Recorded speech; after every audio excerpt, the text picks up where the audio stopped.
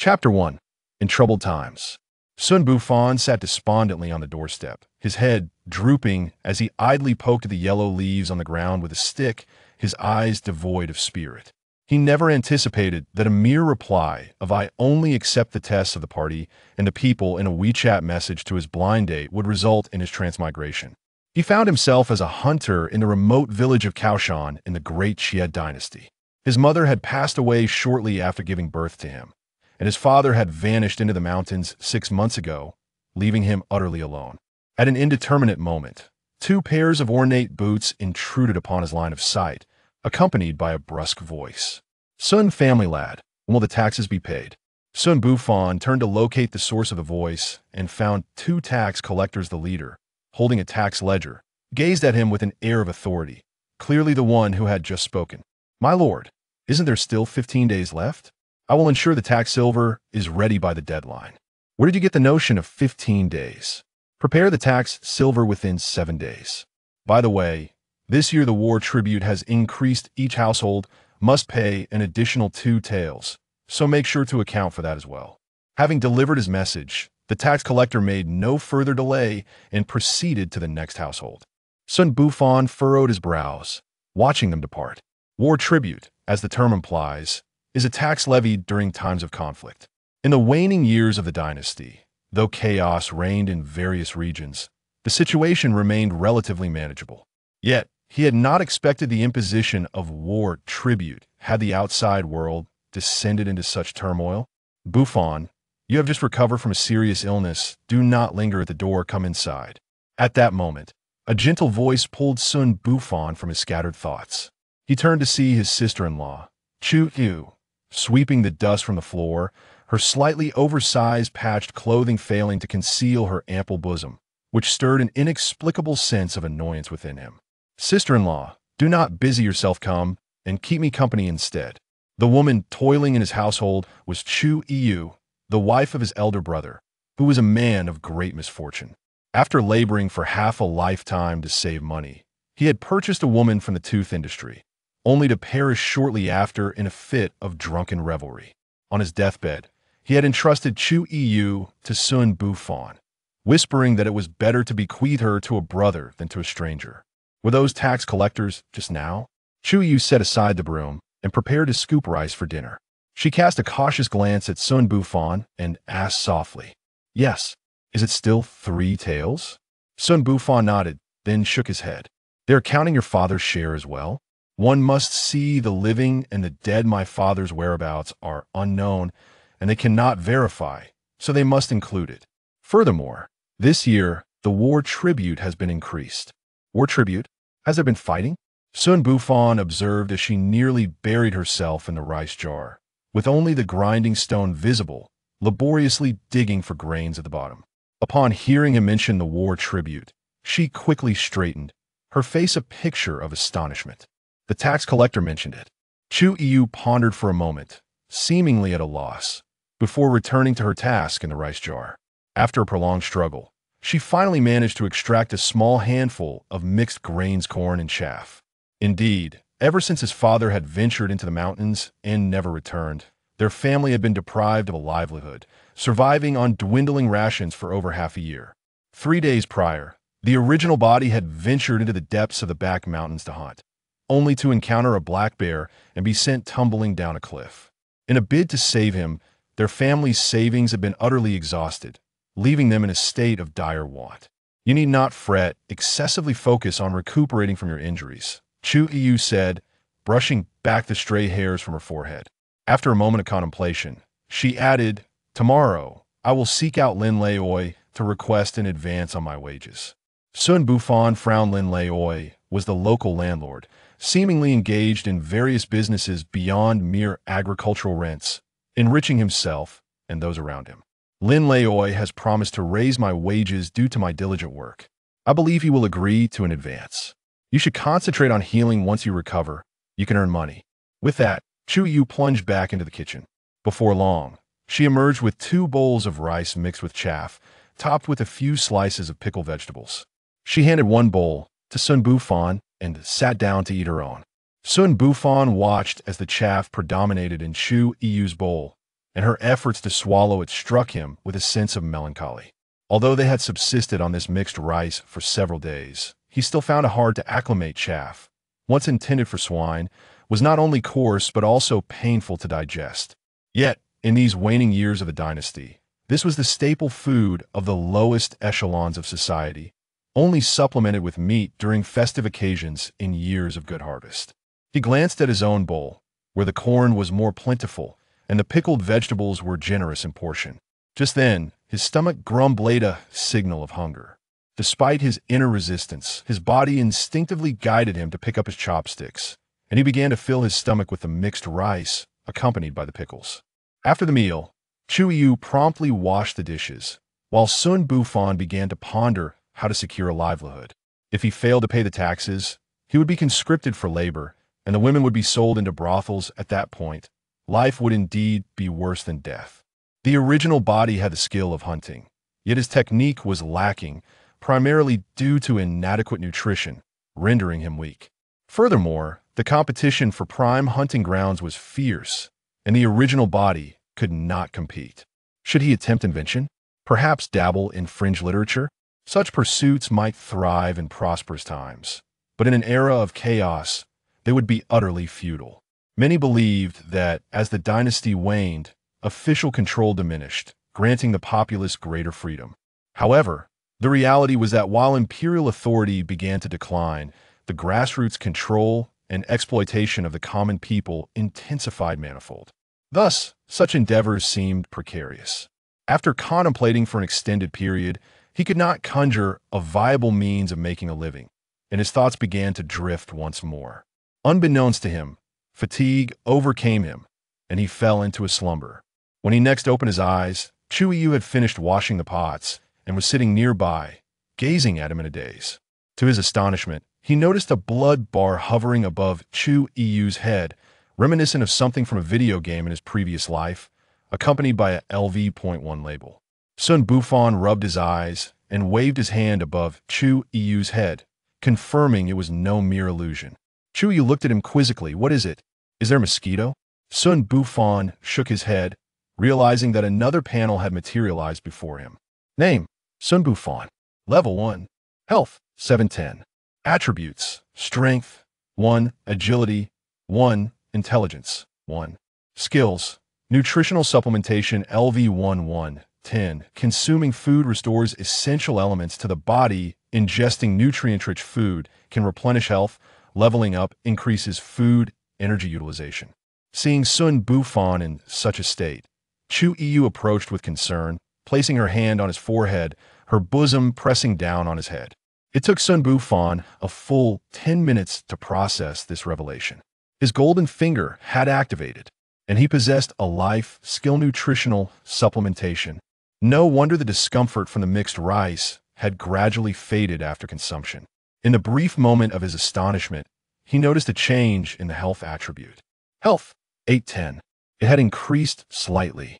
Moreover, this skill was generated from daily meals. Could it be that other daily activities could also solidify into skills?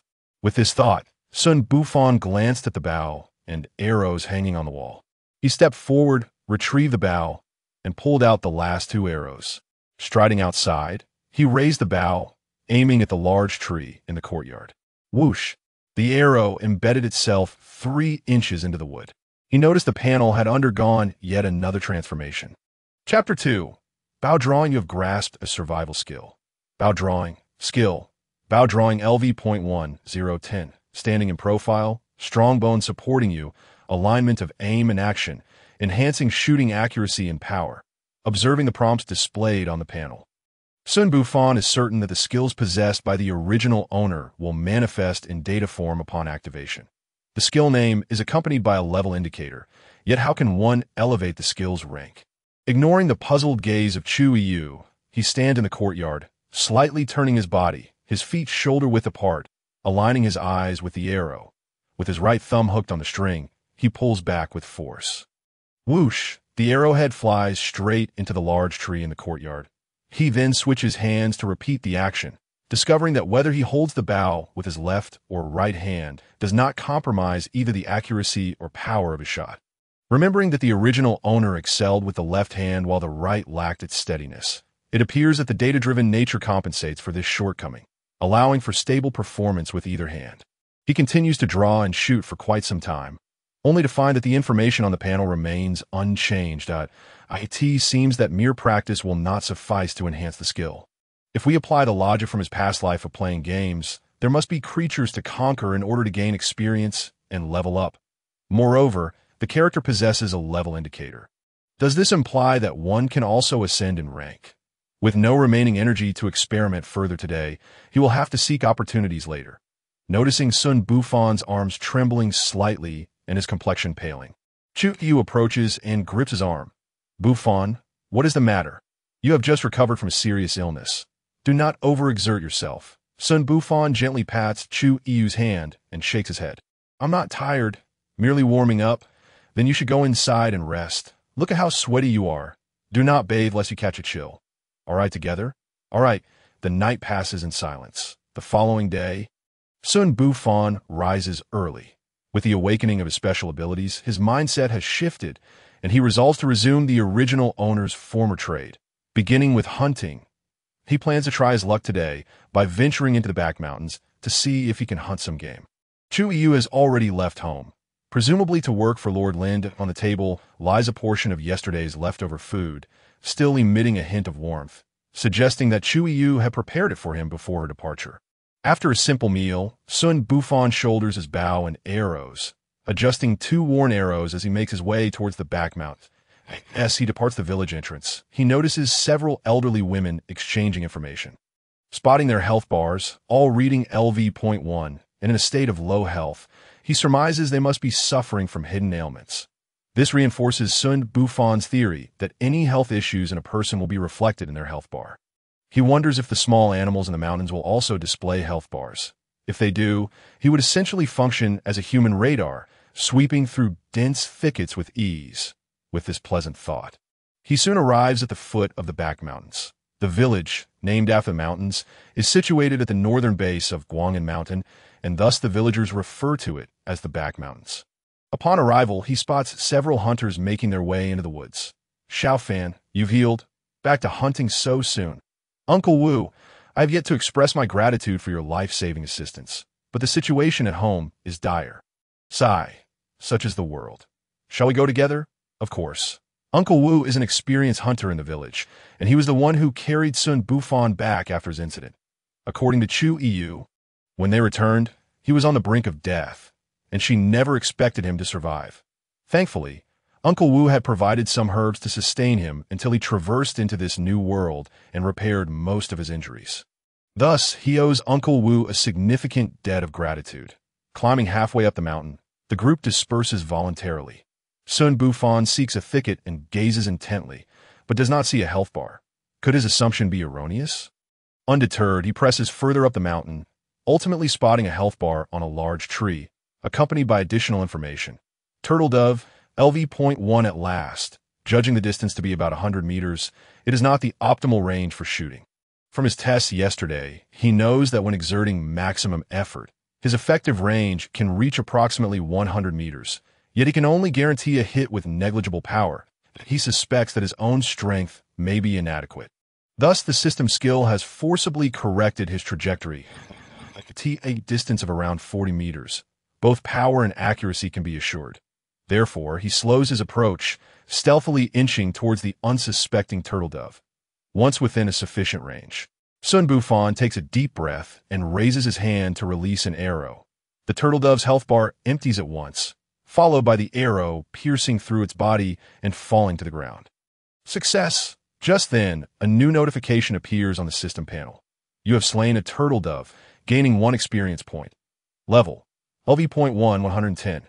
Gaining experience allows for character level advancement. But how does one elevate skill levels?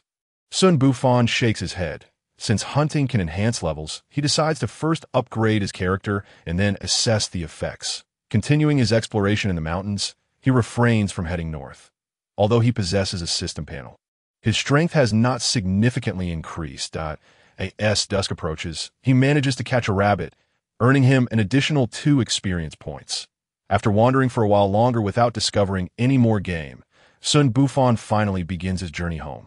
Upon reaching the foot of the mountain, he sees Uncle Wu and a few others looking dejected. After inquiring, he learns that they have not found any suitable prey and have even been raided by a pack of wild boars. With some sustaining injuries, the wild boars in the mountains are not like the domesticated pigs of later times. They are fierce and aggressive, only to be hunted by those with skill or numbers. If they encounter a group of adult wild boars, it is not surprising that Uncle Wu and his companions were harmed. However, Xun Bufan's rabbit and turtle dove catch their attention. Bufan, you have good fortune. Turtle doves are quite rare now. How did you manage to catch one? Yes, fortunate indeed. Uncle Wu, please take this turtle dove back to make soup. Xun Bufan smiles as he hands over the turtle dove, a gesture to repay part of his life-saving debt. That is not permissible. Uncle Wu waves his hands in refusal, but after much persuasion, Xun Bufan convinces him to accept it. After bidding farewell to Uncle Wu and his companions, Xun Bufan initially contemplates visiting the town to exchange the rabbit for copper coins.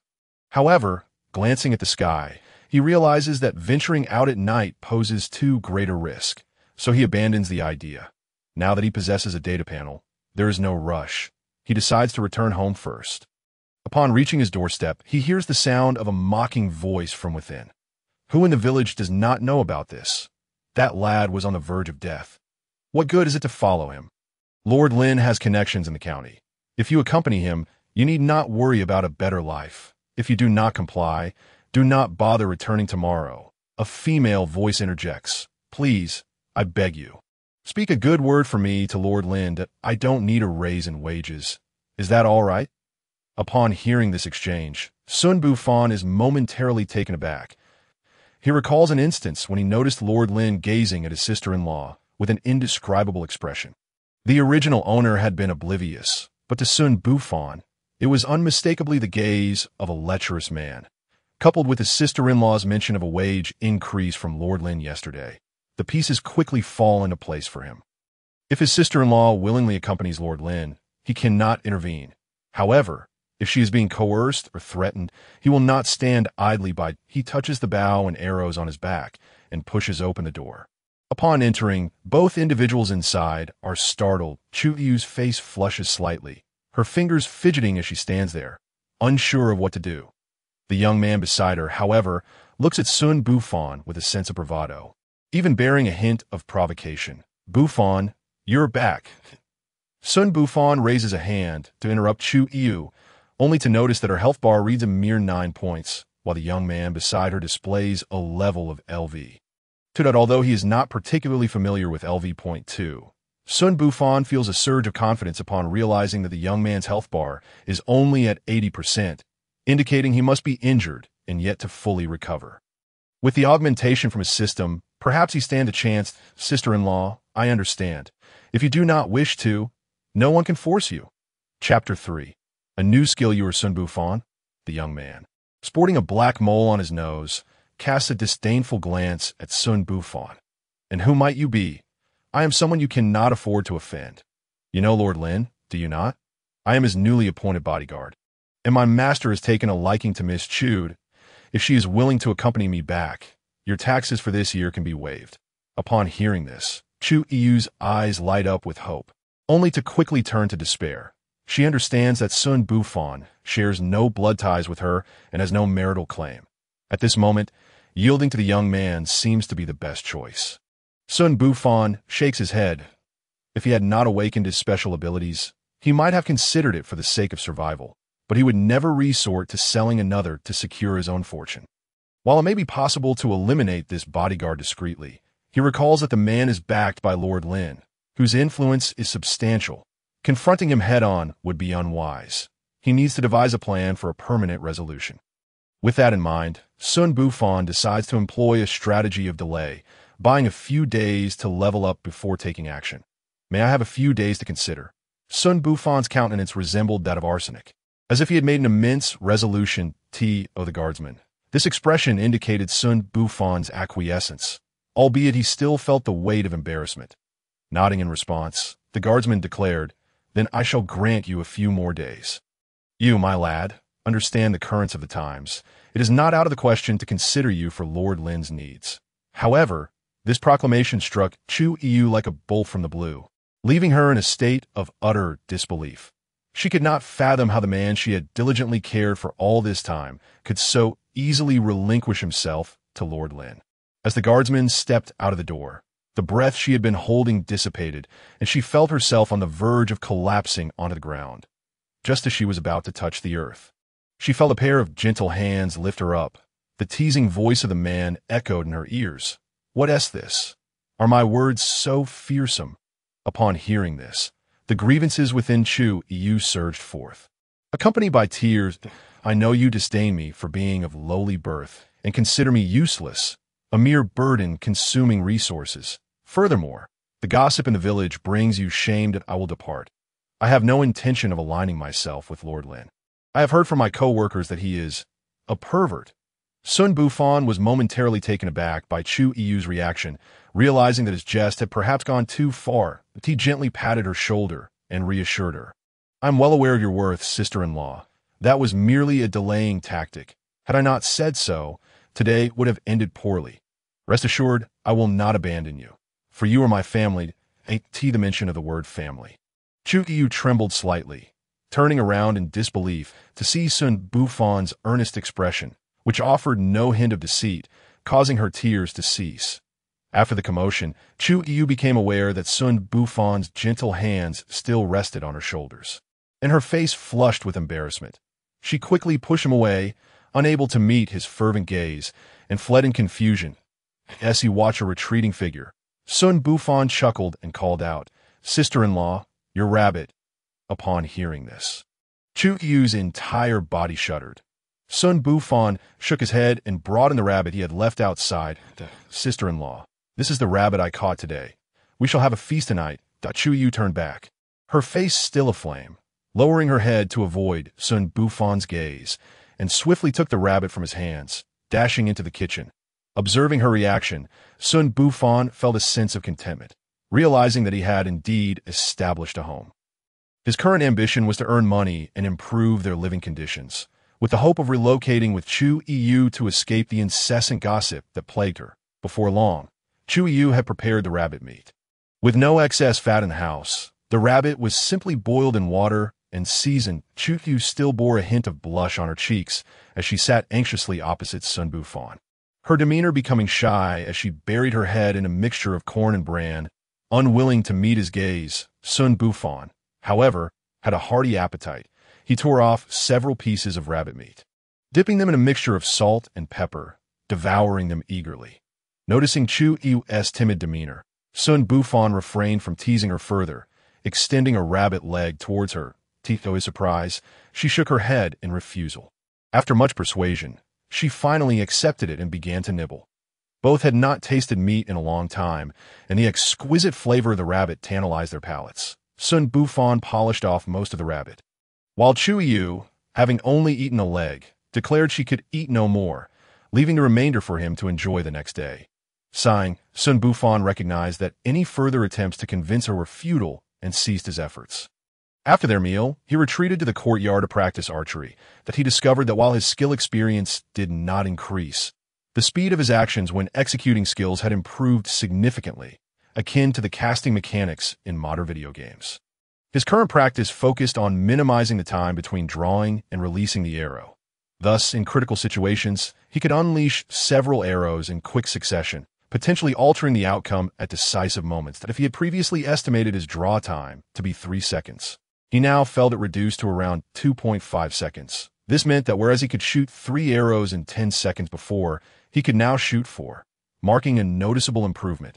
With skill upgrades and diligent practice, he believed he could master techniques once only seen in cinematic portrayals, such as rapid-fire shots or unconventional angles. Though these maneuvers required exceptional physical prowess, he was still a level 1 novice.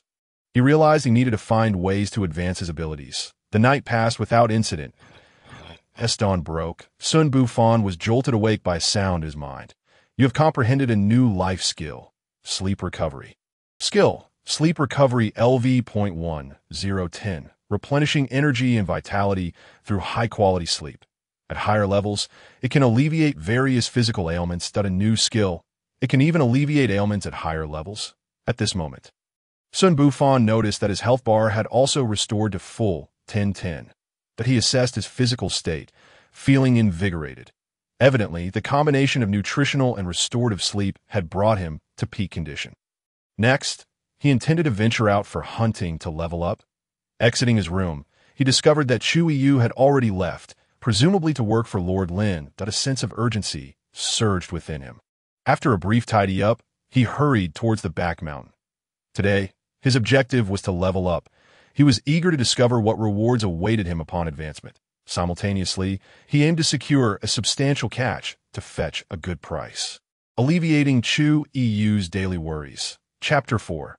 Leveling up. Upon reaching the village entrance, he encountered Uncle Wu and a few others. After greeting them, he intended to depart, but Uncle Wu called him back.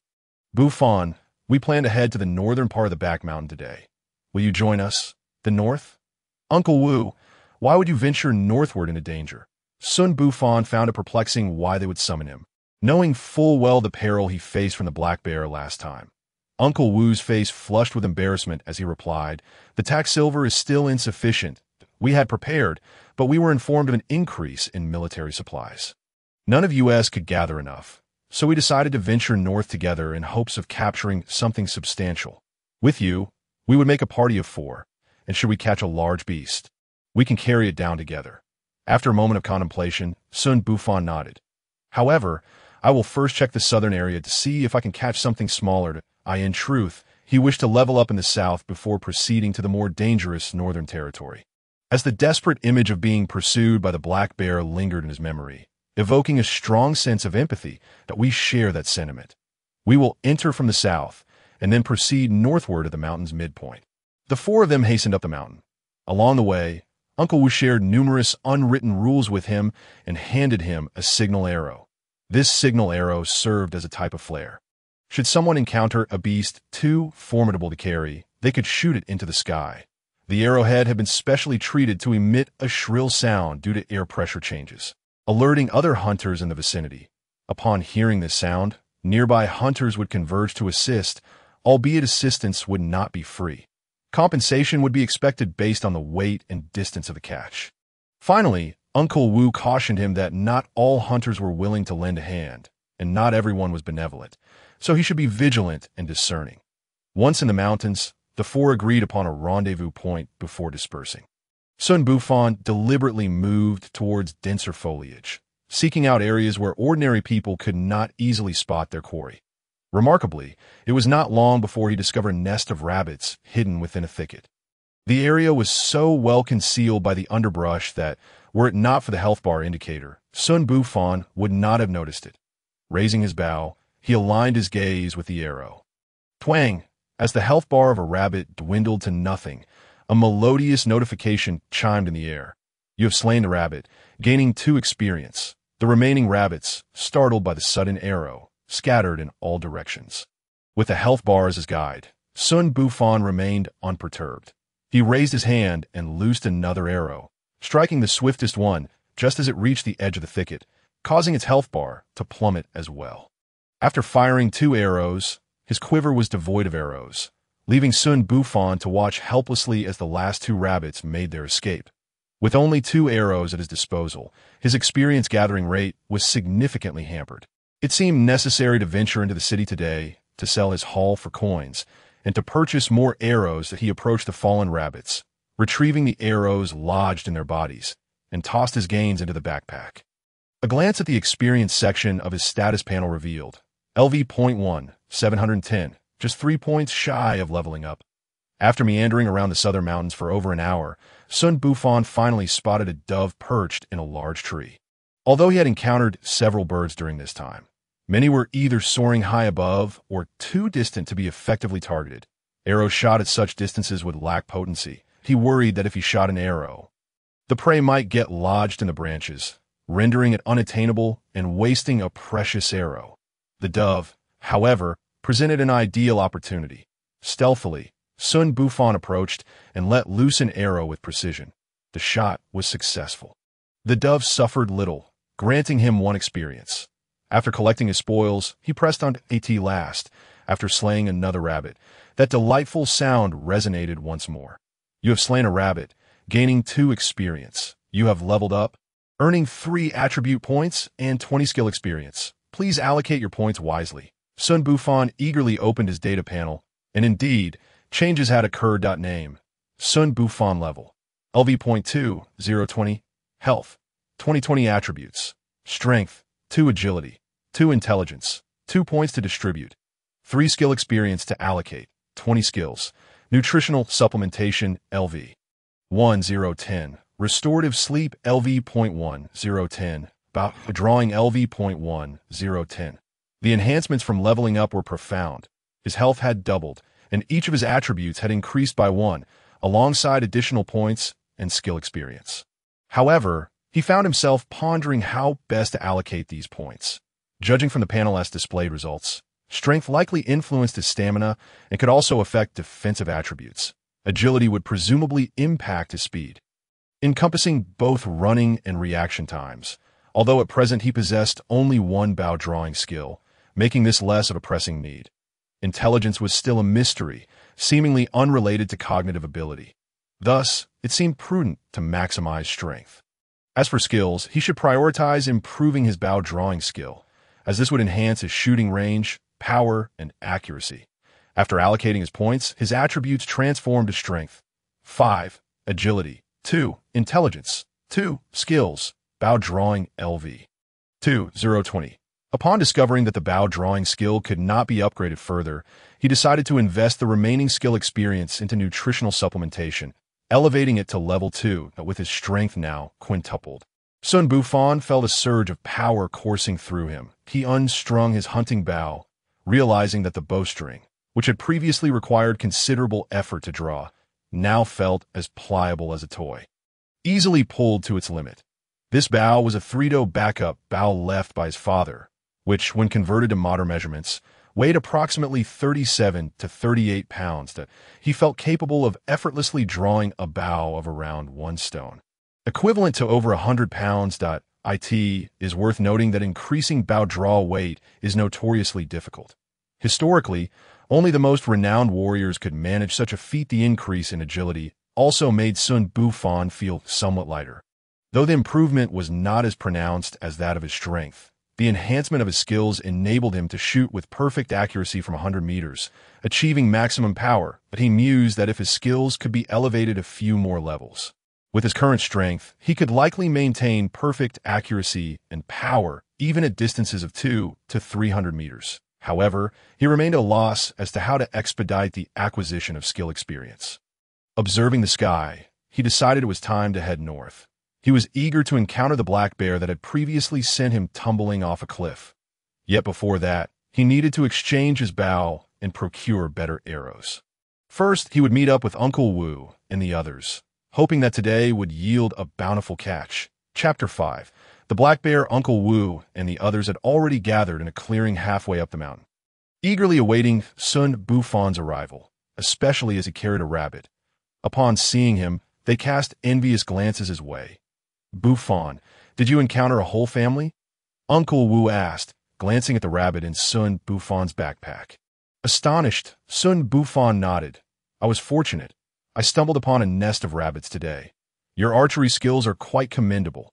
Otherwise, after the first rabbit was struck, the others would have fled," Uncle Wu remarked, a hint of admiration in his voice. Xun Bufan chuckled sheepishly. "They were panicked and ran right towards my feet." The other 2 men exchanged envious looks upon hearing this. After a brief exchange of pleasantries and a moment of rest, they set off towards the northern mountains. Along the way, Uncle Wu imparted some unwritten rules that Xun Bufan was unaware of. For instance, when hunting in the northern regions, it was wise to stay close to the southern edge and avoid venturing too far north. The rationale was that the northern areas were predominantly frequented by wealthy young masters or officials, individuals whom farmers like Xun Bufan could not afford to cross. Thus, they made it a point to steer clear of such encounters. Their hunting expedition would be confined to the southern edge of the northern mountains, and they would move in a group to mitigate risks, as the northern mountains were home to numerous formidable beasts, making solo ventures perilous. Xun Bufan could personally attest to this. The original owner of his body had been cast off a cliff by a black bear during a solitary hunt. Point 1 could only imagine the sensation of being charged by a several hundred-pound creature, unable to evade or strike back. After providing these words of caution, the group fell silent, each focusing their attention on the sounds of the surroundings. Among them, Xun Bufan felt the most at ease. Thanks to his unique ability, he could see the health bars of some animals from a distance that he refrained from alerting the others. However, as some creatures were cleverly concealed and could not be spotted by the naked eye, if he alerted them, suspicions might arise. As he journeyed, Xun Bufan encountered numerous birds he had not seen before in the southern regions, as well as 4 or 5 wild boars foraging together. Wild boars could be just as ferocious as lions and tigers when provoked, so the group chose to circumvent them. Experienced Uncle Wu marked their path to prevent getting lost on the return trip and set up several traps. Xun Bufan observed everything closely, gleaning much from the experience. After traversing the forest for about an hour without finding suitable prey, the group decided to rest in a somewhat open area. Uncle Wu pulled out some provisions from his pack, breaking off half and handing it to Xun Bufan with a teasing remark. "Bufan, you clearly lack experience hunting in the deep mountains. You came to these northern hills without provisions." Xun Bufan scratched his head. He indeed had no such experience, having assumed that his ability to see health bars would suffice. Accepting the food, he swallowed it down with water. The ration was a coarse mixture of grains ground finely and steamed, making it quite challenging to swallow without water, yet it was effective for staving off hunger. After consuming a small portion, he felt his stomach swell. Everyone stopped talking for a moment and listened for any sounds. Uncle Wu suddenly suggested, just as Xun Bufan was about to find a spot to sharpen his arrowheads. Uncle Wu spoke up again. Xun Bufan sensed a tremor in the ground and turned to see a bright red health bar bobbing closer to their location. "It's the black bear!"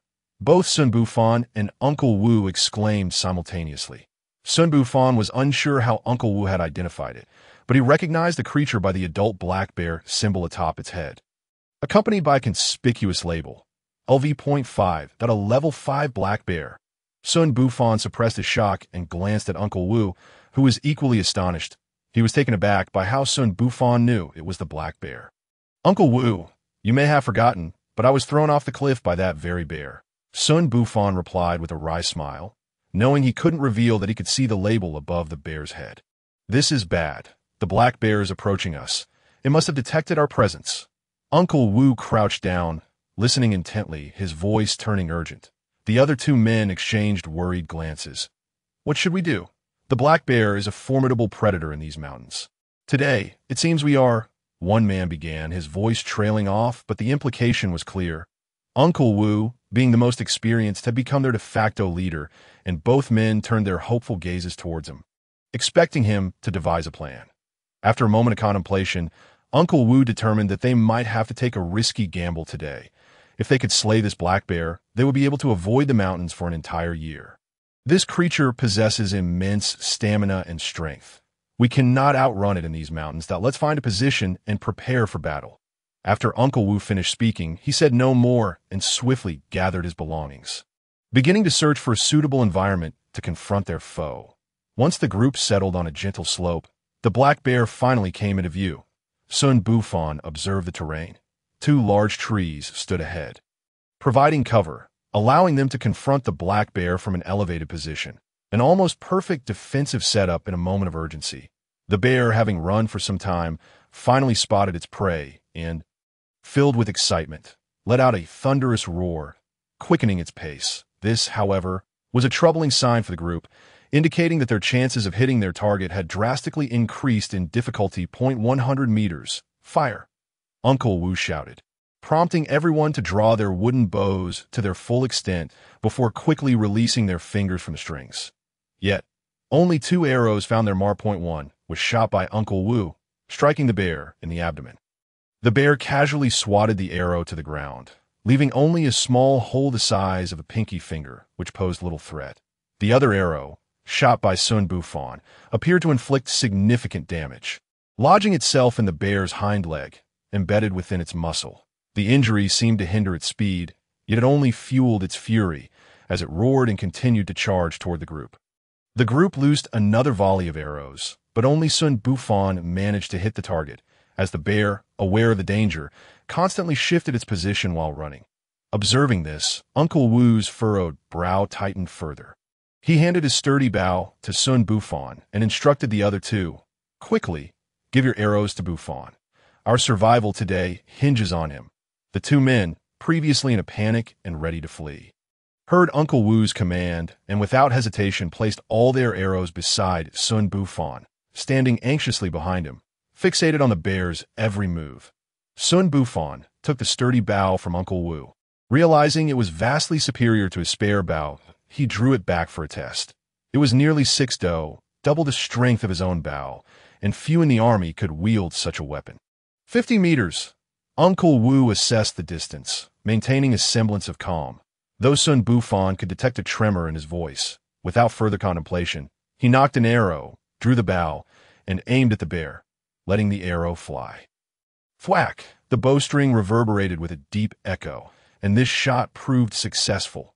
The arrow struck the bear squarely in the face, forcing it to halt momentarily.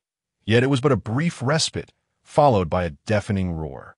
As the bear was thoroughly enraged, sensing the threat of death, the IT extended its claws, disregarding the pain on its face, and resolutely pulled the arrow from its skull. Covered in blood, it accelerated to its utmost speed, charging toward the group, intent on tearing apart the one who had inflicted pain upon it. 20 meters. Xun Bufan remained undeterred, his mind sharply focused. This time, he would fell the bear with a single arrow. 10 meters. 5 meters. The hearts of those beside Xun Bufan raced uncontrollably. Aside from Uncle Wu, who still had the courage to report the distance, the other two had already turned to flee down the mountain. Finally, after a prolonged moment of anticipation, Xun Bufan released the arrow. This shot was a tremendous success, striking the bear directly in the eye, even piercing through to the back of its skull. It seemed this arrow burst the bear's fury like a deflated balloon, causing it to collapse to the ground, its momentum sending it sprawling at Xun Bufan's feet. That moment, the sweet sound of a notification echoed in his ears. Chapter 6. Harvesting. You have slain an adult brown bear, earning double experience. 32 do you have leveled up, gaining 3 attribute points and 30 skill experience. That a series of notifications flooded his mind, and Xun Bufan found himself enraptured. Unable to tear himself away, he had not anticipated that a level 3 kill would yield double experience and the opportunity to allocate points. Ignoring the reactions of those around him, he summoned the system panel that he noticed the information had changed. Name: Xun Bufan level, LV.3, 1230, health, 3030 attributes, strength, 6, agility, 3, intelligence, 3 available attribute points, 3 available skill experience, 30 skills, dietary supplement LV. 2, 020, restorative sleep LV.1, 010, about drawing LV.2, 020. Without hesitation, he allocated all points to strength. Simultaneously, he upgraded both bow drawing and restorative sleep by 1 level each. Attributes: strength, 9, agility, 3, intelligence, 3 skills, dietary supplement LV. 2, 020, restorative sleep LV.2, 020, bow drawing LV.3, 030. After distributing the points, he felt a surge of power coursing through his body, significantly stronger than before. He looked forward to testing his newfound strength. Meanwhile, Uncle Wu called the 2 men who had fled back. Upon seeing Xun Bufan, they flushed with embarrassment. Unable to meet his gaze, Xun Bufan felt no resentment in the face of life and death. Even couples might flee separately, let alone they were merely temporary hunting companions. Had it not been for Uncle Wu's considerable authority, the two likely would have bolted at the first sight of the bear. Uncle Wu then instructed the two to turn the bear over, at which point Xun Bufan noticed something glimmering beneath the bear's body. Observing the reactions of Uncle Wu and the others, it appeared they had not noticed anything unusual. "Uncle Wu, is there something under the bear?" Xun Bufan asked, curious to confirm if he was the only one who could see it. This left Uncle Wu perplexed. He turned to check multiple times, but found nothing out of the ordinary. "There's nothing here. Bufan, did you perhaps strain yourself too much earlier and are now seeing things? It must have been my mistake." Xun Bufan approached the gleaming spot, and suddenly, the system notification chimed again. Found healing ointment. Would you like to pick it up? After silently affirming pick up, he heard another system prompt. Backpack activated. Indeed, before his eyes appeared an interface resembling a game inventory from his past life. Housing a red pill that IT read. Healing ointment. Beginner-level medicine. Can slowly replenish health. Medicine. A sudden realization washed over Xun Bufan. It felt as if he were playing a game, gaining experience and looting items, while everyone around him were mere NPCs arranged by the system. Yet, as he glanced at the expressions of relief and immense joy on Uncle Wu and the others, they were undeniably flesh and blood. At that moment, Uncle Wu and the others finished binding the bear's corpse, their joy apparent. Bufan, I never imagined you were this formidable. If it weren't for you today, we might have perished here, Uncle Wu remarked. His happiness unmasked. The other two nodded in agreement. Had it not been for your distraction of the bear and lending me your bow, I would have had no chance to kill it. Xun Bufan replied candidly. With his original bow, he would have had no hope of slaying the bear. Yet to Uncle Wu and the others, his words only deepened their shame. Uncle Wu fared better, while the other two buried their heads in embarrassment. Silenced, they regretted fleeing earlier, wishing they could slap themselves. Bufan, it's a pity you aren't in the military. With the increasing boldness of demons and monsters, the army could use a sharpshooter like you, Uncle Wu lamented. Let us not go there. I haven't even gathered this year's tax silver yet. The silver from this bear is enough to cover several years of taxes. Bufan, you surpass your father, Uncle Wu added. After resting for a moment, the group faced a new dilemma: how to transport such a heavy bear down the mountain. After all, this bear was a dominant creature in the mountains, and its massive size was a significant factor in its reign. This particular bear weighed nearly 500 kilograms, or about 1,000 pounds. How could 4 people possibly carry it down? As the group pondered their options, Xun Bufan assessed the bear's body. Uncle Wu, you and I will wait here. Let these 2 gentlemen head to the southern side of the mountain to shoot off some arrows and call in a few more people to help us carry it into town. Uncle Wu pondered for a moment before nodding in agreement. Even if someone were to see the signal flares from the north, they would likely not come.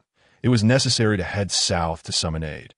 The 2 men, feeling quite ashamed, immediately rose to depart upon realizing they could be of use. Before long, they returned with several others in tow.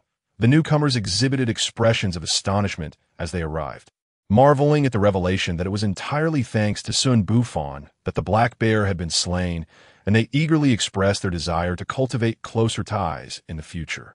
For individuals capable of hunting such formidable beasts, maintaining a rapport could only yield benefits. Xun Bufan, ever courteous, promised to share a good portion of the copper coins should a fair price be agreed upon.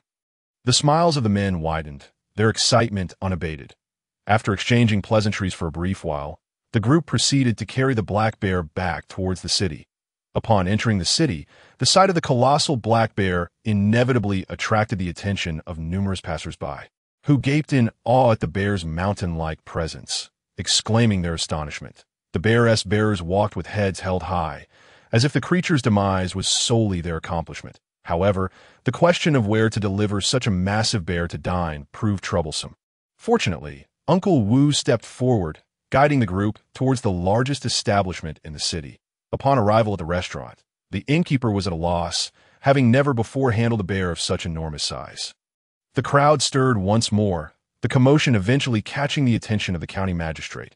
Several constables dispersed the onlookers, and soon a middle-aged man, adorned in luxurious garments and a brocade hat, approached Xun Bufan and the others. At that moment, someone exclaimed in surprise, questioning the magistrate's presence. How could the county magistrate be here? I have lived in this city for over a decade and have never seen a black bear of such magnitude. You simply do not understand. Another interjected that a bear of this size would typically require an army to hunt.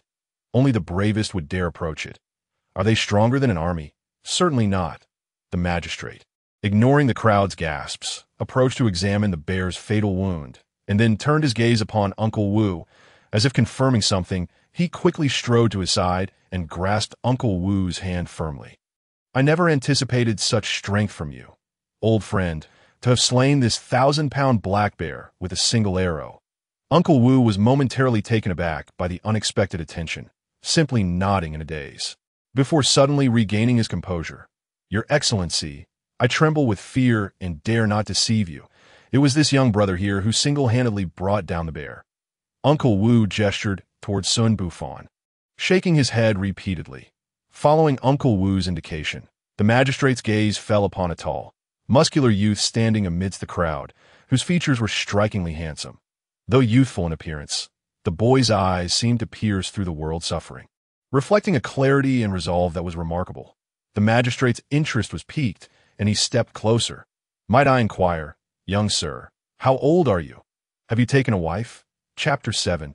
A Secret Realm? A Quest.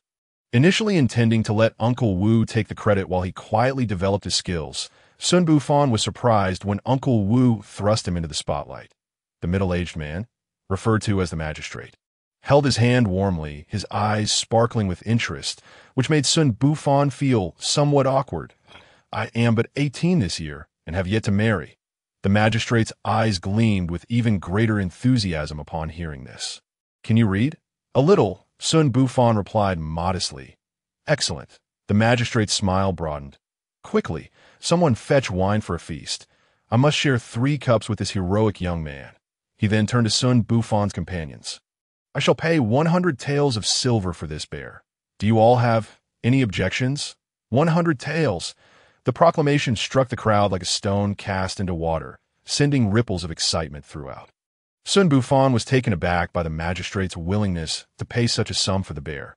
He had previously discussed with Uncle Wu the possibility of selling it for a few dozen taels. Considering that it was several times larger than the large cat someone had sold for 30 taels, stunned by the magistrate's offer, Xun Bufan felt a wave of relief wash over him. This meant the tax could be settled, and his sister-in-law would no longer need to continue working for Lord Lin.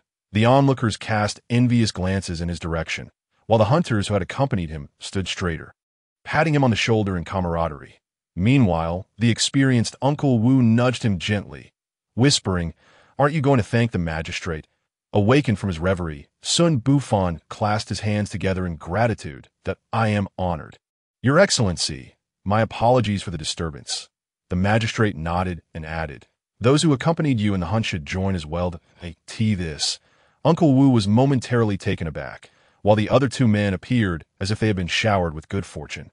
Elated by the unexpected turn of events, Uncle Wu quickly bowed in gratitude, then called for the bear to be carried behind the magistrate as the group made their way to the county office.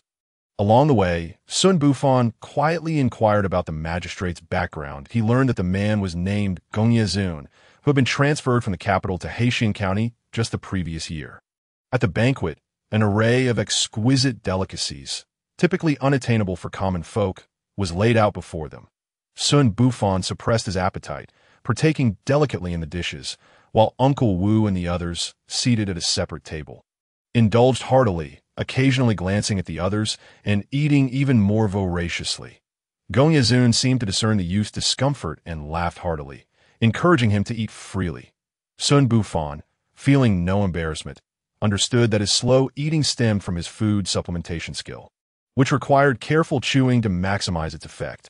After reaching a satisfying fullness, Xun Bufan raised a cup of wine and inquired, Your Excellency, why this grand reception for us? Xun sipped his wine, but a shadow crossed his face that it is a long story. May I first ask, young friend, can you draw a 2-stone hard bow? 2 stones, Xun Bufan pondered. At T level 2, he could manage a 1.5 stone bow. Now at level 3, fully enhancing his strength, he believed a 2-stone bow would be within his capability. However, Uncle Wu's bow was only 6 do, and even he did not dare to pull it fully. What could the magistrate possibly mean? After a moment's hesitation, Xun Bufan nodded. Xun's eyes sparkled with surprise. Those capable of drawing a 2-stone bow were rare talents in the military, holding a distinct status. I did not expect someone so young to possess such incredible strength. You truly are a prodigy. I have a humble request. I seek your assistance. Please go on, Xun Bufan replied. Xun drained his cup before continuing. I have a daughter named Gongji, who has a somewhat rebellious nature. A few days ago, she ran off with friends to explore a secret realm, and she has yet to return, and I have sent people in search of her. But to no avail, seeing your innate strength. I hope you might assist in locating her if she still lives. please bring her back.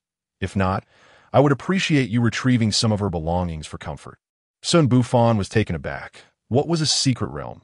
He had never heard of such a thing and could not help but ask, what is a secret realm? This question seemed to momentarily stump Xun. Xun Bufan explained, "I have lived in a mountain village with my father since childhood and known nothing of secret realms." Xun suddenly realized, "I see now. I should have explained that a secret realm is a mysterious and unique place. A closed space where, as far as I know, the monsters or other beings within are immortal. Even if they are vanquished, they will eventually revive after a period of time." Upon hearing Xun's description, Xun Bufan's heart raced. This sounded akin to the dungeons in his previous life games, which would reset and refresh, including the monsters and bosses within, after each successful run, if he had a dungeon to conquer. His levels would soar. However, Xun, being a county magistrate, wielded immense influence. If even his men had perished within, how could he possibly survive? It would be prudent to gather more information first. "Your Excellency, could you provide specific details? What were the capabilities of those you previously sent?" Xun nodded. "After my daughter went missing, I arranged for several capable individuals to investigate, yet they too vanished without a trace. You're the only one I have encountered who has pierced the skull of a black bear with sheer physical strength. So I implore you to assist."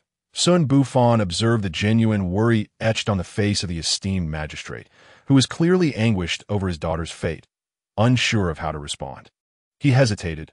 While Xun had merely mentioned sending a few capable individuals, Xun Bufan believed those men were not ordinary. Their failure suggested that the secret realm was no trivial matter. Relying solely on his abilities might prove insufficient. "Your Excellency, it is not that I do not wish to help, but as you can see, I am but one person that if those skilled individuals were unable to succeed, it is likely I would fare no better." Xun, having discerned the hidden implications in Xun Bufan's words, promptly assured, "Rest assured, young friend, I shall gather 4 others to form a quintet, including yourself. I will also craft a custom longbow of 2 stones and provide an ample supply of fine iron arrows." Fearing that Xun Bufan might decline, he hastily added, "Should you assist me in recovering my daughter, upon the successful completion of this endeavor, I shall express my gratitude with 100 taels of gold.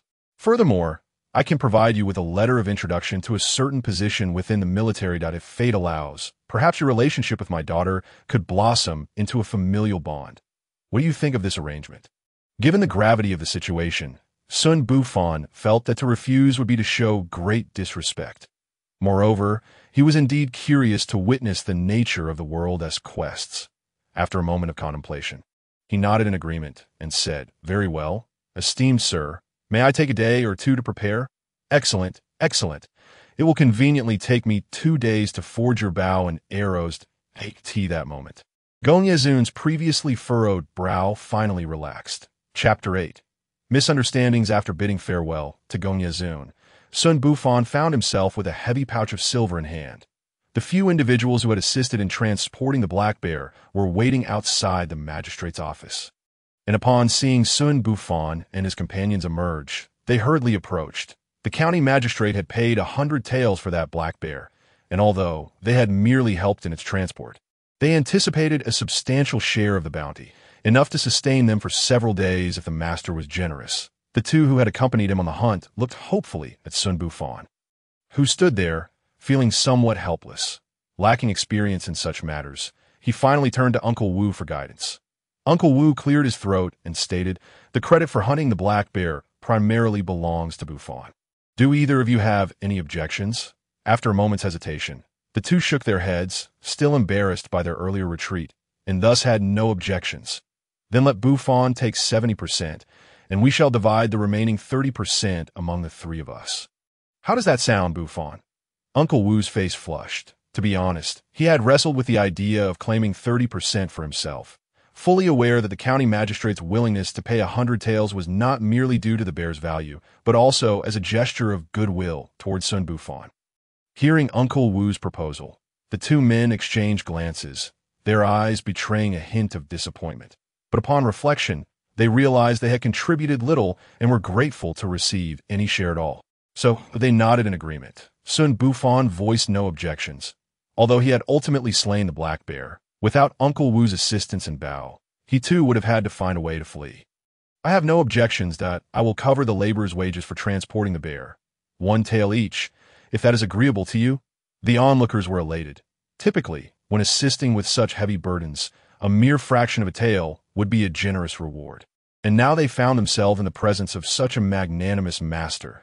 They eagerly expressed their gratitude and promised to return for future heavy lifting, boasting of their strength. Very well, then, it is settled.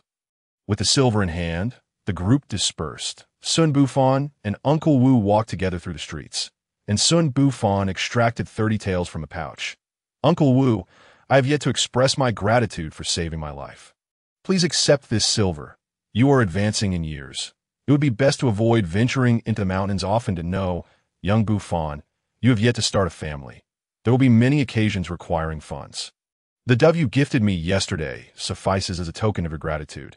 Uncle Wu replied. That cannot be. A life debt cannot be repaid with such trivialities. Besides, I am still young and skilled in archery. I will surely earn more in the future. You must accept this silver.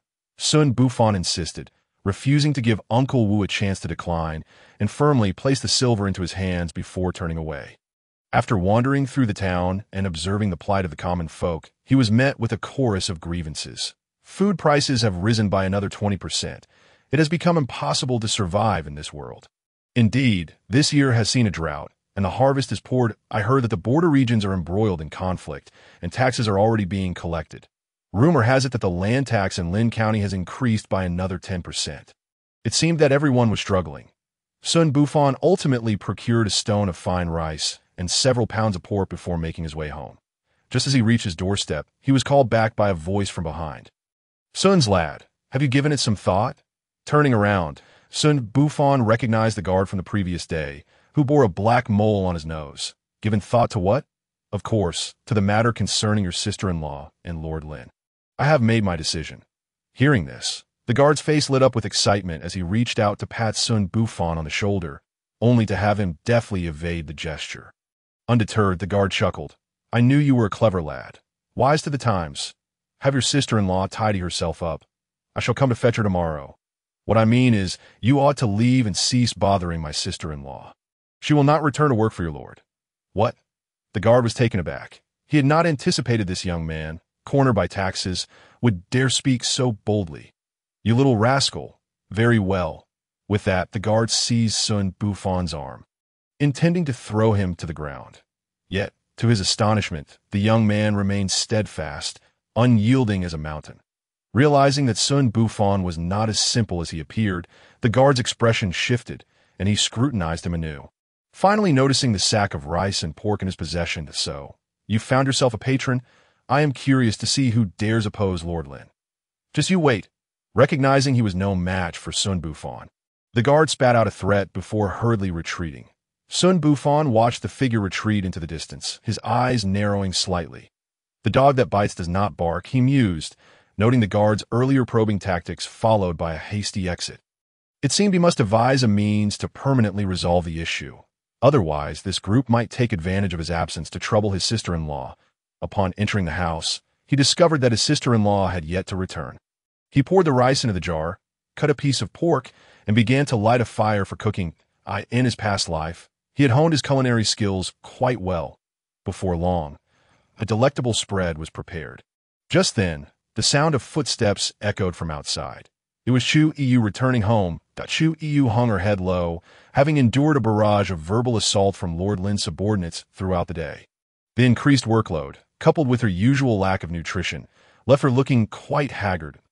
Yes, she caught a whiff of the fragrant aroma of freshly cooked rice mingled with the savory scent of pork. She instinctively swallowed hard. Sister-in-law, you're back. Come and eat. Xun Bufan set the table, urging her to sit down. However, upon seeing this scene, Chu Yu froze, tears streaming silently down her cheeks. Did that guard come looking for you? Xun Bufan was taken aback. Yes, he did come see me. Upon hearing his acknowledgement, Chu Yu's heart sank, and she murmured, I eat so little, yet I can still earn as a laborer. Why must I be handed over to that Lord Lin? I know you look down upon my lowly status and my widowhood." Xun Bufan was momentarily stunned, but then he realized that his sister-in-law had likely misconstrued the situation that he quickly sought to clarify. "Sister-in-law, what are you thinking? This rice and pork were purchased with the silver I earned from hunting in the North Mountain today. See, there is still more in the jar." He proceeded to recount how he had encountered the black bear and how the county magistrate had invited him to a feast, his pride swelling as he shared the tale. When he described the moment the bear had charged at them, Chu Yu gasped, covering her mouth in fear, but her expression shifted to one of pride when he recounted the magistrate's generous offer of 100 taels. Yet, she still found it hard to believe, haunted by the memory of Xun Bufan nearly succumbing to the black bear's attack. Only when he presented the remaining 30 taels of silver did she begin to waver in her skepticism, temporarily accepting his explanation. Wiping her tears with her sleeve, Chu Yu accepted the silver and quietly stated, "This silver, aside from taxes and daily necessities, I will save for you to marry a wife." Xun Bufan was left utterly speechless. "With you here, why would I need to marry?" Chu Yu shot him a reproachful look. "What nonsense! I am but a widow, and you are destined for greatness," seeing her flustered demeanor. Xun Bufan burst into laughter. Chu Yu wished she could sink into the ground, urging him, "Hurry and eat. Afterward, get some rest." Chapter 9. The conflicted sister-in-law. The meal was a delight, with both Xun Bufan and Chu Yu enjoying themselves immensely. The burdens of taxes and hunger that had weighed heavily upon them had been alleviated, and they felt light-hearted, with Chu Yu no longer hesitating to indulge. They polished off the entire spread. After tidying up, Chu Yu noticed Xun Bufan sitting alone in the courtyard, lost in thought, and quietly approached him. "Bufan, what are your plans for the future?" Previously, she had heard Xun Bufan mention the county magistrate's interest in recruiting him and the possibility of him becoming a son-in-law. This notion had lodged itself in her throat like a fishbone, while her rational mind told her that Xun Bufan was destined for greater things beyond this small valley. Her heart ached with reluctance. In her inner turmoil, she decided to inquire about Xun Bufan's intentions indirectly. "Sister-in-law, have you finished tidying up?" Xun Bufan was lost in a reverie, exploring the realms beyond, when suddenly a gentle voice pulled him back to reality.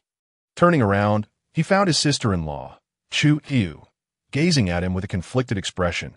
She nodded slightly, her eyes filled with hope. "As for plans, one might wonder if it could be considered a strategy. Perhaps it is best to adapt to circumstances as they come. What of the county magistrate?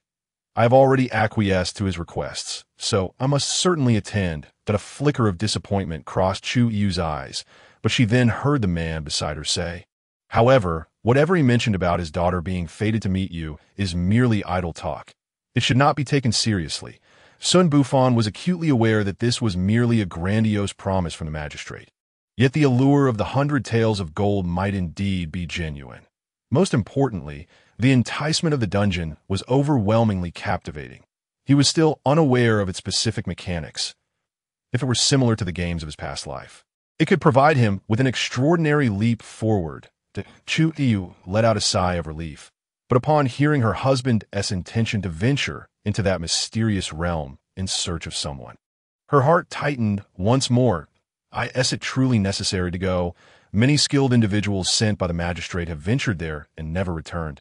Bufan, you are alone and have yet to master martial arts. Safety is of utmost importance. Xun Bufan shook his head, understanding her concerns. She feared for his safety and, more so, the absence of a reliable man should misfortune befall him. In this era, while there were indeed self-reliant women, the vast majority still depended on men for their survival. He surveyed his sister-in-law, noting her lack of adornment and her graceful figure. With a little effort, she could easily become a striking beauty. Her attire was evidently oversized, particularly at the sleeves, having been worn down from her frequent labor. Rest assured, I will prioritize my safety.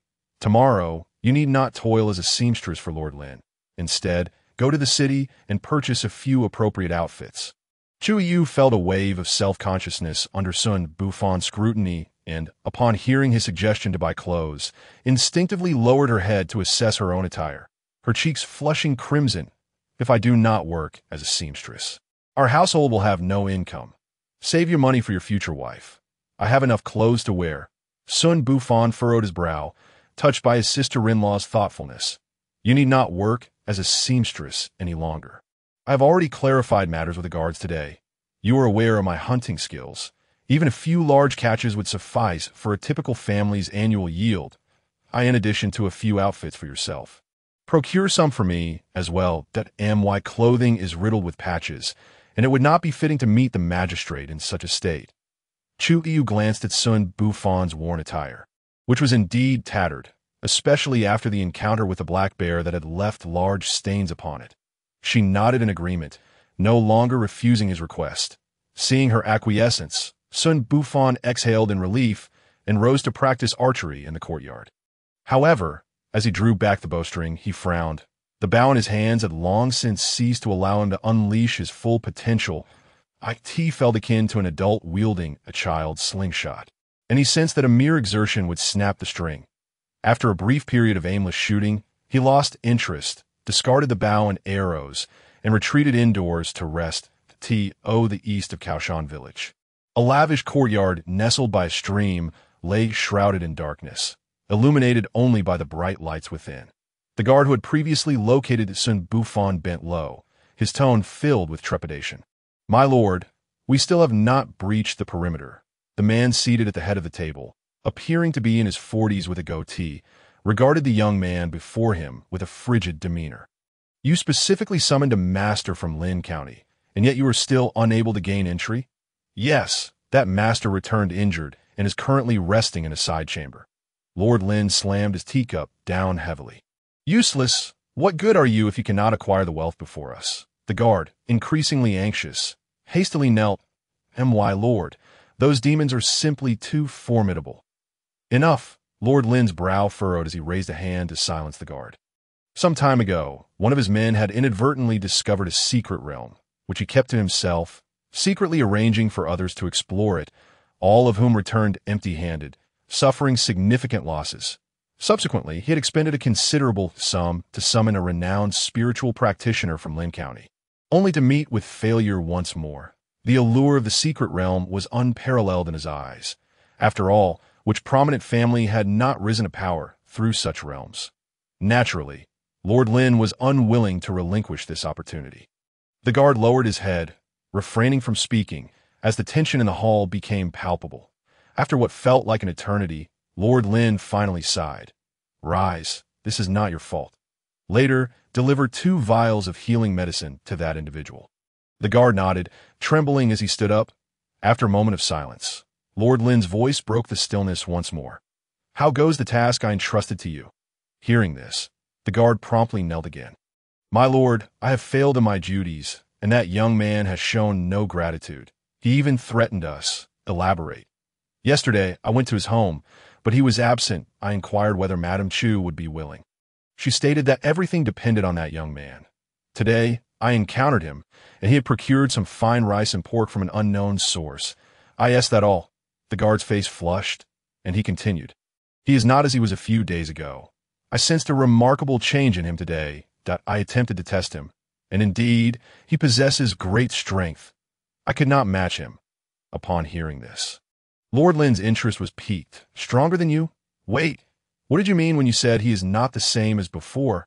A few days ago, that young man ventured to North Mountain to hunt and was knocked off a cliff by a bear. Fortune favored him, and he returned alive. But today, I felt that his entire demeanor and the way he regarded others were markedly different. After the guard finished, he stood in silence, while Lord Lin fell into deep contemplation. After a cup of tea had passed, Lord Lin slowly spoke again. Do you remember over a decade ago, when someone experienced a rapid surge in strength within just a few days? The guard pondered for a moment before recalling. Yes, I was still young then, but I heard my father speak of it. That person is now a lieutenant in the army. The guard and Lord Lin exchanged glances, both eyes gleaming with excitement as they spoke in unison. The secret realm. My lord, I believe if that young man were to find the secret realm and his strength has indeed surged so quickly, it is likely an exceptionally accessible one. Indeed, that is plausible. Quickly investigate the young man's activities over the past few days and arrange for someone to closely monitor his movements if it truly is a secret realm. Our Lin family may very well rise to prominence. Chapter 10. The unfortunate guard, after a restful sleep, all the pressures from his journey through time dissipated, leaving him feeling somewhat unaccustomed. After washing up, Xun Bufan discovered his sister-in-law preparing breakfast, and he felt a wave of relief. He had feared she might once again be toiling as a seamstress for Lord Lin.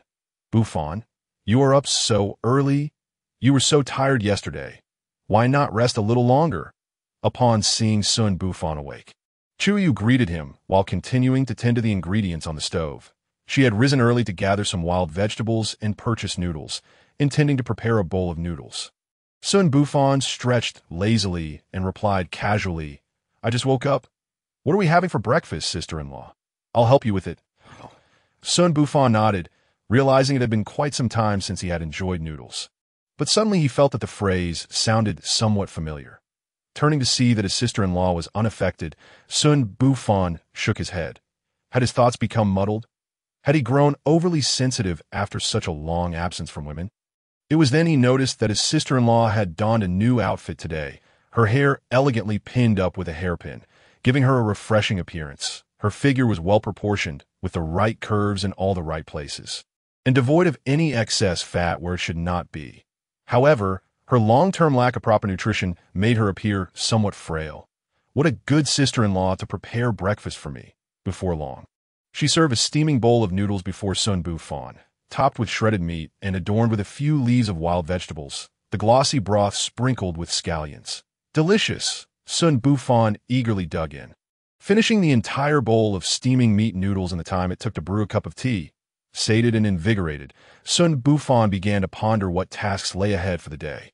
Suddenly, he recalled Uncle Wu's adeptness in the mountains, searching for game, observing the terrain, and setting traps that if he could transform these skills into a systematic approach, hunting in the future would surely become effortless.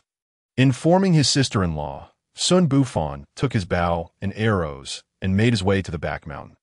Once in the mountains, he forced himself not to focus on the display of his health, but instead concentrated on observing the surrounding environment, contemplating every possible hiding spot and how to utilize local materials to set traps without drawing attention. Meanwhile, at the foot of the mountain, a few sneaky figures were making their way up. The leader was none other than the guard from Lord Lin, distinguished by a black mole on his nose. Li, that kid is remarkably swift. He has vanished from sight. What should we do? One of the guards glanced at the darkened mountains, where Xun Bufan's figure had completely disappeared, prompting him to seek guidance from his superior. The guard's brow furrowed. Aside from the village hunters, few would venture into the mountains. Tracking someone in this terrain is no small feat. However, contemplating the consequences of failing his mission and facing Lord Lin's wrath, a ruthless expression flashed across Li's face. "Into the mountain we go. That young man will surely leave traces behind that we will follow in his wake." "Yes," Li the guard led the way, carefully observing the fresh tracks on the ground. Be cautious." Not long after they set off, one of the servants trailing behind Li Huyuan suddenly called out loudly. Grasping him by the arm, Huyuan glanced up to see a branch suspended in midair, realizing only now that he had been so focused on observing the footprints below that he had overlooked the peril above. One end of the branch was tethered to a tree, while the other end was bound to a massive, withered log. If it were to collide with it inadvertently, the mechanism would activate, propelling the log towards him at great speed. Li Huyuan's face paled with fear. Fortunately, he had been halted in time. He exhaled in relief and bent down to crawl beneath the branch. However, just as he stepped sideways, he suddenly lost his balance and tumbled into a bottomless pit. The other servants were equally stunned by this turn of events. They had been preparing to follow Li Huyuan into the depths, only to discover that not only was there a mechanism above, but also a trap below. Huyuan, are you all right? The remaining servants leaned over the edge of the pit, craning their necks to observe the situation within. Yet the darkness rendered the interior impenetrable, obscuring all but the faint outline of a figure writhing within. After a moment, a pained voice echoed from the depths that, "I will kill that little bastard. Quickly, find something to pull me up." The servants above, upon hearing this, scrambled to gather several branches, which they bound together to hoist Li Huyuan back to safety. When he finally emerged, his hair was disheveled, his clothing torn in multiple places, and, most alarmingly, his entire body was smeared with an unidentifiable excrement. The air was thick with an indescribable stench, causing the servants to instinctively cover their noses and stand at a distance. Seeing their reaction, Li Huyuan's anger flared, after a brief period of acclimatization to the odor. He found himself able to endure it, but he could not tolerate the disdainful looks his subordinates shot him. "You useless fools, can't you see such a large trap?" he barked. "Get ahead and scout the path. That wretched boy better not cross my path. Setting up a mechanism is one thing, but laying traps as well? And this pit is filled with the filth of beasts." Ugh, with Li Huyuan's retching.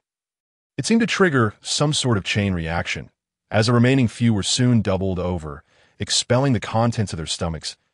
As they bent over, grappling with their nausea, a commotion erupted not far from them, causing the underbrush to shake and the birds to take flight.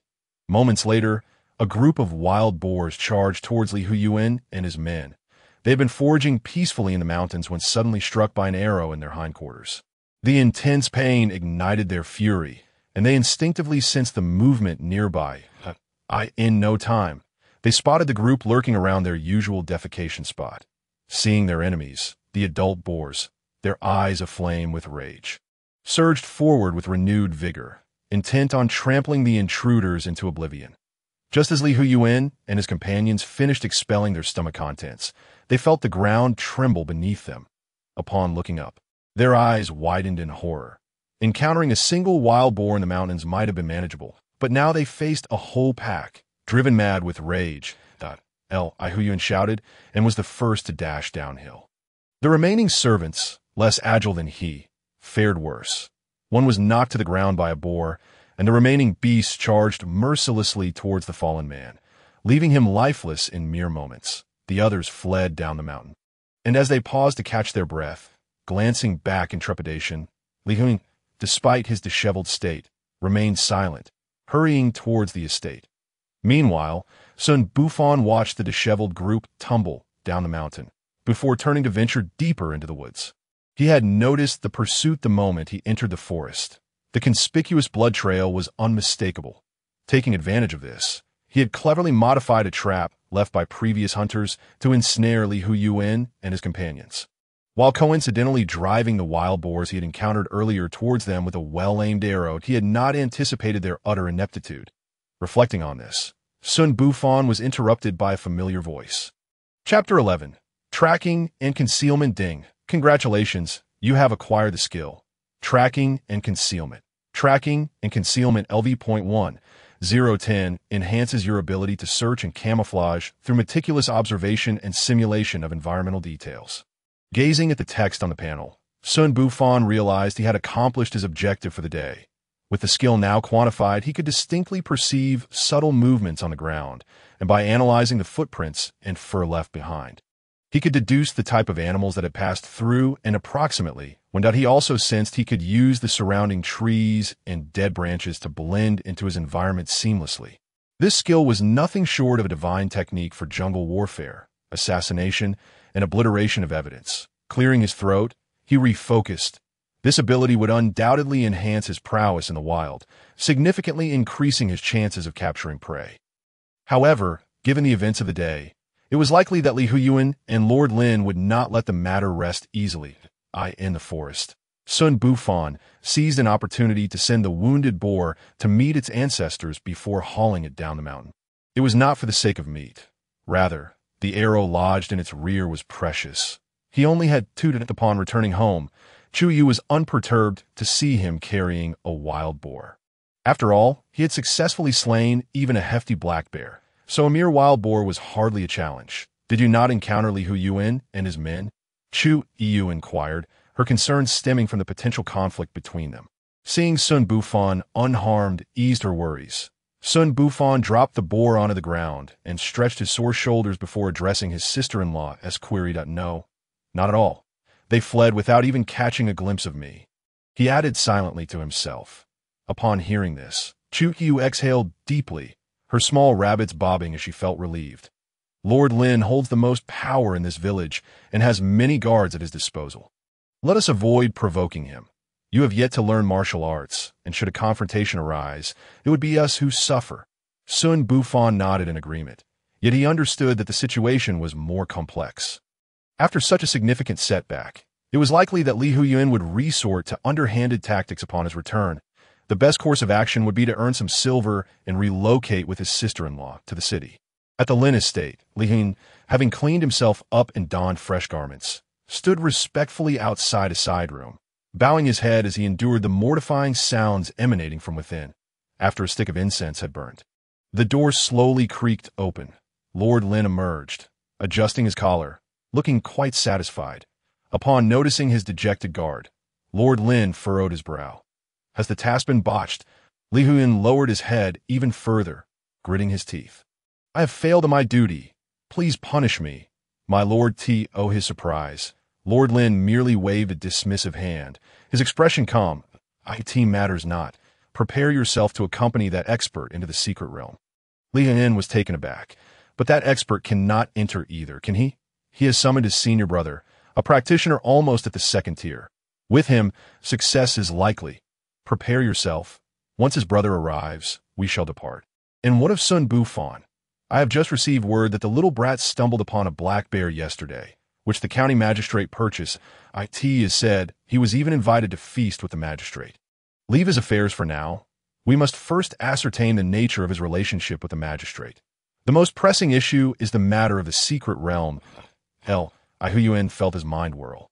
He could not fathom how Xun Bufan could possibly have connections with the county magistrate. Seeing him still standing there, looking incredulous, Lord Lin's voice rose sharply. What? Do you not understand? Li Huiyuan quivered, hastily lowering his head. Yes. Xun Bufan sat in the courtyard, watching as his sister-in-law bustled about, tending to the wild boar. It was not that he did not wish to help. Earlier, when he offered assistance, she had shooed him away, deeming him clumsy and instructing him merely to observe. The wild boar was not particularly large, weighing around 200 pounds. Chu Yu, being slender, found it quite challenging to maneuver. After considerable effort, she managed to flip the boar onto its side and was about to pour boiling water over it when she slipped on the mud coating the animal, catapulting herself directly onto the pig. Xun Bufan, unable to reach her in time, could only watch as her face became smeared with mud, and he burst into laughter. Chu Yu, stung by his laughter, threw down the knife she had been using to scrape the pig's hair and shot him a fierce glare. What is so funny? You just sit there instead of helping. Xun Bufan protested. Sister-in-law, I was only trying to help, but you pushed me aside. That was earlier. Chu Yu's face flushed crimson as she realized her blunder. Momentarily at a loss for words, seeing her flustered state, Xun Bufan ceased his teasing and approached her. Before long, they had divided the entire boar into manageable portions. Bufan, there's so much meat. You haven't even finished what you brought back yesterday. Should I give some to others? Chu Yu beheld the ground strewn with fresh meat, and a sense of difficulty arose within her. Well, those young ladies and talented youths who usually treat you well can certainly be sent along. After all, we cannot consume it all ourselves. There are indeed 2 older sisters who have been kind to me. What talented youths! Your words are intentionally provocative. With that, Chu Yu seized a pig's tail and swung it towards Xun Bufan, her movements causing her form to sway and seriously impeding her speed. Xun Bufan merely laughed and deftly evaded her attempts. Chu Yu had endured considerable injustices in the village. The majority of the inhabitants regarded her with disdain, deeming her a lowly widow. Meanwhile, the men in the village harbored desires to engage with her, often making lewd remarks about their sister-in-law, both overtly and covertly. Fortunately, during the period before his arrival, her status as a worker in the Lin residence afforded her some protection from harassment due to the influence of the Lin family. After Xun Bufan's arrival, particularly in recent days, the townsfolk observed his daily successes and the imposing bow and arrow slung across his back, which deterred them from openly criticizing him. However, the guards of the Lin residence were as persistent as a plaster, proving to be quite a nuisance. Enough of this nonsense. I must deliver the pork. After chasing him around for several laps, Chu Yu, unable to lay a finger on even a strand of Xun Bufan's hair, surrendered by tossing the pig's tail away. I shall accompany you. After delivering to several households, Xun Bufan also brought some to Uncle Wu, and by the time they returned home, night had completely fallen. Chu Yu rushed into the house to prepare dinner, while Xun Bufan stood transfixed, staring at his attributes panel. Name: Xun Bufan level. LV.3, 2030, health, 3030 attributes, strength, 9. Agility, 3, intelligence, 3 skills, dietary supplement LV.2, 020, sleep supplement LV.2, 020, bow drawing LV.3, 030, tracking and stealth LV.1, 010. Today, as Wildboar had granted him 8 experience points, he had initially hoped to slay the remaining beasts for further experience. However, after killing one, the others became more astute, moving as a cohesive group and denying him any opportunity. The one he had managed to kill was only brought down after he cleverly lured the herd away. As for his intelligence attribute, he still had no clear understanding of its purpose, nor did he possess any active skills to utilize that he speculated that it might be related to active abilities. He wondered when he would acquire such skills, and hoped that the county magistrate's mention of a dungeon would provide some clues. Chapter 12. The Chubby Boy. A New Day Dawned. Xun Bufan was roused by the sounds of shouting from outside. Upon opening the door, he was greeted by a young official clad in official garb. "Young Master Xun, my lord requests your presence for a discussion." The official, aware that Xun was a distinguished guest of his master, spoke with utmost courtesy. Xun Bufan nodded, a flicker of excitement igniting in his eyes. Today was the day he had arranged to meet County Magistrate Gong Yizun, and the 2-stone hard bow he had promised should be ready. After informing Chu Yu, he followed the young official toward the county town, as soon as they entered the town. They were blocked by a chubby boy dressed in fine clothing. Upon seeing the boy, the young official reacted like a mouse encountering a cat, swiftly declaring that Xun Bufan was a valued guest to the county magistrate before fleeing the scene. Xun Bufan, bewildered, gazed at the chubby boy, wondering if he were a fierce tiger from the mountains. "Are you the hero who was summoned by Lord Gong to seek Sister Jean?" The chubby boy disdainfully surveyed Xun Bufan from head to toe. "And you are? Do not concern yourself with my identity. Merely answer if it is true." What a bold statement. Xun Bufan chose to ignore him and continued toward the magistrate's office. "Hey, I advise you not to walk away." Seeing Xun Bufan's indifference, the chubby boy became anxious. In Hafen County, there had never been anyone who dared to disregard him, and he regretted not bringing guards today. Xun Bufan's pace remained unbroken. And at that moment, he overheard passers-by whispering, "This lad is in for trouble. He dares to provoke the second son of the military commander. Better to keep your distance." So, he was the second son of the military commander. Xun Bufan quickly grasped the boy's identity, but did not halt his stride. In these chaotic times, his primary objective was to enhance his strength. He had no desire to entangle himself in the disputes of others. The chubby boy, panting heavily, shouted, "I am not here to cause you trouble. I merely wish to warn you to be cautious of my elder brother." Upon hearing this, Xun Bufan paused, intrigued. "What do you mean by that?" The chubby boy, seeing him stop, took a long breath before continuing, "You are quite rude. I am speaking to you, yet you attempt to flee. If you do not wish to converse, I shall take my leave." Xun Bufan turned to leave. The chubby boy quickly moved in front of him, blocking his path. "Wait, I must tell you that my elder brother has pursued Gong Jean for years. Yet she has consistently rebuffed him. He has returned from the military upon hearing that the county magistrate intends to send you to rescue her, hoping to compete with you." The boy, fearing Xun Bufan might depart, hastily relayed the entire backstory. Xun Bufan remained silent for a moment, pondering how this was of no concern to him. The chubby boy stared at him with wide eyes, momentarily at a loss for words. To him, this was a rivalry, and he expected gratitude for sharing such intelligence. Are you truly a fool?" After much contemplation, the boy managed to utter a few words. "Whether your elder brother likes Gong Jean is of no consequence to me. My sole purpose here is to fulfill my promise to the county magistrate that as for his daughter, it bears no relevance to me." The chubby boy, upon hearing this, vigorously gestured a thumbs up towards Xun Bufan, signifying, "You are impressive. You do not know Gong Jean? Must I know her?" The chubby boy regarded Xun Bufan as if he were a rare specimen. "You genuinely do not know her? She is the most beautiful woman in Haishan County and Prefecture, with unparalleled martial talent. Have you never heard of her? Do you not wish to marry her?" Xun Bufan, exasperated, found the boy's incessant chatter tiresome. Why must one marry a woman merely because she is renowned? Women would only impede his arrow-drawing speed. Xun Bufan resolved to ignore him, remaining silent as he continued toward the magistrate's office. Upon entering the office, he was surprised to find the chubby boy had followed him inside. "Young friend, you have arrived. We have been waiting for you." County Magistrate Gong Yizun welcomed Xun Bufan with enthusiasm. But upon noticing the chubby boy behind him, he inquired with curiosity, "Gao Shuang, do you know each other?" Xun Bufan shook his head. The chubby boy, too, tempered his arrogance, respectfully greeting Gong Yizun. "Greetings, Uncle Gong Yi. I have come to see my elder brother." Gong Yizun nodded. "You brothers share a strong bond, unlike my two who bicker whenever they meet."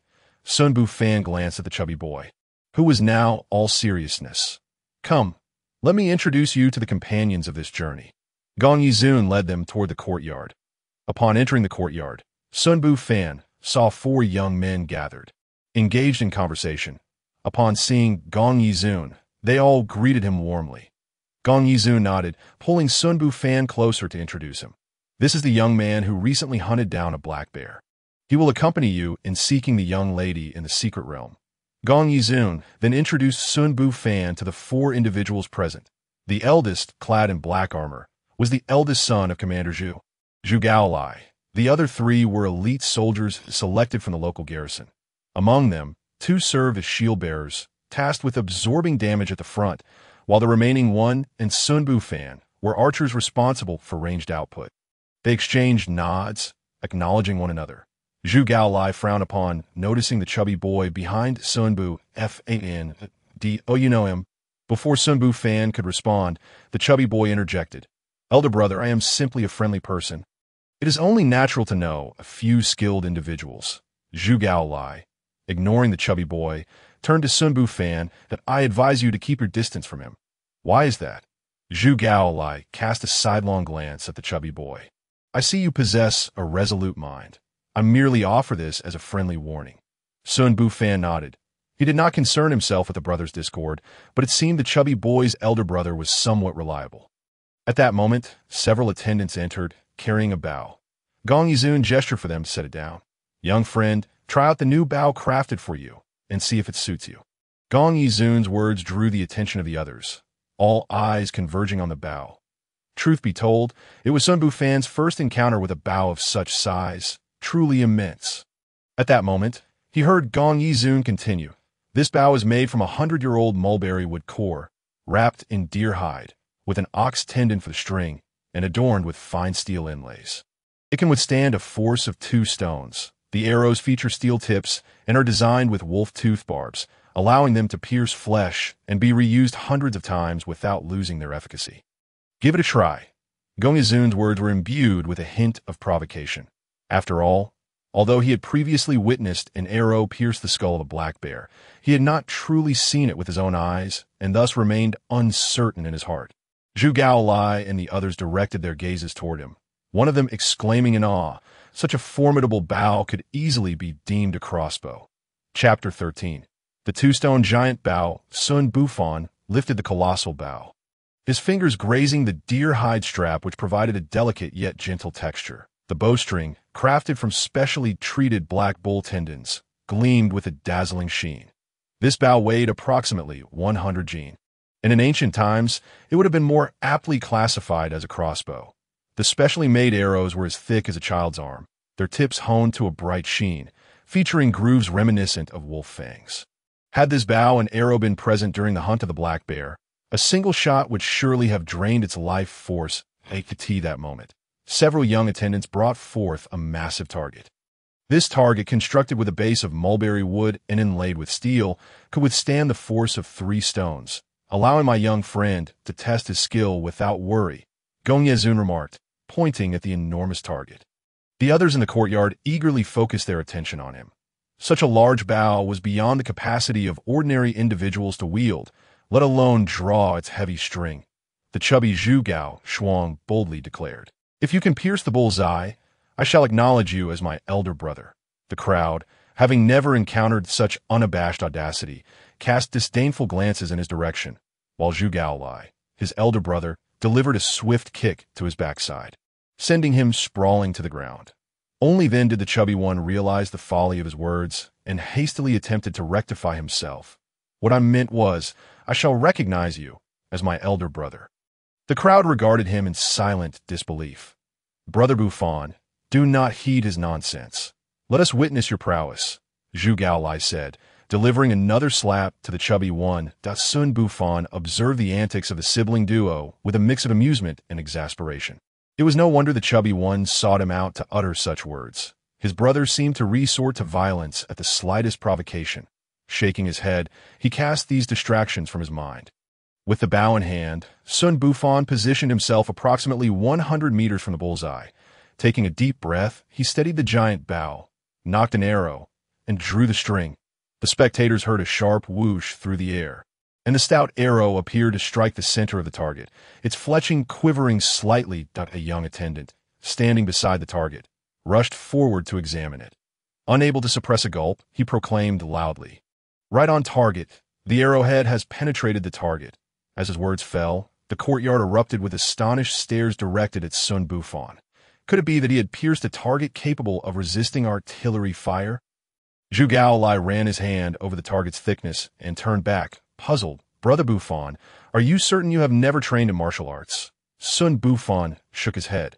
While he desired to learn martial arts, he had no means to do so. Though there was a martial arts school in the county, he had heard it merely offered exercises for physical fitness, which paled in comparison to the enhancements he gained from leveling up. "But your strength surpasses many trained martial artists I have encountered. I am in admiration." Zhu Gaolai bowed slightly, his respect for the young man who could draw a two-stone giant bow firmly established. He had returned from the army specifically for two reasons. One, to pursue his beloved Gongji Jin, and two, having heard rumors of an exceptional individual in the county, he aimed to assess whether he could recruit him into the military. "My young friend, I have indeed chosen wisely. I entrust you with the matters concerning my daughter," Gongye Zun remarked, nodding in appreciation, though the astonishment in his eyes lingered. "Elder brother, I implore you to accept a bow from your younger brother," Zhu Gao Shuang exclaimed, running around the target several times before returning to Xun Bufan. Pulling at him in sheer excitement, he seemed to envision a scene where Xun Bufan shot through his elder brother. "Ah, how impassioned I am! Elder brother, please accept my bow." Xun Bufan wore a perplexed expression, uncertain whether the chubby one was deliberately trying to gain the upper hand in conversation or simply speaking without thought. Shaking his head, he chose to ignore him. Zhu Gaolai shoved his chubby brother aside. "Brother Bufan, do you have any desire to develop a career in the military?" Xun Bufan detected Zhu Gaolai's intention to recruit him, but had not contemplated such a path. His primary concern was that if he joined the army, his sister-in-law would be left alone at home, which troubled him greatly. "I will take things one step at a time," he replied, seeing Xun Bufan's silence. Zhu Gaolai's eyes flickered with disappointment, but he quickly added, "Brother Bufan, if you ever change your mind, feel free to seek me out." Xun Bufan nodded in acknowledgement. At that moment, Gongye Zun clapped his hands, and a young attendant approached, carrying a tray. "This is 20 taels of gold, a prepayment for the task at hand, and I entrust you with my daughter's matters," he said, lifting a corner of the tray to reveal gleaming gold ingots beneath. He understood that to ensure the horse runs, it must be well fed, and this advance in gold was his recognition of Xun Bufan's worth. Xun Bufan gazed at the significant sum before him, unable to deny the allure it presented. With this gold, he could secure a comfortable residence in the city and relocate with his sister-in-law, distancing themselves from the disturbances caused by the Lin family. He accepted the gold, bowing slightly to Gongye Zun. "Thank you, my lord." Afterward, he tucked the gold into his robes. In the next moment, the gold vanished from his grasp, and Xun Bufan discovered a new entry in his system inventory, displaying gold owned, 20 taels. The prospect of being able to store gold in his inventory was an unexpected delight, though the weight of the gold in his robes slightly impeded his movement. Contemplating further, he wondered if the bow and arrows could also be stored in the system inventory. However, seeing the multitude of onlookers around him, he discarded the thought. If it were indeed possible, explaining it would prove challenging. "Well then, the bow has been tested, and time is of the essence. You all should prepare to set off," Zhu Gaolai instructed, having ventured into secret realms during his time in the army. He was more experienced, advising them to follow his lead once they entered. Hearing this, Xun Bufan regarded Zhu Gao Lai with newfound respect. After Gongye Xun provided further instructions, he departed, having intended to wait at the entrance to the secret realm. But pressing official duties compelled him to attend to matters at hand. Xun Bufan, meanwhile, sought to learn more about the secret realm from Zhu Gao Lai. "Brother Gao, have you been into the secret realm before?" Zhu Gao Lai nodded, a flicker of trepidation crossing his face. "To speak frankly, the reason I wish for you to join the military is to assist in exploring the secret realm. Each time we venture in, we suffer considerable losses, particularly among my shield-bearing brothers. They either perish or are grievously injured, with few returning unscathed. If you can accompany us, I believe our losses would diminish significantly. Can't you all refrain from entering?" Zhu Gao Lai hesitated, then sighed deeply. "Some matters are beyond our control. You will come to understand this in time." Xun Bufan nodded, recognizing that many aspects of life are dictated by circumstances beyond one's will. "And what of the secret realm? What dangers lie within?"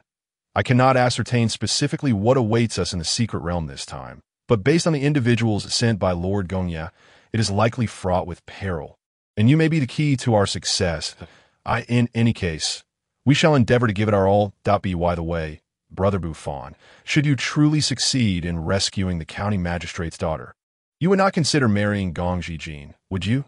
Zhu Gao Lai grasped Xun Bufan's arm, a rare blush gracing his cheeks, filled with anticipation.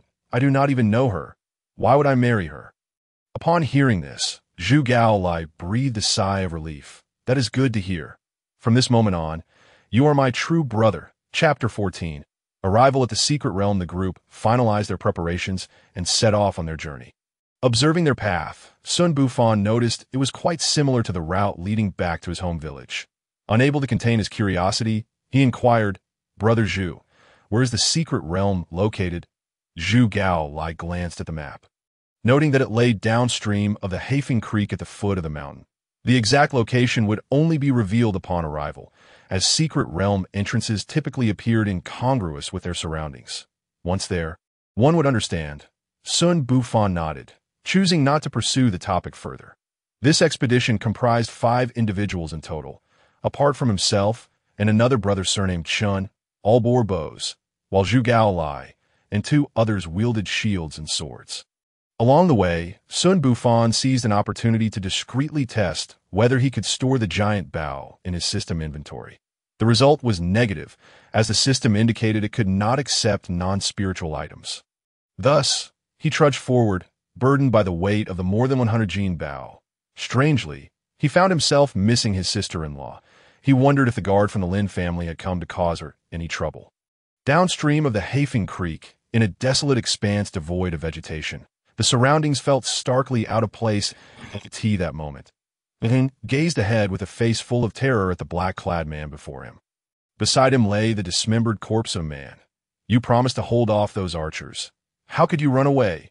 You have ruined our efforts. Do you not think you deserve to die?"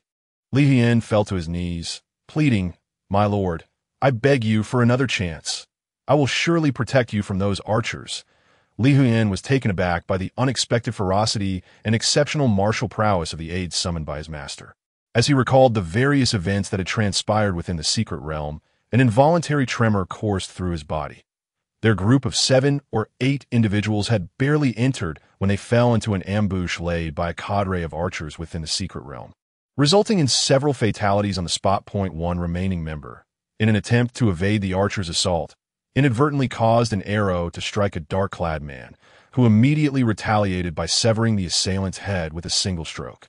What astonished him most was that this man, despite being riddled with arrows, was still able to eliminate that servant as for himself. He too had barely dodged to the side, leading to the purple-clad man losing a prime opportunity to break free from the ensuing chaos.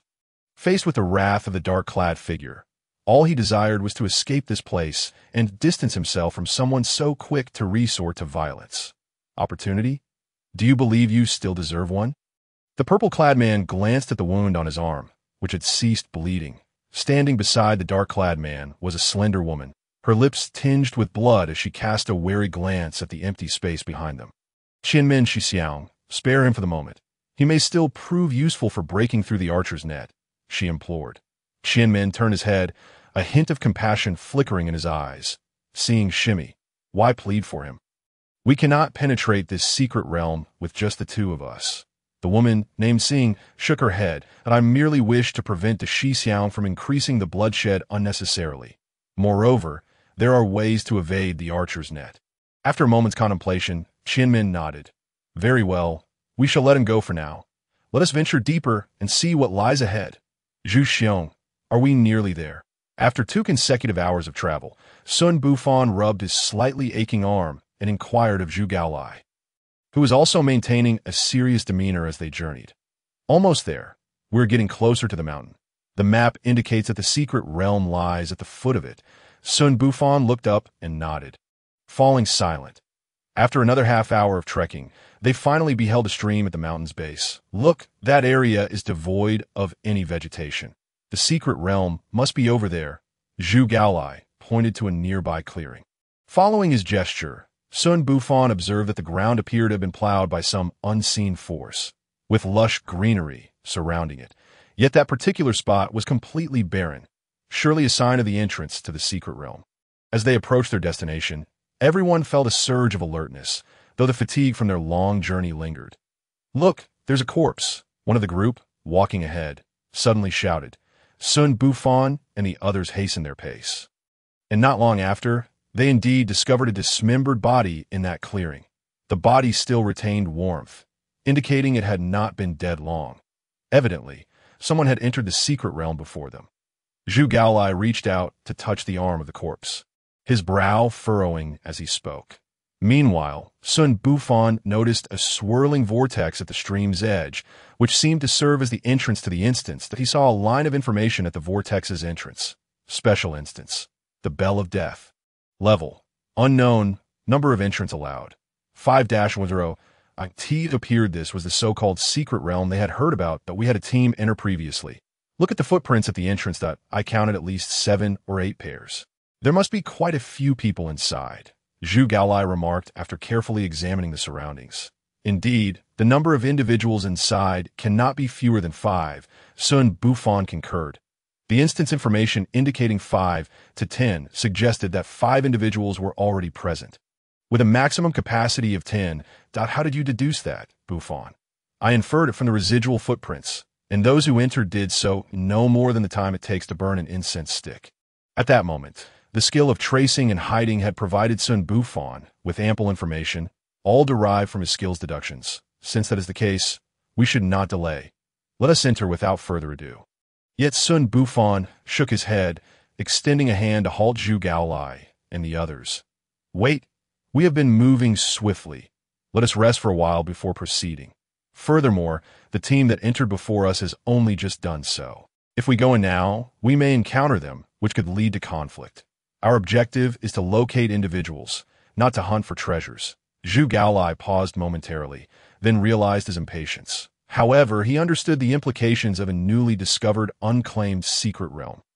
If they thoroughly explored and reported it to the military, the rewards could be unimaginable. That I was too hasty. Thank you for your reminder, Bufan. Xun Bufan waved his hand, finding a clean spot to eat his rations. After an incense stick's time, the group was nearly prepared, each checking their equipment once more. Xun Bufan stood at the entrance of the instance, touching the swirling vortex, and immediately heard the system's prompt. Current instance progress is not 0.d. Oh, you wish to enter? Not 0. Did this imply some exploration had already occurred? Xun Bufan did not rush to confirm. Instead, he turned to Zhu Gaolai and the others. Zhu Xiong, I understand what the secret realm signifies for you, but you are aware of my mission. To assist County Magistrate in locating Gongjijin as for the other treasures within the secret realm. I will assist you insofar as it does not interfere with my search for Gongjijin, that I hope you will not hinder me in return. Is that agreeable? Zhu Gaolai paused for a moment, then replied with a forced smile. Bufan Xiong, you overthink. My goal is also to help the County Magistrate find his beloved daughter. As for the other treasures in the secret realm, they are merely an afterthought. Xun Bufan scrutinized Zhu Gaolai earnestly before slowly responding. I hope you adhere to your words that I shall enter first. You follow. Chapter 15. The hidden archers. As the dizzying sensation subsided, Xun Bufan regained awareness of his body. Looking up, he found himself in a dimly lit gorge, with a rushing stream ahead, and the ground was overgrown with various wild grasses, among which bloomed a few slightly alluring flowers. The sky was overcast, and an indescribable scent pervaded the air, imparting a sense of lethargy. Wisps of fog drifted in the distance, partially obscuring the immense mountains. Bufan Xiong, have we entered? It seems so. Is this the environment of the secret realm you entered before? No. The military said that each secret realm has a unique environment, and the demons within differ as well.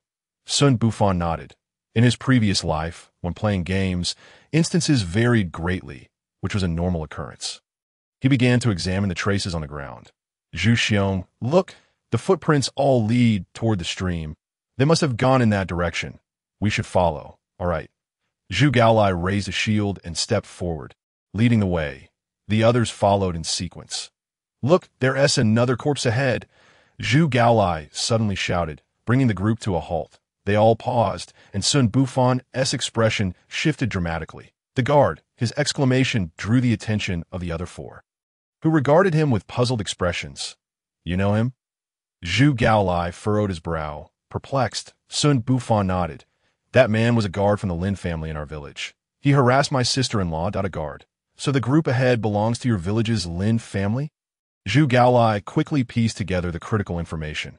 That seems likely. Xun Bufan's heart raced.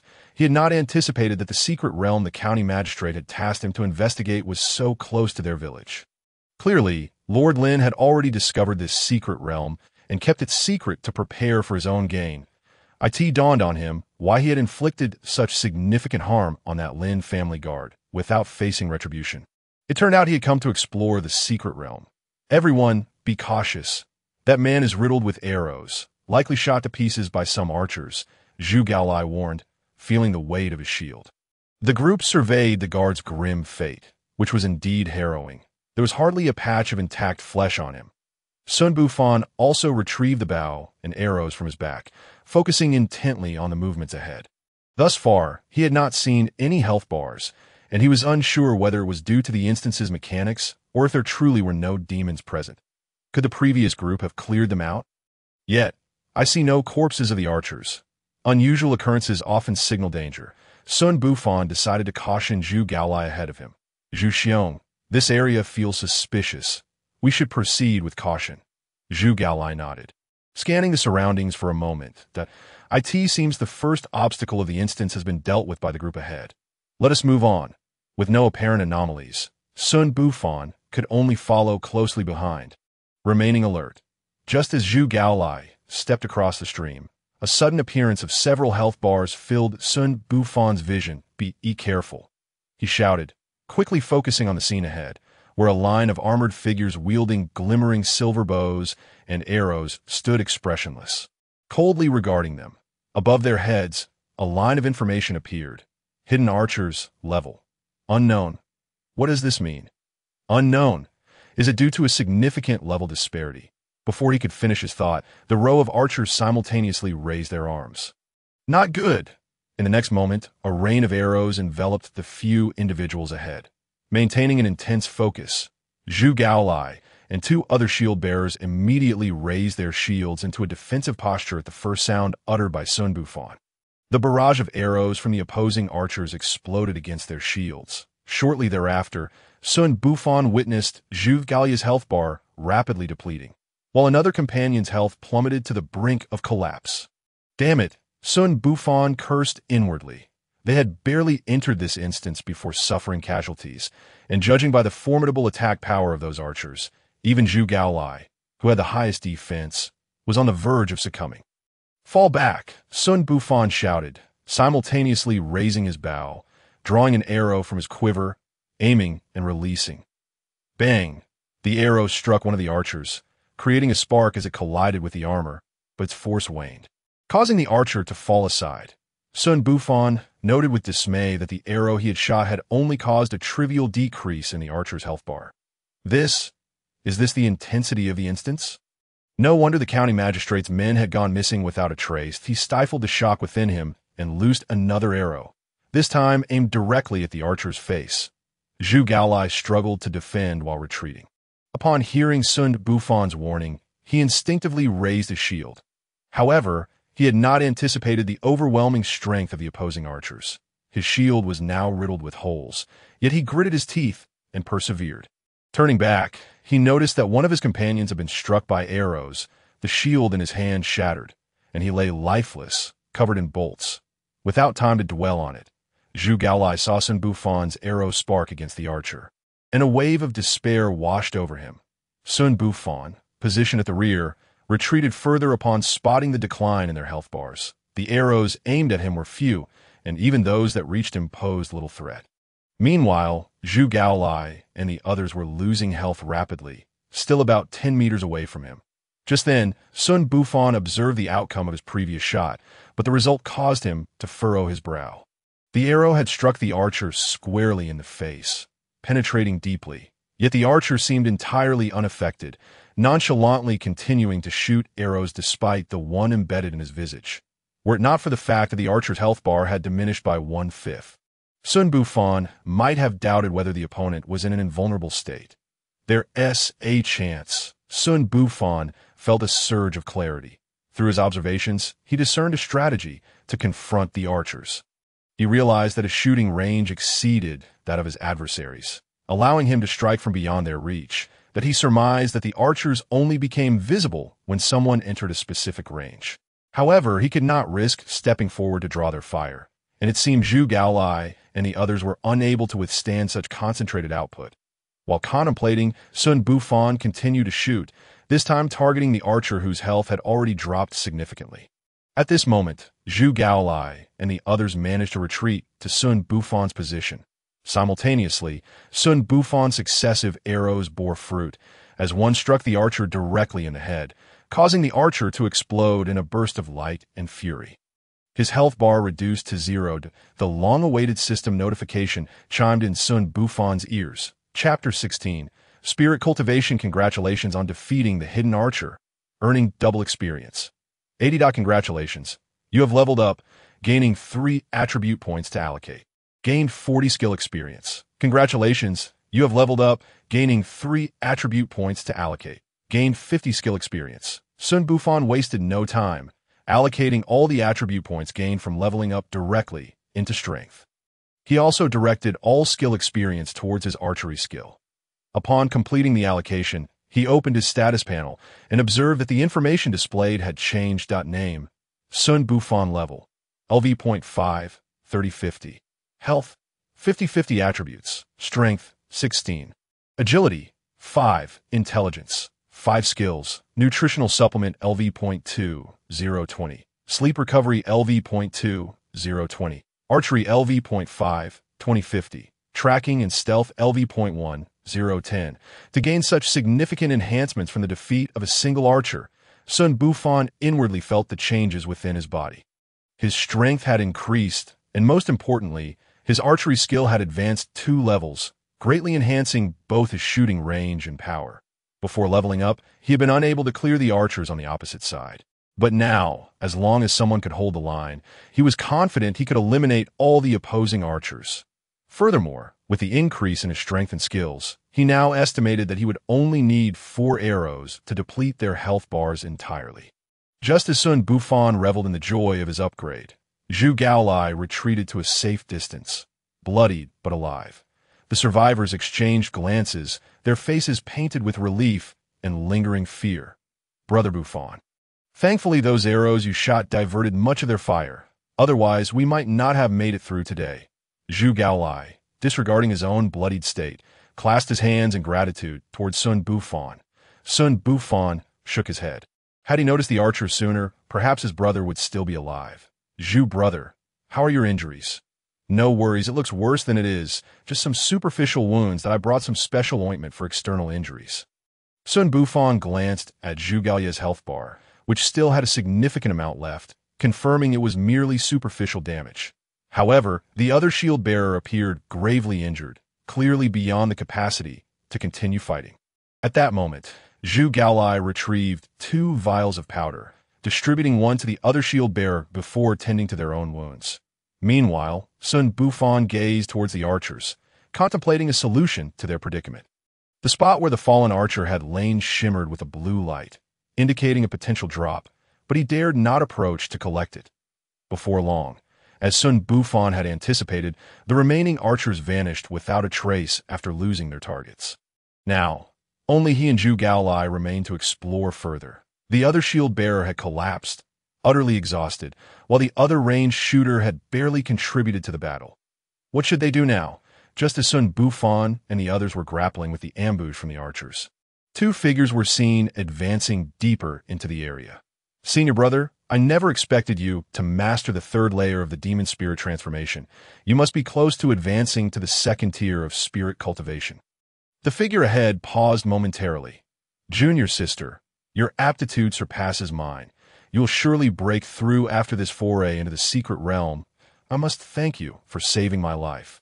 Had you not pulled me back, I might have ended up like that fellow, riddled with arrows." Qianmin shook his head and turned back to pat the girl's head. "Why would I abandon you? It's just that this secret realm may not be as simple as we think." "Wait, someone is coming." Qianmin suddenly turned around, peering into the distance, but the fog shrouding the air obscured his vision, rendering it impossible to discern what lay behind. Was it the noise made by that group of archers? Had someone else stumbled upon this secret realm? Seeing tilted his head to listen, also detecting movement from behind. Forget them. Those archers are not easy to deal with. Let us quicken our pace and finish exploring this secret realm. If they can enter, we shall see whose skills are superior. All right. Ultimately, Xun Bufan retrieved a healing ointment from his inventory, having noticed that the shield-bearer accompanying Zhu Gaolai had applied the special ointment he carried.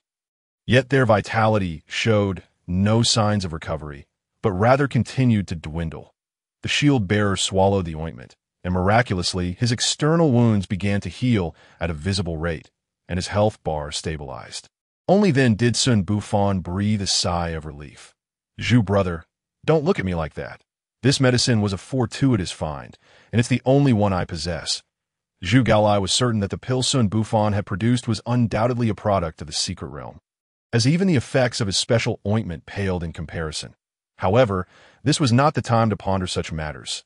What should we do next? Zhu Gaolai instinctively turned to Xun Bufan for guidance. He had been the first to notice the anomaly and had struck down the archer, and now he regarded Xun Bufan as their pillar of support.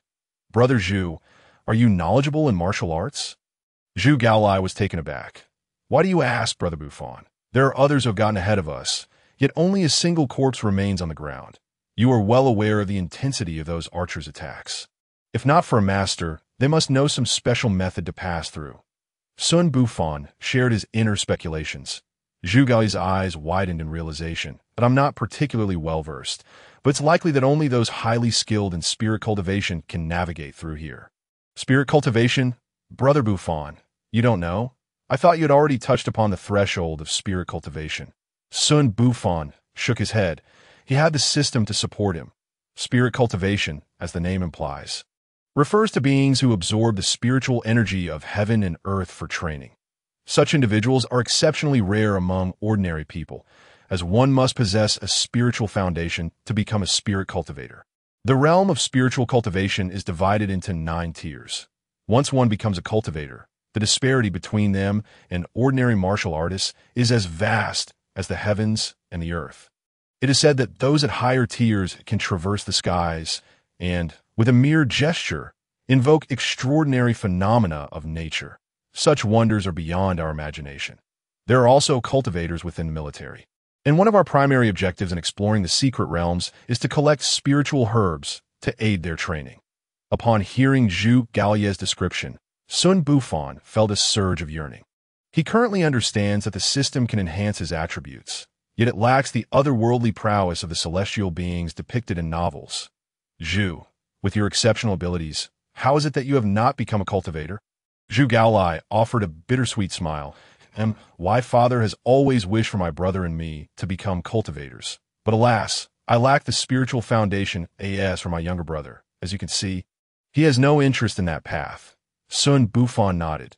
He now grasps the general landscape of power at the pinnacle of this world. It would be disingenuous to claim he does not yearn for it. Yet he can only seek a path to become a cultivator after they resolve the matters at hand. Having said so much, do you have any strategies to deal with the archers? Indeed, but it will require some effort on your part, Zhu. Chapter 17.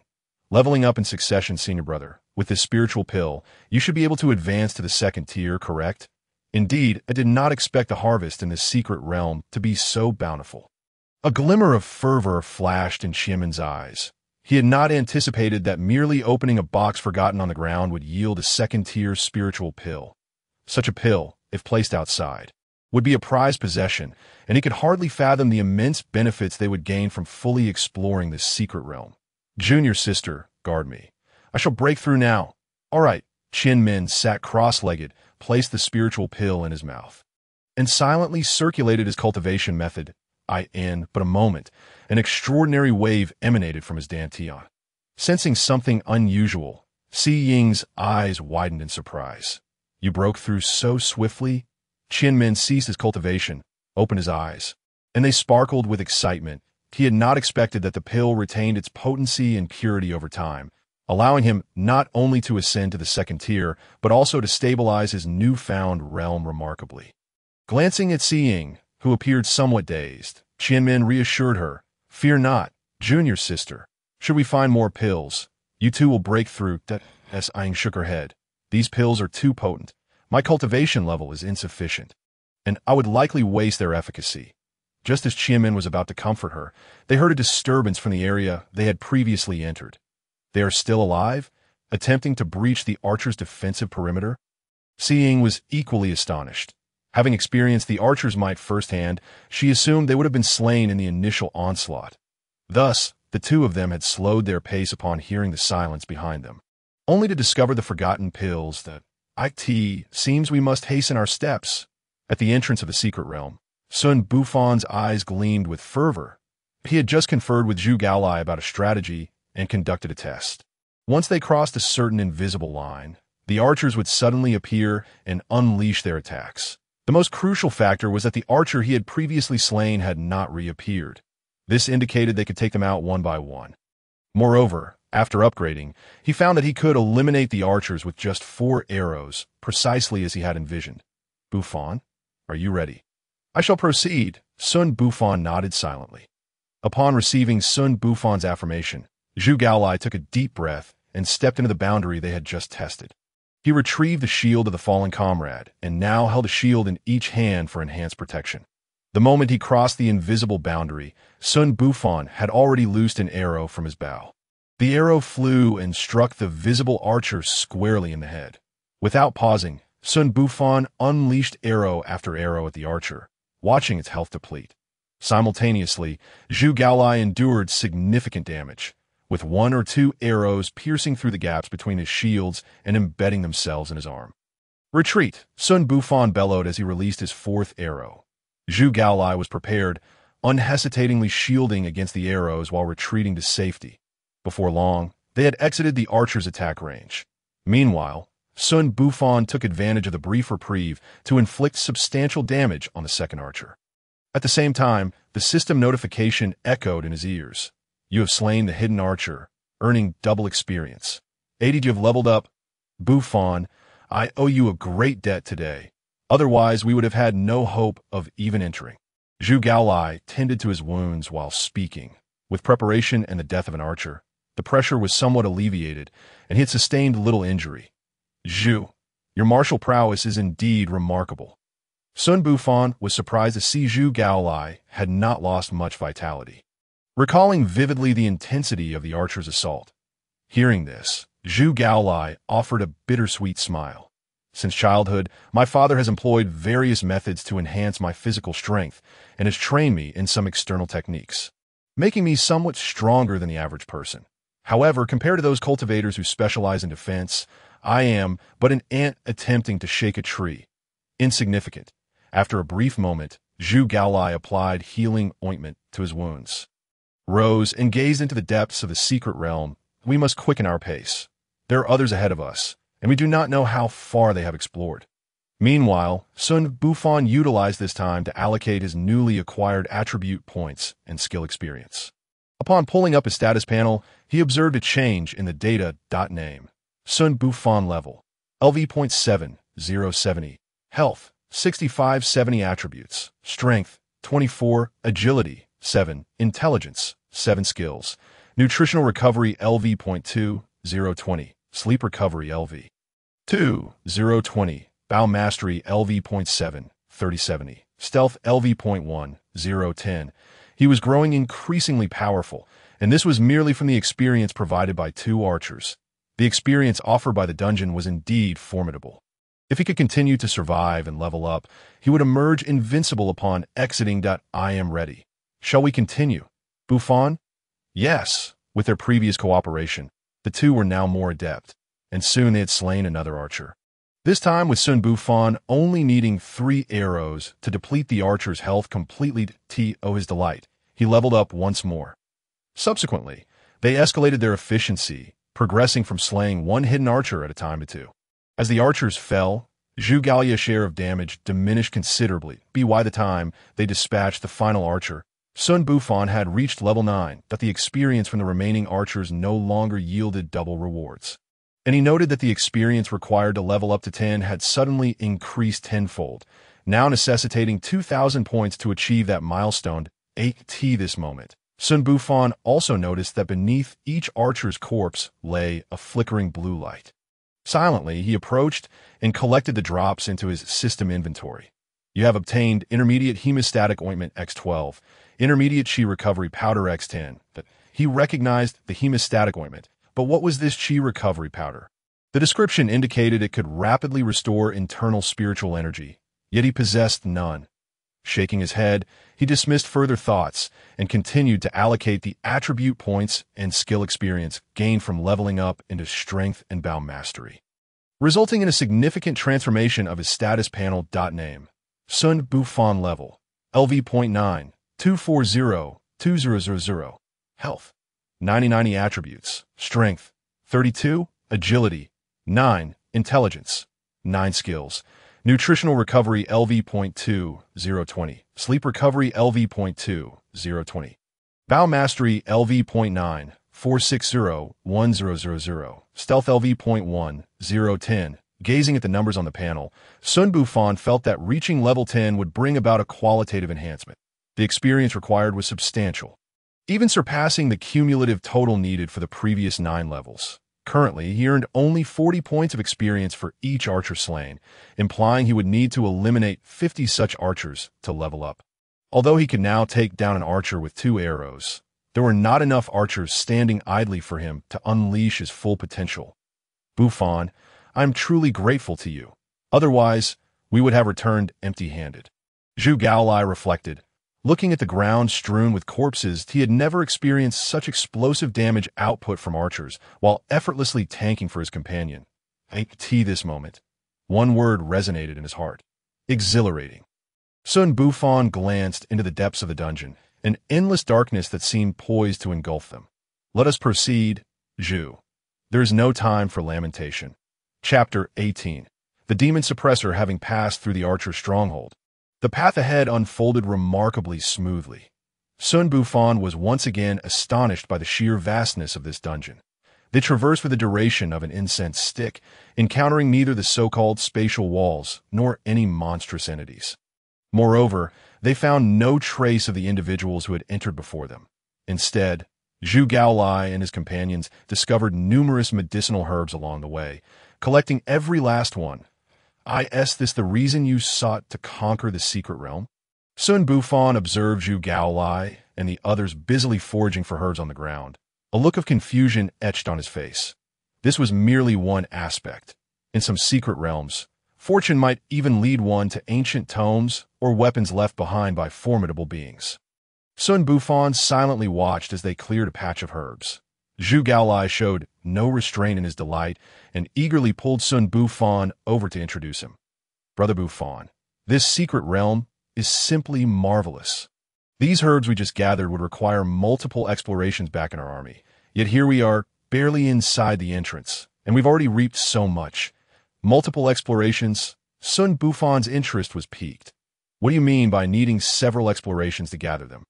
Zhu Gaolai explained. The secret realm restores itself after a certain period.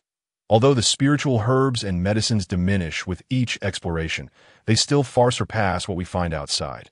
Therefore, we continue to explore until the realm disappears to obtain its treasures. Xun Bufan nodded. This was indeed the reason why various factions vied for control over secret realms. This particular realm was the most bountiful he had ever encountered, if they could claim it. Xun Bufan interrupted him. Brother Zhu, have you forgotten the purpose of our journey? Zhu Gaolai paused, his face turning crimson. That I was indeed reckless. With such difficulty, just entering, I found myself distracted. Thank you for the reminder. Brother Bufan. Xun Bufan shook his head, not overly concerned that if they could successfully locate Gongji Jin on this expedition, he would be more than willing to let the army take charge of this secret realm. Let us proceed cautiously. Deep within the depths of the Death Knell instance, Qianmin appeared thoroughly exhausted. The exhilaration from earlier breakthroughs had all but vanished, replaced by a palpable fear of the unknown. Behind him, Xing was in a similarly dire state. Her once form-fitting attire was now tattered, revealing large swathes of pale skin. Yet upon closer inspection, a flicker of dark light could be seen beneath her skin. Fleeting and elusive. Senior brother, I fear I may not survive this day. Xing gasped, struggling to breathe as her spiritual energy rapidly drained away. Reflecting on the events that had transpired, all that remained for her was terror and despair. She had journeyed alongside her senior brother, encountering only a brief ambush by archers at the entrance, for which her brother had used a secret technique to escape. Since then, they had not encountered any monsters. Their harvest had been abundant, yet just as they took a moment to rest, calamity struck. Her brother was attacked by an unknown entity. While he managed to withstand it, she was not so fortunate. Struck by that mysterious force, she seemed to have been poisoned, rendering her spiritual energy impotent and unable to resist the toxin. Junior sister, what nonsense are you speaking? The sect awaits our return to flourish and rise. With the treasures we've gathered from this secret realm, I believe we will soon establish ourselves as a renowned sect. Qianmin spoke encouragingly, though his own resolve wavered. The entity that had assaulted them eluded his detection, leaving him to rely solely on his spiritual energy to fend off attacks at the moment they struck. Even now, he had no idea what kind of being was pursuing them. Suddenly, Qianmin launched a powerful strike to his left, and in the next instant, he felt as if he had been violently struck by something, his body trembling and his face flushed, and no longer hesitating. He pulled a medicinal pill from his pocket and swallowed it. In the following moment, his body erupted with a blinding radiance. Run, Qianmin shouted, tucking his junior sister under his arm and swiftly fleeing down the path they had come to the entrance of the secret realm. Among the dismembered corpses, several young men stood with grave expressions. Their attire bore a resemblance to the official garments of Gonyezun, with the most striking figure being a man at the forefront. Shouldering a giant sword nearly the length of a person, the man crouched beside a corpse examined it, his expression shifting as he turned to the sword-bearing man. Sir, he has been dead for at least 2 hours. The giant swordman nodded, his gaze darkening as he surveyed the entrance to the secret realm. Tong Kuan, you will accompany me into the secret realm. The rest of you stay here. Xun Bufan articulated his conjecture. He possessed the ability to perceive health bars, allowing him to detect distant entities with ease, which alleviated his anxiety. In stark contrast, Zhu Gaolai, accompanying him, grew increasingly tense as they ventured deeper into the secret realm. Having inquired the same question no less than 3 times at that moment, Xun Bufan spotted several indistinct health bars appearing in the distance. Moments later, those health bars became clearer. LV.20, LV.15, he muttered under his breath. Barely audible, yet in the next instant his eyes widened in disbelief. Behind the 2 figures, an unseen entity relentlessly pursued them. Through the health bar display, Xun Bufan discerned its presence, revealing Shadow Stalker Boss, LV.30. He then observed the pallor of the 2 individuals ahead. Their breaths rapid and faces etched with panic as they fled towards Xun Bufan and Zhu Gaolai's position. This is dire. Xun Bufan furrowed his brow, racing to devise a strategy. Neither the fleeing duo nor the boss trailing behind posed a challenge he could handle at present. At a loss for a better plan, Xun Bufan grasped Zhu Gaolai's arm. Run, he commanded, darting towards the exit of the secret realm. Zhu Gaolai, perpetually on high alert, snapped to attention upon hearing his voice and sprinted after Xun Bufan with fervor. However, their pace paled in comparison to the three behind them, and within moments, Qianmin and Xing, the targets of the boss's pursuit, spotted Xun Bufan and Zhu Gaolai. Qianmin's face brightened momentarily, only to be overshadowed by despair as he realized the two fleeing figures lacked any energy fluctuations, rendering them unable to assist. Cursing under his breath, Qianmin seized Ying's hand, urging her to run with all their might. If they could outrun the two, they might buy themselves precious time, and escaping the secret realm would ensure their safety. Meanwhile, Zhu Gaolai sensed a disturbance behind them, turning to see a man in black hauling a weak woman towards him. "Bufan, are those two coming to kill us?" he exclaimed as Xun Bufan ran. He explained, "Look at their expressions. Do they seem like they're here to kill us? They are fleeing from an unspeakable terror. Run! Damn it! Then what are we waiting for? Let's move." Zhu Gaolai quickened his pace, matching Xun Bufan stride for stride. In the secret realm, ahead, a figure wielding a massive bow and another bearing a great shield were sprinting for their lives. Behind them, a man in black pursued with a grim visage, dragging a frail woman along. Yet as time wore on, the distance between them closed, and soon, the two pursuers caught up with the fleeing duo. They did not engage in any confrontation. The newcomers, seemingly indifferent to the two ahead, kept their heads down and surged forward. Xun Bufan felt a chill run down his spine as he realized the two had overtaken him and Zhu Gaolai. Panic surged within him as he understood that the boss had likely locked onto their trail. He glanced back, only to feel a tightening sensation in his gut. The boss was now a mere 5 meters away, its intricately woven braids within view. Its gaze shifted from the man in black to him. At that moment, Xun Bufan felt his stamina waning, yet he saw no glimmer of hope for escape. What should I do? He clenched his teeth, finding a surge of speed, but despair seeped in as he realized he was not distancing himself from the boss. In fact, they were drawing closer. Cursing the two fools repeatedly bore no fruit. Suddenly, a cry of pain pierced the air. Turning his head, he saw Zhu Gaolai, who had fallen back slightly, grimacing in agony, blood seeping from his back. "It's attacking me!" Zhu Gaolai shouted through gritted teeth. "I can't see it." "I know. That's why I told you to run. How long can you hold out?" Zhu Gaolai let out another pained cry. "I don't know. At this rate, if we reach the exit, there will only be corpses left. Then stop talking and run." Xun Bufan noticed that the two ahead, who had initially been pulling away from them, seemed to have slowed down. Witnessing this, a surge of hope ignited within him that in their world of hunters, there was an unspoken rule. When faced with prey too formidable to confront, survival relied on outrunning others, and now he could see a flicker of hope for their survival. "Hurry! If we can surpass them, we might live." Xun Bufan and Zhu Gaolai, invigorated by the prospect of survival, channeled all their strength into their legs. Quickening their pace yet again, as they drew closer, they were stunned to see the two ahead suddenly halt. Xun Bufan felt a rush of relief, but the next moment he sensed something was amiss. The two had clearly encountered an even more terrifying presence, prompting them to disregard the threats behind. What rotten luck. Xun Bufan cursed silently. He looked up to see two humanoid figures materializing before the two halted individuals. Above their heads, two health bars emerged, accompanied by their levels.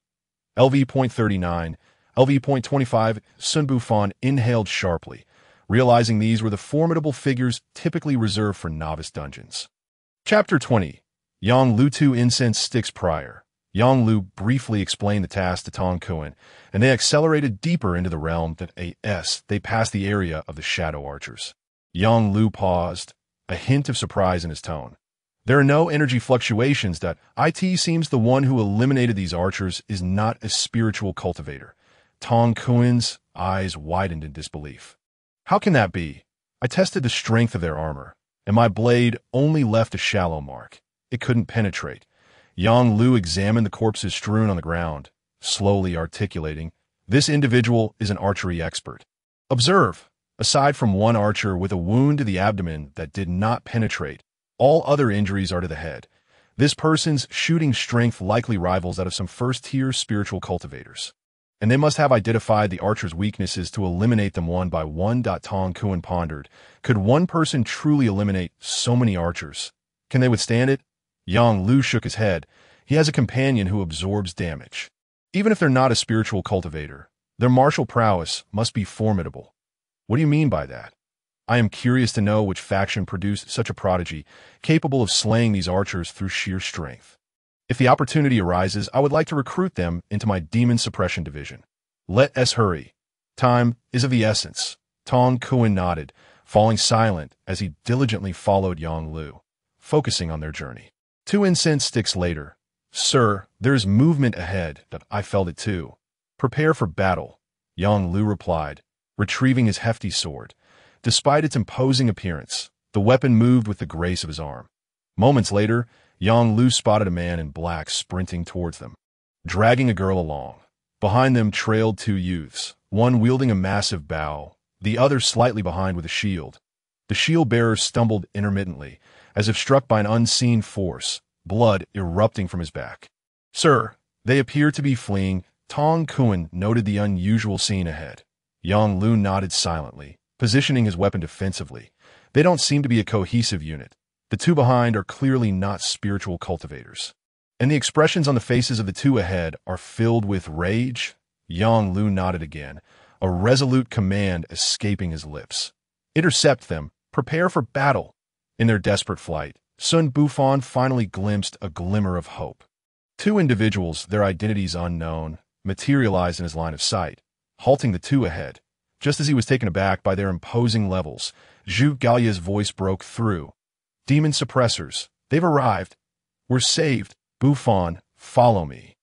Without waiting for Xun Bufan to respond, Zhu Gaolai charged towards the 2 figures. Sir, I am Zhu Gaolai, a captain of the Black Mountain City Guard. Please, save us. Xun Bufan hurriedly followed Zhu Galya's lead. Quickly reaching the back of the demon suppressors, the frantic sprint had drained their energy, and both Xun Bufan and Zhu Gaolai collapsed to the ground, gasping for breath. Meanwhile, the absence of Xun Bufan and Zhu Gaolai had dire consequences for Qianmin and his companion. Upon losing track of their quarry, the boss redirected its focus onto Qianmin and Xing. Instantly, they were besieged by a barrage of wounds, blood gushing forth. Qianmin's heart sank like a stone as he struggled to fend off the relentless assault from the unknown entity while concocting a strategy. While he could temporarily withstand the attacks with the aid of elixirs, he never anticipated that the elusive demon suppressors would appear in such a desolate region, especially given the faint but palpable aura of power emanating from them, suggesting they were at least his equals or perhaps even superior. Brother, let me go. Focus on escaping. At that moment, the faint voice of his junior sister echoed in his ears. A flicker of hesitation crossed Qianmin's eyes, but it quickly transformed into resolute determination. Junior sister, I will not abandon you. What of the demon suppressor? Though we belong to the demonic sect, we have neither indiscriminately slaughtered the innocent nor poisoned the common folk. Furthermore, there are unknown entities lurking about. I refuse to believe they would act without discernment. Yang Lu, upon hearing the young man with the shield utter something about the city guard, paid them no heed as they rushed past him. He showed no intent to engage the figures clad in black, but instead stood there, frowning, observing Qianmin, who was under attack by the unknown entity, attempting to devise a strategy to confront the lurking demon. Behind him, Tong Kuan, upon spotting Qianmin and his companion, gasped in astonishment. People of the demonic sect, my lord, allow me to subdue them. Yang Lu shook his head, halting his subordinates' impulsive advance. Let us observe first. They are clearly under assault from something we cannot see. Moreover, judging by the wounds, the force of that attack is not great, yet its speed is remarkable, and the entity remains invisible, making it difficult to counter. Their condition is deteriorating. It seems the demon's attack carries a toxin. Tong Kuan's forward motion was abruptly halted as he listened to Yang Lu's analysis. Gazing intently, he confirmed the presence of the unknown assailant. Ceasing his words and striving to discern every minutiae, Xun Bufan and Zhu Gaolai, having finally caught their breath, paused to analyze the current situation. Xun Bufan discreetly retrieved a healing ointment from his pack, stealthily handing it to Zhu Gaolai while whispering, I picked this up while fleeing earlier. Brother Zhu, you must take it quickly. Zhu Gaolai, taken aback, wondered when this young man had collected it, as he had seen nothing. However, he quickly regained composure, accepting it silently and tossing it into his mouth. Brother Zhu, what exactly is a demon suppressor? Just their presence has made those two hesitate to flee. Xun Bufan leaned closer to Zhu Gaolai, observing the unfolding scene while quietly inquiring.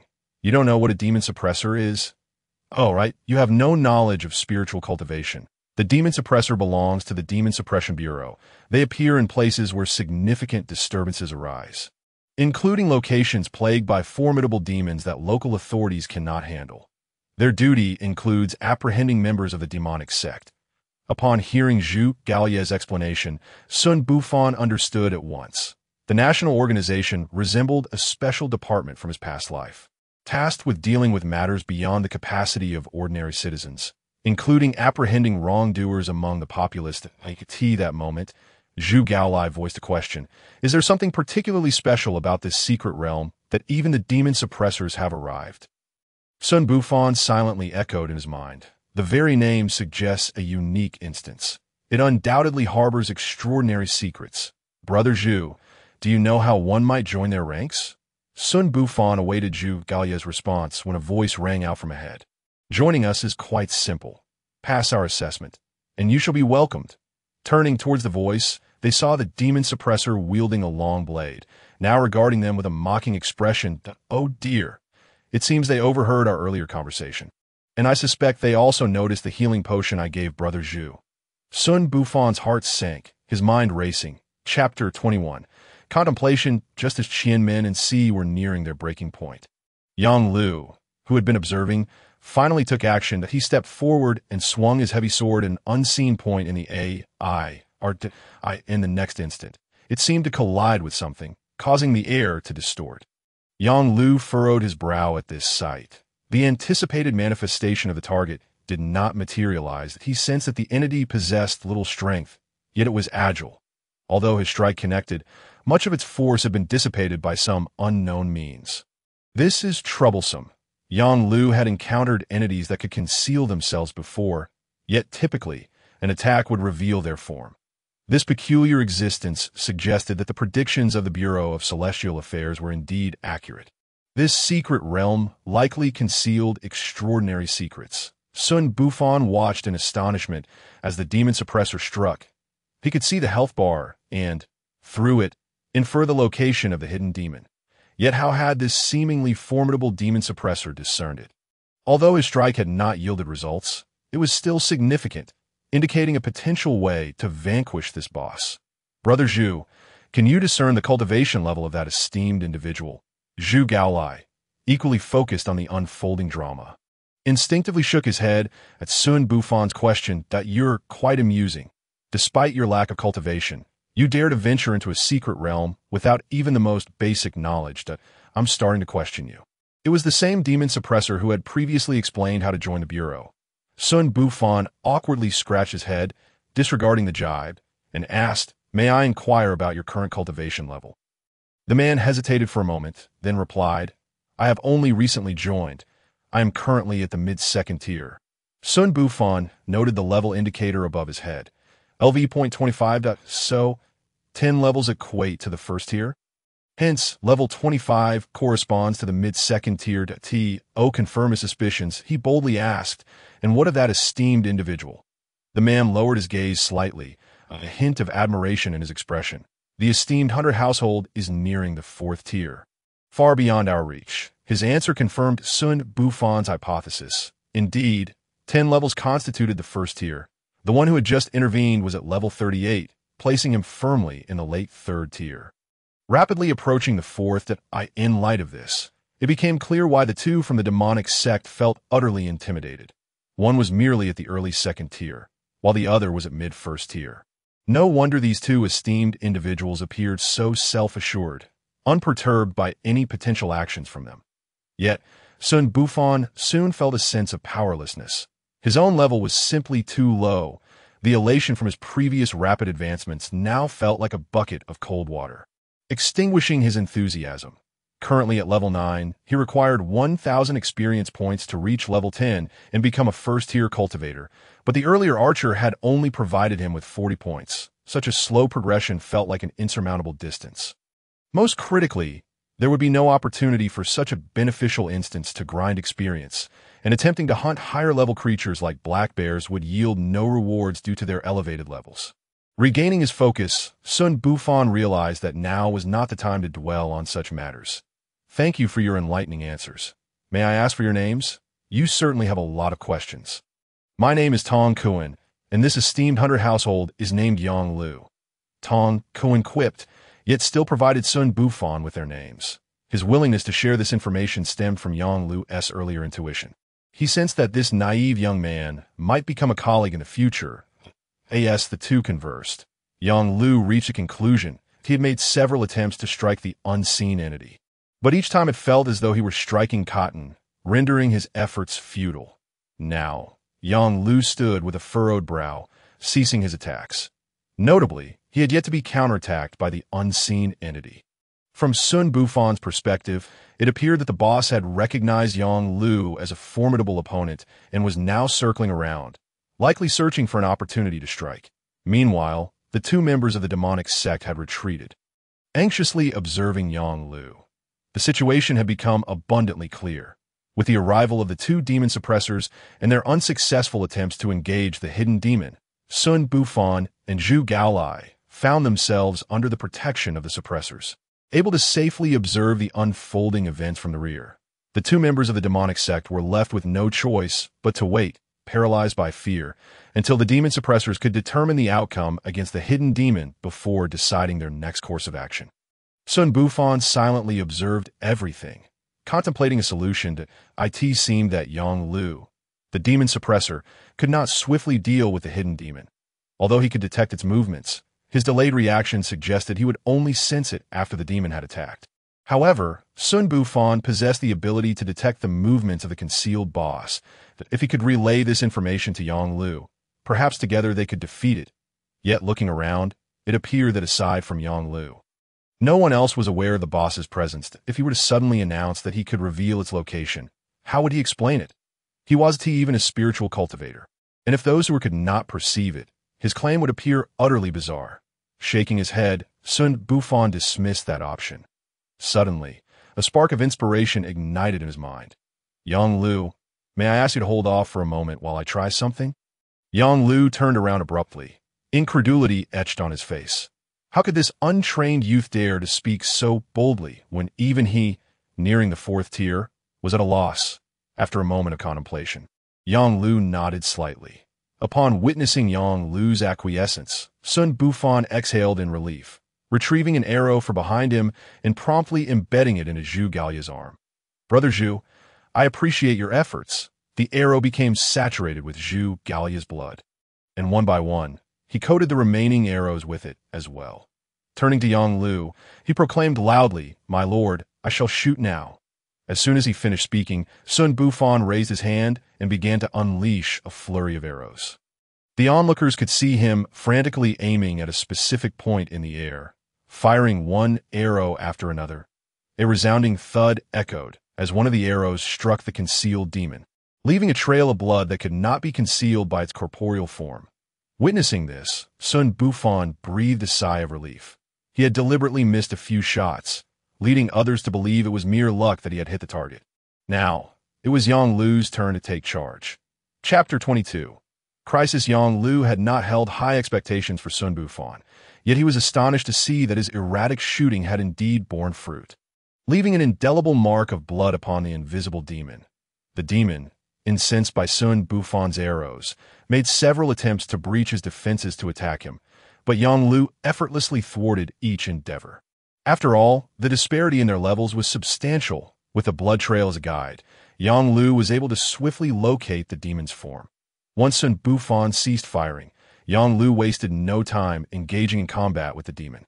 Brother Bufan, you are rather inconsiderate. You could have used your own blood, yet you still chose to stab me. On the side, Zhu Gaolai cast a resentful glance at Xun Bufan, his mouth spewing complaints as he extended a large hand towards him. Xun Bufan replied, "Are you asking for healing ointment? You inflicted this injury upon me, and now you expect me to remedy it. How do you know I have more?" Reluctantly, Xun Bufan retrieved the healing ointment and handed it to Zhu Gaolai. The wound from the arrow had already healed, Yet Zhu Gaolai still sought more, likely having realized that Xun Bufan had a supply left. "You rascal! I only just now realize how cunning you truly are. I do not believe you lack a secret stash."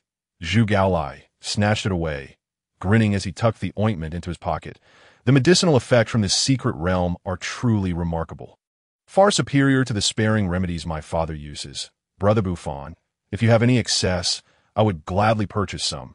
We can negotiate a fair price." Xun Bufan nodded. He had no qualms about selling some if he had extra. "Next time, for sure." Zhu Gaolai opened his mouth to speak further, but instead shifted his gaze to the center of the battle. However, an unexpected turn of events unfolded on Yang Lu's side. For reasons unknown, the demon either deliberately wiped away the remnants of blood or inadvertently brushed them off, disappearing from sight once more, leaving Yang Lu at a loss. "Little brother, try again to locate it." Yang Lu urged Xun Bufan, while vigilantly scanning the surroundings. Xun Bufan also noted the sudden shift in the situation. Upon witnessing the boss wipe away the bloodstains, his pupils constricted. He had not anticipated that this boss would possess intelligence and quickly discern the anomaly. "This is bad." Hearing Yang Lu's call, he no longer hesitated and turned his gaze toward Zhu Gaolai. Upon meeting Xun Bufan's fervent gaze, Zhu Gaolai instinctively tightened his posture and quickly retreated. "Brother Bufan, I have little blood left. You may take theirs instead. Their blood is not as potent as Brother Zhu's. Thank you for your efforts." Xun Bufan again retrieved a healing ointment from his inventory and pressed it into Zhu Gaolai's hand. Upon seeing the ointment, Zhu Gaolai, who had been resistant, halted, adopting a demeanor of noble sacrifice. "I end such dire straits. Who if not me? Brother Bufan, proceed boldly." Xun Bufan readied his arrows once more, soaking them in blood before resuming his barrage against the boss. The boss, now becoming more astute, evaded two of his arrows with remarkable agility. It was known that Xun Bufan had not held back this time. With his current skill level and external enhancements, evasion should have been nearly impossible. Yet the demon managed to dodge. Fortunately, the third arrow struck true, leaving its mark of blood as intended. Yang Lu's expression brightened, with the blood trail as a guide. He unleashed a fervent assault upon the boss. Xun Bufan, meanwhile, did not cease his shooting but slowed his pace, searching for the boss's vulnerabilities.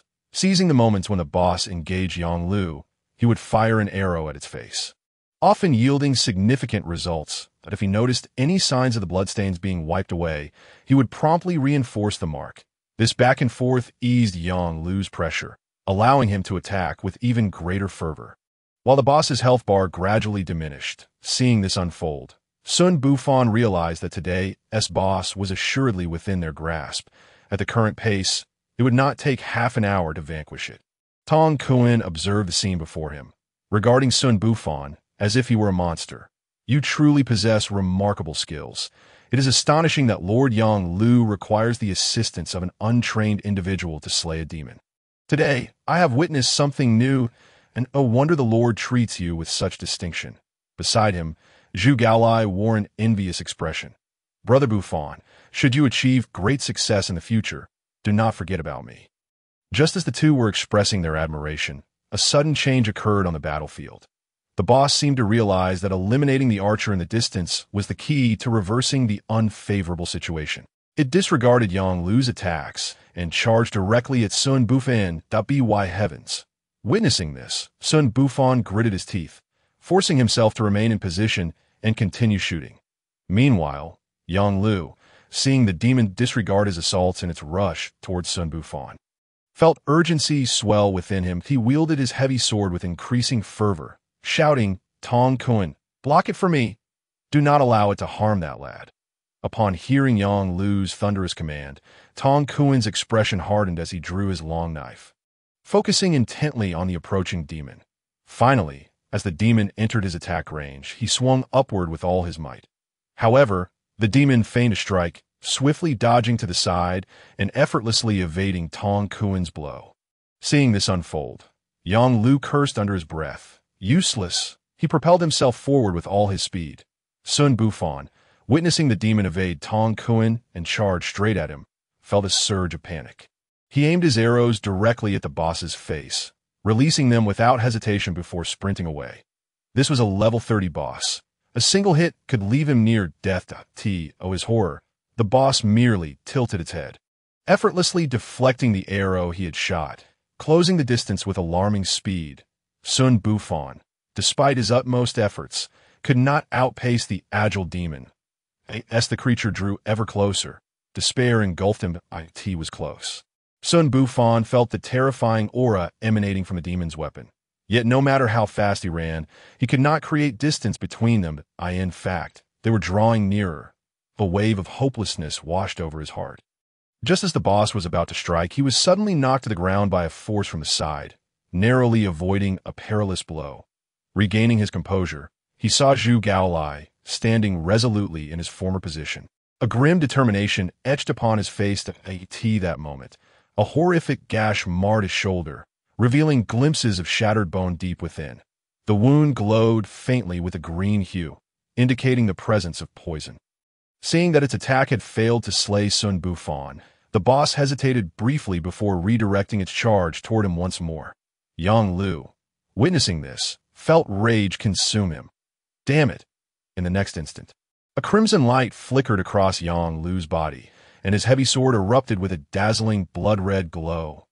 Tong Kuan, standing behind him, could not help but exclaim, "Wave-cresting technique."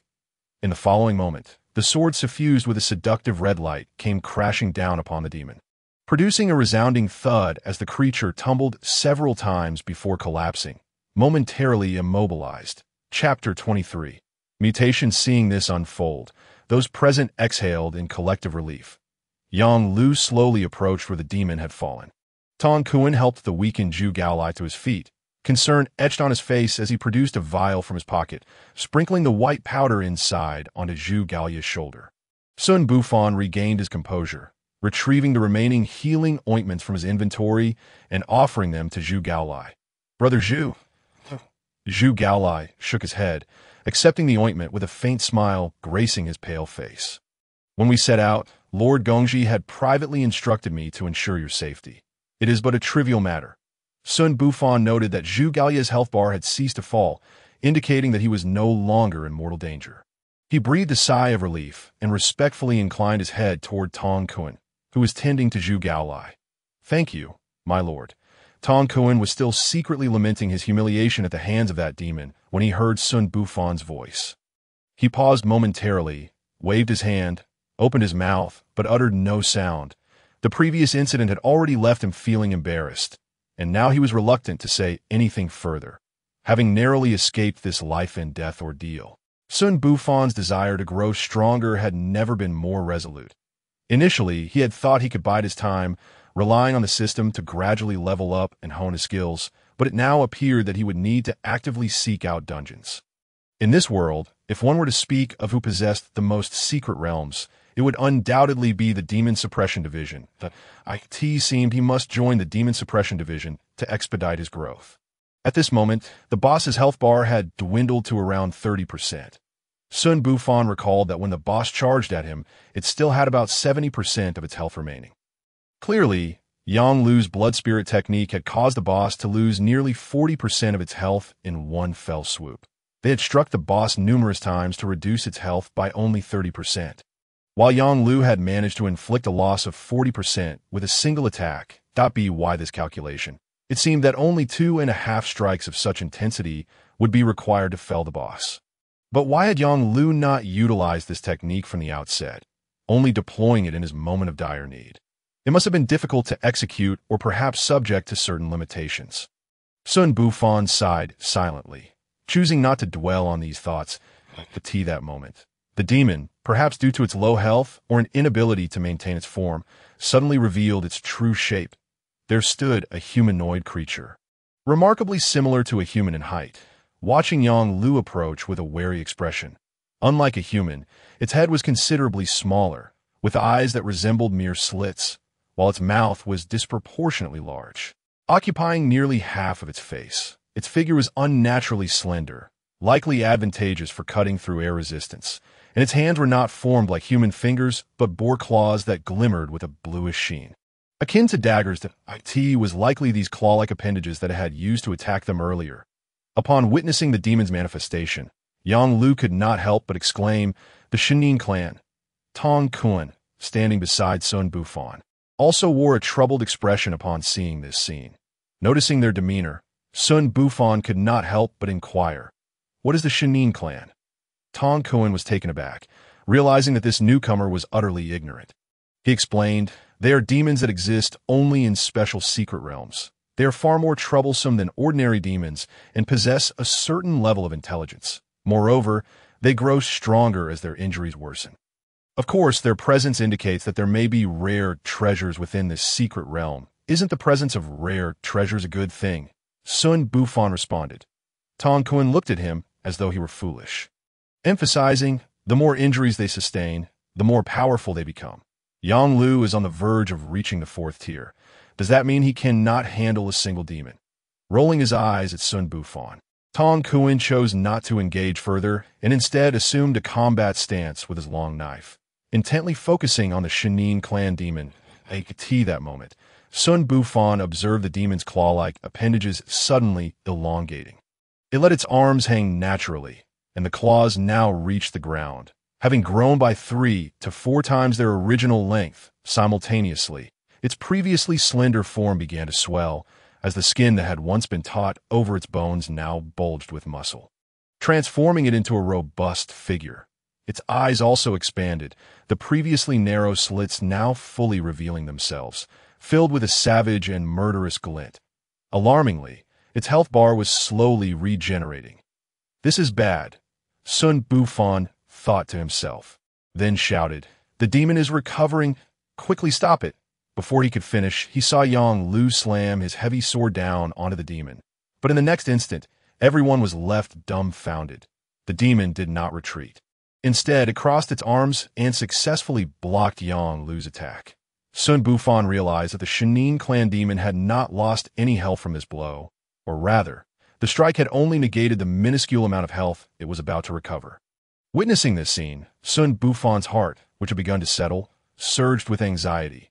"This is not good. Tong Kun, can you run fast?" Tong Kun was momentarily bewildered by the question, hastily asking, "What do you mean not good? Didn't you say that the demon could only defend against attacks?" Xun Bufan did not elaborate. Tong Kun only saw the surface and was oblivious to the fact that the demon's strength was now likely on par with Yang Lu's.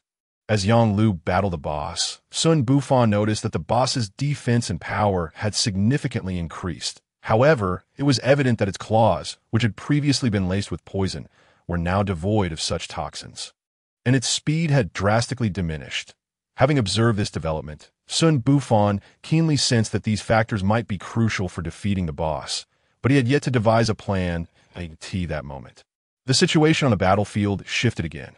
The boss, seemingly disregarding Yang Lu's heavy sword, abandoned its defense entirely and lunged at Yang Lu with reckless abandon. Yang Lu was clearly thrown off balance, sustaining several wounds and being forced to retreat step by step. The tide of battle had turned. It was no longer Yang Lu pressing the attack, but rather the boss overwhelming him. Seeing this unfold, the onlookers felt a sinking sensation in their hearts that "I'll go help him. You take care of Zhu Gaolai." Tong Kun, unable to bear the sight, declared as he charged forward with his long knife. Xun Bufan glanced at Zhu Gaolai, whose health had nearly fully recovered. Gritting his teeth, he muttered, "Take care of yourself." With that, he dashed away. Finding an optimal position for shooting, he drew the last 3 arrows from his quiver, knocked one, and aimed at the boss's eyes, silently calculating the intervals between its attacks. Chapter 24. The great explosion. Yang Lu was simultaneously fending off the demon's assaults while observing the surroundings. When he saw Tong Kun rushing toward him, clearly intending to assist, he thought, "This is bad." Just as he had feared, the demon, frustrated by its inability to subdue him, turned its attention to Tong Kun without a second thought. In the next moment, Tong Kun was struck down by the demon, clutching his previously wounded abdomen, momentarily incapacitated. Just as the demon was about to stab at his head, Yang Lu intervened with a sword, saving Tong Kun's life, who then fled despite the excruciating pain in his abdomen. The demon, recognizing who posed the greatest threat, immediately redirected its focus back to Yang Lu as it feigned an attack to evade Yang Lu's assault. It prepared to stab at his shoulder. However, an arrow suddenly shot in from the distance, interrupting its advance and forcing it to evade, sensing that failure to do so would result in catastrophic damage to its most vulnerable target, its eyes. In its desperate attempt to dodge, the arrow flew past it and vanished into the distance. From afar, Xun Bufan noted that the shot did not yield the desired result, yet he was undeterred. After all, the level gap was too vast for a single arrow to strike true. Nonetheless, this arrow had a significant impact, allowing Yang Lu to exploit the demon's moment of vulnerability to strike its back. Leaving a gash, a trickle of blue blood flowed from the wound, further enraging the demon. In the next instant, it charged at Yang Lu with even greater ferocity. This arrow had ignited a flicker of hope in Xun Bufan, for he could see that Yang Lu's strike had caused the demon to lose approximately 3% of its health. "Keep going," Xun Bufan urged as he knocked another arrow, aiming for the creature's eyes once more. Once again, the shot failed to achieve the desired effect, but Yang Lu seized the moment to inflict another wound on the demon's abdomen. This arrow, however, sent the boss into a frenzy. It disregarded Yang Lu's attacks, pivoting instead to pursue Xun Bufan. Realizing the gravity of the situation, Xun Bufan promptly lowered his bow and ran for his life. He had previously devised a strategy for helping Yang Lu eliminate this boss, having observed that its speed had significantly decreased. Now, it appeared that his theory was correct. After firing a few arrows, the demon had shifted its focus away from its immediate target to chase him instead. After running for a distance, the boss realized it could not catch the cursed archer, and with someone else persistently attacking it from behind, it halted and turned to retaliate against its assailant. Witnessing this, Xun Bufan seized the opportunity, having noted that in the brief exchange of pursuit and evasion, the boss had lost another 5% of its health. This might just work, Xun Bufan thought as he retrieved the arrows he had previously discarded. Without hesitation, he raised his bow and aimed directly at the boss's eyes, releasing an arrow. "Missed. Another shot. Missed. Keep firing. It's coming after me. I'm running. Not pursuing anymore. Fire. Fire. I'm shooting." At long last, after the passage of 2 incense sticks worth of time, the formidable boss found itself with but a mere 1% of its health remaining. It seemed to sense its impending fate, for it ceased its assault on Yang Lu, standing there with its head bowed, lost in contemplation. Seizing this opportunity, Xun Bufan released his final arrow. Remarkably, the boss did not flinch or evade. The arrow struck true, embedding itself deeply into its eye. The creature swayed, its form becoming ethereal, and whether this was a mirage born of exhaustion from its frantic flight or something else entirely. Xun Bufan was startled to witness the boss lift its head and smile at him in its final moments, a smile imbued with an enigmatic significance. He blinked, and that vision dissipated, prompting him to dismiss further thoughts. At that moment, a series of system notifications echoed in his ears. "You have slain boss Shadow Stab, earning double experience. 3,000 points. You have leveled up. You have leveled up." After a considerable time, the sounds of advancement finally ceased. Xun Bufan, not in a rush to access the system panel, noticed that where the boss had vanished, a shimmering silver treasure chest had quietly materialized. He glanced at the others, observing their lack of reaction, and without hesitation, he approached the chest stealthily. "Ding, would you like to pick it up?" "Yes." As he silently affirmed this in his mind, a proportionately smaller chest appeared in his inventory, bearing the inscription, "Treasure chest left by Shadow Stab. Would you like to open it?" "Open. You have obtained 3 skill stones. Using them can significantly enhance skill experience or surpass skill limits. You have acquired 5 superior healing ointments and 5 superior chi restoration powders. You have obtained the skill book, Invisibility. You have received 2 celestial meteorite stones, extraterrestrial meteorites from a mysterious realm. Usable for weapon crafting." Witnessing the cascade of notifications, Xun Bufan could hardly contain his excitement. That a skill book, Invisibility. Could it be that he too could become invisible like the boss? Furthermore, these stones could be utilized for weapon crafting? Excellent, excellent. He would store them for future use. First, he must learn the skill book. Acquiring a means of self-preservation was currently the most effective strategy. Would you like to use the skill book, Invisibility? Using it will cause the skill book to vanish. Yes. Without hesitation, Xun Bufan opted to use it. This invisibility skill, besides facilitating ambushes, could also serve as a life-saving measure, a truly divine skill for both combat and daily life. Congratulations, you have acquired the active skill, Invisibility. Invisibility LV.1, 0100 upon use. You can conceal your form for 1 minute. During invisibility, you may move, but significant running or attacking will negate the effect. Energy cost, 20, cooldown time, 10 minutes. Finally, he possessed a skill for self-preservation. Xun Bufan gazed at the skill notifications on his panel. There were also 2 types of potions, but he temporarily set them aside. Focusing instead on his own panel. Name. Xun Bufan level. LV.10, 1240-2100 health, 200 attributes. Strength, 34, agility, 11 intelligence, 11 distributable attribute points, 6 distributable skill experience, 200 skills. Nutritional supplement LV.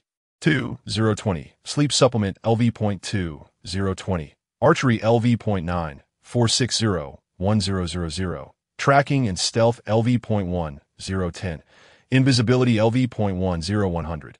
Having reached level 10, he surmised that his attributes were now comparable to those of first-tier spiritual cultivators. Moreover, he noted that after reaching level 10, each attribute point had increased by 2, and the distributable attribute points rose by 3, while skill experience had doubled. Without further ado, he resolved to continue exploring the dungeon, ensuring that every attribute point was utilized effectively. Thus, he allocated all points to strength. Chapter 25. Frantic Advancement. Xun Bufan allocated all his attribute points into strength. Consequently, his strength attribute surged to an impressive 40 points. A value still reflective of his level 10 status. Merely the beginning of the first tier. Should he level up several more times, the gains would be astounding. Xun Bufan discovered that adding skill experience to his archery skill did not yield an upgrade. So he decided to allocate 100 points to invisibility instead. Invisibility LV.2, 200 duration extended to 1 minute and 30 seconds. Energy cost, 20, cooldown time, 9 minutes and 30 seconds. The duration had increased, the cooldown shortened, while the energy cost remained unchanged. What would the effect be if he reached level 10? At this moment, Xun Bufan noticed a blue bar had appeared in his status panel, displaying energy value 110. Using invisibility would consume energy, which meant he could utilize it 5 times, ample for his needs. Furthermore, he still had chi restoration powders in his inventory to replenish his energy. Now, only the skill stones remained unutilized. According to their description, they could amplify skill experience or transcend skill limits. This notion of surpassing skill limits intrigued him, as it implied that a skill must reach a point of maximum potential before a limit could even exist. With this in mind, Xun Bufan silently extracted 1 stone and mentally affirmed, "Use." Instantly, the stone vanished, and a system notification chimed. You have gained 1,000 skill experience, with 100 skill experience still unspent from his level up. Xun Bufan directed it toward his archery skill. Upon completion, the skill panel displayed Archery LV.10. Max level. This skill has reached its maximum level and cannot be further enhanced. Upon maxing the archery skill, an inexplicable sensation enveloped Xun Bufan's heart, as if he had drawn a bow and loosed arrows countless times, becoming an intrinsic part of his existence. Each draw of the bow had become instinctual, and he sensed that both his shooting distance and power had escalated to a new echelon. With 2 skill stones remaining, he decided to experiment further. He focused his thoughts, and the skill stones disappeared from his inventory. The archery skill underwent a transformation. You have consumed 2 skill stones to enhance the archery skill. Archery, passive evolved from the archery skill, increases attack power and penetration when using bows and arrows. Charged shot consumes 5 energy points. After charging, the shot significantly increases attack power, inflicting additional damage. With no cooldown time, Xun Bufan beheld the system's notification. He was astonished to discover that he had successfully surpassed the limits of his archery skill, receiving an additional active skill. Moreover, this skill, despite consuming energy, boasted no cooldown time. Did this mean he could unleash a barrage of charged shots as long as his energy allowed? Yet he quickly realized that since this skill was called charged shot, there must be a charging period, akin to an invisible cooldown mechanism. though this revelation only heightened his excitement, just when he was lamenting the absence of an active skill for his bow and arrows. This marvel had arrived. Xun Bufan envisioned a scenario. If he were to face the shadow stab boss again, he could charge up his shots while remaining invisible, should the boss approach him. He could simply evade. If the boss chose not to flee, he could likely whittle it down to nothing all on his own. Glancing at the skill panel, he noted that 560 skill experience remained. Contemplating his skills, he fell into deep thought. Skills: Nutritional Supplement LV.2, 020. Sleep Supplement LV.2, 020. Archery, Max Level. Tracking and Stealth LV.1, 010. Invisibility LV.2, 0200. Charge Shot. Among these, Archery and Charge Shot no longer displayed levels and could not be upgraded. While Invisibility was currently sufficient, it appeared that Tracking and Stealth could further enhance his combat capabilities. He would max it out. After allocating points, it transformed into Tracking and Stealth LV.9, 110-1000. Xun Bufan felt as though he had been stalking prey through the mountains and forests for an eternity, able to discern the tracks and sizes of his quarry through keen observation and utilizing all surrounding elements to aid his concealment. Within this dungeon, he could analyze the traces of battle on the ground, deducing various pieces of information. He believed this skill, enhanced by the skill stones, could potentially reveal the intensity of combatants' efforts and who held the upper hand. The enhancements bestowed upon him by this boss were nothing short of terrifying. Xun Bufan felt a profound illusion that he could now single-handedly overpower 10 individuals of his previous level. "Master, those two from the Demon Gate have fled." At that moment, a voice jolted Xun Bufan from his reverie of triumph. He turned to see Tong Kun, his face a mask of frustration. "Let them go. What's done is done. Our people are stationed at the outer gates of the secret realm. They can't escape. Besides, if their actions don't interfere with us, we need not concern ourselves with them."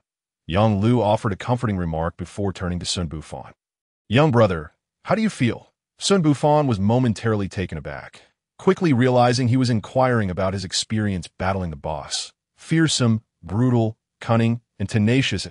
If not for encountering you today, I fear that Brother Zhu and I would have perished here." Xun Bufan pondered for a moment before answering earnestly. Yang Lu nodded, reflecting, "Indeed, such monsters exist worldwide, and they cannot be entirely eradicated. Moreover, some of their tactics increasingly resemble those of humans." With that, Yang Lu chuckled self-deprecatingly. "Why am I sharing this with you? Master, surely the court has no means to completely suppress them." Yang Lu shook his head, offering no response to the question posed. After a brief silence, his voice resonated once more. "You too lack cultivation. Why venture into such perilous realms?" Beside him, Zhu Gaolai interjected, "We seek a person. The only daughter of our Haifeng County Magistrate has gone missing in this secret realm, and we have been entrusted to find her." Upon hearing this, Yang Lu appeared pensive. "Do you plan to proceed further?" he inquired. This. Zhu Gaolai displayed a troubled expression. Having narrowly escaped death moments ago, he hesitated and turned his gaze towards Xun Bufan. "Certainly, we cannot abandon our mission without results, as we are tasked with this responsibility." Xun Bufan exhibited no signs of doubt. This instance was a fortuitous opportunity for him, having just vanquished a boss and reaped substantial rewards. He could scarcely imagine what further triumphs awaited him should he successfully clear the instance. Moreover, he was not one to renege on his word, having promised Gonyazun to fulfill this obligation. He was determined to see it through. Most importantly, with the formidable Yang Lu by his side, who had even expressed admiration for him, it would be utterly illogical not to cling to this opportunity for experience. Chapter 26. Progressing forward, the four took a brief respite before continuing their journey. As they advanced, Yang Lu, who led the group, suddenly halted, a look of confusion crossing his face. "Xun Bufan, how did you discern the position of that demon?" During their rest, Xun Bufan had briefly introduced himself, leaving Yang Lu astonished that a mere hunter would dare to explore such treacherous grounds. "Indeed, Brother Bufan, how did you manage that?" both Tong Kun and Zhu Gaolai asked. Their faces filled with curiosity. When the demon moves, the air currents around it undergo significant fluctuations. If you pay close attention, you might observe them as well, Xun Bufan elucidated. This statement was not entirely fabricated. After enhancing his tracking abilities, he had developed a heightened sensitivity to such phenomena. Should he break through his limits, he felt he could sense disturbances even without relying on the health bar. Albeit with some ambiguity, Yang Lu pondered this, eventually realizing that it was Xun Bufan's unique cultivation method that allowed him to vaguely perceive the movements of the demon, and, oh wonder, with such acuity. It seems nothing in the mountains can elude your gaze. Your courage is commendable. To have the demon charge at you, yet you manage to shoot an arrow in its direction to escape. Yang Lu remarked, his appreciation evident. My lord, why not directly recruit this young brother into the demon suppression office? Tong Kuan suggested. Yang Lu shook his head, stating, the demon suppression office has its protocols. To become a demon suppressor, one must undergo evaluations. As far as I know, there has never been a precedent for someone to achieve that status without passing the tests. Can I, Zhu Gaolai, having listened to their conversation, finally summoned the courage to inquire? Yang Lu and Tong Kuan turned their gazes toward him, and after a moment of consideration, Yang Lu slowly shook his head in response to Zhu Gaolai's hopeful expression. You're doing quite well in the military. Upon hearing this, Zhu Gaolai lowered his head, lamenting, in the military, there is no authority like yours. Wherever you go, you are greeted with deference, and during such special times, local officials must heed your commands. Yang Lu shook his head gently. You only see us in our moments of glory, unaware of the high mortality rates we face on each mission. Had it not been for Xun Bufan marking that demon today, I too would have been forced to retreat. You must remember, there is no power without reason in this world. When you enjoy privileges, you inevitably bear certain responsibilities. Xun Bufan contemplated this.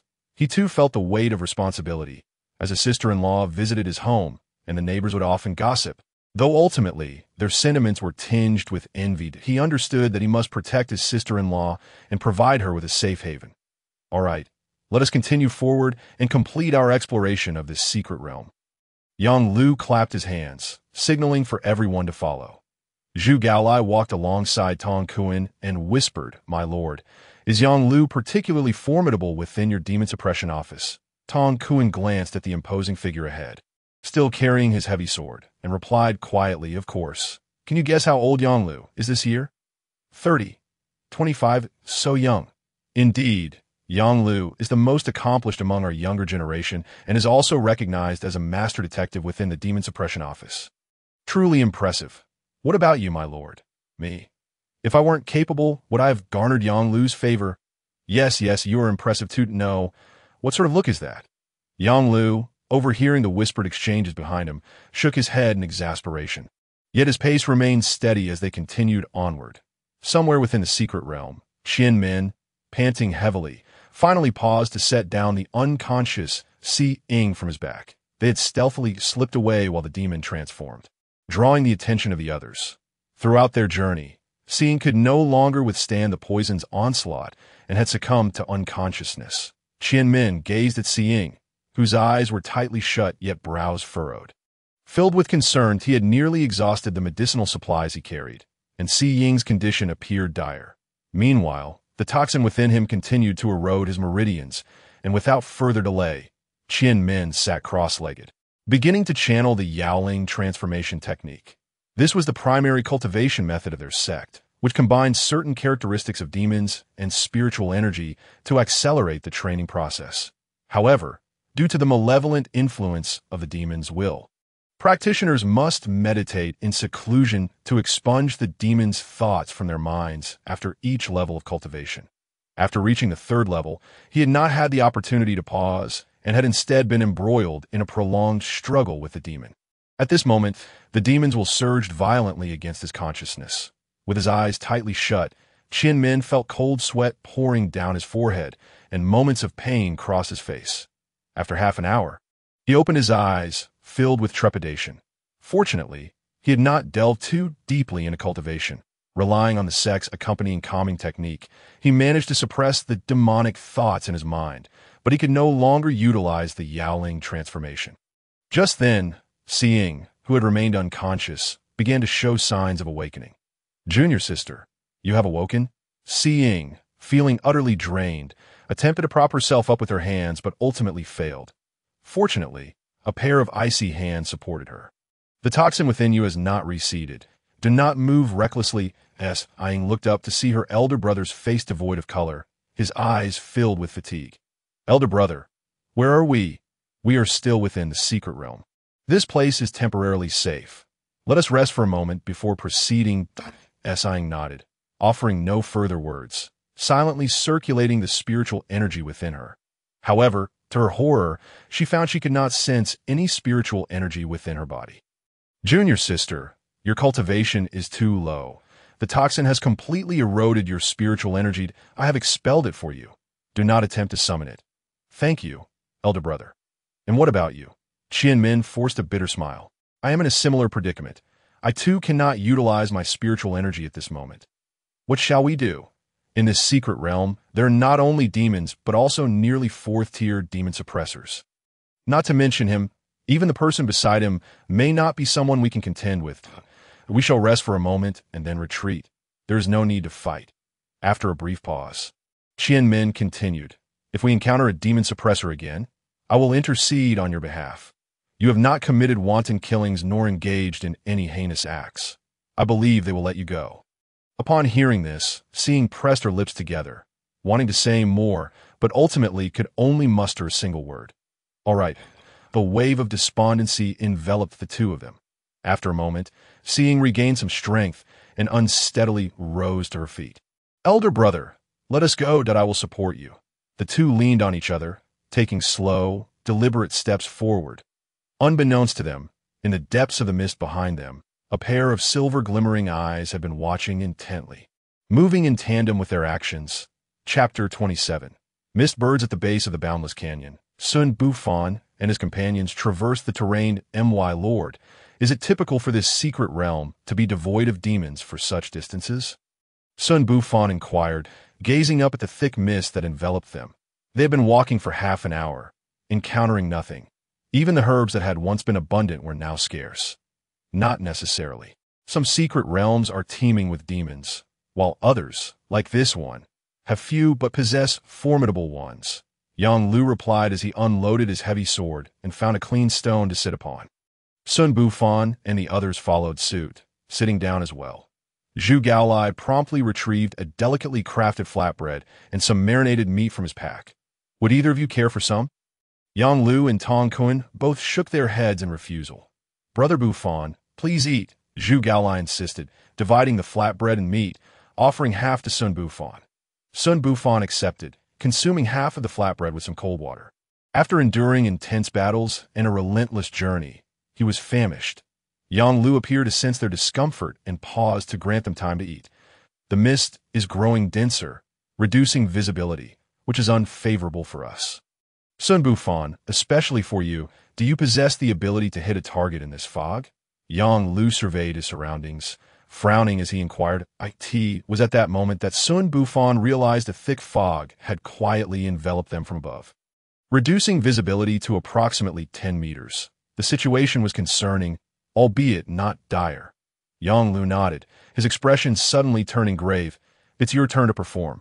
Upon hearing Yang Lu's words, Xun Bufan was momentarily taken aback, but quickly regained his wits.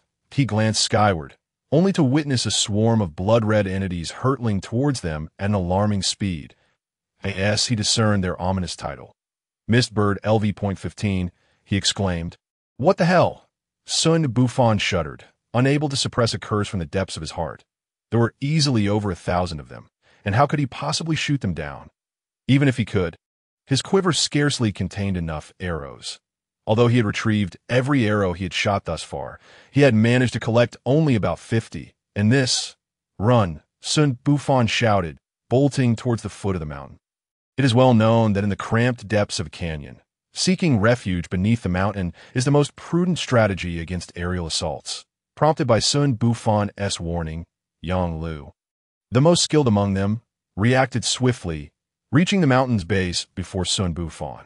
The slowest of the group was Zhu Gaolai, hindered by the massive shield he carried. Just as Zhu Gaolai reached the mountain's base, the aerial attack commenced with ferocity. The creatures, about a yard in size, were shrouded in mist, their heads glowing with a green luminescence and sporting elongated, pointed beaks that gleamed like metal.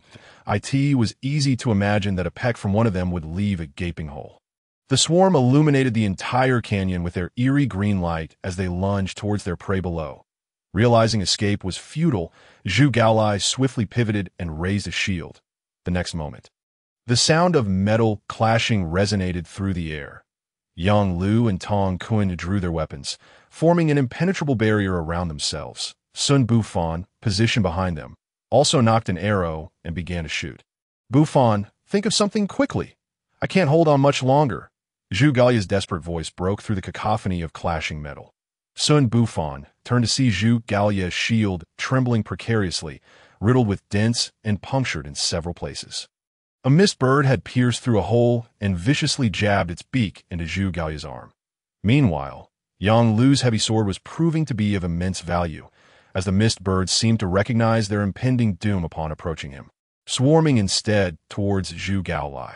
Hearing Zhu Gaolia's cry for help, Yang Lu noticed his sword emanating a brilliant red glow.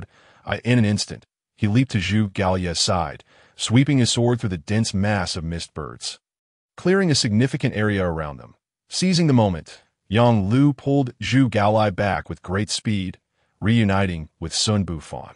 With Zhu Gaolai temporarily freed from danger, Xun Bufan decisively lowered his bow. His previous shots had proven ineffective, as the injured mist birds merely retreated to the safety of the flock.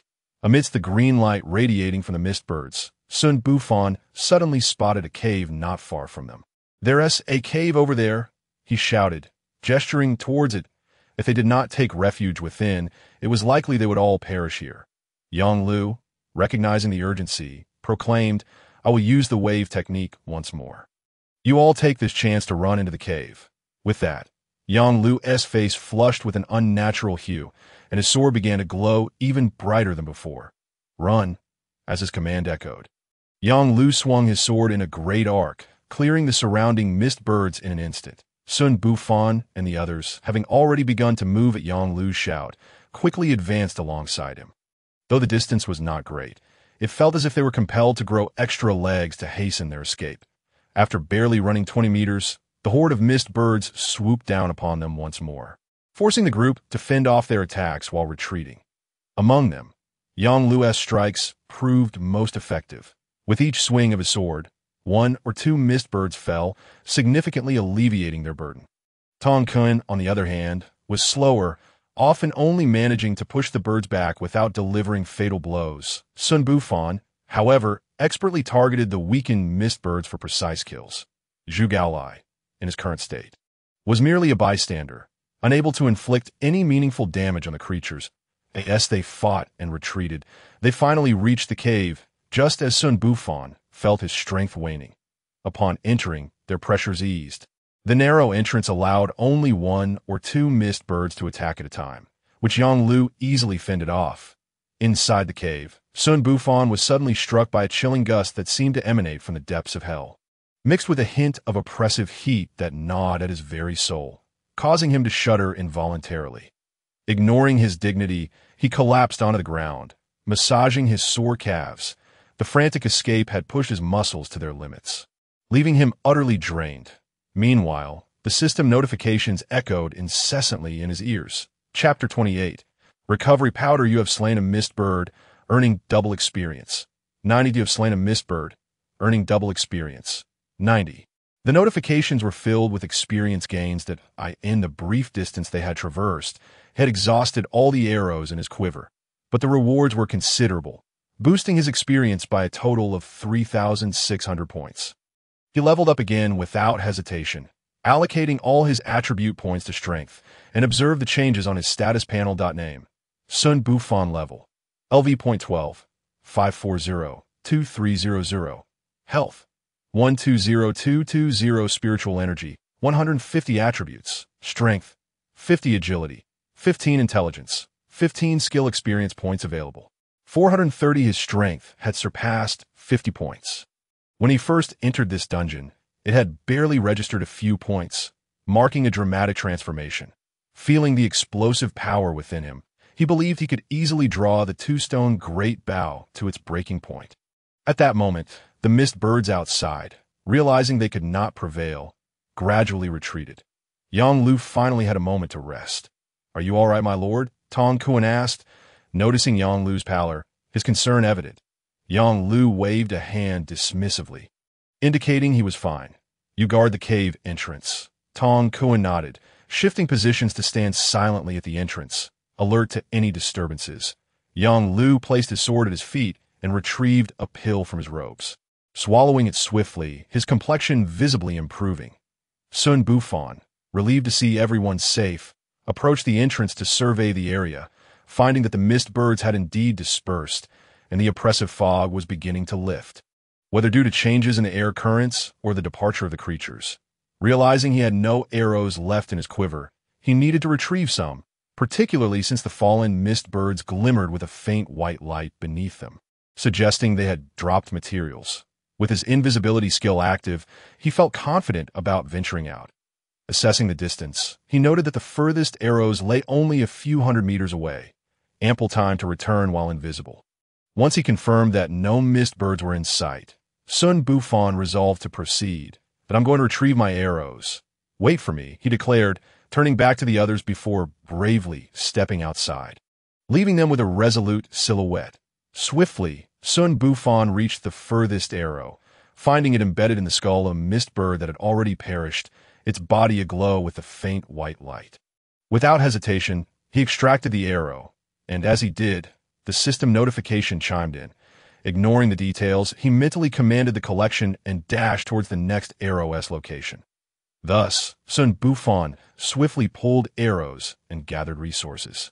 And during this time, whether due to fear of Yang Lu's prowess or a lack of interest in hunting a solitary target, not a single mist bird dared to attack him. In no time at all, he had retrieved all the arrows and materials, and promptly raced back to the cave. It was only upon entering that he finally allowed himself to relax. "Kid, you've got guts." Yang Lu, appearing completely unscathed, clapped Xun Bufan on the shoulder in admiration. "The mist birds were likely intimidated by your prowess, allowing me to retrieve the arrows so effortlessly," Xun Bufan remarked, subtly praising Yang Lu. Hearing this, Yang Lu laughed heartily, saying nothing further. At last, Xun Bufan had the opportunity to examine his inventory. Opening the system bag, he was pleased to find over 20 bottles of intermediate healing ointment, more than 10 bottles of intermediate recovery powder, and an additional item. Mist spray. When used, it releases a dense fog that obscures vision for a short time, indiscriminately affecting friend and foe alike. Item. As he gazed at the instructions inscribed above, Xun Bufan was enveloped by a peculiar illusion. It seemed as though everything he had acquired since entering this dungeon had materialized solely for the purpose of conquering it. The healing ointment for his wounds, alongside the skill scrolls, appeared to hold a significant purpose. He harbored an unsettling premonition that, should they continue deeper, they would inevitably encounter an insurmountable foe, at which point these items and his abilities might prove to be the key to their survival. However, this was not the moment for such contemplations. He retrieved several vials of healing ointment and chi restoration powder, presenting them to his companions. "These were discovered while I was gathering arrows. Let us share them." Zhu Gaolai had already made use of the healing ointment and was not surprised by Xun Bufan's display. Conversely, Yang Lu and Tong Kuan regarded him with astonishment. "What? Is there something on my face?" Xun Bufan queried, skeptically touching his cheeks, only to find nothing amiss. "Are you generous or merely ignorant?" Tong Kuan remarked with a teasing tone. "Tong Kuan, cease your jesting. He likely does not comprehend. Perhaps you should enlighten him." Yang Lu interjected, his demeanor turning serious. "You are fortunate to be in our company today. The healing ointment is somewhat commonplace, available for purchase, but the chi restoration powder is a rare commodity. Do you grasp what we, as spiritual cultivators, fear the most?" Xun Bufan was momentarily taken aback by his serious expression, puzzled by the apparent value they placed on items he assumed were easily obtainable. Tong Kuan continued, "We dread the depletion of our inner spiritual energy. The essence of spiritual cultivation resides in this energy, and whether for swift movement or the utilization of martial techniques, it serves as the foundation. While cultivators can absorb the ambient spiritual energy through their techniques, the process is far too sluggish during combat, necessitating alternative means of replenishment. The chi restoration powder produced in this secret realm is considered the optimal choice. At least, that is the prevailing consensus within the spiritual cultivation community. Xun Bufan understood. He realized that the primary means of replenishing spiritual energy in this world was through the consumption of medicinal substances, rendering this powder exceptionally valuable. Yet he had just discovered an abundance of it earlier. Surely it was not exceedingly rare. Yang Lu addressed Xun Bufan's unspoken question. I cannot determine whether you're simply fortunate or not, but typically, we only acquire a few vials of chi restoration powder during an expedition into a secret realm. We do find more healing ointment, but those few vials can be completely consumed in a single battle. Do you understand now? It dawned on Xun Bufan that he had acted rashly. He had assumed that the secret realm produced these items in abundance. So he had collected nearly 10 vials, unaware that they would only gather a few per expedition. He understood the principle of not flaunting one's wealth. Moreover, he still possessed 5 vials of superior chi restoration powder in his pack, which he now deemed should remain concealed. Was the substance consumed by the esteemed one just now chi restoration powder? Xun Bufan inquired, noticing that Yang Lu's complexion had regained its vitality after consuming something prior to the retreat of the mist bird. Yang Lu shook his head. That was a specially formulated restorative potion tailored to my techniques. You will learn of it upon your induction into the Demon Suppression Division. Xun Bufan nodded thoughtfully. Choosing not to press further, the group wasted no time. In a secret realm, every moment of preparation counted, and they proceeded to divide the potion Xun Bufan had presented. That moment, Zhu Gaoye's excited voice rang out. Everyone, come quickly! There is a movable door here. Chapter 29. The stone door. Zhu Gaoye's exclamation drew the attention of the trio. Xun Bufan looked over to see Zhu Gaolai standing at the innermost part of the cave. Before him lay a faintly discernible crevice. Approaching, he confirmed that it was indeed a stone door, albeit aged and covered in dust. Without a careful examination, one could easily miss its presence. Zhu Gaolai then swept away the dust, revealing a stone door adorned with intricate carvings, though the details were obscured by the grime. Yang Lu's brow furrowed at this sight, and he subtly gestured to Tong Kun, signaling him to step back along with Xun Bufan. With indication, Tong Kun advanced, and as a surge of azure light enveloped him, he struck the stone door with his palm. In that instant, a narrow gap opened, from which a chilling breeze emerged, carrying a faint scent of decay. The group exchanged glances, and eventually, Yang Lu spoke. This appears to be a concealed location within the secret realm. We are unaware of the risks that lie ahead, so you must deliberate on whether to enter. With that, he fixed his gaze on Xun Bufan and Zhu Gaolai, the implication being clear. He could not predict the outcome of their venture. Leaving them to ponder their fates, Xun Bufan did not rush to make a decision. His strength was only slightly superior to Zhu Gaoye's, placing him near the bottom tier among spiritual cultivators. Thus he must tread cautiously. He noticed that the carvings, previously obscured by dust, were now mostly revealed, and he stepped forward to scrutinize the images on the door. He discerned figures of avian creatures, their likeness reminiscent of the mist birds they had encountered earlier. Among these birds was a colossal mist bird, its size several times greater than the surrounding ones, while humanoid figures appeared to be on guard, as if warding off an unseen threat. As he extended his gaze downward, he found more details hidden beneath the dust, prompting him to extract an arrow to meticulously clear the remaining obscured portions. Once finished, he realized the door depicted a scene of battle. Beneath the previous imagery, immense unknown beasts were illustrated, followed by a swarm of smaller creatures.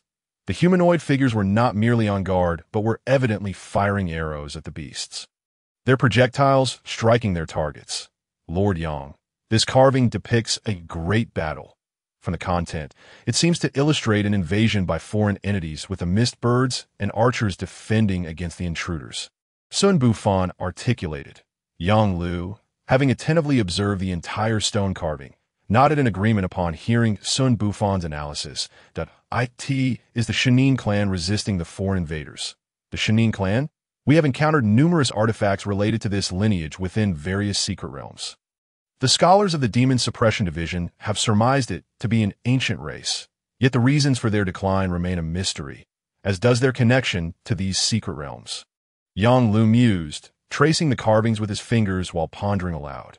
After a moment, he withdrew his hand that I suspect the contents depicted here are pertinent to the door's significance, and while I cannot ascertain whether the giant mist bird still exists, given our encounters with so many outside, it is plausible that it survives. You wish to proceed? Upon hearing this, Xun Bufan and Zhu Gaolai exchanged glances, and Xun Bufan discerned a flicker of hesitation in Zhu Gaolia's eyes. Brother Zhu, wait for me here. I shall venture inside to investigate. If Gongji Jin is indeed trapped within, it would be prudent for me to ascertain the truth, would it not? Zhu Gaolai opened his mouth to respond but hesitated, ultimately saying, Brother Bufan, I will accompany you. Xun Bufan waved his hand, signaling him to refrain from further protest.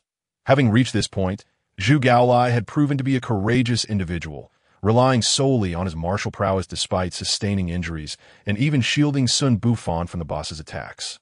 Xun Bufan resolved not to allow him to risk further danger. The perils within this door were unknown, and he felt more assured entering alone, armed with his invisibility skill and smoke grenades. Should danger arise, he could escape. Zhu Gaolai, as a tank, would be at a disadvantage should they encounter something insurmountable. In that moment, Yang Lu addressed Tong Kun, like Zhu Gaolai, you shall remain outside and await our return. Upon hearing this, Tong Kun grew anxious.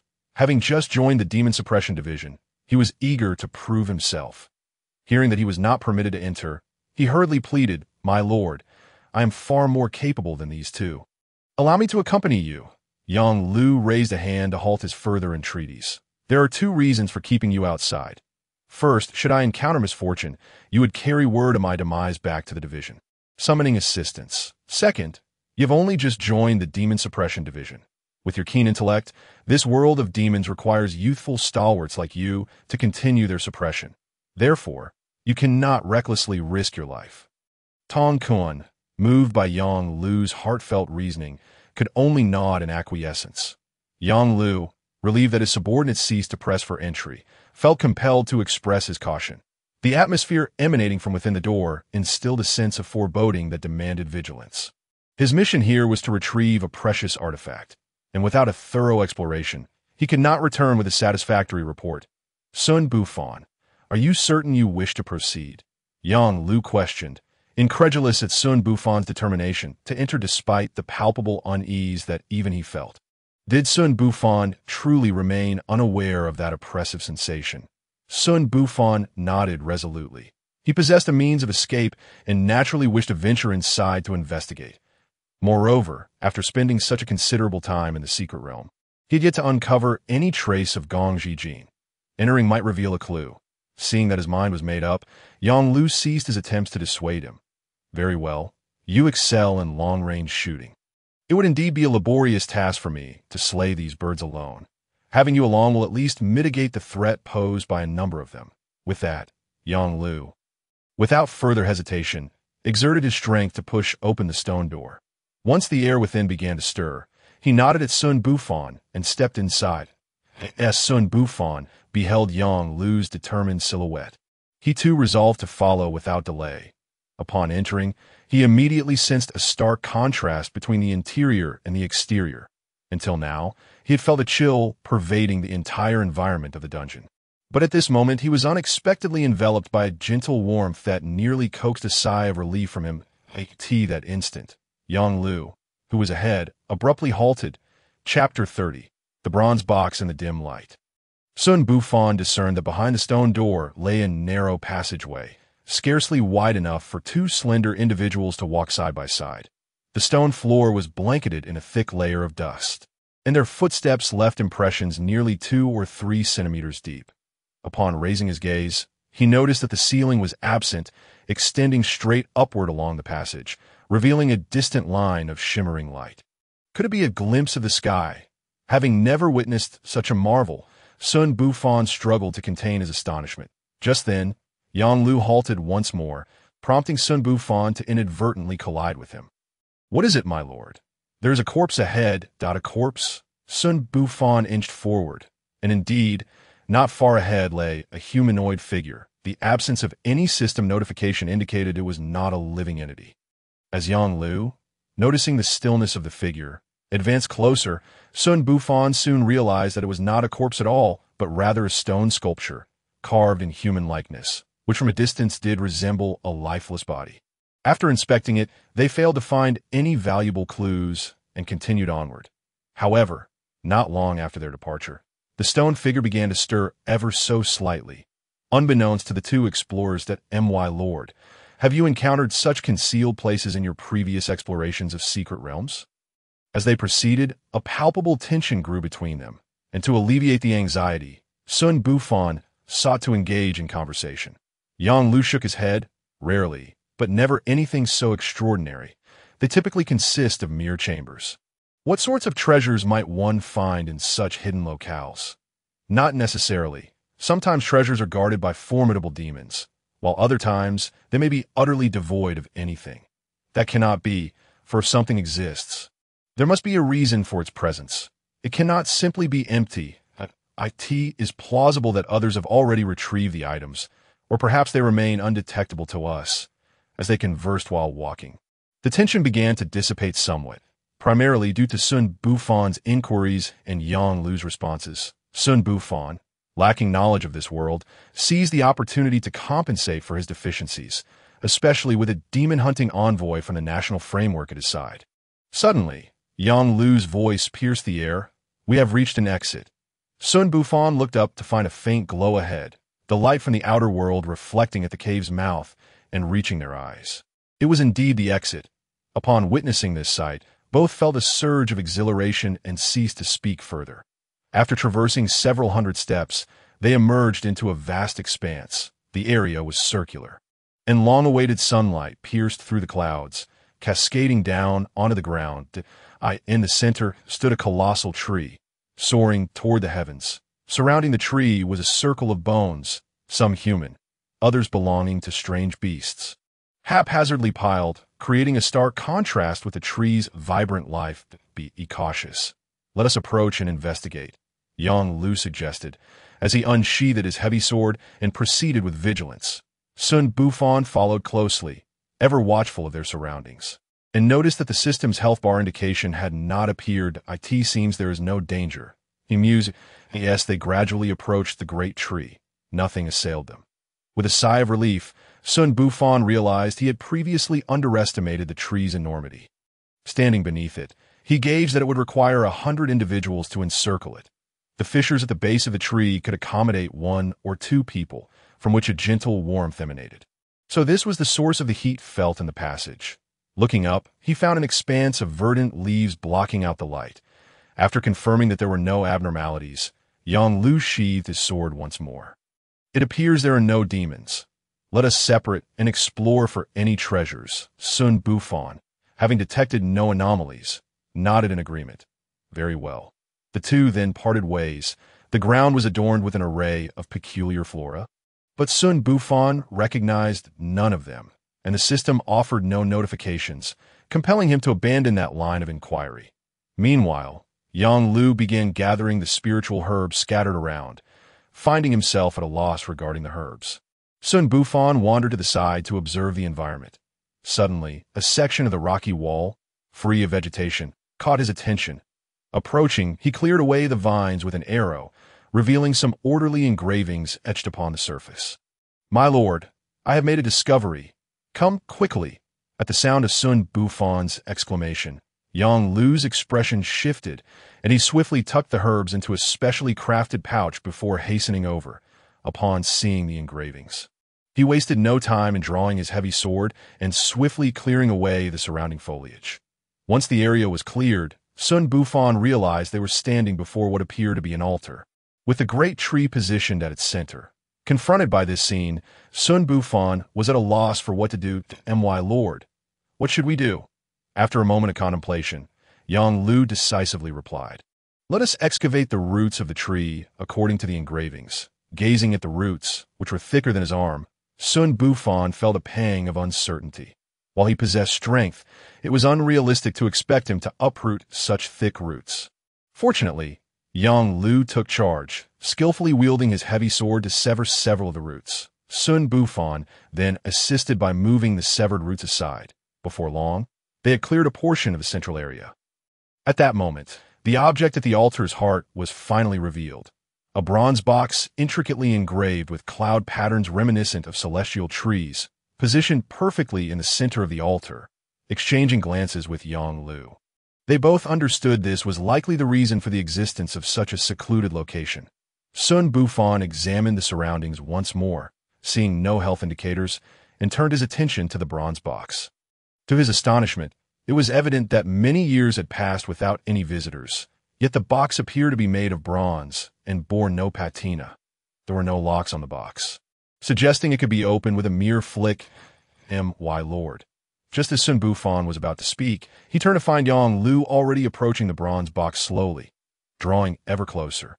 Yang Lu's hand came to rest atop the box. He hesitated momentarily, but nothing unusual transpired. In the next instant, he exerted a forceful tug.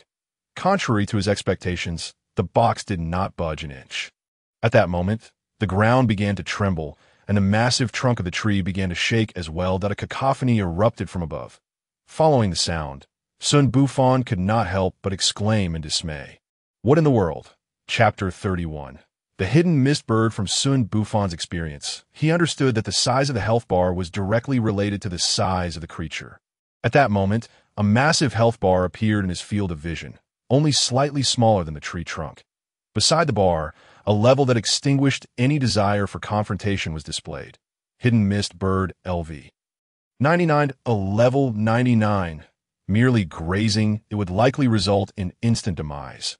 Then, from the lush foliage, a colossal beak emerged, and above it, a pair of golden eyes glared coldly at him. All of this was triggered by Yang Lu's earlier attempt to open the bronze box.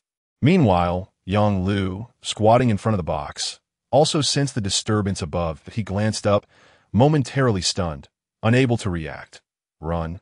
Yang Lu shouted, shoving the equally stunned Xun Bufan as they both sprinted back toward the cave from whence they came. How could such absurd demons exist in this dungeon? As Xun Bufan ran, he pondered, doubting his own perception. He glanced back, and that fleeting moment nearly sent his soul fleeing in terror. The hidden mist bird had silently closed the distance between them, and Xun Bufan could feel its sharp beak poised to strike at any moment. Is it truly possible for such a massive creature to move without a sound? Xun Bufan's mind was in a frenzy of complaints, his feet moving incessantly, yet how could his speed possibly compare to Yang Lu's? Before long, he found himself lagging behind by several body lengths. As he watched the distance between them grow ever wider. The icy breath of death that wafted from behind sent shivers down his spine, and no matter what, he would rather expose himself than perish in this place. With a steely resolve, Xun Bufan activated his invisibility skill. In the next moment, he rolled to the side, vanishing from sight. The once pursuing mist bird, now deprived of its target, displayed a flicker of human-like mockery in its eyes, but soon its gaze hardened, and its massive beak lunged towards the fleeing Yang Lu. Having temporarily evaded disaster, Xun Bufan gasped for breath, only then realizing that the mist bird had not taken flight. It merely extended its neck, using its beak to pursue them. It made sense, considering its size. It likely could not maneuver well within this confined space. He suspected that it was the very ancestral mist bird depicted on the stone door. At a staggering level of 99 to BY strength classification, it was undoubtedly a top-tier demon of the 9th rank. What astonished him most was that, after all these years and the great war that had transpired, this colossal bird still lived. Its emergence seemed to coincide with Yang Lu's attempt to open the bronze chest. Xun Bufan speculated that its purpose here was to guard that chest. Could it be that something of great importance lay within? Contemplating this, Xun Bufan suddenly turned his gaze towards the bronze chest, pondering whether he might utilize his invisibility to stealthily take it away. Just moments ago, it had been pursuing him, yet after activating his invisibility, it had given up entirely. Did this mean it could not detect invisible targets? The more he considered this possibility, the more plausible it seemed. Stealthily, he began to edge closer to the bronze chest while glancing back at Yang Lu. To his dismay, he saw the enormous beak drawing perilously close to the back of Yang Lu's head. At that moment, Yang Lu seemed to realize he could not escape. He abruptly turned to face the giant beak while maintaining his forward momentum. In the next instant, a brilliant red light erupted from him, and he slammed his heavy sword against the beak with tremendous force. A resounding crash echoed through the in the blink of an eye. Yang Lu was thrown backward by the impact, landing motionless at the entrance of the passage, his fate uncertain. Witnessing this, Xun Bufan's scalp prickled with dread. Had the once mighty warrior been felled by a single blow? He focused intently on Yang Lu's health bar, which was nearly depleted, with only the faintest sliver remaining. Seizing the opportunity while his skill still lingered, Xun Bufan quickened his pace. He understood that once the invisibility effect faded, death would be inevitable. He had to seize the moment to retrieve the bronze chest and then retreat into the passage. Given the mist bird's size, it would likely be unable to pursue them inside. Drawing ever closer, he glanced back at the mist bird, noticing it was fixated, its large eyes unblinking as it stared at the fallen Yang Lu, seemingly oblivious to his movements. The perfect opportunity. With bated breath, Xun Bufan approached the bronze chest, his heart racing at the thought of stealing from a level 99 guardian in its own domain. Finally, he reached the chest. If he crouched down to touch it, he would discover whether he could claim it for his system inventory. Yet the fear lingered that the ancestral mist bird would detect him the moment he made contact, discovering a small insect attempting to pilfer its treasure. Why now? Nearly a minute had passed, meaning his invisibility skill still had about 30 seconds left. Forget it, a wise man once said. When in Rome, do as the Romans do. Xun Bufan gritted his teeth and placed his hand upon the bronze chest. Instantly, a prompt appeared before him. Discovered the hidden treasure chest. Would you like to pick it up? It can be stored in your inventory without hesitation. He accepted the prompt, and the chest vanished from sight. That very moment, a sharp cry pierced the air from behind him, reverberating in his ears and causing his head to throb. Accompanying it was an overwhelming sense of pressure. Oh no, I've been discovered, he thought, as the mist bird whirled around, its gaze burning with fury upon realizing the chest had disappeared, and it advanced toward him with menacing intent. Xun Bufan had no time to glance at the system prompt. He swiftly turned and sprinted toward the mountainside. That run directly into the passage would only bring him face to face with that massive beak. Just then, whether due to the disappearance of the chest or the commotion caused by the mist bird, the ground began to tremble, and the giant tree at the center started to lean, gradually revealing a deep abyss beneath it. From that endless chasm emerged various strange beasts, eagerly surveying their surroundings. Xun Bufan did not take note of these creatures. He forced himself to steady his form and dashed toward the passage. For reasons unbeknownst to him, the oppressive feeling behind him suddenly dissipated, yet he did not dare look back, focusing instead on his forward escape. With only a few seconds left on his invisibility effect, he could not afford to hesitate. Last, in his frenzied flight, he spotted Yang Lu lying on the ground, eyes tightly shut and a pained expression etched across his face. Just then his invisibility vanished. But he did not slow down. As he passed by Yang Lu, he bent down to hoist him onto his shoulder and sprinted deeper into the passage. Before leaving, he cast a final glance back. Witnessing the giant tree inexplicably withering and the ancestral mist bird, which had nearly slain Yang Lu, disappearing without a trace, in the clearing, all he could see were the various strange beasts, their health bars stacked high above them, making it impossible to discern their numbers at a glance. They, too, had noticed Xun Bufan and Yang Lu, their eyes reflecting a ravenous hunger. Chapter 32.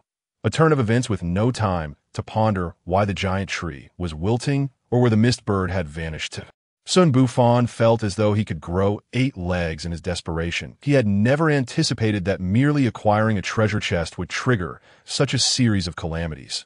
Fortunately, the strange beasts were still a fair distance away, and his strength was sufficient to carry an adult without hindering his speed. However, behind him, the sound of relentless footfalls grew louder. It was undoubtedly the strange beasts in pursuit. The mere thought of the countless health bars he had seen earlier filled him with dread, compelling him to press on with reckless abandon. That he realized that the markings he had previously observed were not altars but seals, forming a sealing array in conjunction with the bronze chest, meant to contain the beasts lurking beneath the giant tree.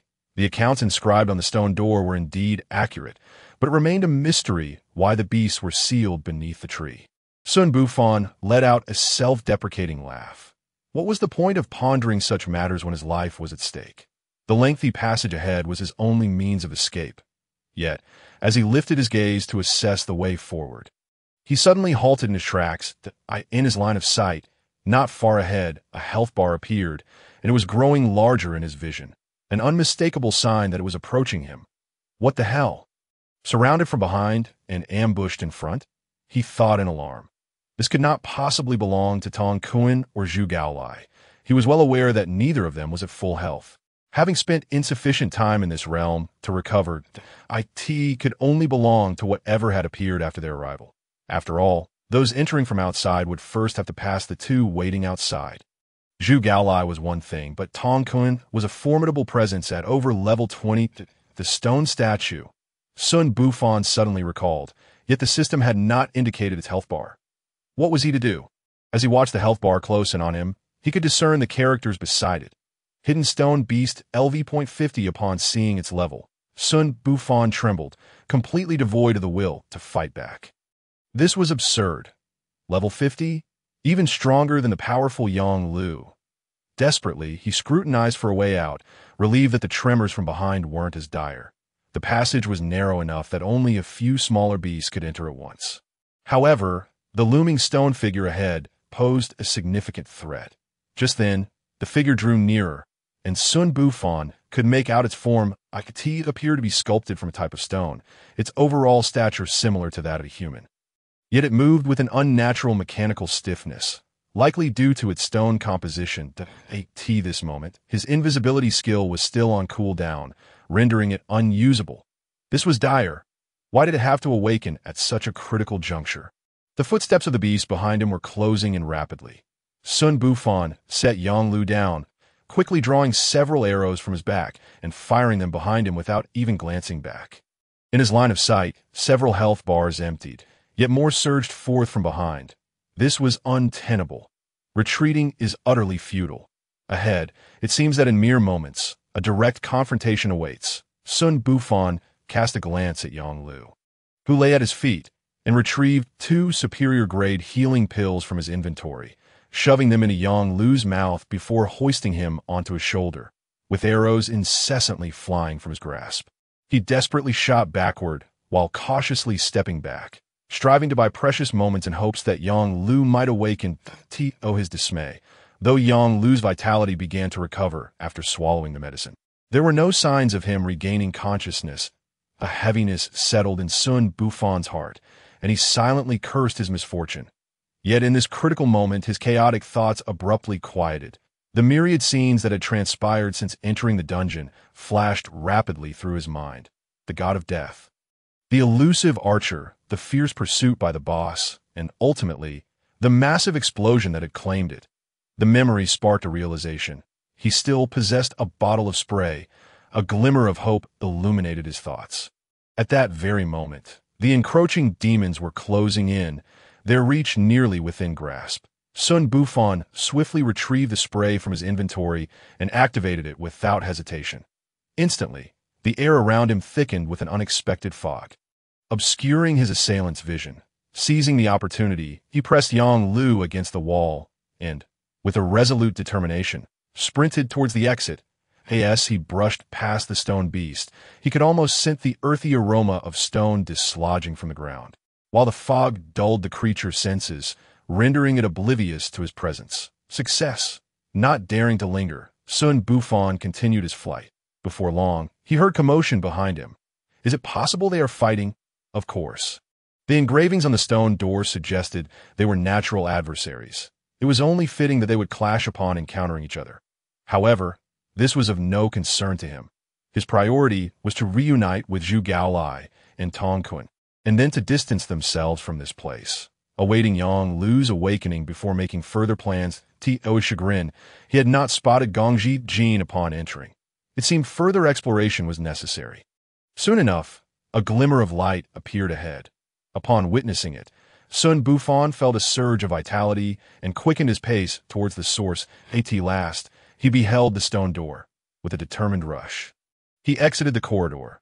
The two waiting outside had already heard the commotion and were deliberating on whether to enter when they suddenly saw a figure burst forth. Bufan. What happened? Zhu Gaolai exclaimed. Noticing the unconscious Yang Lu slung over Xun Bufan's back, Tong Kuan hurried forward, preparing to assist with Yang Lu. Never mind us. Quickly, seal the door, Xun Bufan urged, turning to shut the stone door behind him. What transpired? Tong Kuan inquired. Confusion etched upon his face. Is the Lord unwell? Xun Bufan shook his head, speaking rapidly.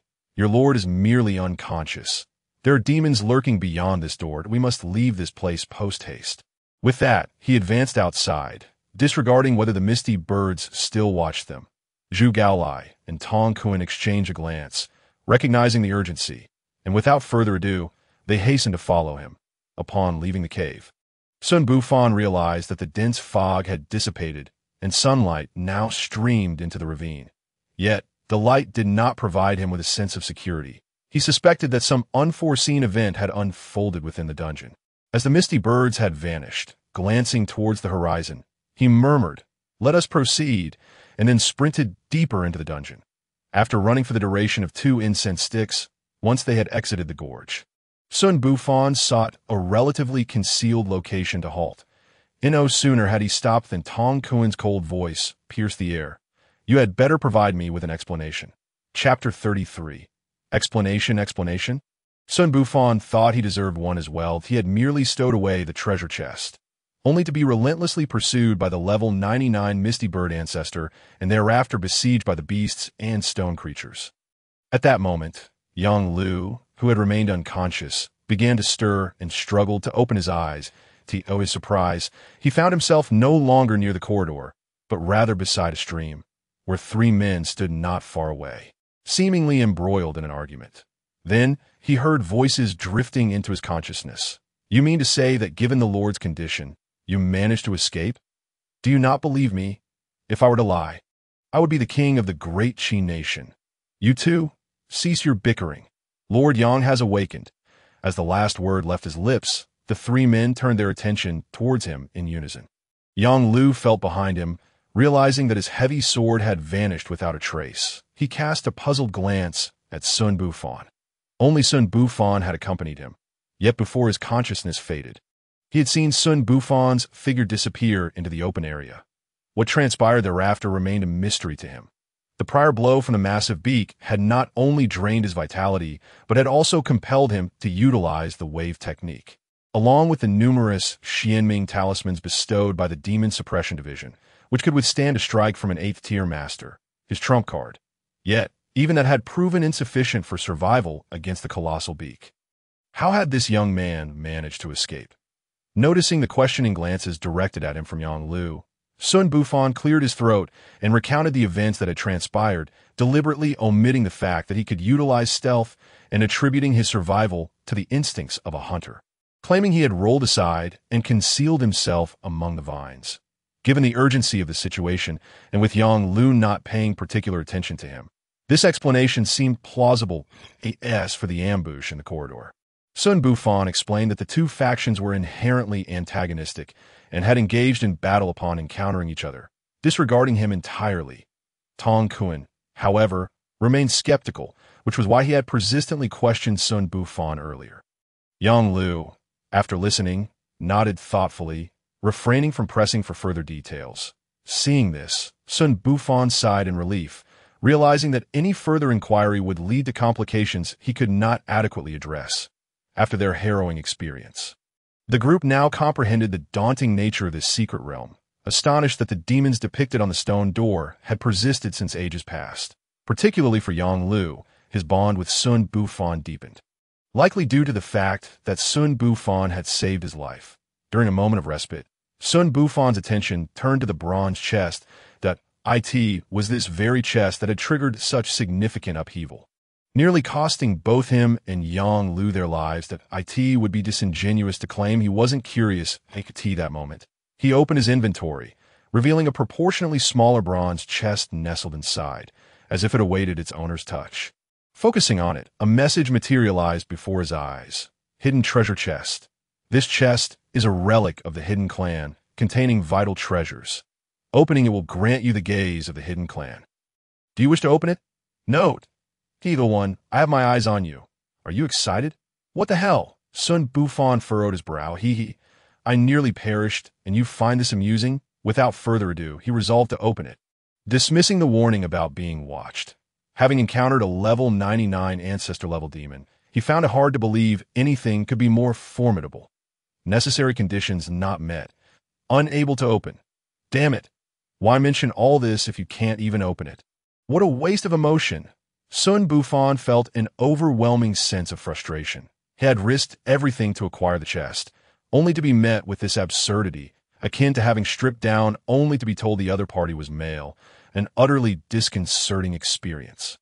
At that moment, he also recognized a phenomenon, or perhaps a mechanism.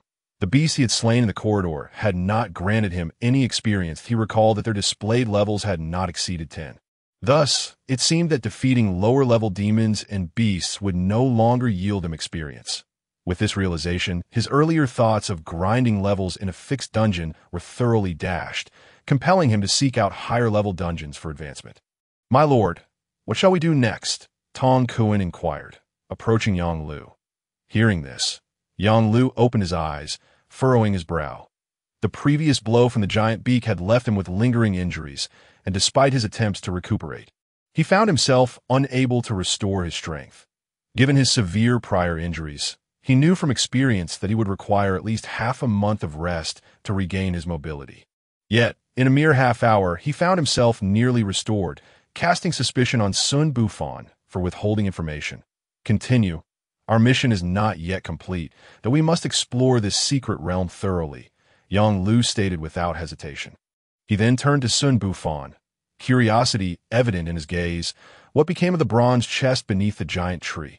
Xun Bufan was taken aback by the sudden inquiry, unsure why Yang Lu would ask such a question.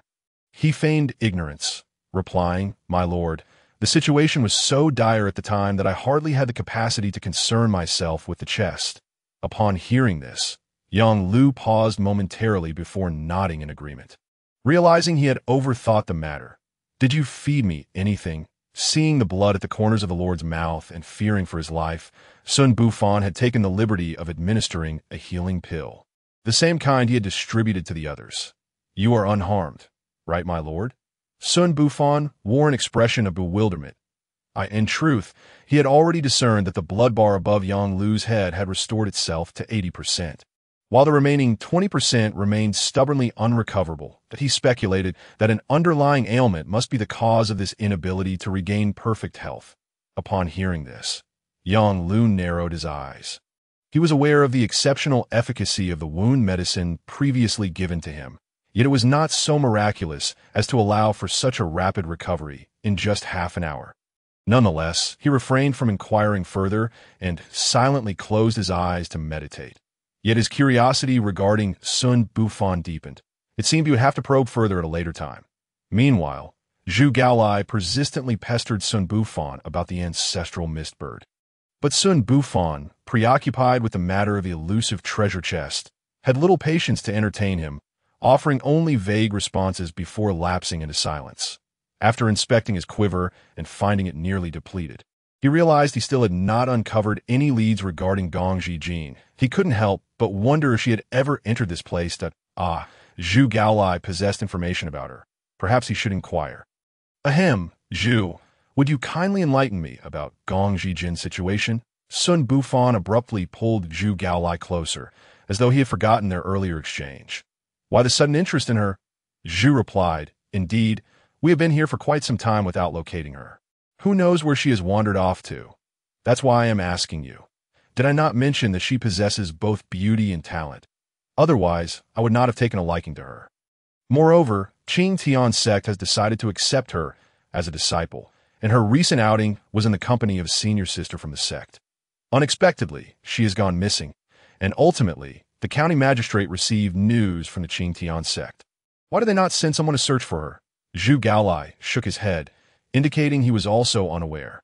What is Qing Tian sect? Chapter 34. Qing Tian sect. Zhu Gaolai looked at him with disdain. "You truly do not know about Qing Tian sect?" This question left Xun Bufan momentarily stunned.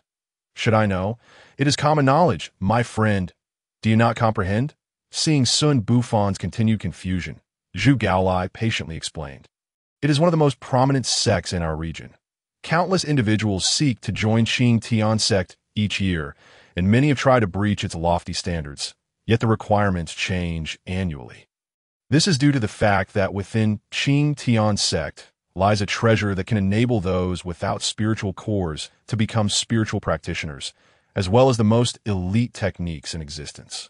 Moreover, I have heard from my father that the current national ruler hails from Qing Tian sect. Is it truly that formidable? Xun Bufan inquired, astonished. Of course, it is impressive. Regardless, I'm not qualified to enter.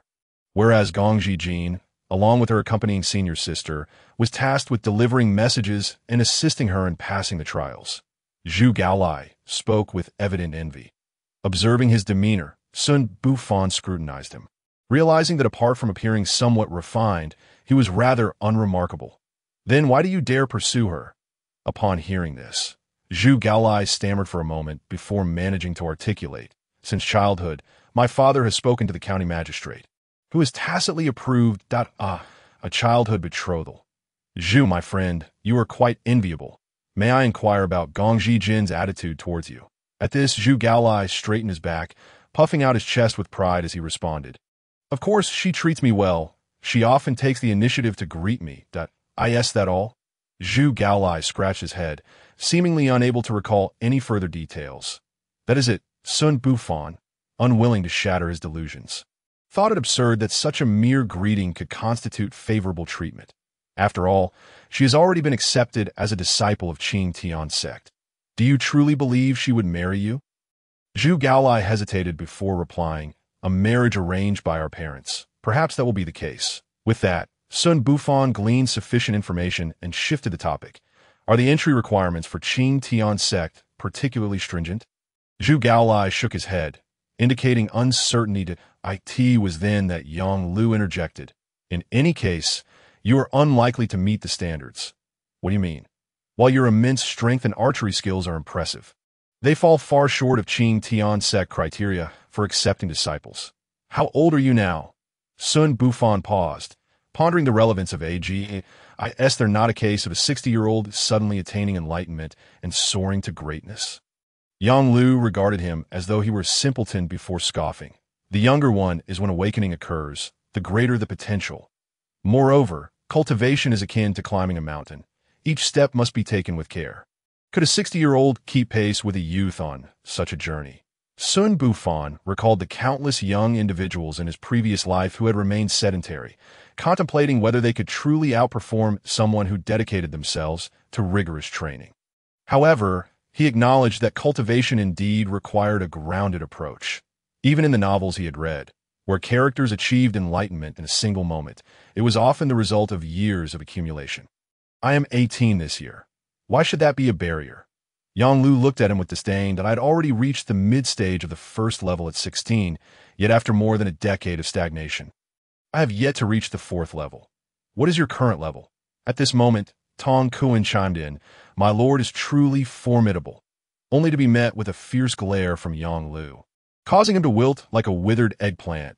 I do not know. I have not tested whether I possess a spiritual core.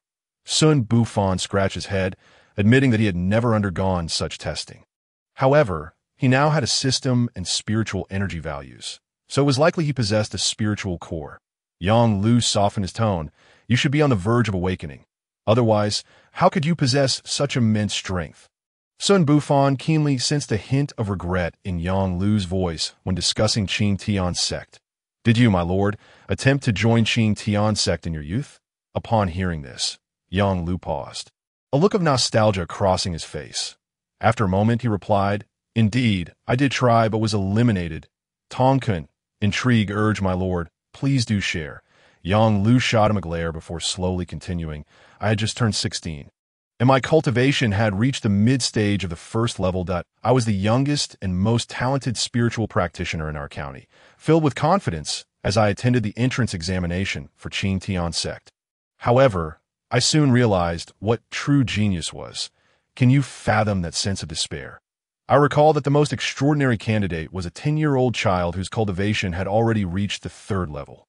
Alongside many others younger than me, but with greater cultivation to tea that moment, I understood that I had been a frog in a well, and my aspirations were utterly laughable. Fortunately, the entrance examination for Qing Tian sect does not solely consider cultivation talent. They also assess character. Yet I was so overwhelmed by the brilliance of those prodigies that my mindset collapsed, preventing me from passing that year's examination. That I share this with you to convey that there are always those more gifted than ourselves. And we must remain humble. Progress is simply a matter of taking one step at a time, and we are merely a touch slower than them. With this, Yang Lu exhaled deeply. After all these years, this matter has weighed heavily on my heart, and speaking of it now brings a sense of relief. Let us continue our journey. Xun Bufan and Tong Kun exchanged contemplative glances, realizing that the seemingly wise Yang Lu had also faced significant setbacks in his youth. Xun Bufan grew even more intrigued by the prospect of finding Gongji Jin and her senior sister from Qing Tian sect. The group resumed their journey, now traversing a rather peculiar terrain. Behind them loomed the towering mountains that had obscured the sky, from which they had emerged through a canyon. Ahead lay a grove of withered trees, their lifeless forms starkly contrasting with the verdant foliage near the stream. As they crossed the stream, Xun Bufan stepped into the desolate expanse and immediately felt a significant drop in temperature, accompanied by an inexplicable emotion swirling in his heart. The others seemed to sense the anomaly as well. Casting wary glances at Yang Lu, the most experienced among them. "Everyone be cautious. I have never encountered such an unusual landscape within a secret realm before." With that, Yang Lu took the lead, clearing a path for the others. Xun Bufan surveyed the surroundings, finding no visible blood bars, and quietly followed in Yang Lu's footsteps. After a considerable time of travel, a flash of green appeared in the distance. Upon seeing this unexpected sign of life, the group felt invigorated, quickening their pace as they approached the massive tree. Xun Bufan and Yang Lu's pupils dilated in shock. It was the same colossal tree they had encountered within the stone gate, albeit significantly smaller. Xun Bufan cautiously glanced upward, noting the absence of a blood bar. Recalling that the mist bird had appeared only after disturbing the treasure chest, he turned his gaze back to the tree's roots. However, what he saw sent a chill down his spine. Chapter 35. The pattern beneath the towering tree that obscured the sky. Xun Bufan and his companions were enveloped in uncertainty. The focal point of their gaze lay an extraordinary creature resembling an infant. Its entire body appeared green, adorned with winding black lines that snaked across its skin. What was even more astonishing was that many of the tree's delicate roots were directly connected to its back. Its belly rose and fell rhythmically, as if it were engaged in abdominal breathing, giving the impression that the tree was nurturing a child or that this unknown entity was drawing sustenance from the tree. As they approached, a noticeable drop in temperature enveloped them, accompanied by a faint scent of decay that infiltrated their nostrils. "What in the world is this?" Zhu Gaoye's voice trembled. Tong Kun wore a vigilant expression, softly uttering 2 words, "Demon." Yang Lu furrowed his brow, gravely observing the peculiar entity before them. Xun Bufan, on the other hand, dared not let his guard down. The system offered no hints, and he saw no health bars or similar indicators, instilling a sense of caution within him. This reminded him of the earlier encounter with the stone beast in the corridor, which had initially displayed no health bar, yet ultimately revived and pursued him. "Master, what shall we do?" Tong Kun inquired, placing his hand on the hilt of his blade, ready to draw it at the slightest command to cleave the bizarre entity before them in two. Yang Lu slowly shook his head, advising against rash actions. He still felt a lingering unease from the massive bird's beak that had emerged when he recklessly opened the bronze treasure chest, and thus refrained from acting impulsively again. After a moment of contemplation, Yang Lu arrived at a decision. "Let us circumvent it for now and proceed." The group voiced no objections and continued on their way. As they distanced themselves from the jarring patch of green, they were met once more by an expanse of desolation. Xun Bufan found it odd that, apart from the unknown creature beneath the great tree, they had encountered no other life along their journey to that moment. Yang Lu halted his steps, Ahead loomed another giant tree. What? Zhu Gaolai and Tong Kun exclaimed in unison, their voices laden with astonishment. Xun Bufan stepped forward, straining his eyesight. Indeed, a similar green hue emerged in the distance, standing out starkly against the lifeless, withered forest. Let us investigate further, Yang Lu suggested. The group quickened their pace, soon arriving beneath the great tree, where, akin to the previous one, its roots intertwined with a childlike demon. Unlike the former, this demon appeared significantly smaller, possibly due to a lack of nourishment stunting its growth. The group exchanged perplexed glances, their confusion deepening. Ignore it. Let us move forward, Yang Lu said after a brief assessment. However, as they traversed the vast, desolate forest, they discovered a total of 9 such giant trees, each connected to a demon of varying sizes. Master, standing beneath the last giant tree, Tong Kun said, his eyes wide with bewilderment. Yang Lu paid him no mind but turned to Xun Bufan with a query. Xun Bufan, what do you make of this? Xun Bufan meticulously recalled the giant trees they had passed, reconstructing their positions in his mind. Suddenly, he remembered the towering tree behind the stone door that had concealed the fog bird's ancestor. And its sealed shape beneath that a flash of insight struck him, and he exclaimed, circular. It forms a huge circle, much like the altar or seal behind that stone door. Yang Lu paused, taken aback. He had merely posed a casual question to the relatively composed Xun Bufan. But upon reflection, it indeed seemed plausible. Yet we searched this area thoroughly just moments ago, and aside from these isolated giant trees and their demons, we found nothing amiss, Tong Kun questioned. Perplexed, Xun Bufan replied. The dead branches beneath the dead branches. Let us proceed toward the center and investigate, Yang Lu suggested, confirming their direction before leading the way. As they walked deeper among the giant trees, the ground became increasingly littered with dead wood. Initially, they had overlooked these remnants, assuming the withered trees were simply suffering from a lack of sunlight. Now, reflecting on it, the situation felt increasingly unnatural that we've arrived, Yang Lu announced, halting before a particular spot. Xun Bufan scrutinized the surrounding environment, noting that 9 trees also formed a subtle circle, though they appeared similar to the other dead trees and had not caught his attention earlier. Now, they seemed to occupy positions akin to the outer 9 giant trees. Merely diminished countless times in scale. It seems this is the place. Yang Lu concluded that moment. He noticed something amiss. Seizing Tong Kun's long knife, he began to clear the ground of the dead branches. What was revealed before them was a circular pattern, etched with figures of humanoid beings and strange beasts. However, these beasts bore a different posture compared to those behind the previous stone door. They were all depicted in an upright stance. Master, could these humanoid figures represent the Shenin clan? Tong Kun inquired uncertainly. Indeed, observe their head-to-body proportions. They are evidently smaller than that of ordinary humans, a characteristic of the Shenin clan. Xun Bufan remarked after careful observation. Yet why do I sense that they appear to be in great pain? He pondered aloud. Now that you mention it, it does seem so, Tong Kun replied, a look of realization dawning on his face.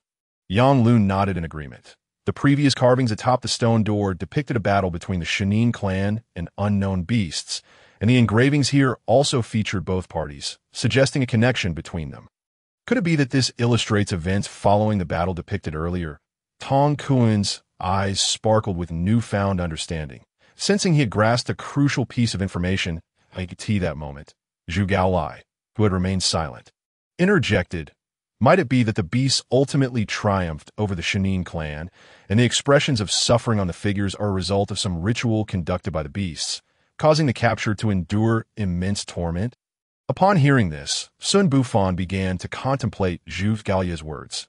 The events that unfolded behind the stone door indicated that the Shenin clan did not emerge victorious, while the beasts evidently did not claim a complete victory either.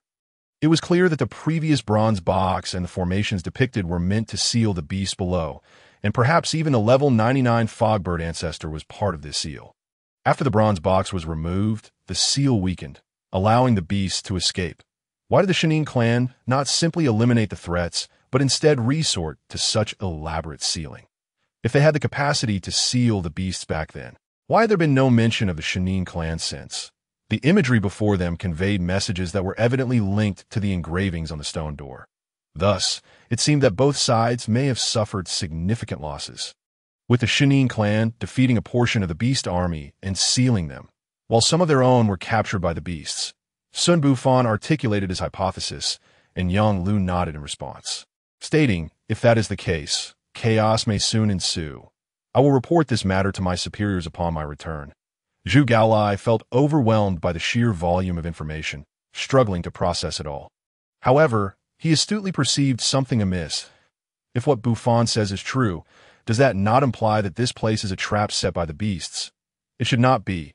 Observe the carving techniques here, which are nearly identical to those on the previous stone door. This is likely the work of the same faction. Yang Lu answered Zhu Gaolai's query. Yet his next words sent a jolt of alertness through the group. Something is amiss. Everyone, be cautious. No sooner had he spoken than the ground they had cleared began to shift. Channels etched into the earth suddenly filled with a silvery liquid, which flowed rapidly toward the center. The speed was astonishing, quickly filling the central concavity, and the group felt the entire space quaking beneath them. Yang Lu frowned, anxiously observing the unfolding scene, refraining from acting hastily. The earlier encounter with the colossal beak had instilled in him a sense of caution.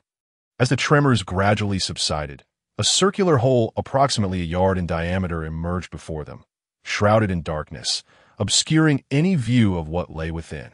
The group's gaze instinctively converged on Yang Lu, the most skilled and knowledgeable among them, who had now become their pillar of strength. Yang Lu's brow furrowed as he met their expectant gazes, eventually shaking his head in resignation. "I have not seen anything like it before, but I have decided to venture inside."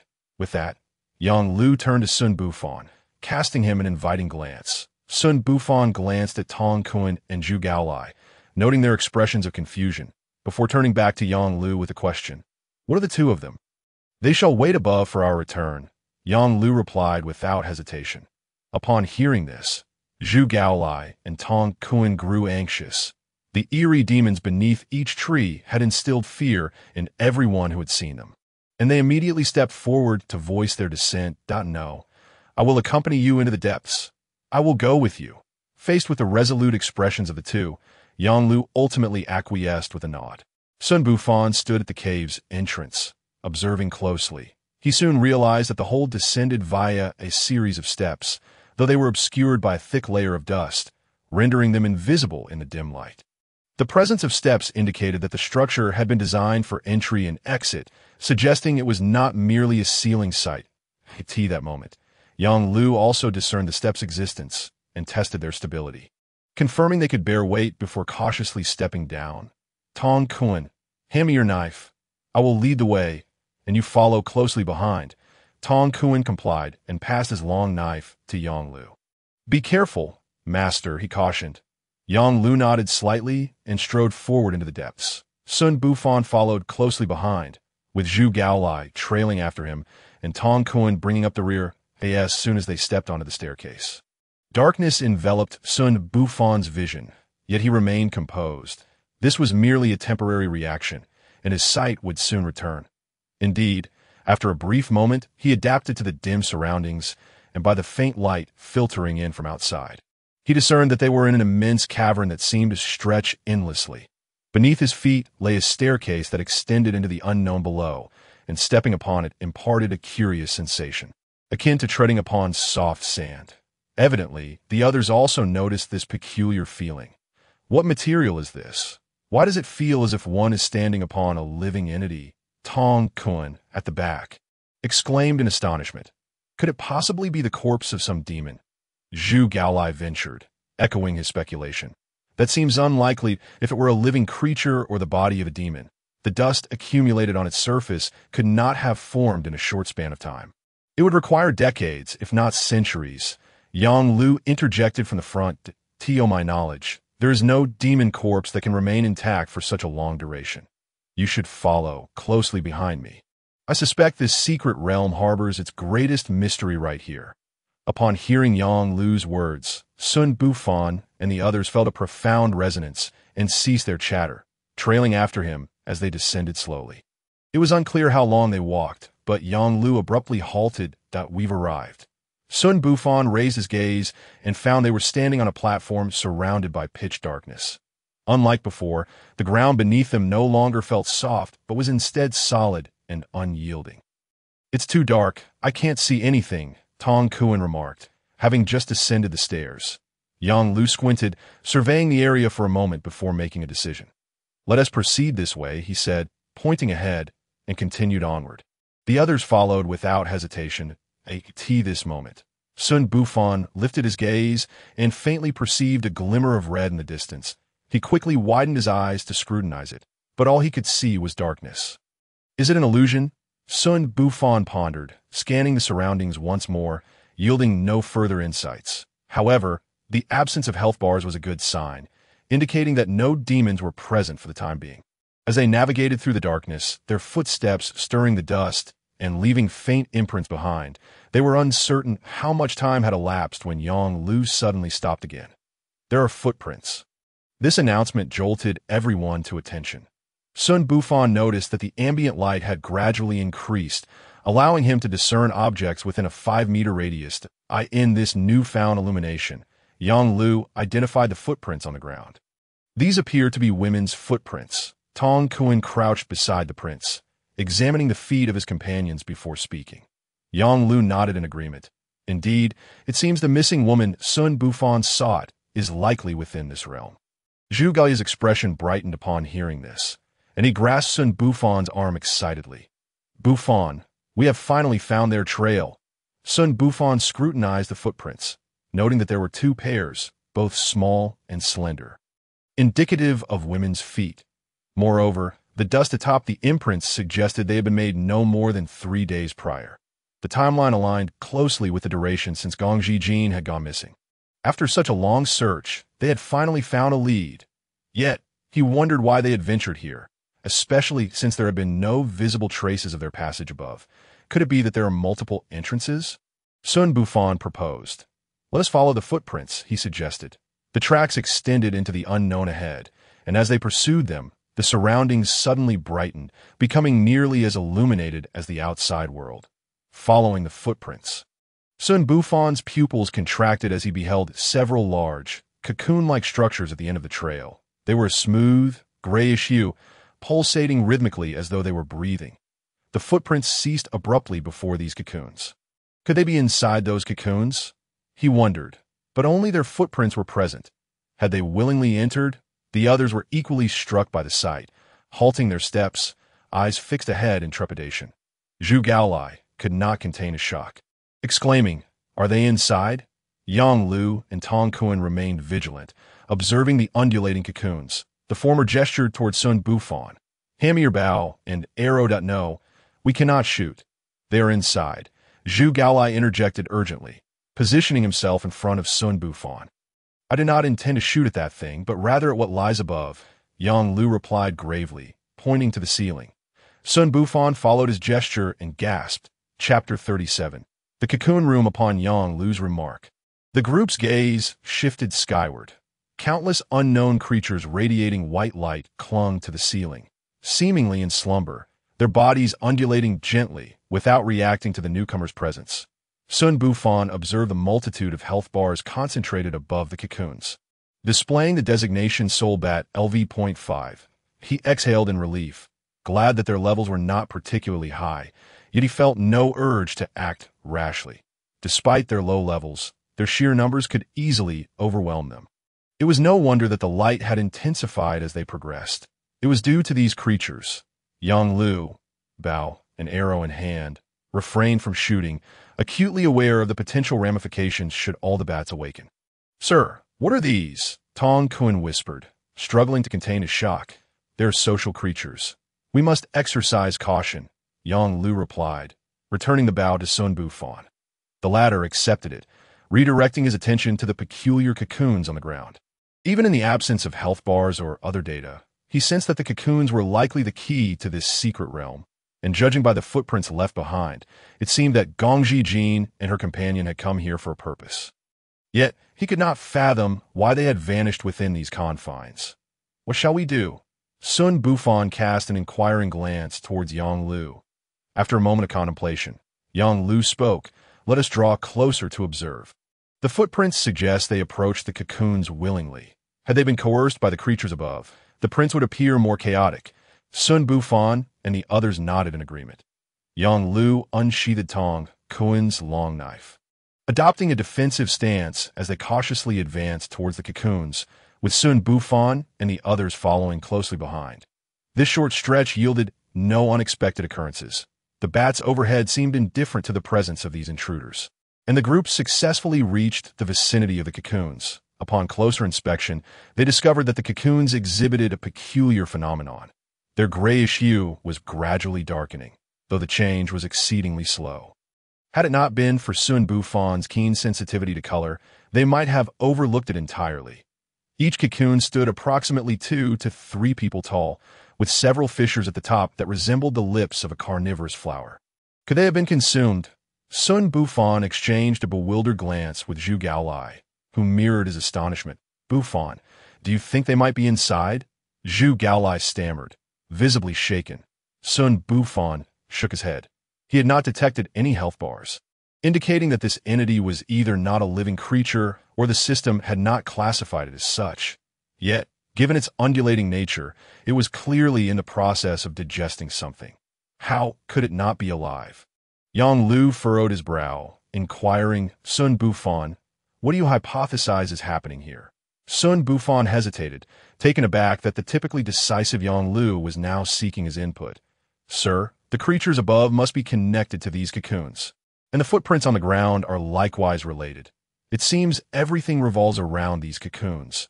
Yang Lu nodded, acknowledging the validity of his reasoning that I intend to open one to investigate. With that, Yang Lu proceeded to act. He inserted his long knife into the crevices of the cocoons, and the moment he did, the cocoon quivered as if startled, shaking violently. Without hesitation, Yang Lu slashed downward forcefully before retreating swiftly, all the while keeping an eye on the cocoons and the overhead creatures. The cocoon deflated like a punctured balloon, shuddering for a while before gradually collapsing to reveal its contents. Inside lay something akin to an amniotic sac, enclosing a figure clad in black brocade. Their complexion flushed, eyes tightly shut, their chest rising and falling as they breathed.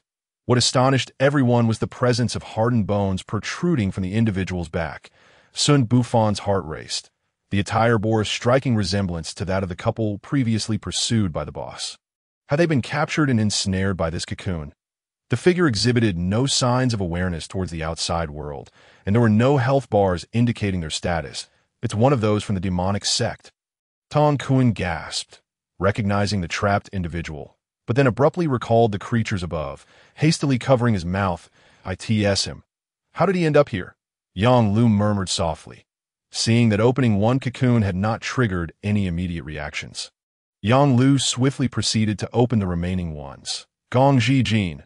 Upon opening the final cocoon chamber, Zhu Gaolai gasped in astonishment and hurried over.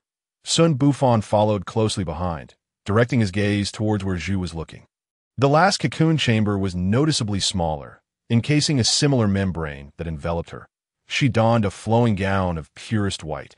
Her exquisitely delicate visage, with tightly shut eyes and perfectly shaped rosy lips, bore a hint of an elusive melancholy between her brows. And oh wonder, she was hailed as the most beautiful woman in the province. Her appearance, even in such a precarious state before Xun Bufan, resembled a breathtaking work of art that moment. All the cocoon chambers have been opened. In addition to the 2 individuals previously trapped within the demonic portal, there were 2 other women. One was Gong Ji Jin, and not far from her, in another cocoon chamber, was another woman with striking features, appearing slightly more mature than Gong Ji Jin, her ample bosom further enhancing her exquisite beauty. However, what puzzled him was that all these individuals were breathing rhythmically, as if they were merely asleep. Had they met their demise? Xun Bufan's heart sank at this thought. While returning Gong Ji Jin's body would fulfill Gong Yizun's request, it would be tinged with regret. Moreover, how had they arrived here directly? And how had they traversed the earlier demonic obstacles without leaving a trace? A myriad of questions flooded Xun Bufan's mind. My lord, allow me to use upon unwrapping the parcel. Xun Bufan beheld a dark stone, shimmering with a violet hue. resting quietly within the confines of the package. The Soul Stone, a cherished spiritual gem long coveted by the Soul Bat, had accumulated an otherworldly essence through the gradual infusion of the Bat's spiritual aura. A note accompanied the stone. "Young one, my dear stone is yours to play with. Perhaps a surprise awaits you, but do remember to fulfill your promise." Xun Bufan gazed silently at the stone's description and the note, momentarily unable to discern whether this was a message from the Soul Bat or a cruel trick orchestrated by the system. Everything felt exceedingly peculiar and too coincidental. Chapter 39. The Beast Tide. What is it? A voice emerged from behind, startling Xun Bufan. Turning around, he discovered that Yang Lu had opened his eyes, gazing at him with a look of confusion. "Nothing much. I was pondering why Gong Ji and her companion would come here for an experiment. If the entry test to the Qing Tian sect requires retrieving something from such terrifying demons, it seems rather preposterous. Is there anyone capable of accomplishing such a feat in this world?" Xun Bufan decided to voice his perplexity, as it might be challenging to find such a knowledgeable mentor later. Yang Lu contemplated for a moment before responding in a low voice. "They are likely under the control of their souls." Soul control. Are there truly demons in this world that can manipulate souls? The world is filled with wonders. What is so strange about that? At this juncture, Xun Bufan suddenly recalled the Soul Bat from earlier. Could it be that it specializes in soul manipulation? This revelation might also elucidate why those individuals from the demon sect had appeared here. Xun Bufan felt a sense of relief, as it seemed the creature bore him no ill will. Otherwise, despite his advantages, he may not have safely exited this place. Subsequently, the two fell into silence.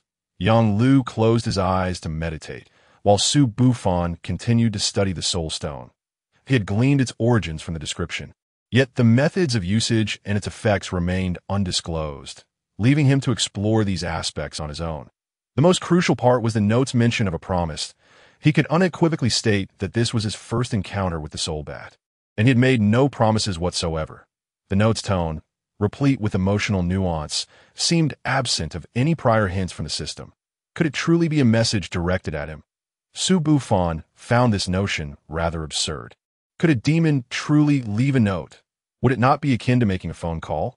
His thoughts meandered aimlessly until he resolved to inquire of Yang Lu. "Master, are you aware if the demons in this world can speak? How does their intellect compare to that of humans?" Upon hearing this, Yang Lu opened his eyes, a glint of sharpness crossing his gaze. Indeed, some demons can transform into human form, blending among the populace. Particularly the Fox clan in the north. The Fox clan? Xun Bufan instinctively recalled the alluring spirits he had encountered online in his past life. It was true, they had ensnared him thoroughly, if they can mingle among humans.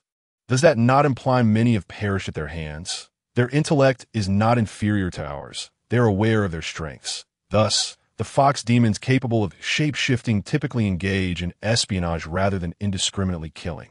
Xun Bufan pondered this, yet questioned why the authorities did not eradicate them all. You think we do not wish to? They blend into the crowd, appearing indistinguishable from humans that we cannot possibly test each individual. As long as they do not expose themselves, they are rarely apprehended. Furthermore, what? Xun Bufan was taken aback by Yang Lu's sudden silence. Yang Lu contemplated briefly before continuing, his voice laced with menace that a few years ago, a den of fox demons was discovered in the capital. The Demon Suppression Division dispatched personnel to eliminate them, only to fall into their trap. The ensuing battle resulted in countless casualties, and the ruler held the division's leader accountable. Since then, the Demon Suppression Division has been exceedingly cautious, refraining from intervening unless absolutely necessary. Xun Bufan was momentarily stunned. It seemed there were deeper waters in the political landscape than he had anticipated. At that moment, the two who had gone outside to prepare the stretchers returned. The group carefully placed the unconscious pair upon the stretchers, each team carrying one of them towards the exit. "Master, shall we return directly now?" asked Tong Kun, who walked behind. Without hesitation, Yang Lu replied, "Yes, the demons here are far too formidable. We are of no use remaining. I must return to report these findings to the division's leader." A look of joy spread across Tong Kun's face. He had long wished to leave, but it held back due to his obligations. Xun Bufan exchanged glances with Zhu Gaolai, each discerning the other's desire to retreat. "Brother Bufan, our objective has been achieved. Shall we also return?" "Indeed, that is my intention." The group ceased their discussions and ascended the steps leading away.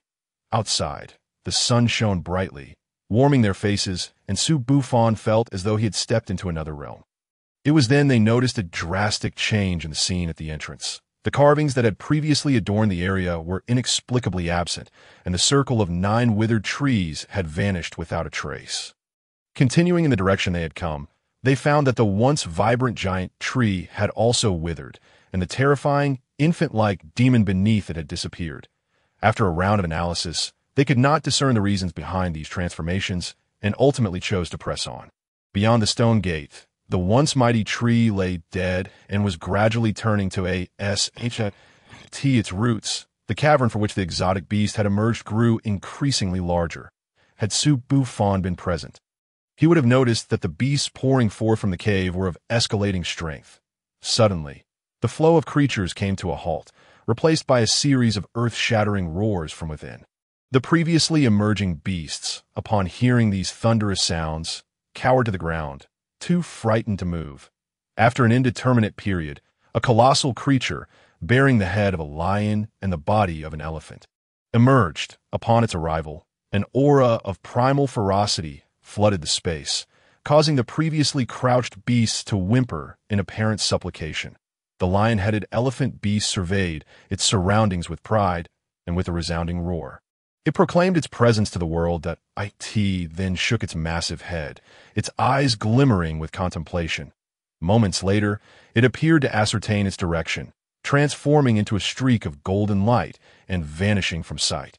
Xun Bufan and his companions swiftly departed the withered forest, pausing briefly by a brook to recuperate before continuing their journey. As they approached the mouth of the canyon, Xun Bufan halted, gesturing for the others to stop.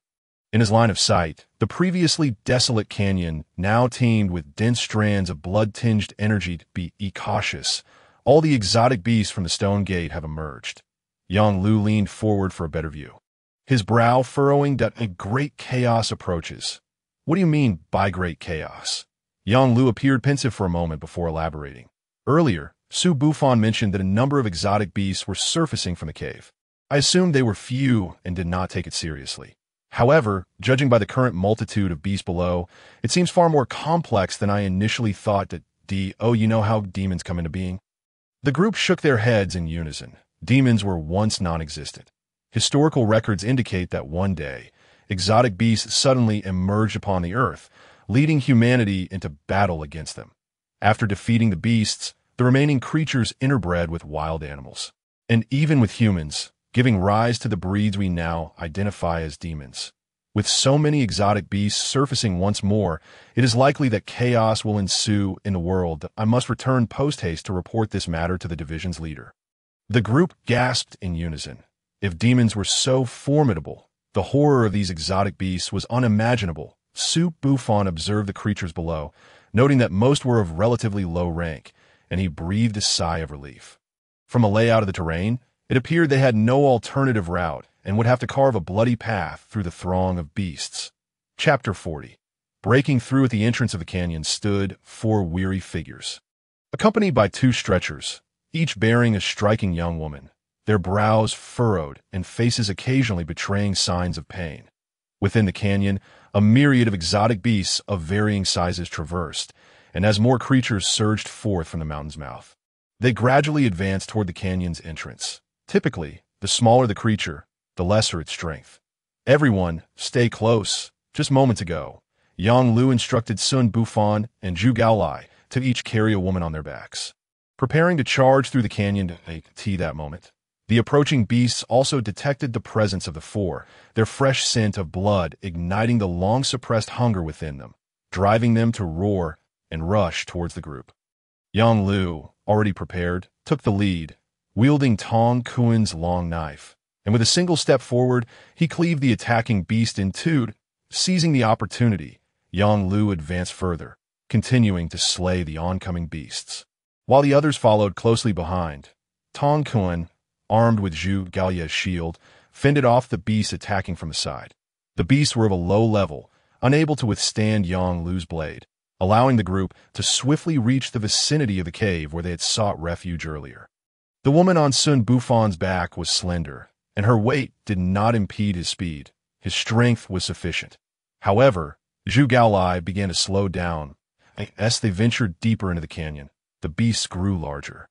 Where Yang Lu could previously dispatch one with a single strike, he now found it necessary to deliver a second blow to kill them. What filled them with dread was that upon the death of these beasts, others showed no hesitation in devouring their fallen kin, competing fiercely to tear them apart. A more formidable aura emanated from their bodies. Witnessing this scene, the group's spirits sank. Xun Bufan felt an even greater terror as he realized that the beasts emerging from the cave had surpassed level 10. If they delayed any longer, level 20 or 30 beasts might also surge forth, and with their numbers, it would spell doom for them. After batting away an attacking beast, Tong Kun gasped for breath. "Sir, this is untenable. There are too many of them. I cannot hold out much longer." Lacking a suitable weapon, he relied solely on his shield to strike, managing to kill the lower-level beasts with a single blow. But the stronger ones often retreated, allowing unscathed beasts to replace them in the assault.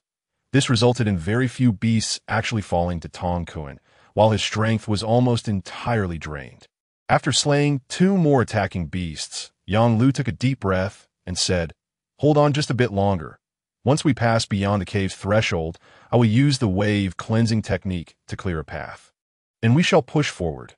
Yang Lu initially thought that these relatively weak beasts would pose no hindrance to his advance, but to his surprise, they seemed as if they hadn't fed in centuries, exhibiting a disregard for death as they lunged at him with reckless abandon.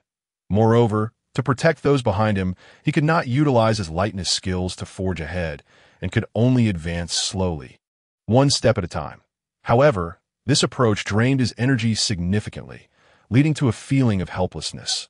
Understanding his master's unspoken words, Tong Kun's expression turned anxious. "Are you depleting your vitality? I have a solution. You need not worry."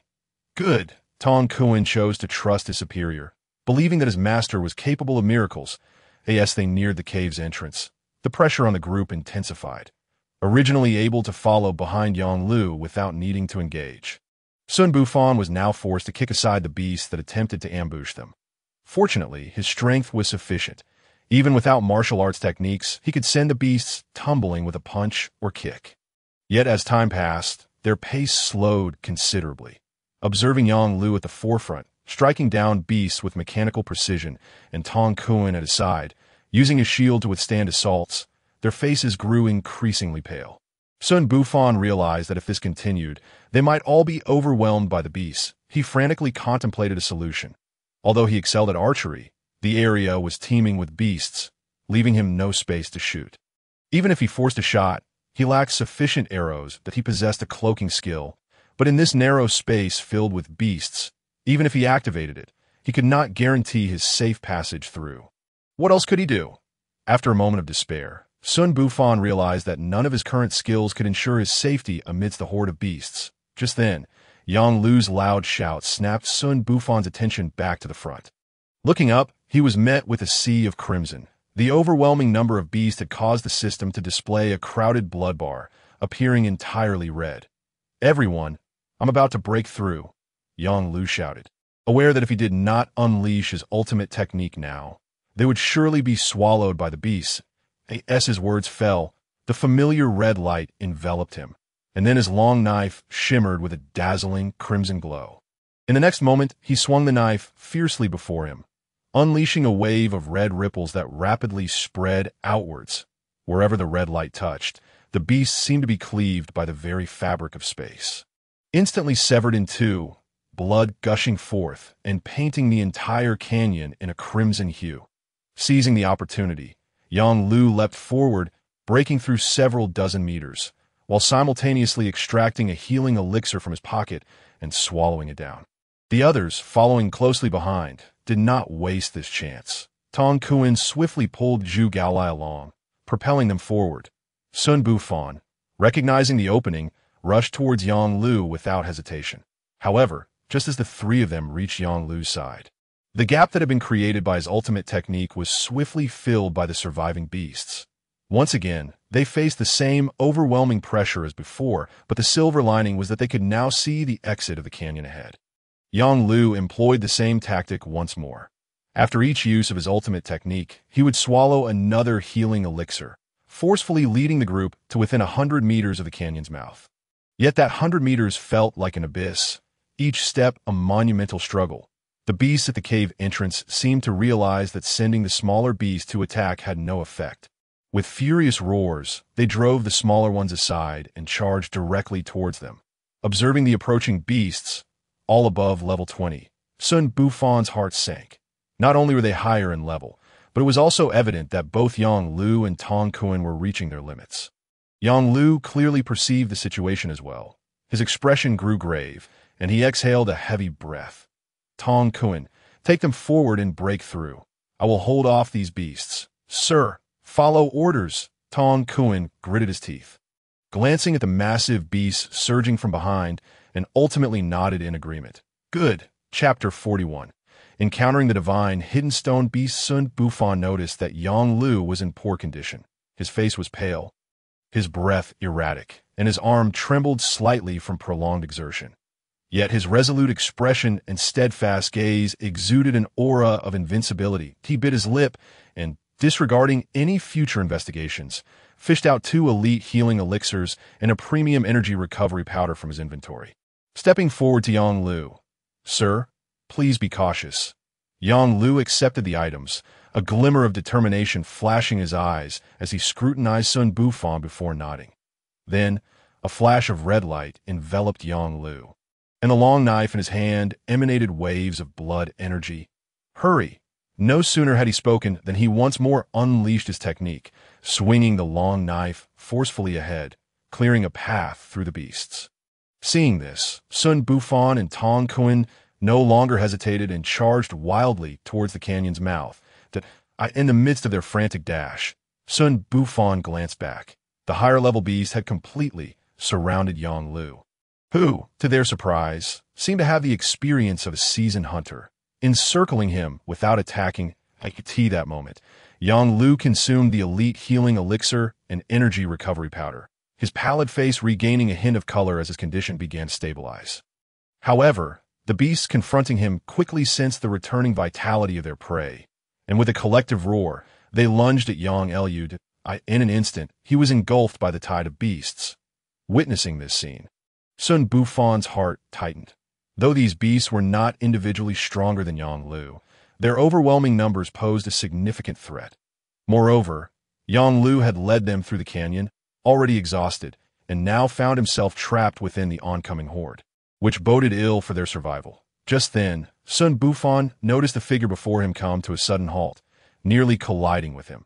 Looking up, he saw that Tong Kun had stopped, staring fearfully at something beyond the canyon. A sense of foreboding washed over Xun Bufan that he stepped forward, activating his vision to peer ahead, only to discover a stone beast had appeared outside the canyon. Divine hidden stone beast LV.50, it was shrouded in a thin mist, coldly observing Xun Bufan and the others at the canyon's entrance. "What the hell? Why are you making an entrance at such a critical moment?" Xun Bufan cursed inwardly, realizing that with the beast's high level, it should have easily dominated the lower-level beasts in battle. Yet there had been no commotion from the stone gate until now, suggesting that it had escaped. Did that mean it possessed intelligence? Xun Bufan noticed that its health bar was only about 30% full, which brought him a flicker of hope. However, despair set in as he recognized the vast level difference between them, and the beast's apparent defensive capabilities were extraordinary. His arrows might not even pierce its hide. At that moment, the beast behind surged forward, forcing Tong Kun to turn and defend against their assault. "Bufan, think of something quickly." Xun Bufan furrowed his brow, pondering his options. He had already employed the smoke bomb that had previously bewildered the creature. While he could potentially sneak past, he was troubled by the presence of the girl on his back. What would become of her? And Zhu Gaolai? "You hold on for a moment while I think," Xun Bufan instructed. "Hey, Bufan, could it be dead? Why is it so still?" Zhu Gaolai inquired, a hint of realization dawning upon him. Xun Bufan shook his head, noting that the system prompt indicated it was not a mere statue. The reason for its immobility remained unclear. With this in mind, Xun Bufan resolved to approach cautiously, confident in his invisibility skill. Should things go awry, he could at least escape unnoticed. He set down Gong Zhijin, entrusting her to Zhu Gaoye's care, and slowly made his way towards the stone beast. His concern was not about the girl being a hindrance, but rather that if he became invisible, she might not. Leading to an awkward predicament, he drew nearer. The stone beast finally stirred, and even the slightest movement sent a shiver through Xun Bufan. Its gaze shifted from Tong Kun and Zhu Gaolai to him, tilting its head as if deep in thought. What was it up to? Xun Bufan licked his parched lips. This creature was a level 50 entity, a full tier above Yang Lu, and a member of the elusive Divine Hidden Clan. Renowned for their prowess in battles against monstrous foes, he advanced. He could now discern the beast's features more clearly. It stood approximately 10 feet tall, towering above any human. Its body was a shade of gray-brown, adorned with patterns reminiscent of swirling clouds, rendering its visage particularly fearsome. Strangely, its eyes shimmered with a silvery light. With Xun Bufan's approach, the beast returned its head to a neutral position, ceasing its contemplation and remaining utterly still. Confused by this behavior, Xun Bufan decided to ignore it for the moment and continued forward to observe its reaction. The closer he got, the more pronounced his heartbeat became. That he clenched his jaw, refraining from taking deep breaths as he approached the stationary stone beast. Now within proximity, he could sense the oppressive aura emanating from it, and even caught a whiff of a decaying odor. It remained unmoving. Did it not see him? Despite his doubts, Xun Bufan pressed on, finally reaching the point where they nearly brushed past one another. Suddenly, the stone beast whipped around, fixing its gaze directly on him without making any move to attack. What was its intention? A tremor ran through Xun Bufan, compelling him to halt and refrain from any sudden actions. Yet, the stone beast remained motionless, its eyes locked onto him. Resolute, Xun Bufan decided to disregard it and made a swift dash forward. To his astonishment, the stone beast began to chase after him. What the hell? Xun Bufan exclaimed, his feet propelling him forward as he ran frantically. Despite his increased speed, the stone beast matched his pace, maintaining a steady distance behind him. This bewildering scene left Xun Bufan utterly perplexed. Given its level 50 strength, it could have easily overtaken him. So why did it merely follow? Realizing this, Xun Bufan halted and glanced back. Confirming his suspicion, the stone beast had also come to a stop. That he moved forward again, and it mirrored his actions, halting whenever he did, showing no signs of aggression. With this newfound understanding, Xun Bufan's anxiety dissipated. Though he remained uncertain as to why the stone beast was following him, as long as it posed no threat to his group's escape from the secret realm, he was willing to accept it. He promptly turned and retraced his steps to that moment. A cacophony erupted in the distance, accompanied by a flash of red light and a multitude of beastly corpses scattered about, signaling Yang Lu's desperate struggle as he unleashed his ultimate technique. Witnessing this, Xun Bufan's heart sank. What troubled him further was the sight of several level 20 beasts bypassing Yang Lu and charging towards Tong Kun. This is bad. Bufan, that beast is behind you. Zhu Gaolai, who had been focused on the creature behind them, suddenly realized that the monster was now pursuing Xun Bufan. His urgency heightened. He shouted a warning. Yet, Xun Bufan seemed oblivious to Zhu Gaoye's cries, racing towards him without a care for the terrifying creature in pursuit. Just as Zhu Gaolai prepared to set down the girl on his back to face the threat alongside Xun Bufan, he heard Xun Bufan's calm voice. Zhu, don't panic. It won't harm us. Zhu Gaolai was taken aback. What nonsense was he spouting? He hurriedly set the girl down and picked up a stone, keeping a wary eye on the stone beast behind Xun Bufan. Bufan, this is no time for jokes. Rest assured, even if I have to perish here, I will not abandon you to flee alone. Xun Bufan was both amused and exasperated by Zhu Gaoye's declaration. He paused momentarily before turning to touch the stone beast behind him. See, Zhu, I told you it wouldn't harm us. Seeing this unfold, Zhu Gaoye's anxious heart finally settled. He gazed in astonishment at Xun Bufan and the stone beast, puzzled. Bufan, while you are indeed handsome, could it be that you possess some extraordinary charm? The stone beast bore no feminine traits. After all, Xun Bufan was momentarily at a loss for words, taken aback by Zhu Gaoye's insinuation. His willingness to turn back and touch the stone beast stemmed from his earlier observations. It had merely followed him without any intent to attack. This realization emboldened him to take an even bolder step, and his touch did not provoke any aggression. Bufan, what is going on? Zhu Gaolai asked, astonished at the stone beast that had followed Xun Bufan. I am not sure. It just follows me without attacking. Let me think.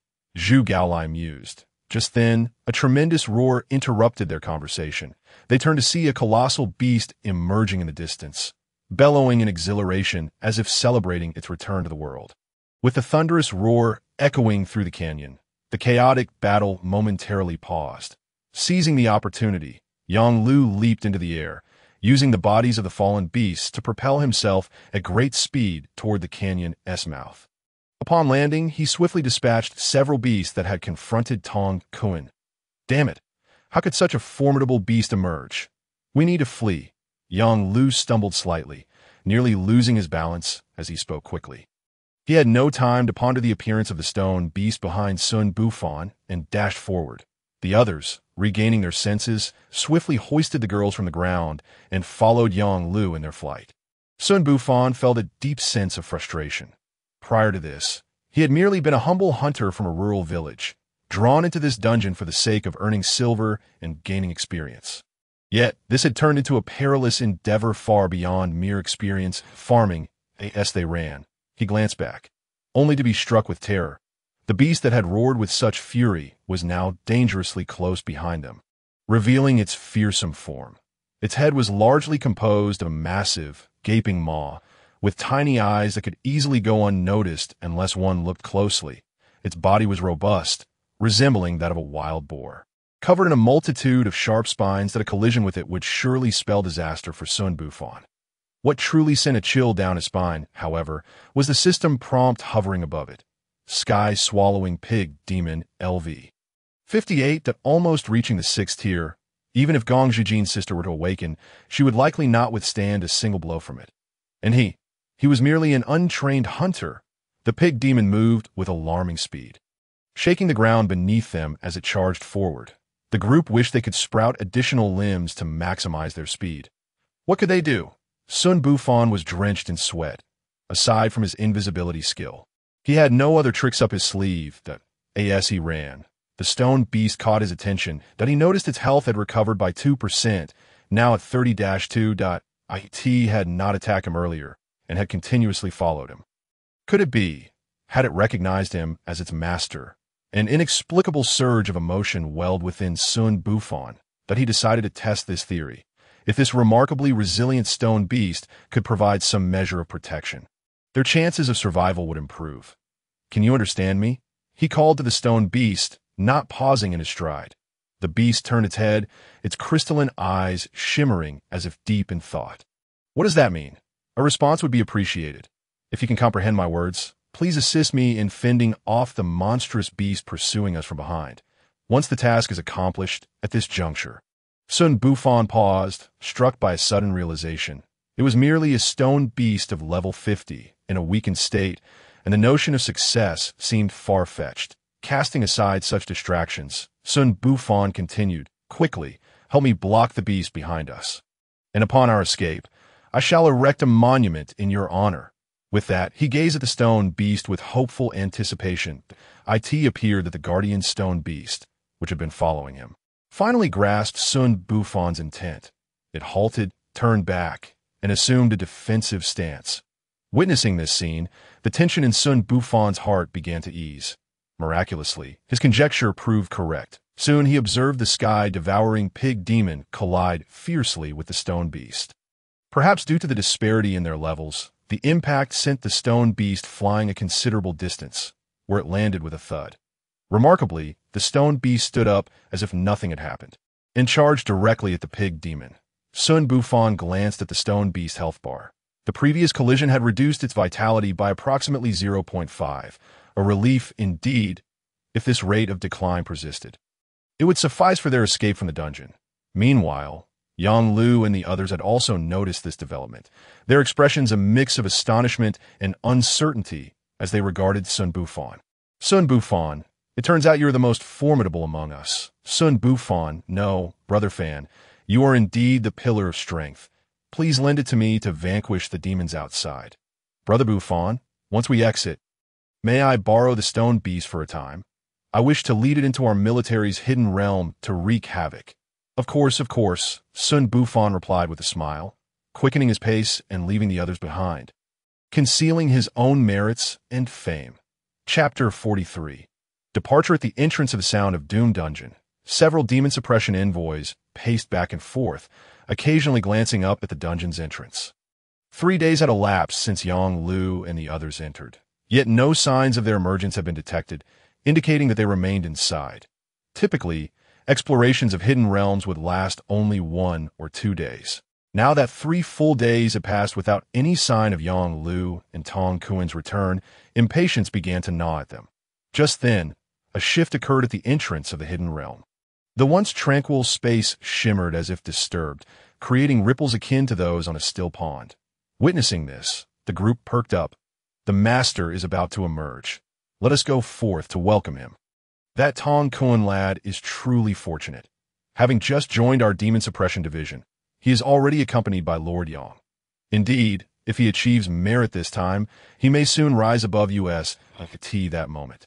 The long-anticipated spatial fluctuations shattered like a shell, and a sizable black void abruptly appeared in the air.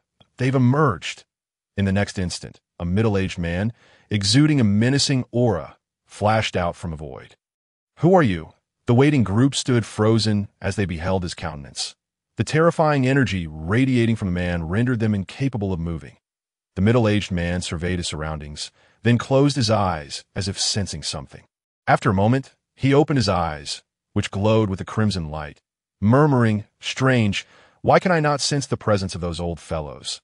The demon suppression envoys trembled as they regarded this peculiar middle-aged man. Finally, one among them summoned the courage to ask in a stern tone, "Who are you? Where is my master?" The man seemed to finally acknowledge the presence of others, a flicker of annoyance crossing his features. He then raised his hand, unleashing a beam of red light. In the next moment, the demon suppression envoys gazed in despair as their bodies began to dissolve, powerless to halt the inexorable process. In mere moments, only a few pools of foul-smelling liquid remained on the ground, as the middle-aged man savored the newfound silence. His previously furrowed brow relaxed. He then confirmed his direction and vanished in a flash of red light. Time passed, and once more, spatial fluctuations rippled at the entrance of the Sound of Doom dungeon. Shortly thereafter, Yang Lu, accompanied by Xun Bufan and the others, emerged in succession. At last, you have returned, Gongye approached, leading a middle-aged man clad in military armor, who bore a striking resemblance to Zhu Gaolai Jiner. What has happened to you? In the next moment, he noticed Gongji Jin slumped over Xun Bufan's back. He hurried forward to take her down, observing her pallor, closed eyes, and involuntary trembling. My lord, do not panic. When we discovered Miss Gongji Jin, she was already in this state. Lord Yang has examined her and determined that her life is not in danger. Upon hearing this, Gongye registered a hint of embarrassment, pulling the middle-aged man, who had been chatting amiably with Zhu Gaolai, aside. Please forgive us, my lord. I neglected to consider your esteemed position regarding my daughter. Gongye and the middle-aged man bowed respectfully to Yang Lu.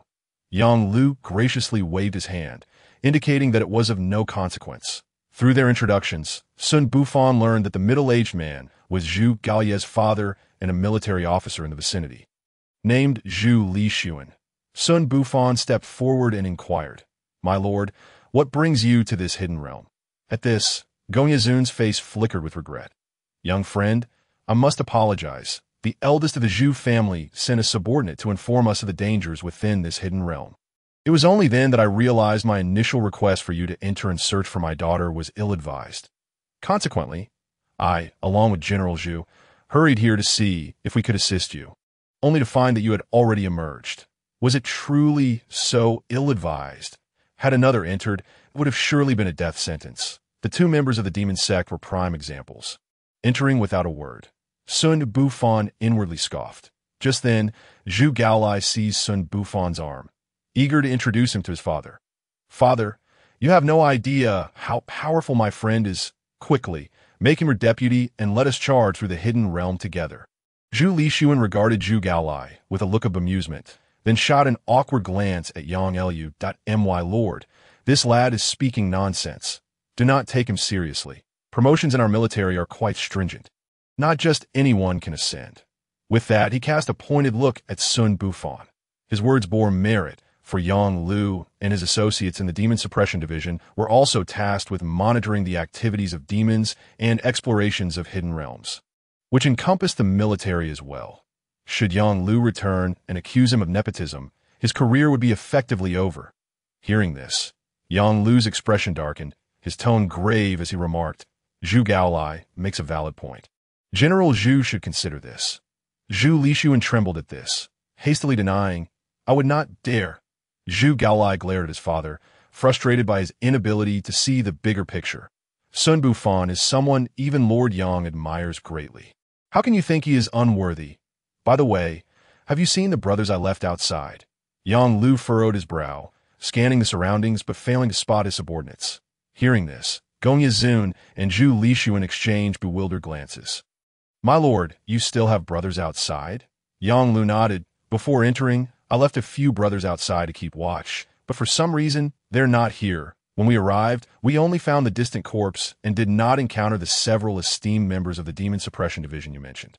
Gong Yizun and Zhu Lixuan exchanged confused looks. "Never mind them for now. Tong Kuan, you handle the aftermath here. I have urgent matters to attend to in the capital." Tong Kuan nodded in agreement. Yang Lu then looked at Xun Bufan with a wry smile, saying, "Xun Bufan, I owe you much for this journey. You should return to rest for a few days, and in a few days, let Tong Kuan come to you and explain the assessment process of our Demon Suppression Division." With that, Yang Lu made to leave but paused mid-step. By the way, your stone beast is not permitted during the assessment. Xun Bufan watched Yang Lu depart, unable to suppress his inner thoughts. Who said anything about joining your Demon Suppression Division? Self-indulgent. Yet he suddenly recalled that the monstrous creatures unleashed this time would likely plunge the world into chaos. He must seize the opportunity to cultivate sufficient strength before the turmoil erupted, so he could protect those dear to him from harm. The Demon Suppression Division possesses the most comprehensive control over various dungeons. And relying on this formidable institution, he believed that his ascension would be expedited. Upon contemplating this, Xun Bufan could not help but feel a surge of anticipation at the prospect of joining the Demon Suppression Division. He lifted his gaze, only to find Gong Yizun and Zhu Lixuan staring at him in shock, with Zhu Lixuan sweating profusely.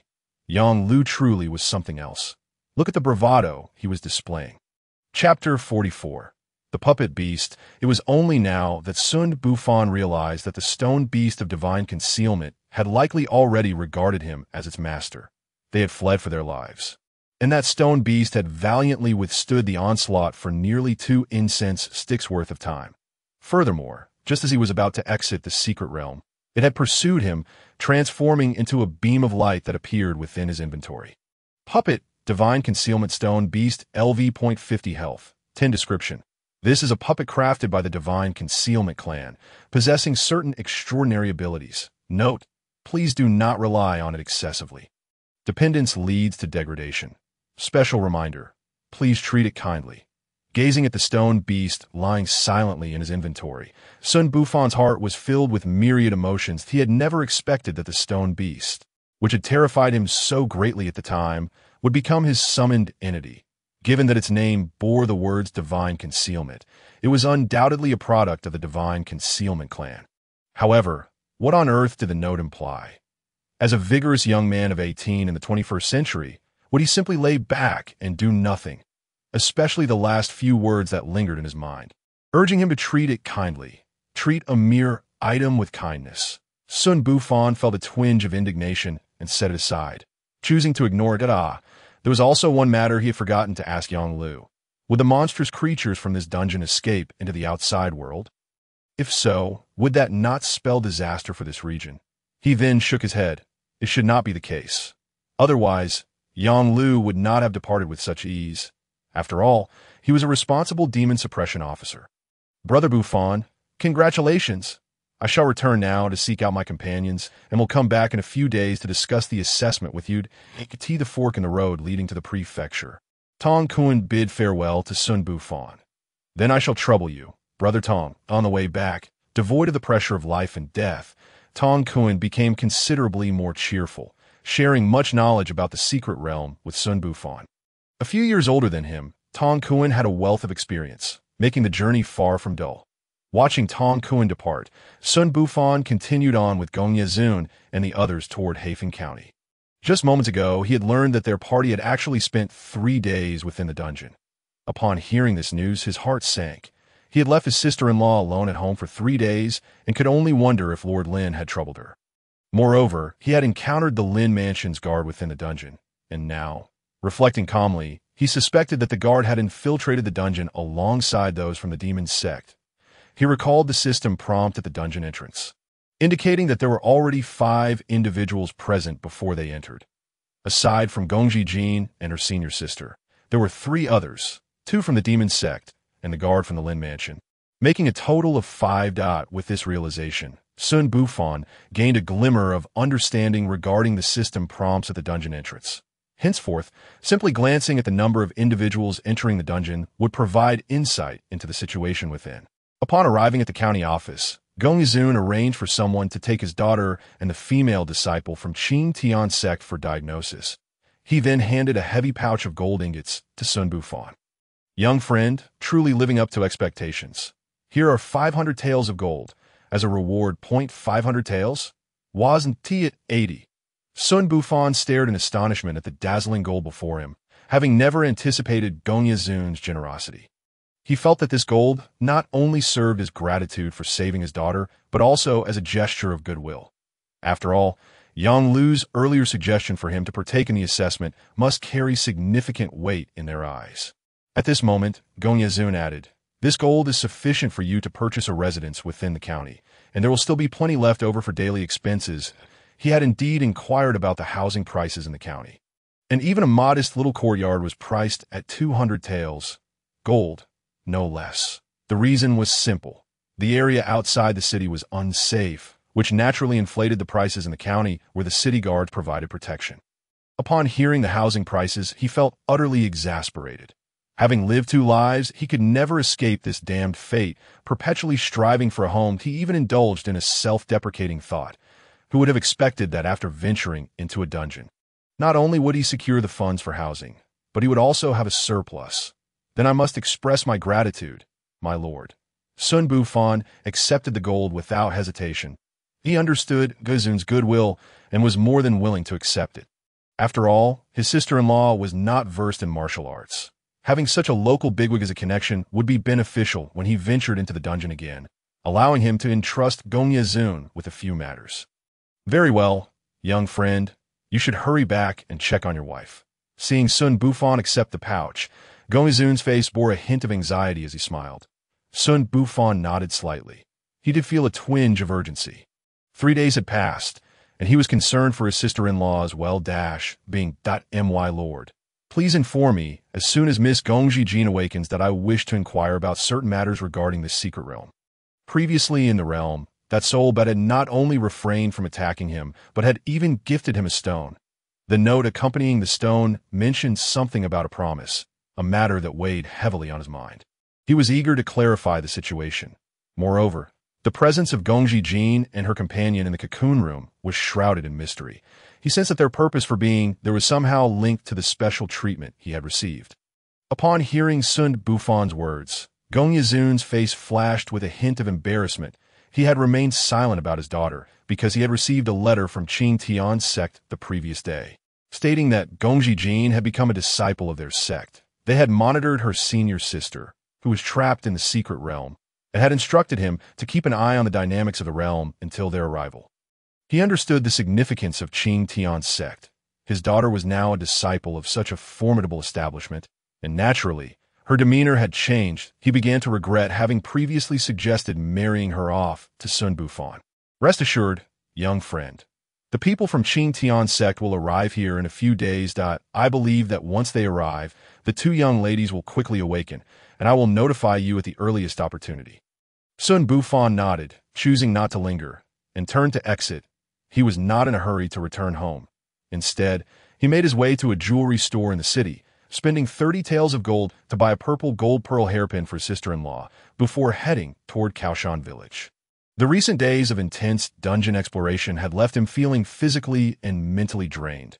However, his concern for his sister-in-law's safety kept him on edge, unable to relax. As he approached his doorstep, a familiar voice of reprimand suddenly pierced the air. "What are you doing? My man is coming back soon." Immediately following was the cold voice of a man. "Your man? That scrawny Xun Bufan? He is probably dead in the secret realm by now. Why wait for him? You might as well come with me. At least you won't go hungry. Let me tell you the truth. I have information from Lord Lin that the secret realm your man entered was discovered by him first. Even the experts he invited from outside the county have disappeared inside. Do you really think your man could survive? You'd better heed my warning. After today, it may not be so easy." Upon overhearing this outside, a flicker of murderous intent ignited in Xun Bufan's eyes. He kicked the door open with force. Without a shred of emotion, he declared, "Today, I wish to see what will happen." Chapter 45. The brute Chu Yu stared blankly at the familiar figure before her. Once she regained her composure and confirmed that it was the man she had longed for, she immediately leaped forward and embraced his slightly gaunt yet powerful frame tightly. Since Xun Bufan had left, she had been on edge, especially after hearing neighbors mention that many of Lord Lin's servants had mysteriously vanished. Her worry for Xun Bufan's safety only deepened, now that she finally saw the man she had been yearning for. She could no longer contain her emotions and silently shed tears while holding on to him. Meanwhile, a middle-aged man inside the house stared at the two. Somewhat dazed, he had received news from Lord Lin that Xun Bufan had entered the secret realm while assisting the county magistrate in searching for someone, which was the same realm discovered by Lord Lin. Even the experts he had invited had lost contact after entering, and he found it hard to believe that Xun Bufan, a mere hunter, could return unscathed. Moreover, Lord Lin had clearly expressed his abandonment of any intention to tackle that secret realm.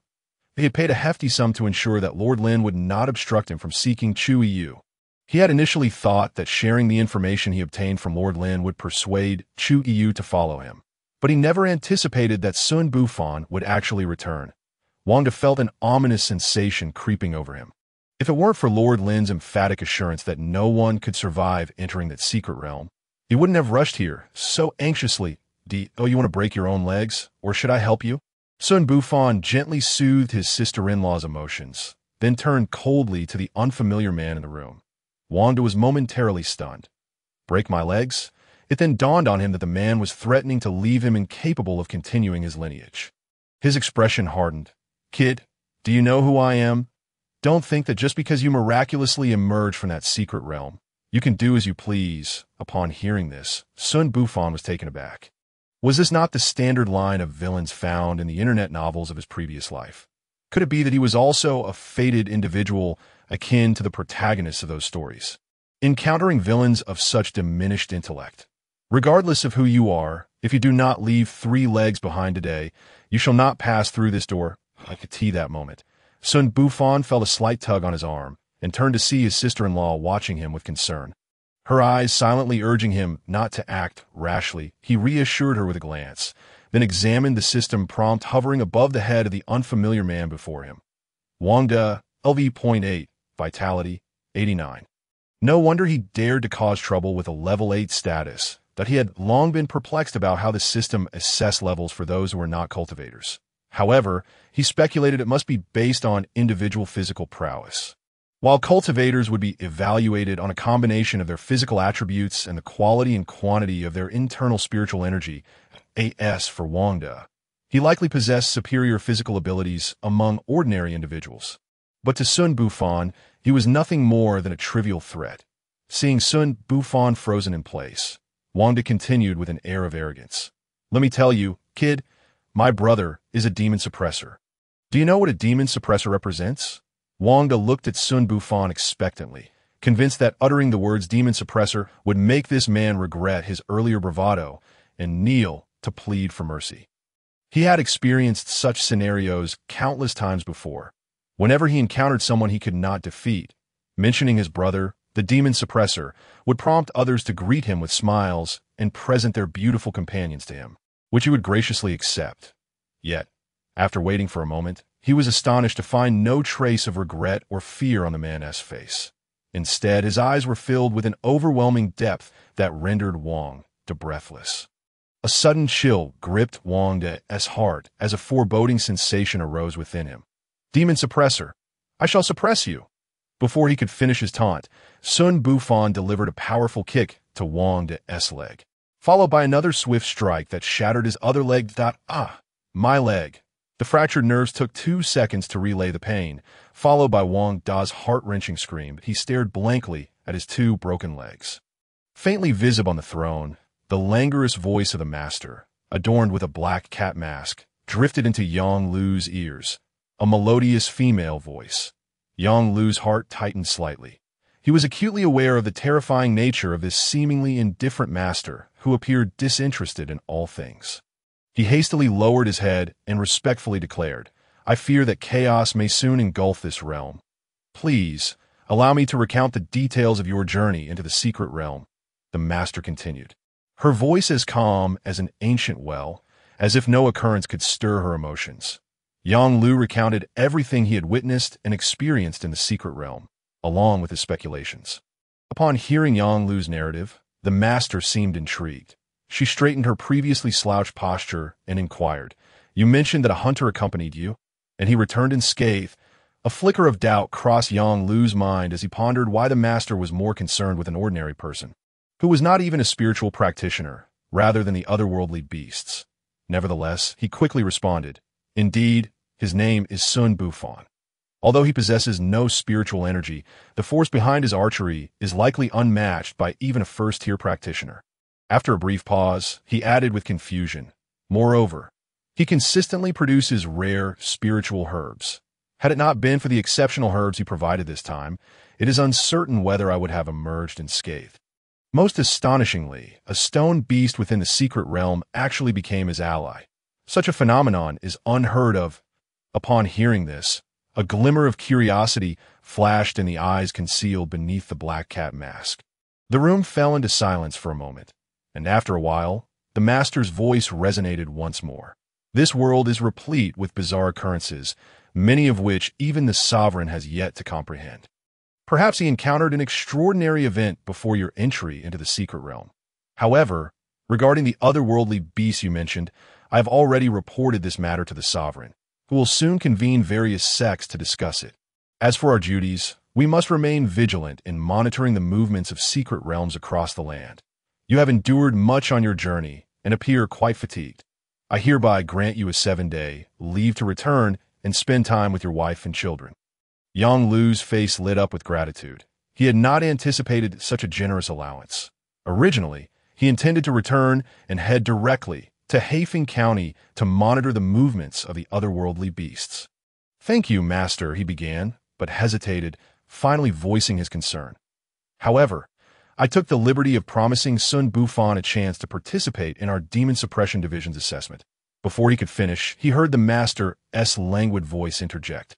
You have done well that, if he is, as you describe, such talent must be admitted into our Demon Suppression Division. This past year, disturbances have increased significantly, while our personnel have dwindled. It is indeed time to welcome fresh blood. Oh, by the way, you mentioned that his strength surpasses that of a typical first-tier practitioner and that he is on the verge of awakening. Let him accompany those two in our division into that secret realm. With that, the master, adorned in her black cat mask, paid no heed to Yang Lu's reaction and vanished in a wisp of azure smoke. Yang Lu stood there dumbfounded, staring at the empty throne, unsure of how to proceed. His intention was to have Xun Bufan undergo the standard entrance assessment under his guidance, but now the master had directed him to join those two prodigies in the instance. Had he inadvertently caused trouble with his good intentions? Lost in thought, Yang Lu made his way outside, merely nodding mechanically to acquaintances he encountered along the way. The joy of his 7-day leave had dissipated, and he felt a twinge of regret for having boasted about Xun Bufan's abilities. Chapter 47.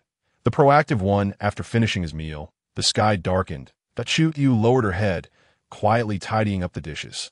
Xun Bufan, meanwhile, began to examine the bronze box and the soul stone within the system package. When he attempted to open the bronze box, the system informed him that he lacked the necessary conditions. Yet he could not discern what additional requirements were needed after much contemplation.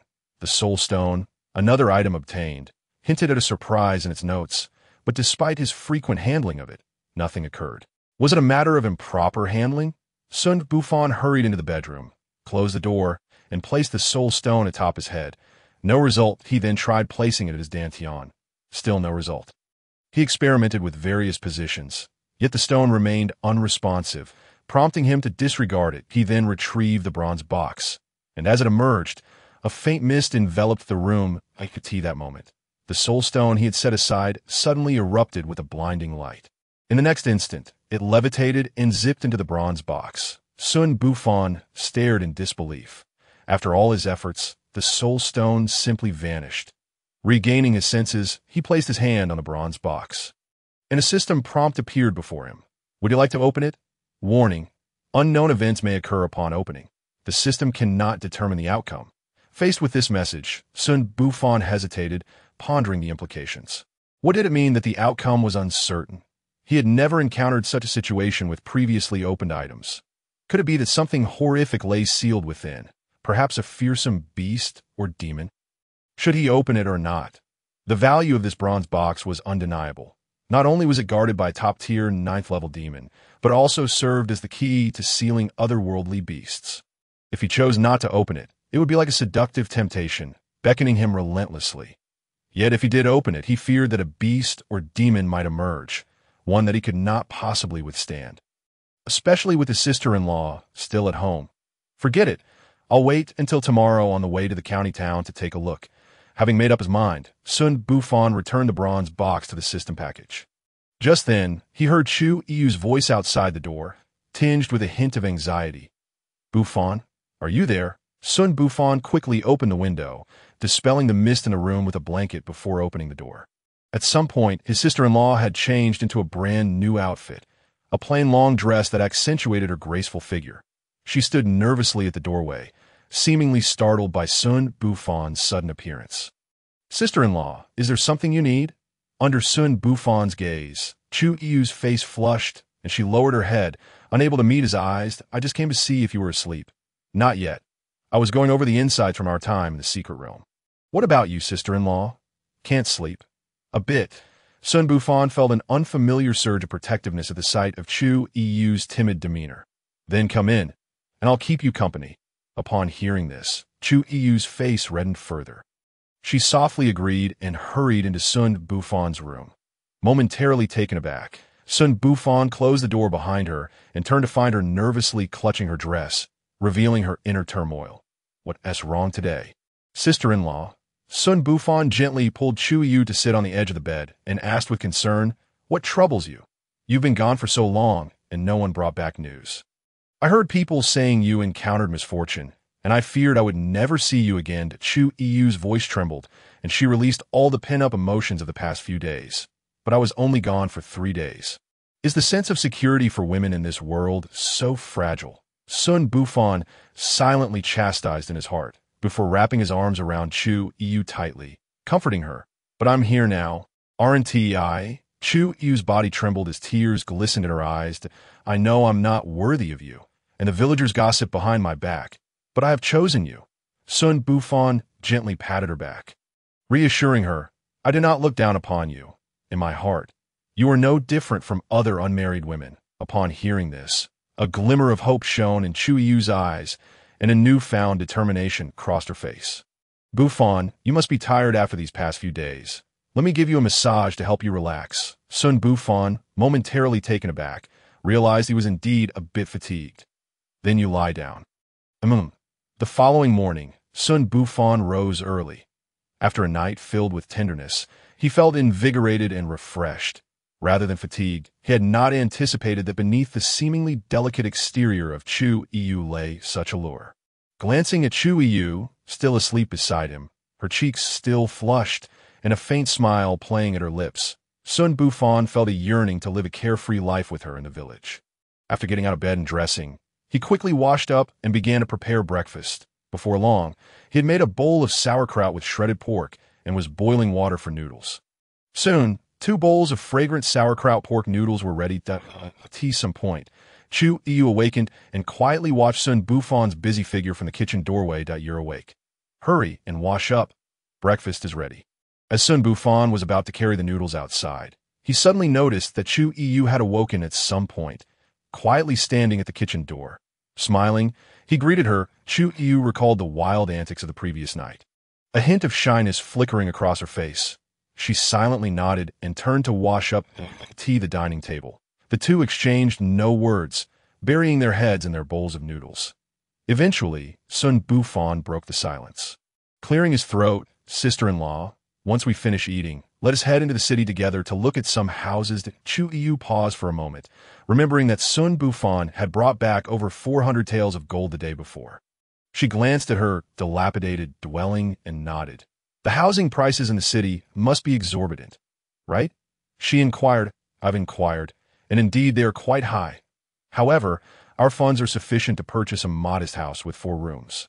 We can each have our own room when you give birth to 3 little ones in the future. Upon hearing this, Chu Yu's face turned instantly crimson. What nonsense are you spouting? Who is going to bear your children? With that, she swiftly picked up 2 empty bowls and hurried out of the room. Observing her flustered demeanor, Xun Bufan chuckled heartily, surprised that his usually confident sister-in-law had become so bashful after their relationship had deepened. He silently wished that this delightful state could persist indefinitely. Chapter 48. Acquiring property in the courtyard of the Black Wind County office, within one of the houses, a refined middle-aged man clad in white furrowed his brow. His face etched with gravity as he pressed his fingers against the forehead of the unconscious Gong Zijin. Gong Yizun looked on with concern at the beautiful woman lying on the bed. Her eyes tightly shut. That moment, a glimmer of white light flickered in the refined man's hand, swiftly circulating around Gong Zijin's body. Indeed, there are traces of soul manipulation. Seems the sect leader's prediction was not mistaken. Chaos is imminent. Although the refined man had discerned the source of her coma, his furrowed brow remained deeply creased, only growing more pronounced. Is there any remedy, my lord? Gong Yizun inquired anxiously, his tone filled with hope. But in the next moment, the refined man's actions instilled a quiet despair within him. The refined man shook his head, his voice low. I am at a loss as well. Alas, there are scarcely a handful in this world who could save her. Gong Yizun's face turned ashen, unable to believe that his daughter had merely gone out for a short while and returned in such a state.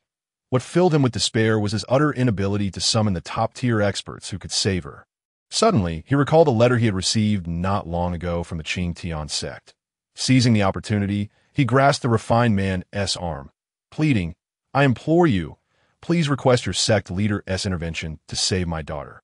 With a deep sigh, the refined man replied, Gong Zijin is already a disciple of our sect, and we will certainly do our utmost to save her. However, the sect leader has pressing matters to attend to and cannot be spared at this moment. What are the other few? Gong Yizun persisted, unwilling to give up hope. When I mention a handful, I meant one of those is our sect leader, and the others include the ruler of the Qi and the reclusive leader of the Four Directions sect. With each unfamiliar name, Gong Yizun's flickering hope dimmed further. Then he heard the refined man add, aside from those mentioned, if you can acquire a soul stone, it may also save your daughter. Gong Yizun's emotions surged with hope and despair, yet he refused to abandon even the slightest glimmer of optimism. What is a soul stone? Please, my lord, tell me where I might procure one. I would exhaust my entire fortune to obtain it for my daughter. That is a legendary item, to be frank. I have only seen it mentioned in ancient texts, which suggest it can mend a fractured soul. At this, the hope that had just begun to rise within Gong Yizun was doused like a flame doused with cold water, leaving him despondent.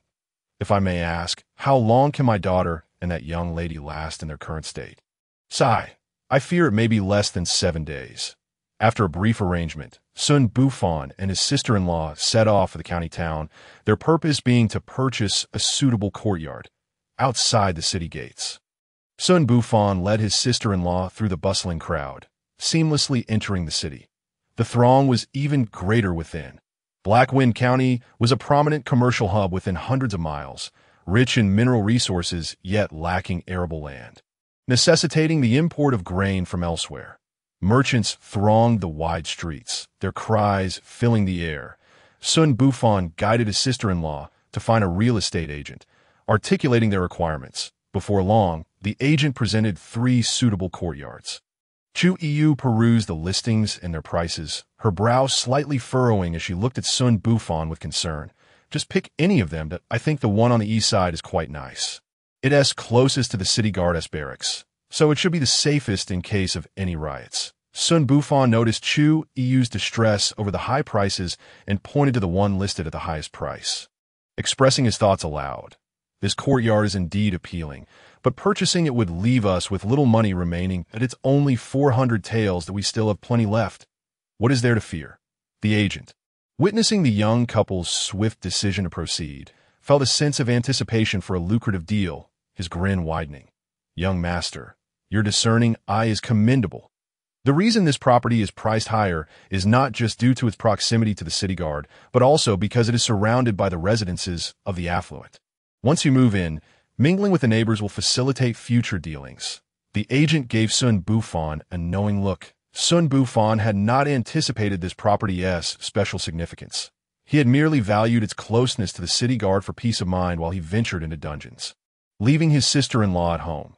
Very well, we'll take this one. Let us proceed with the payment. He decided against further hesitation, signaling Chu Yu to prepare the funds. However, Chu Yu pulled him aside. Aren't we going to negotiate? I've heard that real estate transactions often allow for bargaining. It is not easy for you to earn money, and since you're not yet married, it's prudent to save what you can. Without waiting for Xun Bufan's reaction, she strode directly to the agent. The price seems a bit steep. Could you negotiate with the seller for a lower price, seeing that the couple genuinely intended to purchase? Fearing they might back out, the agent, who had inflated the price by 1/10, quickly nodded. Of course. Please wait a moment. The seller is nearby. I will discuss it with him and return shortly. Chu Yu breathed a quiet sigh of relief. She had heard from villagers that houses in the city required negotiation, as agents often inflated prices to maximize their profits. She worried that Xun Bufan might not understand and waste money by paying the asking price without question. Before long, the agent returned with a revised price of 350 taels. Xun Bufan, unfamiliar with such matters, was happy to let Chu Yu handle the negotiation. He then asked her to sign the necessary documents before proceeding with the agent and the seller to the county office to complete the property and land deed formalities. Meanwhile, he remained in the empty courtyard, focusing on the bronze treasure chest. On the journey there, he had concocted an excuse to slip away and open the bronze chest. When he finally did, his fears did not materialize. Everything remained calm, leading him to suspect that the system might have been deceiving him. Inside the chest lay a book bound with golden thread and a pearl emitting a blue glow. Alongside these was a weapon fragment. Moreover, the soul stone, previously hidden within the bronze chest, reappeared in his inventory. Now that he was finally undisturbed, he took out the book, and moments later, a system notification chimed in. Chapter 49. Items within the treasure chest skill book discovered. Spirit concealment technique. Would you like to learn it? Description: a top-tier technique inherited from the Spirit Concealment clan, integrating spiritual energy cultivation and techniques. Mastering it to the pinnacle aids in breaking through limitations. Note: are you prepared to accept the gifts of fate? Xun Bufan silently gazed at the system prompt, astonished to discover that the treasure chest contained the ancestral martial arts of the Xun clan, which, according to the description, could be cultivated all the way to the 9th tier. His desire to join the Demon Suppression Division stemmed not only from the opportunity to leverage their mastery of dungeons for rapid leveling, but also from the prospect of acquiring a broader array of martial arts. The term ancestral martial arts signified the foundational techniques of the Xun clan, the very essence of their formidable power. The final note regarding the gift of fate suggested a connection to destiny that was anything but trivial. Xun Bufan hesitated, uncertain whether pursuing this path might harbor significant risks. Yet he suddenly recalled the circumstances of this dungeon expedition. It seemed as though he had unwittingly fallen into a predetermined scheme. As some elements remained inexplicable, such as the indifference of the Xun Mistbird at the bronze chest. Although it appeared to be a result of his use of the stealth skill, its glance, imbued with unmistakably human emotion, hinted at a deeper complexity. Later, the soul bat had merely sniffed at him before departing, showing no interest even when they damaged the cocoon room, as if everything was somehow connected to him. Had they not displayed such amicability, it seemed impossible for them to exit that place, let alone the fact that the Shanine Stone Beast had actively sought him out and become his pet. The sheer coincidence of it all compelled Xun Bufan to question whether he possessed some hidden identity capable of altering fate itself. Faced with an unavoidable choice, what was there to fear in learning a modest martial art? He resolved to learn it. Congratulations, you have acquired a divine-level martial art, Shanine Divine Technique. Shanine Divine Technique LV.1, 010000, current level. 1. Increases strength, agility, and intelligence by 30 points each. New active skill, Compression LV. 1. Compresses one's spiritual energy, significantly enhancing attack power. Upon learning this martial art, he would be unable to learn any other techniques. Xun Bufan stared in astonishment at the series of prompts from the system, never anticipating that this so-called ancestral martial art would be so astonishingly powerful.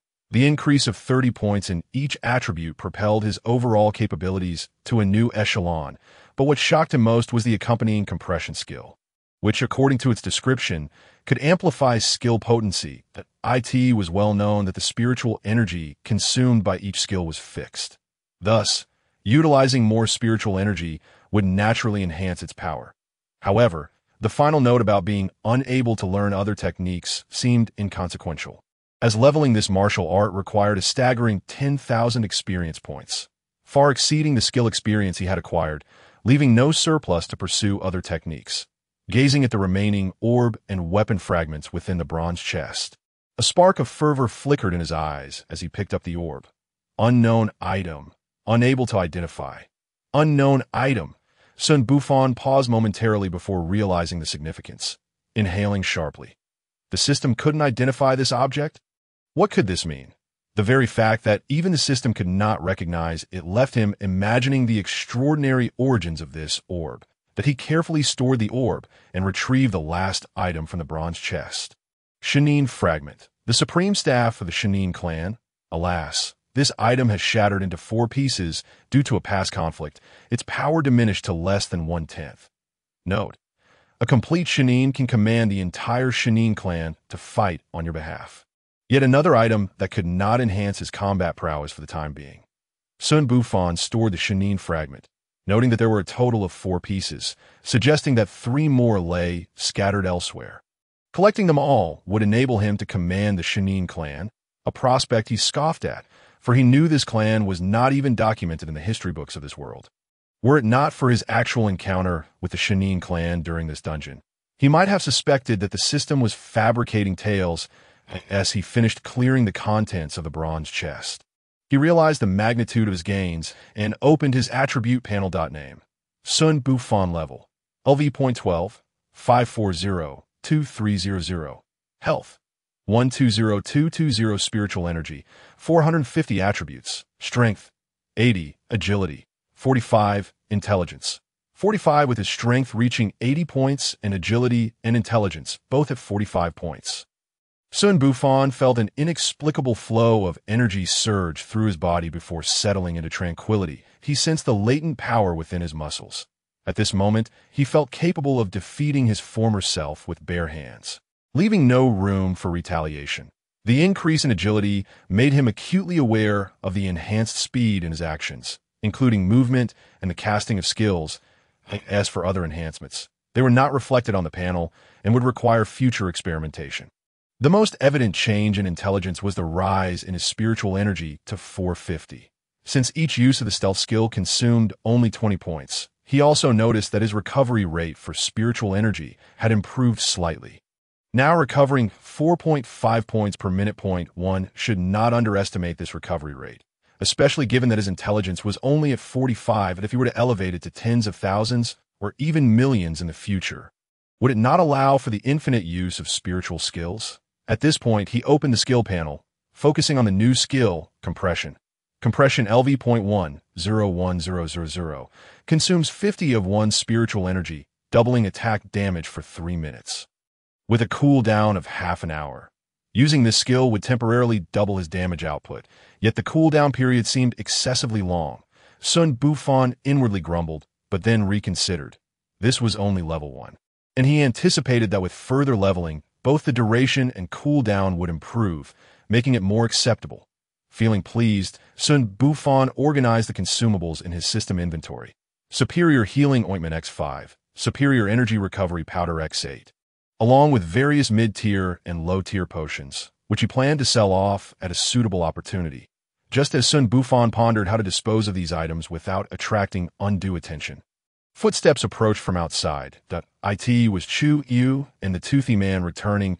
Chu Yu wore a smile, her eyes sparkling with anticipation for the future. Following her was the toothy man, his face radiating joy and reverence. Bufan, everything has been taken care of. As she spoke, Chu Yu handed over the land deed and property deed. Xun Bufan waved his hand. You may keep it. Chu Yu paused in surprise, then said nothing further. Accepting the deeds. After dismissing the toothy man, the two prepared to rest for a brief moment before heading back, when a voice called out from outside. May I ask if this is Xun Bufan? Master Sun. Turning towards the voice, they saw a constable dressed in official attire. I am. May I inquire? The constable continued. Young master, my master wishes to summon you for a discussion. Lord Gonyezun? What could he want with me? Noticing the confusion on Xun Bufan's face, the constable added, Young master may not know, but since your entry into the city guards have informed my master your whereabouts. Otherwise, I would not have known you were here. Understanding dawned on Xun Bufan. He had wondered how Gonyezun was aware of his presence. However, his curiosity remained unsatisfied, and he continued to inquire, If I may ask, what does Lord Gonyez seek from me? I am unaware. You will find out upon your visit. The constable's demeanor remained respectful, fully aware of the significance of the seemingly humble young man before him in his master's eyes. Very well. Please wait a moment. Xun Bufan exchanged a few words with Chu Yu before setting off with the constable toward the county office. Before long, they were led into the back courtyard of the county office, where they met Gongzu and my young friend. I summoned you to inquire if there were any peculiarities during your time in that secret realm. Gonyezun got straight to the point without much pleasantry. Taken aback by the inquiry, Xun Bufan responded, Is there something my lord finds difficult to comprehend? Gonyezun's face was etched with sorrow as he remained silent for a moment before speaking slowly. To speak candidly, my daughter may not survive beyond 7 days. Xun Bufan was taken aback by this revelation. Previously, Yang Luming had assured him that there was no immediate danger. Why, lord? What has transpired? Gonyezun continued. An elder from the Qingtian sect has examined her and stated that she cannot last beyond 7 days, which is why I sought you to inquire whether there was anything extraordinary in that secret realm. Xun Bufan pondered briefly. Indeed, there were numerous oddities, but the most peculiar were all related to him, making it difficult to explain. Just then, Gonyezun's voice broke through his thoughts.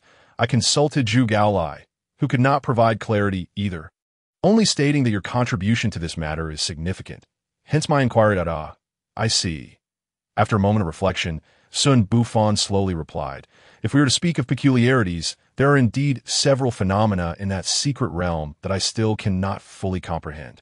At his words, a glimmer of hope flickered in Gonyezun's eyes. When we discovered Miss Gongji, she was ensconced within a massive cocoon, as I believe Zhu Gaolai has mentioned. Gonyezun nodded. Yes, Zhu Gaolai did mention this, and that you nearly attracted the attention of a demon while attempting to rescue her. Surely Zhu Xiong has also conveyed that the demon refrained from attacking because of my presence. Xun Bufan admitted, I must confess, even now, I have yet to fathom why that demon chose not to strike. A faint bitter smile crept upon Xun Bufan's lips as he spoke the truth. Even now, he could not fathom why the soul bat had merely sniffed him before taking its leave. Gonyezun was momentarily taken aback, soon adopting a contemplative demeanor. He pondered what crucial information Xun Bufan might be concealing, yet his prior investigations into Xun Bufan had revealed nothing unusual. After a brief silence, he murmured, Could it be that the young lady truly cannot survive? What kind of demon has caused her soul to suffer? Soul suffering? Upon hearing this, Xun Bufan's heart stirred as he recalled the soul stone nestled within his system package. This soul stone had been bestowed upon him by the soul bat, and Gongji Jin had also been captured by that very creature. A flicker of realization flashed through Xun Bufan's mind. Might I be permitted to see Miss Gongji Jin? There could be a miracle awaiting us. Gong Yezun, taken aback by this suggestion, stared intently at Xun Bufan for a prolonged moment before nodding slowly. Very well, follow me. With Gong Yezun leading the way, the two departed the courtyard, winding through a labyrinth of paths until they arrived at an opulently adorned residence. The vast estate was guarded solely by two elderly individuals, both appearing to be on the brink of death. Their level displayed as LV-58 caused Xun Bufan to draw in a sharp breath. Noticing Xun Bufan's confusion, Gong Yezun explained, "This is the young lady's residence. These two elders are esteemed members of the clan, residing here in their twilight years while overseeing the estate." Xun Bufan nodded, observing that their vitality had indeed diminished to approximately 70%, likely due to age-related decline and old injuries that had rendered them unable to recover fully. After traversing several more steps, Gong Yezun pushed open the door to a chamber. Xun Bufan followed him inside. The room was adorned in soft shades of lavender, from the bed to the bedding itself, indicating the owner's fondness for this hue. The elder from the Qing Tian sect had mentioned that her soul had sustained grave injuries, requiring the intervention of the most elite ninth-tier beings for healing. She had but 7 days remaining. Gong Yezun's voice, tinged with sorrow, reached Xun Bufan as he stood at the doorway, gesturing toward the figure lying on the bed. There lay Gongji Jin, looking as pale as she had days prior, her brow furrowed in distress. Approaching the bedside, Xun Bufan gazed upon the exquisite young woman, who appeared trapped in a nightmare, occasionally twitching slightly. Turning back, he noticed Gong Yezun had averted his gaze, standing with his back to them. Without further hesitation, Xun Bufan retrieved the soul stone from his system package. However, he was momentarily at a loss as to how to utilize it. As the system provided no guidance, in no matter, I shall give it a try. He pressed the soul stone against Gongji Jin's forehead, waiting for a response, but none came after a considerable pause. Logically, the soul should reside within the mind. Why was there no reaction? He then placed the soul stone in her hand, allowing her to grasp it, but still, there was no sign of any effect. Must it be ingested? But if I do that, what shall happen to her sister? No, since the soul bat instructed us to bring back two individuals, it must be possible to heal them. Xun Bufan placed the soul stone on various parts of Gongji Jin's body, hoping for a response. From her hands to her feet, and even to her dantian, there was no reaction. The only area left untested was her chest. Glancing at Gong Yezun, who remained turned away, Xun Bufan felt a wave of relief wash over him. Should his peculiar actions be observed, he would struggle to provide an explanation. Taking a deep breath, he resolved that if placing the stone on her chest yielded no results, he would have to attempt to have her swallow it. Gently, Xun Bufan laid the soul stone upon Gongji Jin's chest, focusing intently on its reaction. In an instant, the stone erupted with radiant white light, illuminating the surrounding space. Shortly thereafter, he heard a rush of air as the two elderly guardians, who had been basking in the sunlight outside, appeared at the doorway, while Gong Yezun, who had been standing at the entrance, suddenly found himself behind Xun Bufan. What is happening? Gong Yezun's voice was grave, his concern palpable. He wished for his daughter to endure no further indignities in her final moments. Meanwhile, the two elders outside had locked their energy upon the youthful figure within the room, prepared to strike him down at their master's command. Xun Bufan paid no mind to their movements, his unwavering gaze fixed upon Gongji Jin's response. As the soul stone radiated blinding light, he observed her health bar gradually beginning to recover. It works. Gong Yezun's words trailed off as he suddenly noticed the color returning to his daughter's face, visibly brightening. Realization dawned upon him. This young man was indeed treating his daughter. Shocked, he watched the unfolding scene, utterly bewildered as to how this mere hunter possessed a method of healing that even the elders of the Qing Tian sect could not comprehend. Initially, he had approached with a mindset of desperation, hoping for a glimmer of hope. Never did he expect such a remarkable surprise from this young man. Yet, it was too soon to celebrate. He gestured for the two elders to withdraw quietly. After a period of time, the glow emitted by the soul stone began to wane, and soon it radiated only half of its initial brilliance before ceasing altogether. Xun Bufan meticulously observed Gongji Jin's health bar, noting that as the stone's light faded, her health bar had significantly replenished. Relieved, he realized that Gongji Jin had been saved. Now, she merely needed time to recuperate. He retrieved the soul stone, only to find the system prompt had changed once more. Soul stone possesses certain mystical properties, remaining power 50. Indeed, he had pondered why the soul bat had chosen to leave behind this singular soul stone, and it seemed that aside from assisting him in unlocking the bronze treasure chest, its purpose was to heal Gongji Jin and her sister. Xun Bufan stood in a daze, feeling as though unseen hands were orchestrating events around him. Yet he could not discern the full extent of this manipulation. All he could do was strive to level up, ascending to the pinnacle of this world to uncover the truth behind these machinations. Gongji Jin should be fine, with a period of rest. She will recover, Xun Bufan stated, pocketing the soul stone and addressing Gongyi, who had remained behind him. Oh, thank you, young friend. Gongyi, as if awakening from a dream, cast a stunned glance at Xun Bufan. At that moment, his beloved daughter's complexion had regained its rosy hue, and her previously furrowed brow had relaxed, though she still lay in a deep slumber. Compared to her prior state, it was as though she were an entirely different person. Young friend, what of my daughter's sister? Gongyi aged face flushed as he spoke softly. He understood that his request was somewhat unreasonable. Xun Bufan had already done him an immeasurable favor by saving his daughter. He even contemplated writing a letter to their family in the capital, requesting that they assign Xun Bufan a royal position. However, the thought of how to explain the discrepancy between his daughter's revival and her sister's fate weighed heavily on his mind, especially since the sister had come to assist his daughter through her ordeal. Thus, he felt compelled to broach the subject with Xun Bufan, albeit hesitantly. Rest assured, I too had no confidence before arriving. But it appears that healing is indeed possible, that I will not let her sister perish. Please, lead the way. Upon hearing this, Gongyi face brightened with joy, and he hurriedly gestured for Xun Bufan to follow him. This way, young master, as they entered another guest room. Xun Bufan noted that this chamber was far simpler in decor. Aside from the standard furnishings of a bedroom and a dressing table, there were no other items present.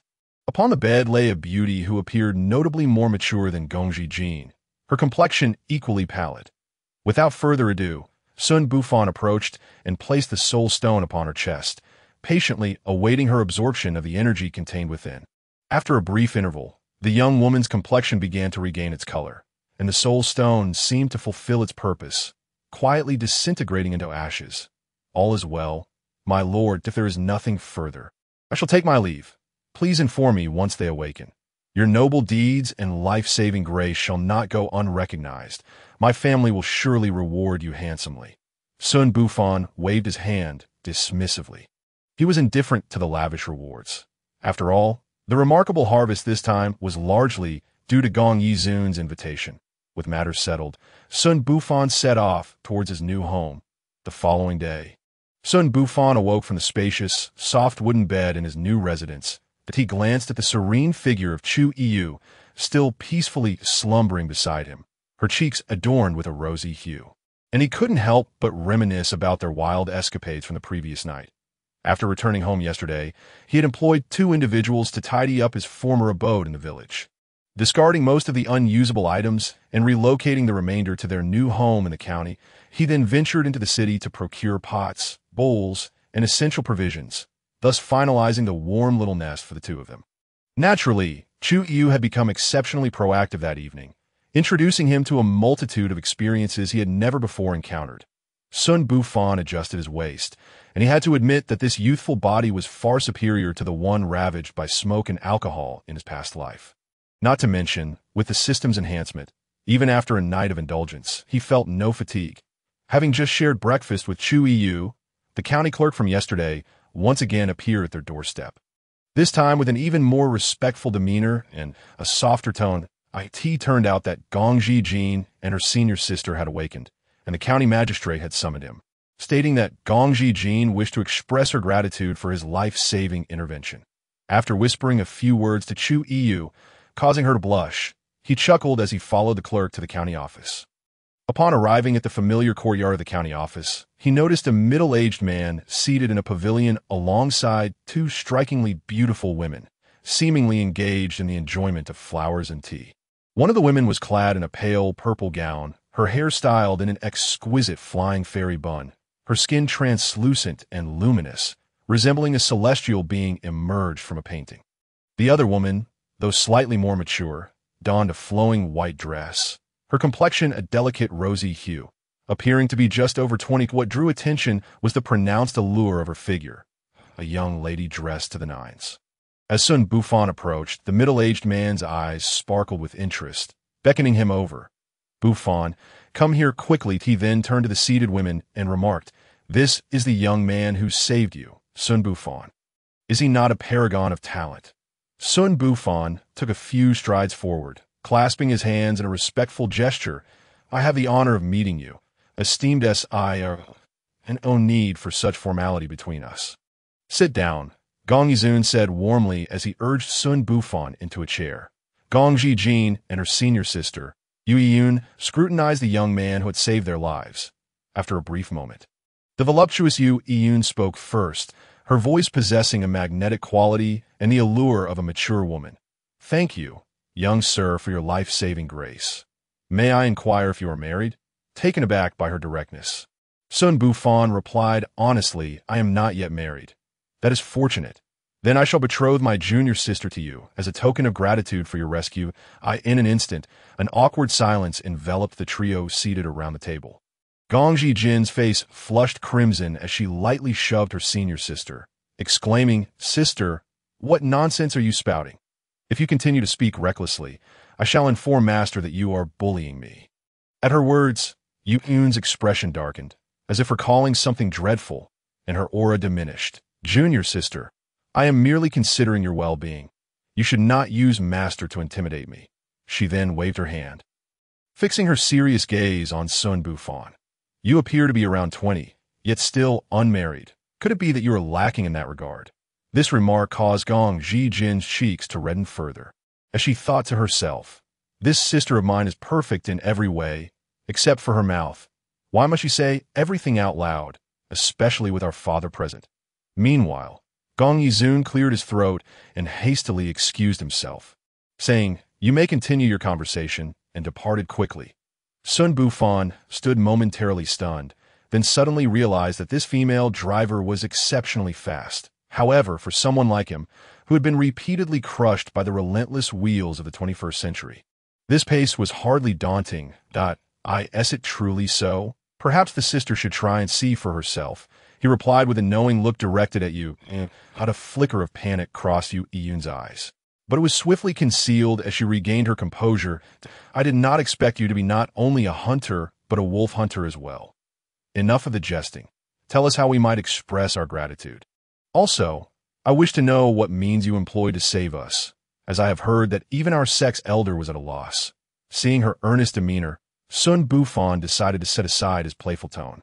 "To be honest, saving you was an unintentional act, more so a matter of fate." "Very well," Xun Bufan admitted, uncertain of how to articulate his thoughts. "It was merely destiny." Upon hearing this, Yu Yun appeared contemplative. After a moment, she suggested, "How about you become our junior disciple, and let Master take you in?" With that, she reached out and grasped Xun Bufan's wrist. A flash of light appeared in her hand, but her expression quickly turned to one of disappointment. "Alas, your spiritual veins are too chaotic. It seems you would require 10 days of training to achieve what others accomplish in a single day. Given your innate talent, I fear Master may not accept you." After a brief pause, her tone shifted. "But do not despair. There are indeed elixirs in this world that can enhance one's spiritual veins. If I find any in the future, I shall be sure to provide them for you." Xun Bufan silently observed her as she spoke to herself. He had attempted to evade her scrutiny earlier, but he found himself unable to discern her movements. That moment, her seemingly delicate fingers resting on his wrist felt as if they were ensnaring him. While astonished by her strength, he was also bemused by her words. Who said he wanted to become their disciple? What he truly desired was to join the Demon Suppression Division and strive for advancement. All right, senior sister, please do not tease him any longer. Tea that moment. Gong Jin interjected, alleviating the awkwardness for Xun Bufan, allowing him to withdraw his wrist. Thank you for your kind offer, but I fear I may not meet the standards of your esteemed sect. You are quite the intriguing fellow, handsome and sincere, yet your cleverness is evident. You speak of declining, yet you still address me as senior sister, which clearly indicates your desire to join us, does it not? Yu Yun remarked, inching closer to Xun Bufan, exuding an alluring charm. Xun Bufan found himself captivated by her enticing form so close to him. His heart racing, he instinctively touched his nose, relieved that he had not suffered a nosebleed. Otherwise, it would have been utterly embarrassing. Enough of this. I shall not intrude upon your flirtations any longer. I must return to my training. Should you decide on any rewards, do not hesitate to seek me out. With that, Yu Yun stood up, leaving behind a remark that left Gong Jin blushing furiously. By the way, young Master Sun, my senior sister is simply free-spirited and unconcerned with societal norms. Do not take her words to heart. Once Yu Yun had distanced herself, Gong Jin's soft, tender voice pulled Xun Bufan from his reverie. Free-spirited. Indeed, it seems more like she's running over others with her words. Xun Bufan silently scoffed, nearly forgetting the purpose of his visit, due to Yu Yun's playful banter. Gong Jin, your sister appears to have seen the world and lives with clarity. I assure you, I am not offended. He then continued, I came to inquire why you were captured and brought into that demon's cocoon. Upon hearing this, Gong Jin's eyes flickered with a hint of reminiscence. She lifted her cup of floral tea and took a delicate sip before responding. To be honest, I cannot recall when I was captured.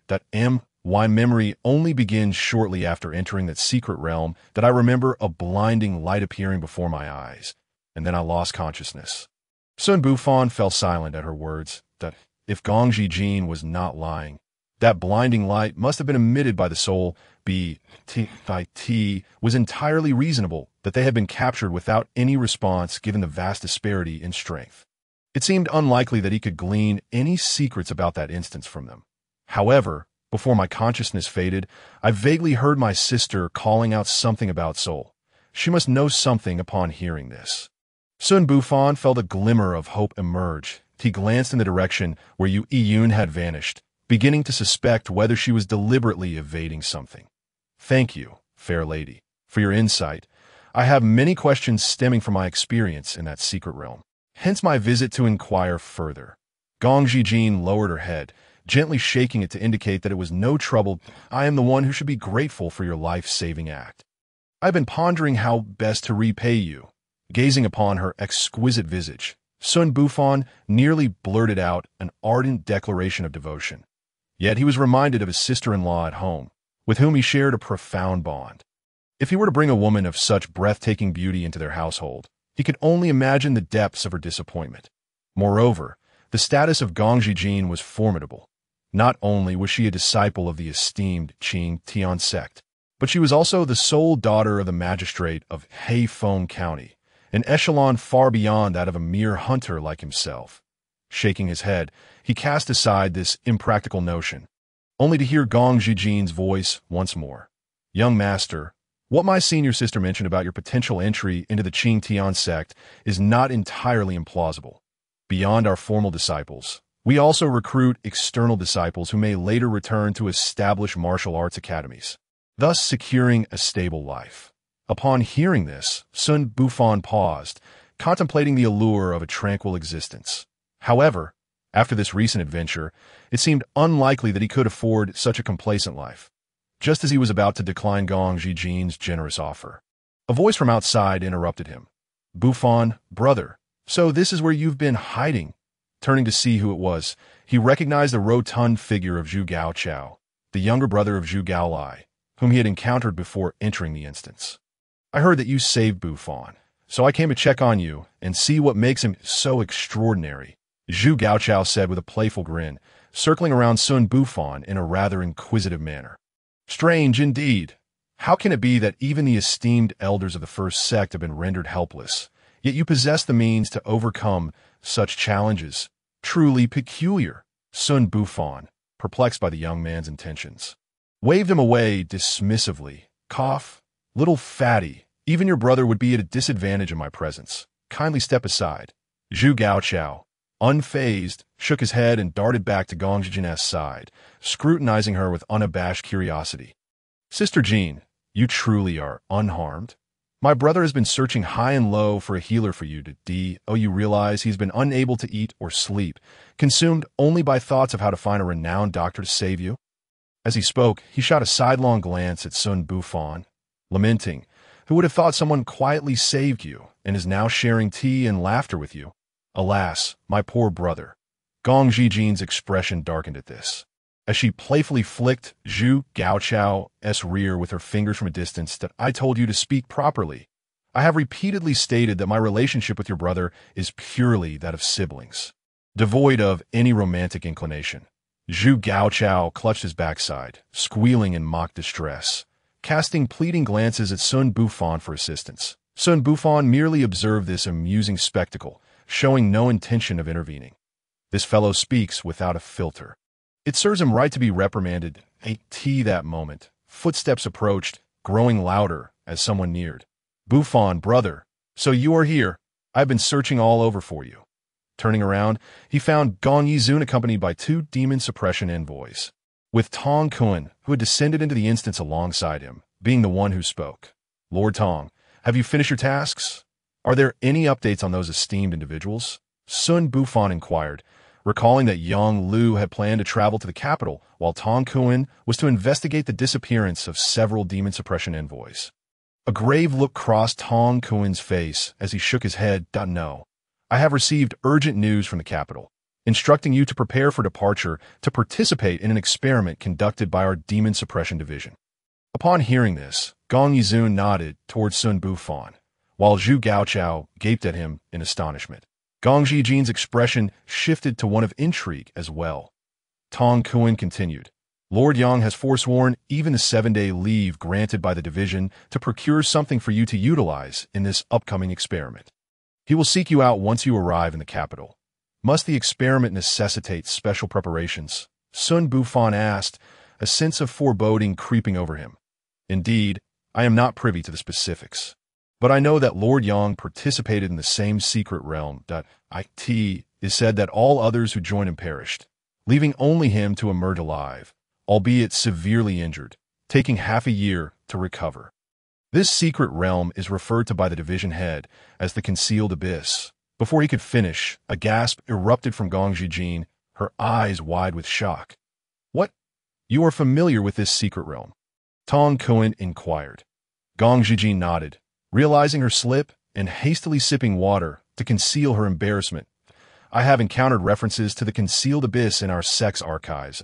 It is said to be the burial grounds of certain elders from the Concealed clan, governed by peculiar rules. Once disturbed, death or injury is inevitable. Has it not always been sealed by your Demon Suppression Division? Why is it now being opened for experimentation? Tong Kun nodded.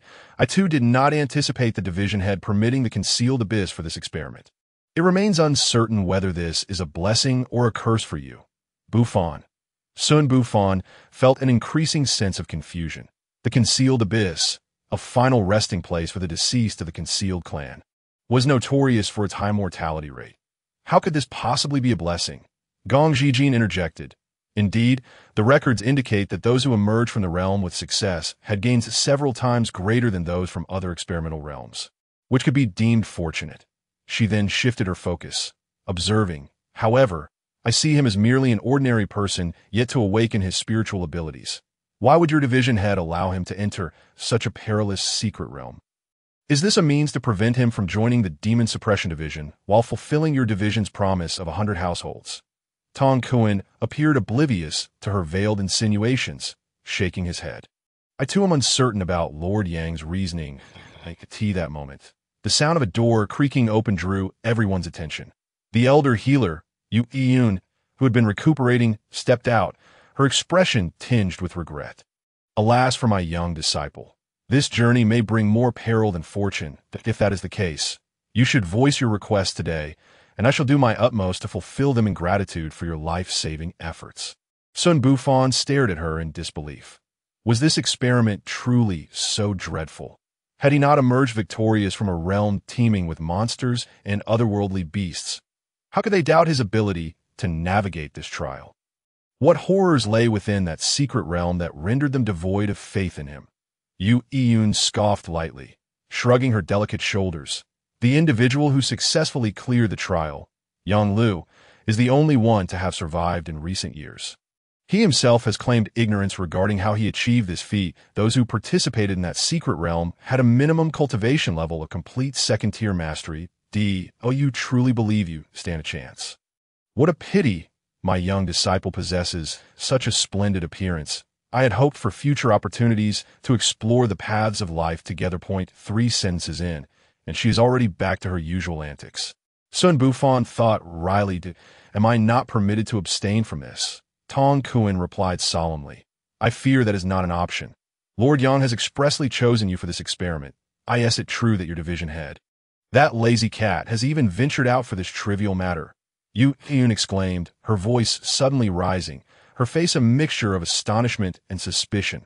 Who exactly are you, young man? Chapter 54. Bestowing a treasure. Xun Bufan inwardly scoffed. Feeling an immense pressure mount upon him, he had not anticipated that even the head of the Demon Suppression Division would take notice of him. What had Yang Lu divulged? Xun Bufan had initially intended to bide his time, growing stronger until he reached level 99 before emerging. This world was fraught with danger, and lacking power forbade him from drawing attention to himself. Yet, now the situation had shifted. The leader of the Demon Suppression Division, a figure among the world's elite, had focused his gaze upon him. Was it not futile to attempt to remain inconspicuous? After all, no one relished the scrutiny of those perceived as powerful, especially for someone aspiring to be low-key. It felt akin to a thorn in his throat. Perhaps it was a blessing in disguise.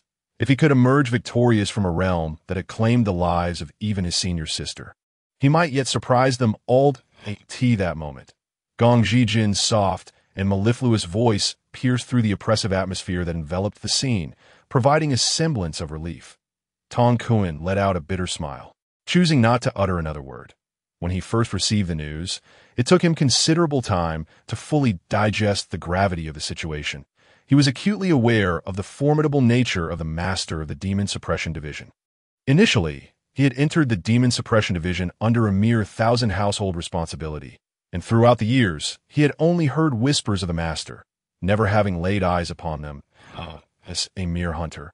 Even if he managed to emerge from the secret realm, it would hardly warrant the attention of such a distinguished figure. Tong Kuan was no fool. He keenly sensed that a significant upheaval was afoot, one that was likely intertwined with the secret realm they were about to explore, and perhaps even linked to Xun Bufan, though he remained oblivious to the specifics at that moment. Another thought crossed his mind. If this lad truly succeeded in the trial, he might very well become a second Yang Lu, or perhaps even surpass him, especially considering he was not even a spirit cultivator. However, upon reflection, he recalled that even those prodigies of yore had failed to pass. Thus, no matter how extraordinary this lad might be, he was still not a spirit cultivator, and after Yang Lu's enigmatic success, it seemed unlikely that this youth would fare any better. Xun Bufan silently observed Tong Kuan, noting how the shock in his eyes gradually morphed into pity. What could this mean? Why did everyone lack confidence in him? This was hardly a favorable omen. Nevertheless, he decided to relinquish this item to him as a token of gratitude for saving his life. Should he manage to survive, the condition he had previously promised would still stand, though it seemed highly unlikely that he would have the opportunity to make use of it. Yun produced a jade pendant from her waist, a flicker of tenderness flashing in her eyes. With a graceful wave of her hand, the pendant appeared before Xun Bufan. He grasped it firmly, feeling the warmth emanating from it, intertwined with a subtle fragrance unique to women. Immediately recognizing it as a personal belonging of a female, the Lingyun pendant, Gong Zijin could not suppress a gasp at the sight of the pendant, her beautiful eyes widening in disbelief. What is the Lingyun pendant? Xun Bufan inquired with astonishment. Still holding the pendant. It is a unique one-time spiritual artifact from the Qingtian sect. Tong Kuan interjected, having recognized the pendant's significance. It is said that only those on the verge of ascension have the chance to condense such an artifact. which possesses the ability to withstand attacks and enhance one's spiritual power. Am I not correct? Miss you. Gong Jin seemed still lost in shock, failing to respond to Xun Bufan's inquiry. Instead, it was Tong Kun who elaborated on the pendant's origins. Yu nodded gently, adding, "This lad saved my life. I hope this pendant can safeguard his OWT this moment." Gong Jin snapped back to reality, exclaiming, "Senior sister, I never expected you to part with such a treasure. It is a reward earned through your accumulated merits. I wonder how the senior brothers would react upon learning this." With a playful smile, Yun responded, "Regardless of what the senior brothers think. Little sister, consider that I have presented such a significant token to express my gratitude to our Savior. Now, what are you prepared to offer in return?" Yun's words were indeed reasonable. After advancing to the 6th tier, the requirements for one's mental state become more stringent. A moment's carelessness could lead to the invasion of demonic thoughts, possibly resulting in a severe decline in power or even death. Thus, everyone would strive to avoid entanglement in karmic matters. And if they did, they would resolve them promptly. Consequently, when Yun learned of Xun Bufan's assignment to participate in the secret realm trial by the master of the Demon Suppression Division, she recognized that he might not return alive. In light of this, she sought to sever the karmic connection beforehand by gifting him the spiritual artifact, which was not surprising. Gong Jin clearly understood this implication, her face flushing with embarrassment as she found herself at a loss for words. If she were to produce an artifact of similar caliber, she had only recently begun her training and had yet to acquire a suitable spiritual item for herself, let alone something as rare as the Lingyun pendant. However, to simply brush this aside might leave her vulnerable to future demonic thoughts.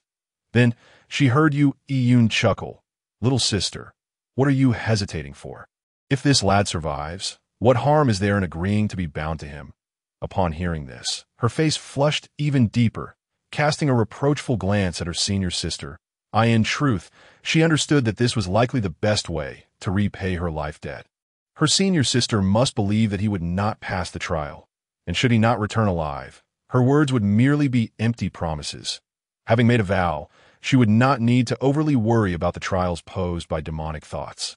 With this in mind, Gong Jin blushed and softly addressed Xun Bufan.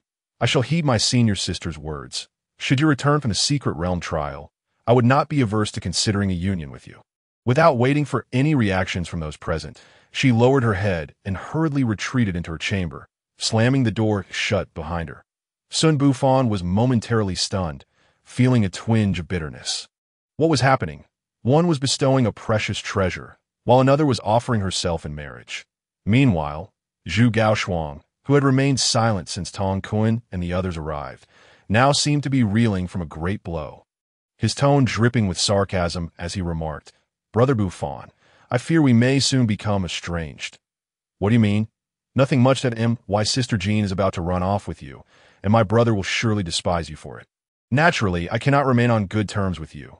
If you have any family, I shall look after them once you depart." What is all this? Just because Tong Kun brought a message, these people are behaving as if facing a parting of life and death. At that moment, the rotund figure of the little fatty lamented, "By the way, I just remembered, I too must go to the capital to participate in the Demon Suppression Division's trial. That I fear I cannot care for your family." "What?" Xun Bufan looked quizzically at Zhu Gaoshuang, then turned to Tong Kun. Tong Kun also wore a puzzled expression. He had received no such news. "Don't ask, it was arranged by my relatives in the capital. I feel like I'm living a hellish existence. Just pray I don't end up in the same secret realm as you." Chapter 55. The sudden departure. Xun Bufan recalled Zhu Gaolai mentioning that his brother Zhu Gaoshuang was a talented yet exceedingly lazy young scion. So, the Demon Suppression Division must have chosen to recruit him for his innate abilities. Xun Bufan scrutinized the little fatty, noting his slightly disheveled hair, which suggested a lack of attention to detail. Yet his clothing was neat and devoid of any stains, indicating he was not slovenly. This seemed contradictory to the traits of a lazy individual. Could it be that he was merely putting on a facade? Yet Zhu Gaolai had clearly stated that his brother was disinterested in martial pursuits due to his laziness, and now it seemed the Demon Suppression Division sought to absorb him.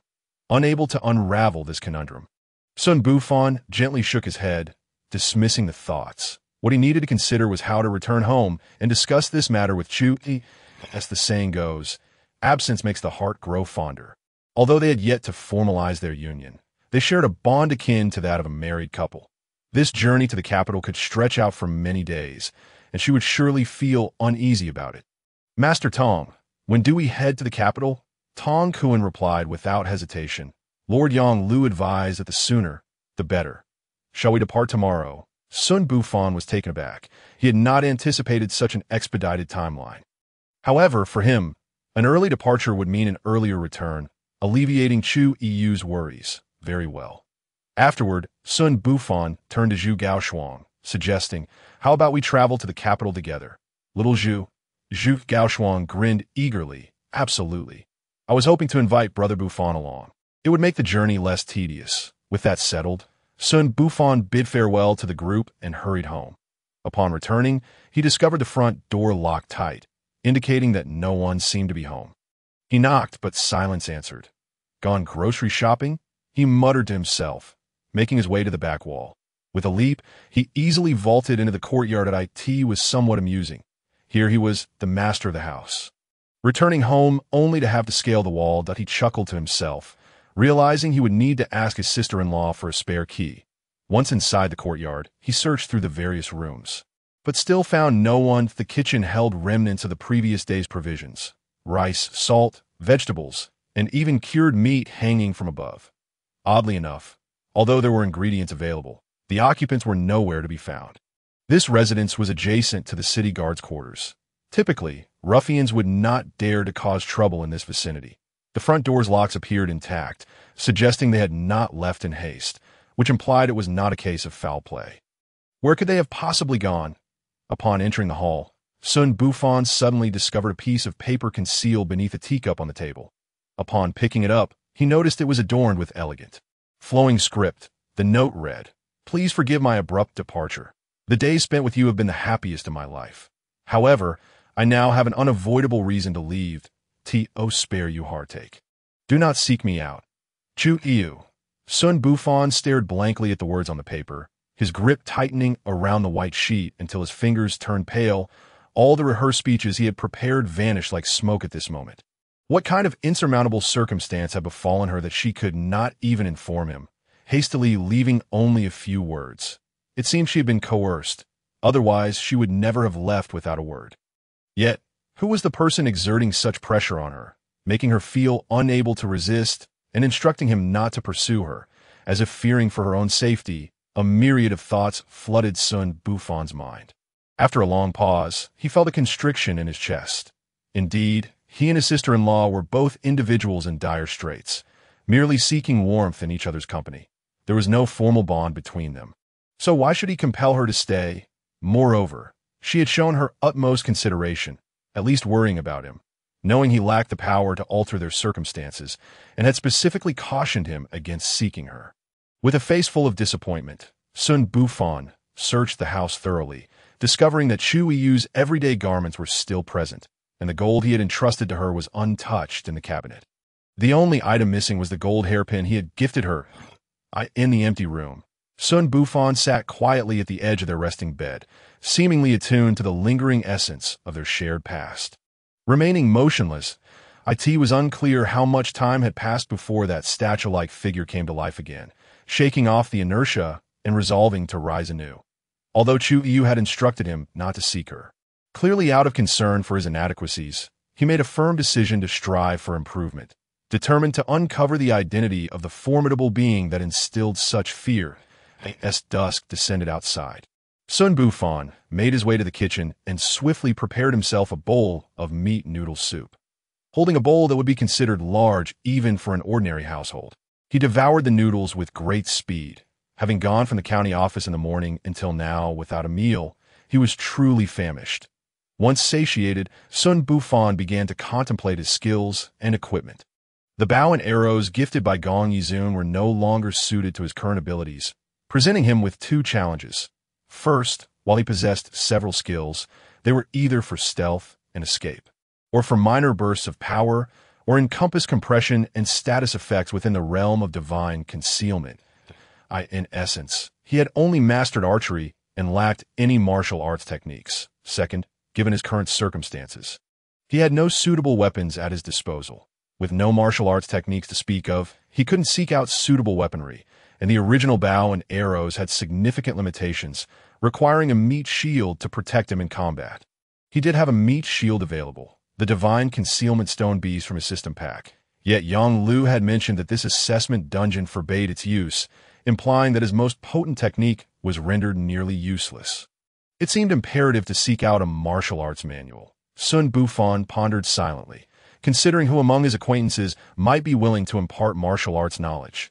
Tong Kuan, a member of the Demon Suppression Bureau, might not be inclined to teach him, as he was not part of the same system as for Yu Yun and Gongji Jin from the Qing Tian sect. Yu Yun had already gifted him her most cherished Ling Yun pendant that day. It would be inappropriate to ask her for martial arts instruction. Gongji Jin was a potential candidate, but she had only recently joined the sect, so her knowledge might also be limited. After much contemplation, Xun Bufan realized there was no one around him from whom he could learn martial arts techniques. Just then, he recalled a certain individual, the chubby Zhu Gaoshuang. Coming from a military background, he would surely be familiar with martial arts manuals, and given that Zhu Gaolai practiced a form of horizontal training, he likely possessed other martial techniques as well. Importantly, their military did not have the same prohibitive rules against sharing knowledge as the sects and the Demon Suppression Bureau. This was feasible. He primarily needed some combat techniques, as the mental cultivation methods were of lesser importance. With the right techniques, coupled with the compression and stealth skills of divine concealment, along with charging techniques, he could effectively adopt a cunning, hit-and-run style of combat. Yes, he would learn the art of knife fighting. With this thought in mind, he disregarded the curfew and swiftly headed towards Zhu's residence. Chapter 56. The playful chubby boy as Xun Bufan stepped outside. The streets were devoid of life. Save for the occasional patrol of city guards, he hastened his way to the vicinity of Zhu's residence. Upon arrival, he could hear the sounds of merriment emanating from within, suggesting that a feast was underway. Employing his skills, he nimbly leaped over the courtyard wall and stealthily approached the area with the most activity. If one were to question why he didn't simply knock on the door, it was a matter of practicality. Who in their right mind would visit friends at such a late hour? Explaining himself would be a tedious affair. Utilizing his superior attributes, he successfully reached the exterior of a grand hall. Listening closely, he discerned the sound of many women's sighs from within. He found a small opening through which he could peer inside. To his astonishment, the chubby Zhu Gaoshuang was hosting a flower wine party. The interior resembled a beauty pageant, with the chubby boy seated on an ornate wooden chair in the center, surrounded by a throng of beautiful women vying for his attention.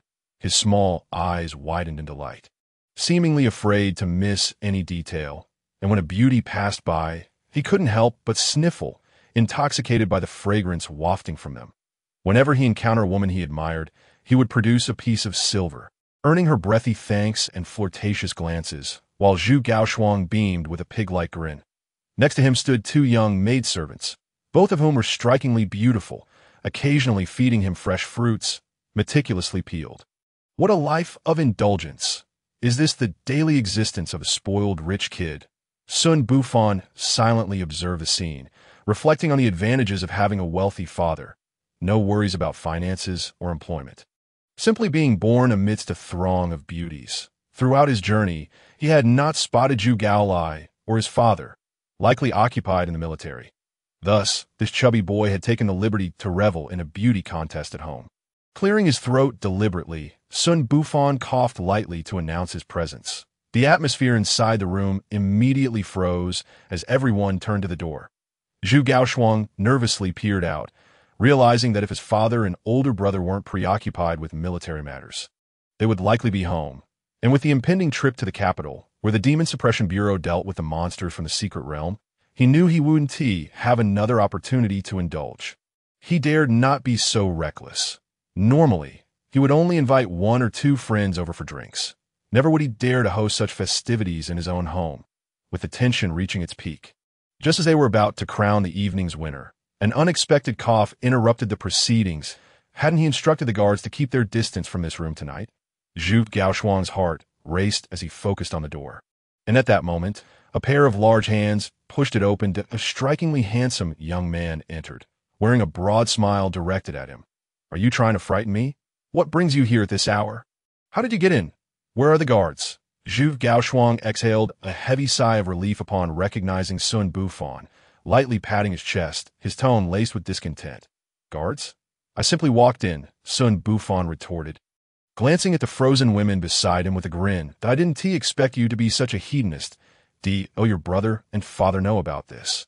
A hint of embarrassment flickered across Zhu Gaoshuang's face as he stiffly replied. Since I'm leaving tomorrow, I might as well enjoy myself. You want to tell my father and brother, will you? Xun Bufan shook his head, assuring him, I actually came here, seeking your assistance. You wouldn't turn me away, would you? With that, he subtly gestured toward the circle of women surrounding them. Surprisingly, despite his seemingly unreliable demeanor, Zhu Gaoshuang had an eye for beautiful women. The maidens in the room were all elegantly adorned, and their figures and looks were quite pleasing, lacking any trace of debauchery. Of course, you're like a brother to me now. How could I refuse? Will you say we finish this here first, and then discuss your matters? Zhu Gaoshuang grinned broadly, eager to please. Xun Bufan pondered for a moment before nodding in agreement. Very well. Now, quickly fetch me a chair to sit beside you, and you all continue with your festivities. With a commanding voice from Zhu Gaoshuang, a maid swiftly brought over a chair. Xun Bufan, showing no hesitation, took a seat, curious to discern the antics of this wealthy young master. That moment, Zhu Gaoshuang reverted to his previous demeanor, critiquing the women present and occasionally drawing Xun Bufan into discussions. As a former custodian of foreign language learning materials, Xun Bufan was well-versed and felt no pressure. After engaging in profound exchanges, Zhu Gaoshuang began to treat him as a close brother. Eventually, he even urged Xun Bufan to choose first, a gesture Xun Bufan graciously declined, pondering that he was no paragon of virtue and could not engage in intimacy with other women while Mi Kai had vanished without a trace. Once Zhu Gaoshuang waved away the women, only he and Zhu Gaoshuang remained in the room, and Xun Bufan finally revealed his purpose for the day. Little fatty, fetch me 10 or 8 martial arts manuals from your collection. I will return them after a look. Zhu Gaoshuang could hardly believe his ears. Surprised by Zhu Gaoshuang's reaction, Xun Bufan was momentarily taken aback. As a general in the military, you don't have 10 or 8 manuals? Do you think these manuals are just lying around? Zhu Gaoshuang retorted that my father and his comrades submit any manuals they find in the secret realm to the state immediately. Our family has no manuals. Surely, you must have 1 or 2? Well, there are 2. One is my father's diamond hand, and the other is my brother's diamond shield. I haven't practiced either, so they keep them for themselves. You have nothing else? None, wait, there's one more. It's the demon-slaying blade technique practiced by every soldier, but I've heard it has a significant flaw and was abandoned by the higher-ups over 20 years ago. No one practices it anymore. Upon hearing this, Xun Bufan's eyes ignited with fervor. What flaw does it possess? Zhu Gaoshuang pondered before responding. I heard from my father that the technique is not only slow to master, but also harms one's foundation. Many in the military have suffered hidden ailments from practicing the demon-slaying blade technique, and some severe cases even lead to paralysis. Are you sure you want to learn it? Could it be that the improper flow of internal energy or spiritual power causes the harm? However, with my system for correction, I believe there will be no issues. Learn it. Where is it? Zhu Gaoshuang pointed to the foot of the table where a book had been propping it up. Be careful when you retrieve it. Don't topple the table. Chapter 57. Blade Technique. Upon discovering the demon-slaying blade technique, a prompt appeared before Xun Bufan as he opened the long-ignored book, its cover nearly illegible. The system confirmed the manual, and without hesitation, he silently invoked the command to learn.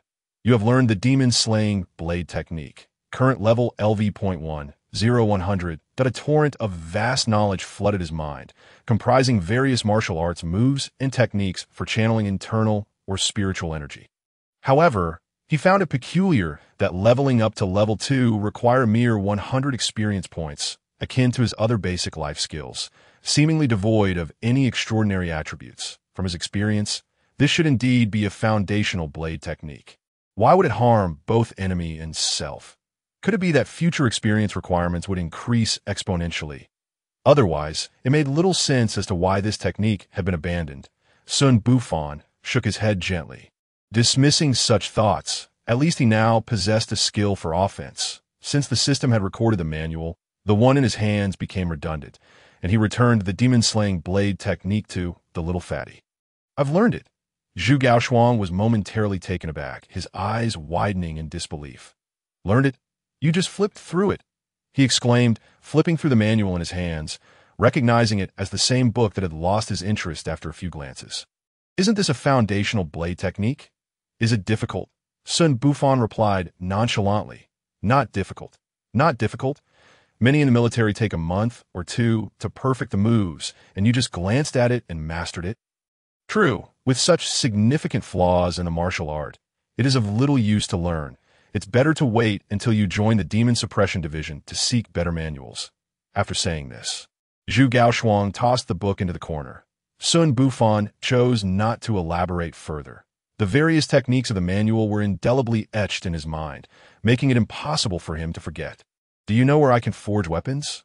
"Why do you ask?" "We will participate in the Demon Suppression Division's trial, where they provide weapons far superior to those available in the market. Having acquired a blade technique, one must have a fine blade to accompany it.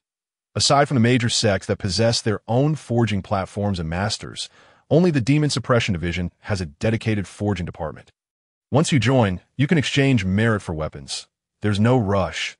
Xun Bufan nodded, choosing not to say more and turning to the little fatty, stating coolly, "You carry on. I shall take my leave." With that, he leaped away from Zhu's residence, leaving the little fatty bewildered and flabbergasted in the wind, never imagining that Xun Bufan had scaled the wall late at night solely for that decrepit manual. After a while, once he estimated that Xun Bufan had ventured far, a glimmer of insight flashed in Zhu Gaoshuang's eyes as he turned back to retrieve the manual he had discarded earlier. Deep in thought, once he had perused the manual page by page, he murmured softly, "Interesting." Not long after, the room Xun Bufan had intruded upon earlier was once again filled with vibrant and alluring scenes. Upon returning home, Xun Bufan picked up a branch and held it in his hand. Standing in the courtyard, he began to practice the techniques as described in the book, moving through each posture one by one. With the little fatty present earlier, he had refrained from practicing, but now he was eager to begin. He practiced continuously for 3 cycles before stopping. Through this practice, he understood the reason for the abandonment of this technique. The moves were designed to maximize lethality against demonic entities, sacrificing defense for offensive capabilities. This meant that in actual combat, while facing opponents weaker than himself, he could easily dispatch them with a single strike.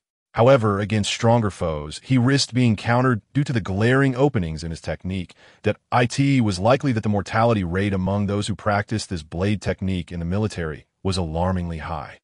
Furthermore, he discovered the reason behind the earlier comment about inflicting 800 damage to the enemy while suffering 1,000 to oneself. 3 of the technique's moves contradicted the natural flow of the body's meridians, and using them recklessly would inevitably lead to hidden ailments. Yet these 3 moves were the ultimate trump cards, capable of delivering nearly double the attack power. Nevertheless, this posed little concern for him, as he possessed a system that solidified his skills, requiring only the expenditure of spiritual energy to utilize them. Subsequently, Xun Bufan utilized the remaining 2 skill stones to convert them into skill experience, elevating the demon-slaying blade technique to its maximum level. This accomplishment provided him with some confidence as he prepared to participate in the Demon Suppression Division's assessment. The attention of the division's leader and the recent disappearance of Chu Yu, coupled with Yang Lu's mention of the exotic beasts, instilled in him an overwhelming sense of impending turmoil. He needed to expedite his strength enhancement to safeguard himself in these chaotic times. In the capital city, a vast array of palatial structures stood at the heart of the metropolis, representing the locus of power for the Great Jiang, within one of the brilliantly illuminated halls. The leader of the Demon Suppression Division, donned in a black cat mask, had shed her usual languor, sitting quietly in her chair as if awaiting an important visitor. After an indeterminate period, a deep voice resonated from outside the hall. "What urgent matter could rouse even you, the lazy cat, from your stupor?"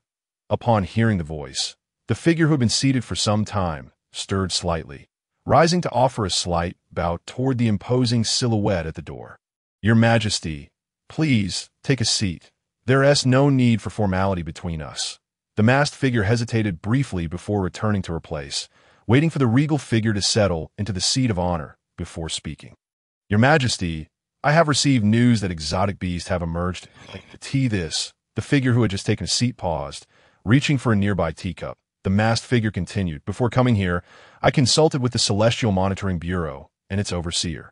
We both believe that the human-beast war from 3,000 years ago may soon reignite. A calm voice emerged from the seat of honor. It appears the prophecy is indeed true. The Tiansheng sect must also be sensing something. After a brief pause, the voice continued. How long do you estimate until it fully erupts? The masked figure fell silent, unable to gauge the time frame accurately. However, recalling her previous conversation with the old man at the Celestial Monitoring Bureau, she organized her thoughts and responded, at the earliest, within a year, at the latest, it will not exceed 3 years. Very well, what plans do you have? I am preparing to restart the Peach Garden Initiative. But prior to that, I intend to activate the secret realm of the Divine Hidden Pool to select some promising talents and expedite their growth, to serve as the main force for the Peach Garden Initiative in the future. Upon hearing this, the imposing figure paused momentarily, a look of reminiscence crossing his face. After a long moment, he nodded. That makes sense. The Divine Hidden Clan was the primary force against the exotic beasts 3,000 years ago. Let those talents have a chance to seek out some inheritances. As he spoke, he lifted the teacup beside him and took a gentle sip.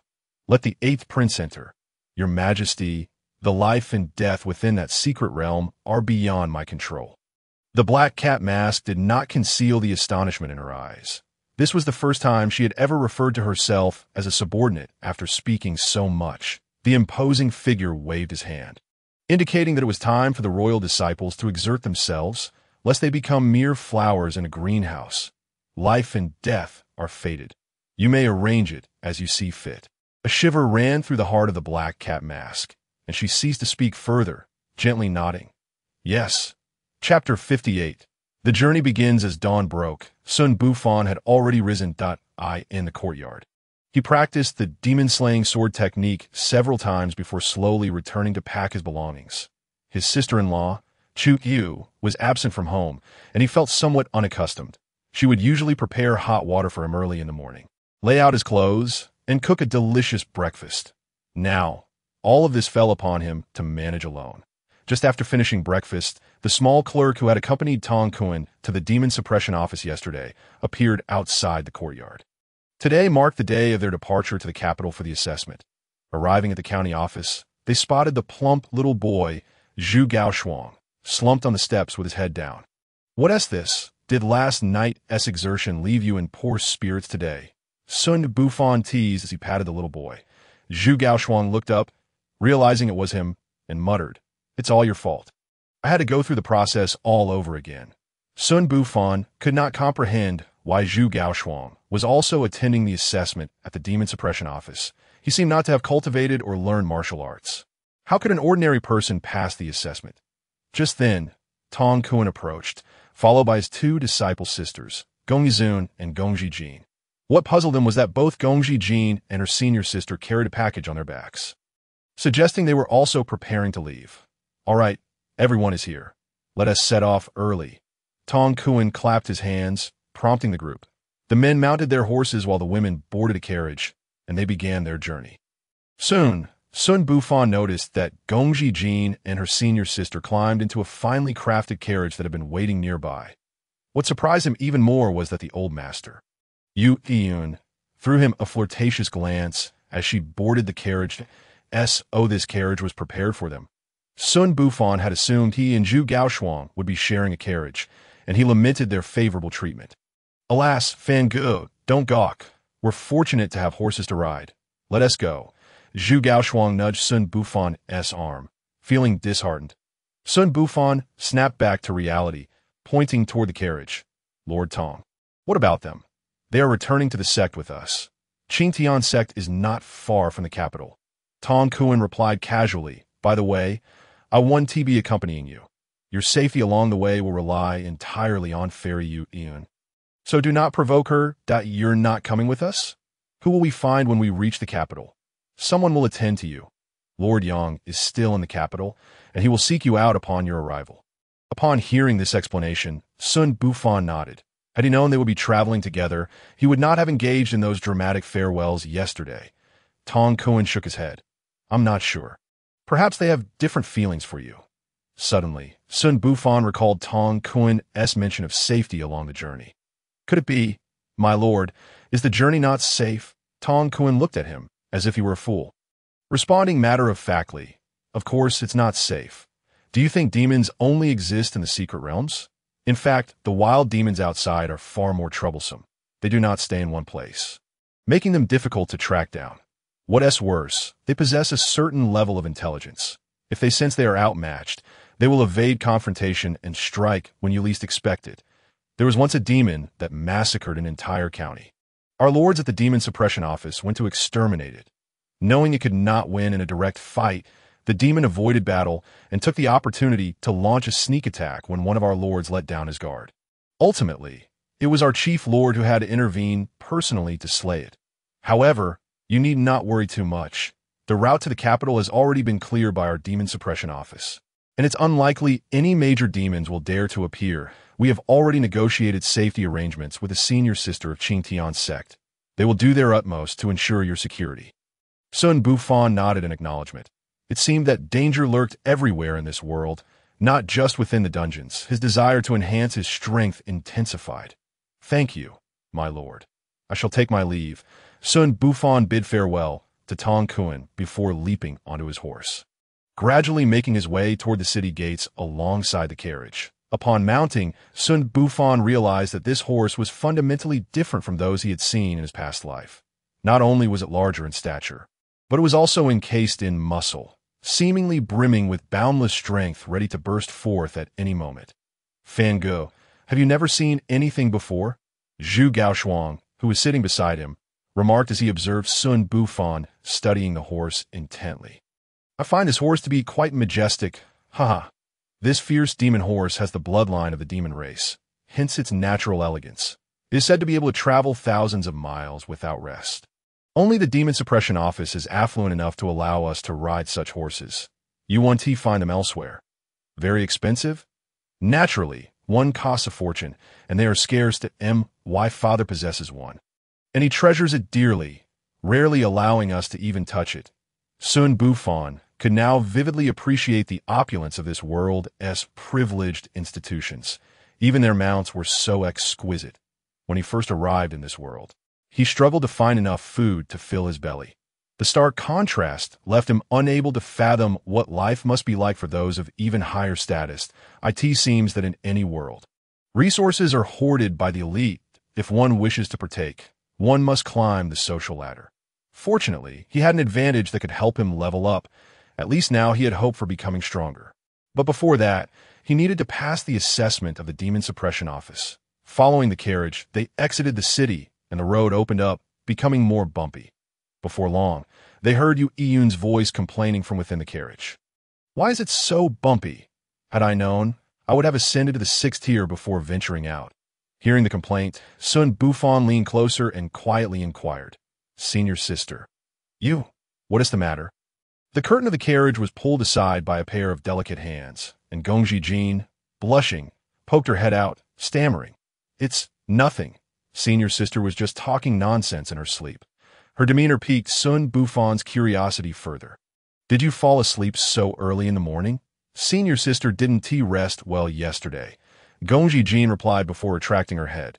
Then, a series of faint sounds emerged from the carriage. The voices were too soft for Xun Bufan to discern, so he shook his head and decided to ignore them. He gently nudged the horse's belly with his foot and leaned closer to Zhu Gaoshuang. Zhu Gaoshuang, how is your brother doing? The plump boy, who had been pretending to doze off, opened his eyes upon hearing the question. My brother. He's in the military exploring secret realms. Lately, for some reason, they've encountered unfamiliar demons in their realm, causing heavy casualties, and he had time to return home. Upon hearing this, Xun Bufan's heart sank. It seemed that the emergence of strange beasts was not limited to the secret realm he had entered. Looking up at the sun that had just begun to peek through the clouds, struggling to break free, yet overshadowed by larger clouds, he felt a sense of foreboding. Chapter 59. The Fox Demon Conundrum among the group. Except for the plump boy, everyone possessed some level of cultivation.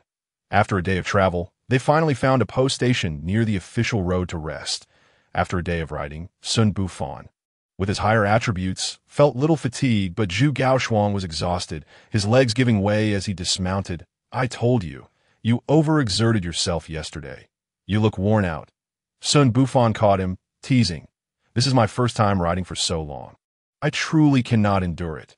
Zhu Gaoshuang grimaced. Rubbing his stiff backside, he suddenly realized that, unlike him, Xun Bufan, who had no cultivation, seemed unaffected by the long ride, showing no signs of fatigue. "Fango, have you ridden before?" Xun Bufan shook his head. "No, then why aren't you tired?" "Not at all.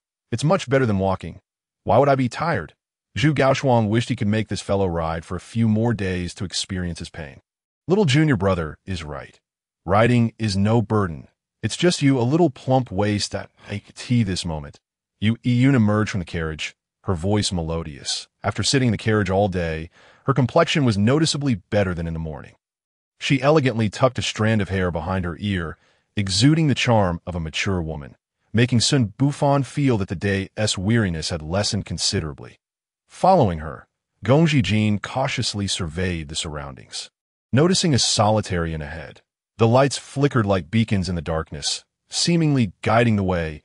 Surrounded by shadows, she timidly asked, "Senior sister, is it safe here at night? I see no one around." "Rest assured, even if there are demons near the official road, they're not particularly formidable. You can handle them. And besides, I'm here. What is there to fear?" Xun Bufan knew Yun's prowess. She was just one level short of being a 6th-tier master. Indeed, ordinary demons would not last even a single move against her. What is there to fear? I, who lack any cultivation, am not afraid. With senior sister here, we are invincible. At this moment, Zhu Gaoshuang's stiff posterior had significantly improved, and even his speech had become considerably more lively. "Let us go," Yun remarked casually, lifting her foot to walk towards the source of the light. Xun Bufan followed closely behind her, voicing the doubts that had long been buried in his heart. "Senior sister, you mentioned earlier that you had anticipated the emergence of the 6th tier. What is so special about the 6th tier?" Yun slowed her pace and replied, "Why do you ask that? Who knows when you'll reach the 6th tier?" Xun Bufan scratched his head, feeling a bit embarrassed. "Just curious. I admire skilled individuals, and I thought I would first express my admiration for you." Senior sister Yun covered her mouth and chuckled. "You rascal, your way with words is quite impressive. After reaching the 6th tier, one can harness the spiritual energy within to negate their own weight and even fly through the air." "Is it really that impressive?" Xun Bufan was taken aback. He had thought that only upon reaching the 9th tier could one soar through the skies so. "Can you fly, senior sister?" Yun shook her head. "I'm still a bit short of that, but I'll get there soon at 8 that time. I might consider taking you with me for an experience. Then you'd truly become a chauffeur." As they conversed, the group arrived at the entrance of the INN. It was Xun Bufan's first time venturing far from home, so he naturally hung back, watching the experienced Yun knock on the door. Knock, knock, knock. After a few forceful taps, there was no response from within. She patiently knocked a few more times before hearing movement inside. After a brief wait, the door cracked open slightly, revealing an old man. "What brings you here?" "We seek lodging. I'm sorry, kind sir, but we are fully booked. Please seek accommodations elsewhere." The old man began to close the door. However, Yun, seemingly anticipating this, swiftly placed her palm against the door, preventing him from shutting it. "Don't be hasty. Innkeeper, I notice there are hardly any lights on upstairs, so it seems there are no guests, right?" The old man's expression shifted to one of urgency. His eyes betraying fear, he peered outside, scrutinizing them closely, before gritting his teeth and reopening the door. "Please, come I in." Yun nodded at her companions and stepped into the inn's courtyard. The others followed her inside, while Xun Bufan first secured the horses in the stable before returning. Inside the hall, Yun was questioning the old innkeeper about his reluctance to accept guests. "Go be honest, brave lady. I am also fearful. Guests have reported sightings of demons nearby, so I must exercise caution." Zhu Gaoshuang flared with anger, exclaiming, "Just take a good look at us. especially the two young ladies. They resemble demons? He was eager to find a soft bed and indulge in a restful sleep. Well, I have heard that demons often take on human forms, particularly that of beautiful women. So seeing the two of you makes me wary. Upon hearing this, Yun's previously relaxed demeanor shifted to one of displeasure. Is that so? The old innkeeper shivered, sensing the oppressive aura emanating from the alluring woman before him. He steadied himself and nodded. I have heard it from passing guests, and some have even witnessed demons commit murder. Upon hearing this, Yun murmured softly, I hope they aren't from the Fox clan. Innkeeper, look at us. We are not demons. Please provide us with 2 rooms. Also, ensure that the horses and carriage outside are well taken care of. And provide high-quality fodder, of course. Esteemed guest, please wait a moment. Before long, the innkeeper handed 2 keys to Yun, who then passed one to Xun Bufan. You will share a room with this little chubby one, while I will share with my junior sister. Try not to sleep too soundly tonight. Xun Bufan took the key, which resembled those he had seen in ancient costume dramas, with many protruding copper teeth. Senior sister, what did you mean by Fox clan earlier? Yun was taken aback. You heard that. Xun Bufan blinked in surprise. Your voice was low, but anyone with normal hearing could catch it that I did hear it. Please enlighten me. Senior sister, Yun, now devoid of any jesting, pulled the other 2 closer and whispered, the Fox clan, specifically the Northern Fox clan, consists of shapeshifters and illusionists, vastly different from the Southern Fox clan. It is said that those from the north can take on human forms by the time they reach the 2nd tier, whereas those from the south typically need to reach the 7th or 8th tier. From what I gathered from the innkeeper, the demon can shape-shift, and I suspect it is likely a member of the Northern Fox clan. After a moment of contemplation, she added, strangely enough, we are still over 1,000 miles from the capital. And most Fox clans consider the capital their boundary, so they shouldn't venture south easily. This point, Gong Zijin, who had been listening attentively, raised her hand and asked softly, Senior sister, what should we do if we truly encounter a Fox clan member? Yun looked Gong Zijin up and down, a mischievous smile appearing on her face. Well, that depends on whether you encounter a male or female fox demon. Zhu Gaoshuang, utterly bewildered, felt as if he had just received shocking news.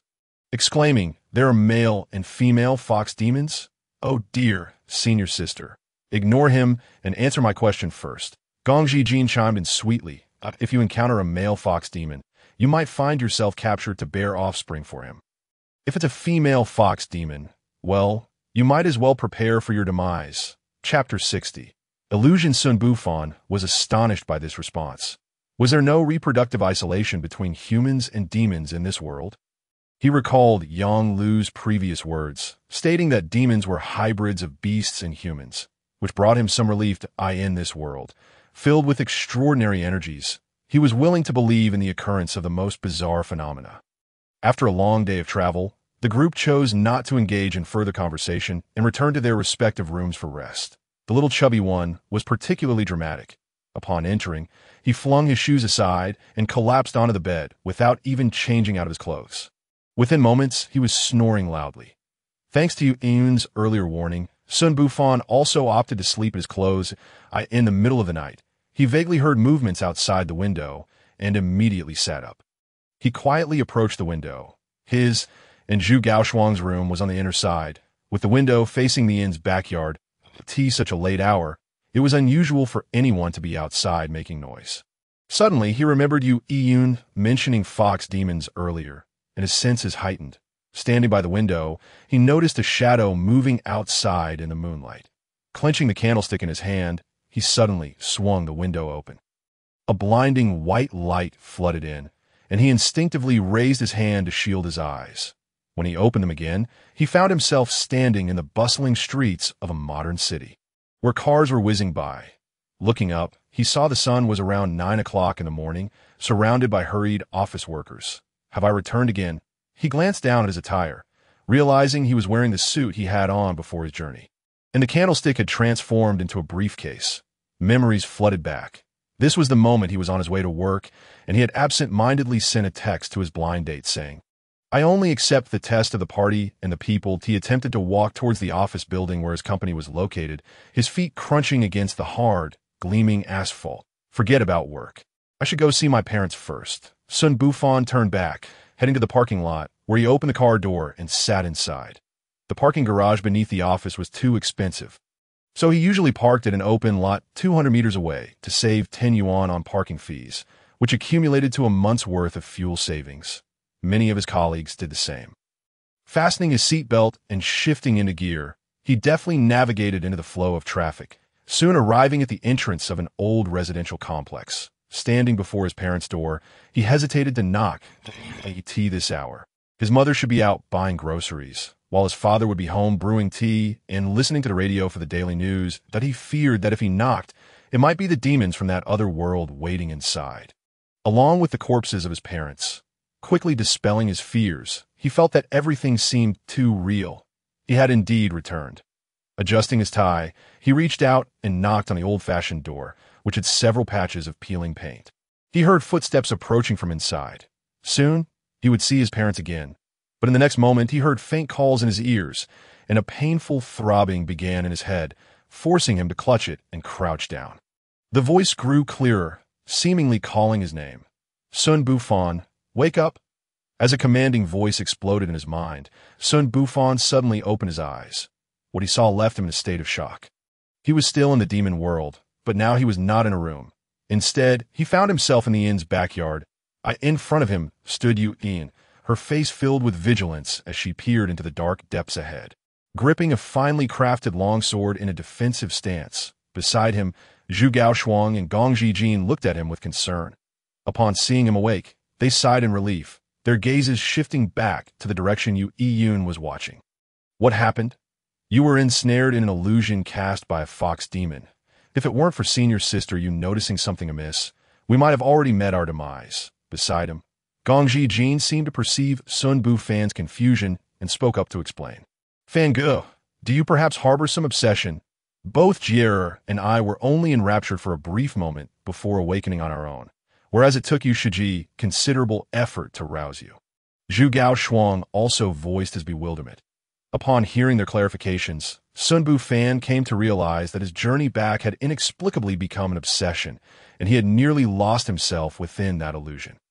He believed that had he pushed open that door, what awaited him would not have been the familiar silhouette, but rather a ravenous demon, leaving him as a mere 9-to-5 office worker with no chance of survival. Gratefully, he glanced at Yu Yun, only then noticing that he was drenched in a cold sweat, simultaneously relieved that he had not opened that door earlier. Stop dawdling. Pay attention to the surroundings. After the fox demon's illusion is shattered, there won't be a second attack for a short while. Yu Yun, standing at the forefront, reminded firmly. Xun Bufan's spirit jolted. He yearned to glimpse the fox demon that had nearly ensnared him, and immediately focused his gaze into the darkness. Suddenly, a vivid crimson system prompt appeared before his eyes. Fox Demon LV.48 health.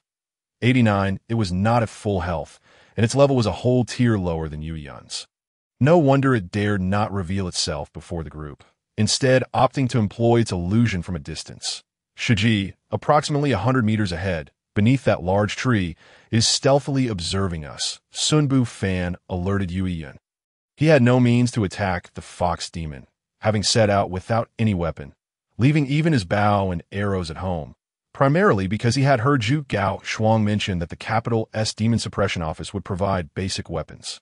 However, upon receiving the warning, Yin did not move, her brow furrowed as she fixated on the darkness ahead. It is moving. It shifted to the left slowly. No. Now, it's moving to the right. Xun Bufan noted the fox demon's movements and quickly warned. Enough, it can understand our words. If you disclose its position, it will naturally adjust its location. Yu Yun replied softly, retracting her sword. It shouldn't attack us today. Let us head back. Shiji, why not eliminate it?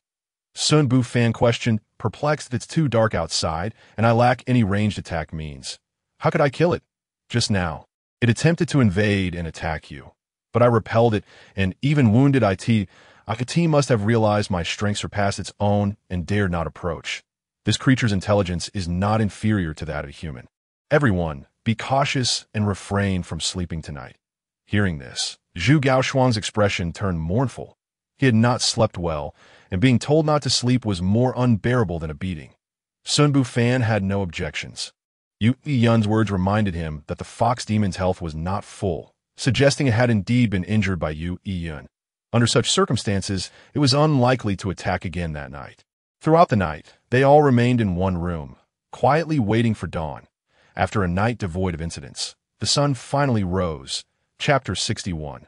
The eerie corpse little fatty, sporting dark circles under his eyes, yawned repeatedly, muttering, "Daylight has broken. Can we sleep now?" As he spoke, he prepared to lie down on the bed. "Fatty, don't sleep. Once we reach the capital, you can sleep as much as you wish." Xun Bufan felt a persistent unease, a sensation that had lingered since they departed from Hafen County, though it had not been overtly pronounced. After being bewitched by the fox demon's illusion the previous night, this disquiet grew increasingly palpable. He longed to reach the capital swiftly. Junior brother is correct. I sense that the fox demon has not left. It is merely seeking an opportunity. The moment we let our guard down, it may strike.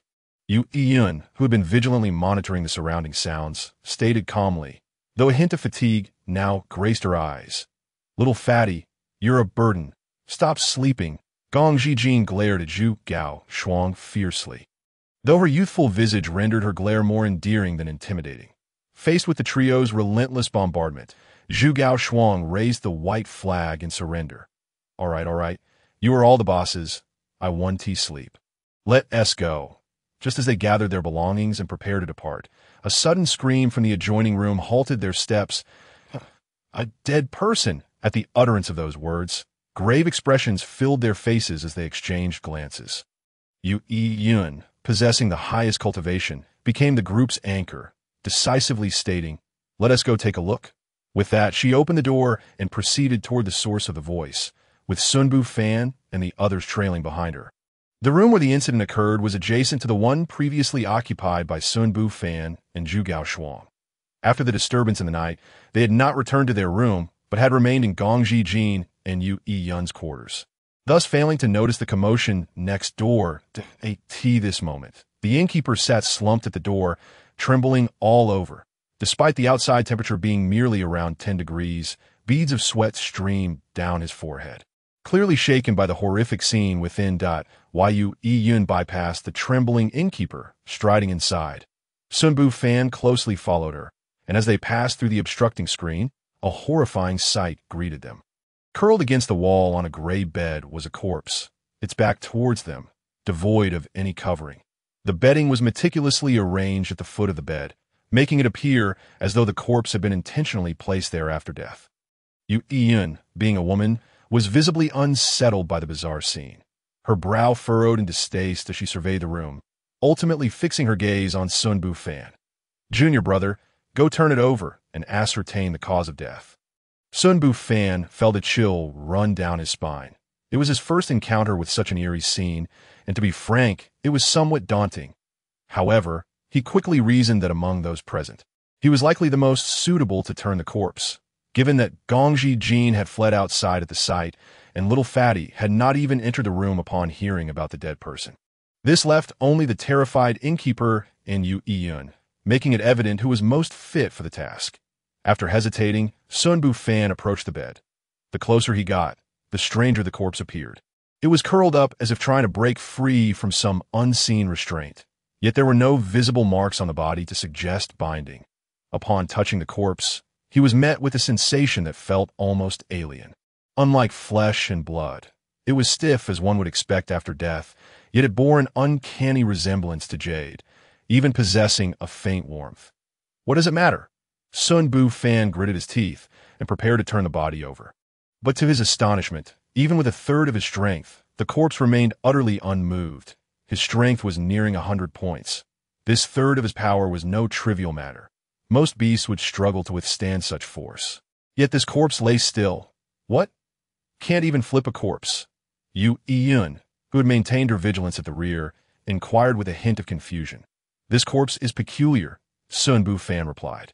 Before he could finish speaking, he exerted all his strength and flipped the corpse over. The moment he beheld its face, a shiver ran through him. The corpse appeared to belong to a woman. Her body is stark white, in stark contrast to her face, which was oddly flushed. Her eyes were tightly shut, a smile gracing her lips, and what struck him as most bizarre was that her abdomen appeared to rise and fall, akin to the rhythm of breathing. If not for the sensation that she did not feel like a living person, he might have mistaken her for a girl deep in slumber. After turning her over, nothing unusual transpired, and Xun Bufan let out a sigh of relief. Yu Yun had approached at some point. Upon witnessing the scene, her pupils dilated, and she involuntarily exclaimed, "Evil calamity." "Evil calamity? What is that?" Xun Bufan inquired, bewildered. Yu Yun, clearly familiar with such phenomena, maintained a grave expression, stating, "It cannot be succinctly explained. You may regard it as a phenomenon resulting from a powerful demon's attack." With that, she helped the innkeeper to his feet and pointed at the corpse, asking, "Innkeeper, when did this person check in?" The innkeeper, pale as a ghost, dared not look in their direction. He wiped the sweat from his forehead and replied, "Heroine, I have no idea when she arrived. I distinctly remember this room was vacant." Yu Yun's skeptical gaze lingered on the innkeeper for an extended moment. The innkeeper cautiously glanced at her and continued, "Heroine, you see, I didn't allow you to stay yesterday precisely because of the nearby demon. I assure you this room was indeed empty. It seemed he was putting on quite the act." In Yu Yun's eyes flickered a glimmer of determination, and without a moment's hesitation, she drew the long blade from her side. In the next instant, a flash of light surged through the room, prompting Xun Bufan to instinctively shut his eyes. When he dared to open them again, he was met with the shocking sight of the old innkeeper's head severed from his body. The rapidity of the transformation left Xun Bufan utterly dumbfounded. Unable to comprehend why Yu Yun had chosen to slay the seemingly terrified innkeeper at that moment, Yu Yun flicked her blade, casting aside the blood that clung to it, and without pausing, she approached Xun Bufan, directing her focus towards the peculiar corpse on the bed. "Encountering me is your misfortune. After all, few in this world have truly known calamity, and I am one of them." As her words fell, her lips parted slightly, and a blinding white light erupted from her being, gradually condensing in her right hand. In the next heartbeat, she hurled this radiant energy at the eerie figure on the bed. With a resounding boom, it detonated, enveloping the corpse. Instantly, the room was filled with piercing screams of anguish, as the body seemed ensnared by a violent inferno. Oddly, the bedding around it remained unscathed. What sent shivers down Xun Bufan's spine was the sight of the corpse, now encased in white light, opening its eyes, which gleamed with a silvery hue. Gazed at Xun Bufan, and Yu Yun, issuing a sinister, mocking laughter. Its abdomen writhed violently, as though something within was striving to break free. For what felt like an eternity, the white light lingered in the room before it gradually dissipated. Although the corpse had exhibited reactions that sent chills down Xun Bufan's spine, thankfully, no further malevolent occurrences transpired. Observing the empty bed and the faint odor of decay that lingered in the air, Xun Bufan, had he not witnessed it with his own eyes and been struck by Yu Yun's slap upon noticing his daze, would have doubted whether he had once again been ensnared in an illusion spun by a fox demon. To his delight, the long-awaited system notification chimed in, yet he found himself too preoccupied to heed it, his gaze fixed on the bed. The strange corpse had left no trace of its existence. Not even a hint of ash. Standing outside the inn, Xun Bufan instinctively turned back to glance at the room where he had slept the previous night, shuddering involuntarily. "Sister, how did you discern that the old innkeeper was suspicious?" Xun Bufan couldn't help but inquired, "Do you not consider this a completely ordinary person, devoid of any cultivation, running an inn in these desolate mountains, especially in an area rife with demons? How could he possibly survive?" "Of course not. Sister, you are magnificent." Upon exiting the room, Xun Bufan recounted the events to the portly boy in Gongji as he witnessed Yu Yun transform into a wise and formidable heroine. The portly boy eagerly interjected. Xun Bufan nodded. After a day of travel, fatigue weighed upon him, and he had not given such matters much thought. In retrospect, it was indeed suspicious. Yet, how had his sister been able to deduce his connection with the demons? Yu Yun replied, "I only confirmed my suspicions after seeing the corpse. Prior to that, I merely had my doubts. By the way, sister, you mentioned the term calamity when you saw the corpse. What precisely is calamity?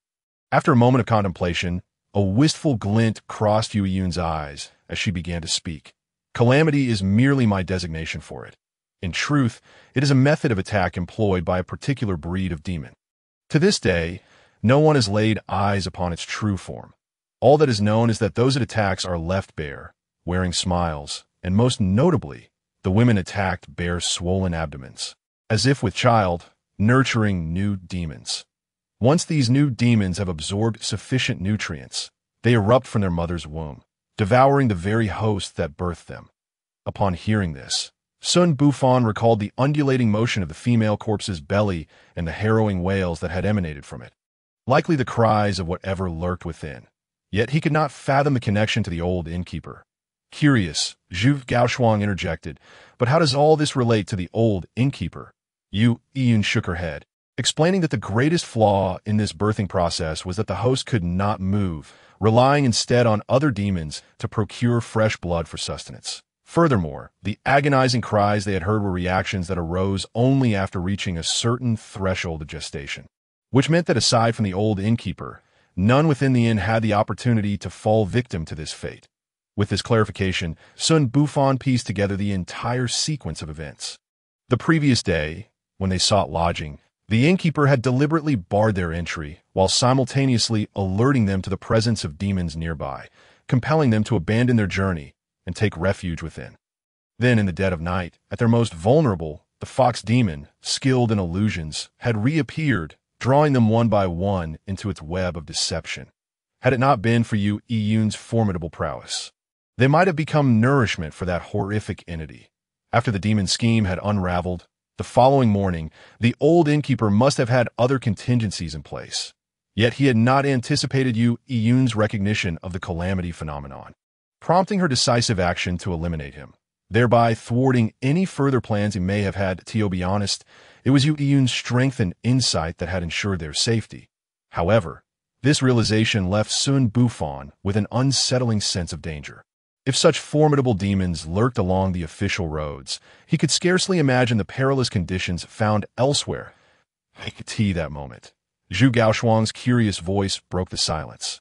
Sister, you mentioned that few have encountered calamity. How do you know of it? Upon hearing this, a fleeting look of sorrow crossed Yu Yun's delicate features, and a flicker of hatred ignited in her eyes. In my past, I was once fleeing from such demons. Had it not been for my master's timely arrival, I would have undoubtedly become their prey. The group listened intently, their spirits peaked. Yu Yun continued, in my youth, I lived with my parents. Though we lacked great cultivation, we were content, cherishing our time together. However, one fateful day, disaster struck as powerful demons surrounded our village. My parents, the most skilled in our village, stood against them to protect our kin. Yet suddenly, my mother was attacked and fell unconscious. When my father managed to repel the demons and returned to find her, he discovered her curled up naked on our bed, her belly swollen, as if she were with child. That moment, the survivors of our village had unknowingly fallen into an illusion, entrapped by the demons, and became sustenance for the creature within my mother. Just as I was about to meet the same fate, my master descended from the heavens, shattering the illusion and rescuing me. But the demons had already slaughtered my entire village, including my parents, that I then follow my master to the sect to cultivate. The group fell into a solemn silence, each lost in their thoughts. Xun Bufan felt deeply moved. He had never imagined that the vibrant and spirited Yu Yun bore such a tragic past. Sister, Gong Zijin, with tears brimming in her eyes, reached out and grasped Yu Yun's arm, her expression heavy with sorrow. Yu Yun shook her head gently, patting Gong Zijin's head reassuringly. I am fine. After all these years, I have long since seen through it. After a moment of silence, Xun Bufan asked, Sister, were the demons responsible for this massacre ever captured? Yu Yun replied with a shake of her head. According to my master, after the incident, he and the elders from the sect scoured the area, but found no trace of the demons. How curious. Could it be that they possessed the ability to remain permanently invisible while suppressing their own aura? Xun Bufan pondered, wondering if a system could mark them. If so, Perhaps he could attempt to eradicate them. By the way, sister, do you think that fox demon will strike at us? Zhu Gaoshuang cautiously glanced around, feeling his sense of security dwindling. It should not.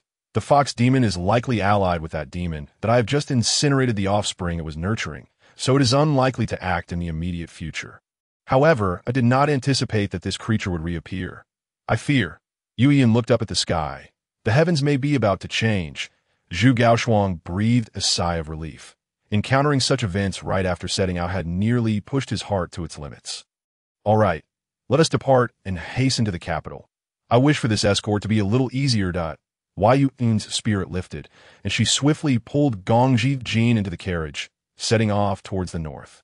As they resumed their journey, the carriage sped up noticeably, and both Xun Bufan and Zhu Gaoshuang, now acutely aware of the dangers that lay ahead, refrained from speaking, focusing on their pace. They raced forward. And as nightfall approached, the distant silhouette of city walls and the line of flickering lights atop them came into view.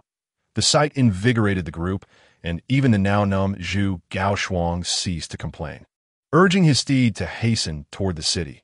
Along the way, Xun Bufan took a moment to review the system notifications. Congratulations! You have participated in the defeat of the eerie demon spawn, earning 10,000 experience points. You have leveled up. As he absorbed the series of notifications, Xun Bufan could hardly believe his eyes. Had the creature within the corpse truly granted him 10,000 experience points? This is a matter that arose only after a division of experience. He could scarcely imagine how much experience he would gain if he were to slay alone. With eager anticipation, he opened the system panel, where the figures had undergone a remarkable transformation. Name: Xun Bufan level. LV.16, 740-2700.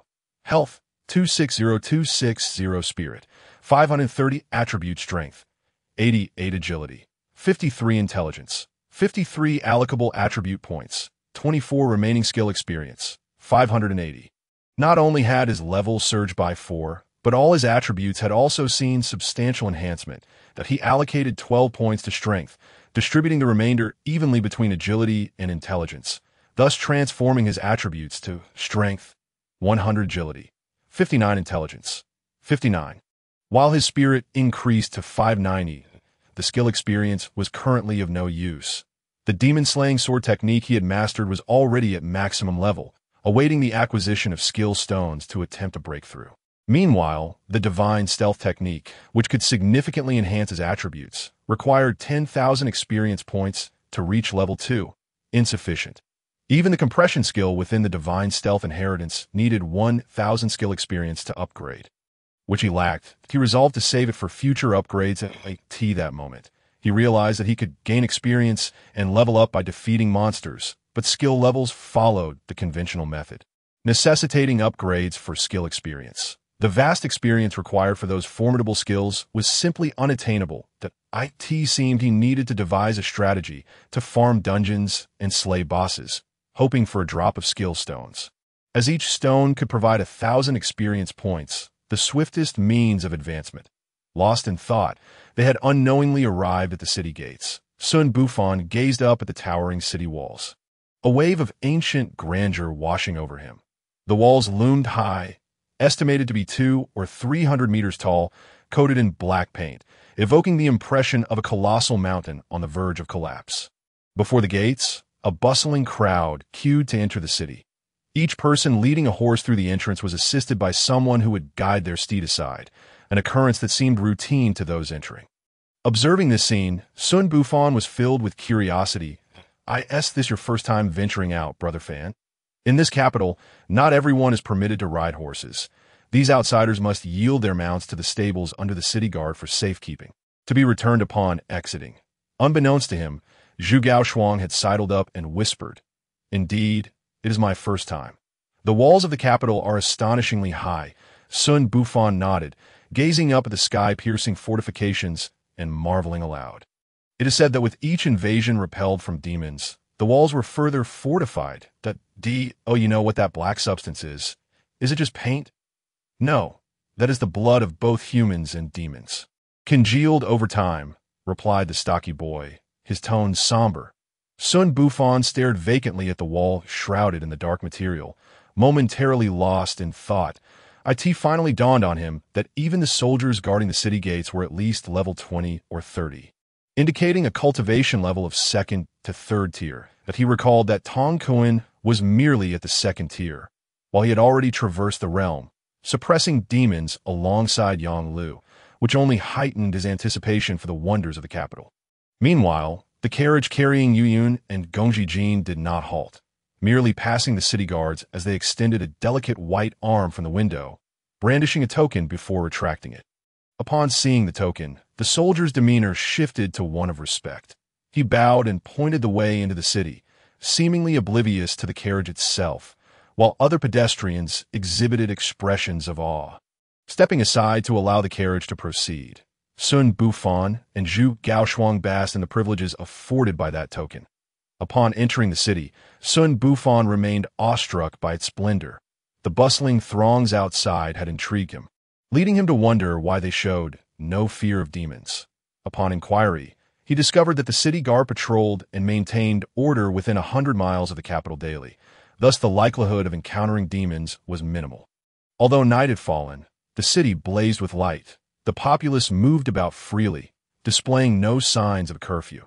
The expressions on the faces of those within were far more relaxed than the hurried and troubled visages of those outside.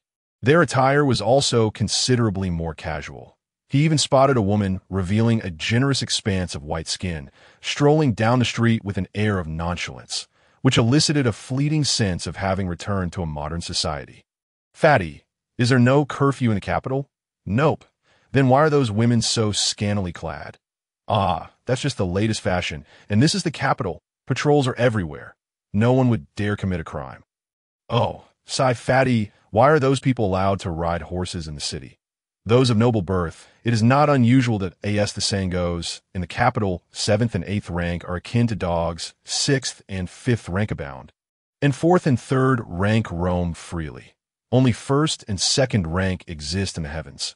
Zhu Gaoshuang pointed towards a distant palace, wearing an air of pride. Following his gesture, Xun Bufan felt a disorientation. A skyscraper resembling modern architecture stood tall in the distance, piercing the clouds, its lights flickering chaotically, topped by a colossal luminous orb, as if it were a guiding beacon in this dark world. "What place is that?" "The Imperial Palace. Is the palace built this high? How else would one detect disturbances from the outside? It is not merely a palace. It serves as a warning tower against demon incursions, standing 100 meters taller than the city walls." Upon hearing this, Xun Bufan was left in awe. He had always envisioned ancient societies as backward in productivity, plagued by scarcity and hardship, yet this scene before him evoked a sensation akin to stepping into a cybernetic realm. Juxtaposing the impoverished masses of the world against the opulent, technologically advanced elite at the heart of the nation, Xun Bufan was immersed in the astonishment the capital inspired. The carriage came to an unexpected stop. Yu Yun led Gongji Jin down from the carriage, glancing up at the imposing structure before them. "Here we are," she said softly. Chapter 64. The Demon Suppression Division on the eastern side of the capital. An imposing courtyard stood majestically, flanked by two colossal stone-lined sculptures that exuded a fierce and lifelike presence, as if poised to pounce. Above the entrance, a plaque hung, adorned with 3 grand characters: Demon Suppression Division. Yu Yun rubbed her slightly aching waist and turned to say, "You two can disembark now and report in." Xun Bufan then realized he was not far from the towering edifice, and upon looking up, he was met with an even greater shock. The outer walls of the building were densely adorned with grotesque demon corpses, and the lights he had previously observed emanated from the gaps between these cadavers. What astounded him further was the sheer number of demons within the capital. Among the throngs he had noticed, 1 in 10 appeared to be demons in disguise. Most astonishing was a demon disguised as a woman, strolling down the street with a young child in tow. This reminded him of Yang Lu's words, indicating that while demons proliferated in the city, as long as they did not engage in blatant acts of violence against humans, the authorities would turn a blind eye, unwilling to act rashly. "Fatty, let us go," Xun Bufan urged, pulling the distracted Zhu Gaoshuang along as they followed Yu Yun and Gongji Jin into the grand estate. Upon entering the gates, he discovered a hidden world within. From the outside, he had presumed the Demon Suppression Division to be modest, yet standing at the entrance, they were over 100 meters from the first inner wall. With the surroundings obscured from view, Fatty, why is there no one stationed at the entrance of the Demon Suppression Division? Crossing through the grand gates, Xun Bufan surveyed the surroundings but found no sign of guards. He turned to Zhu Gaoshuang and inquired. Zhu Gaoshuang pointed towards the tallest building in the courtyard, atop which rested a gem-like object that glimmered vibrantly. Oh, you see that? It is said that it is the eye of a great demon slain by the elusive head of the Demon Suppression Division, transformed into a treasure that can monitor everything around. Following his gaze, Xun Bufan felt a jolt as the massive eye suddenly widened, locking its gaze onto him, causing him to shudder as if he were being scrutinized to the core. He chose not to speak further, silently trailing behind Yun as they ventured deeper. A teased duration later, they finally paused, and the sounds of bustling voices reached their ears. Ahead stood a grand structure, built from bricks reminiscent of those from a bygone era, where the footsteps from outside were noticeably muted, bringing the raucous din to an abrupt halt. The door swung open from within, and a young man emerged, his eyes lighting up upon seeing Yun and Gongji Jin. "May I inquire what brings such celestial beings here?" he asked, bowing with self-satisfaction. "Where is that oaf Zhu Jian? Have him come out." Yun replied, her brow furrowing slightly, a flicker of impatience crossing her eyes. "If you seek Lord Zhu, may I ask what business you have? I can relay your message," the young man continued, seemingly oblivious to the displeasure evident in Yun's gaze. At this, Yun's expression hardened. "Leave." Before her words had faded, she forcefully pushed the man aside and strode inward. The man, clearly taken aback by such audacity within the Demon Suppression Division, sat dumbfounded on the ground, staring blankly as Yun and her companions entered the hall. "Zhu Jianzi, come out. I have brought you the person intact." Upon entering the hall, the occupants were equally astonished by their sudden intrusion, gazing at them in bewilderment. The next moment, the crowd parted, and a middle-aged man resembling Zhu Gaolai approached from the back. "Why is Fairy you calling so loudly? Do you seek a fight?" He spoke slowly, his voice deep and resonant. Yes, soon as he finished speaking, the surrounding demon suppressors exhibited looks of intrigue. Indeed, it had been a while since any demons had caused trouble in the capital, and the division leader had forbidden them from leaving the city without cause.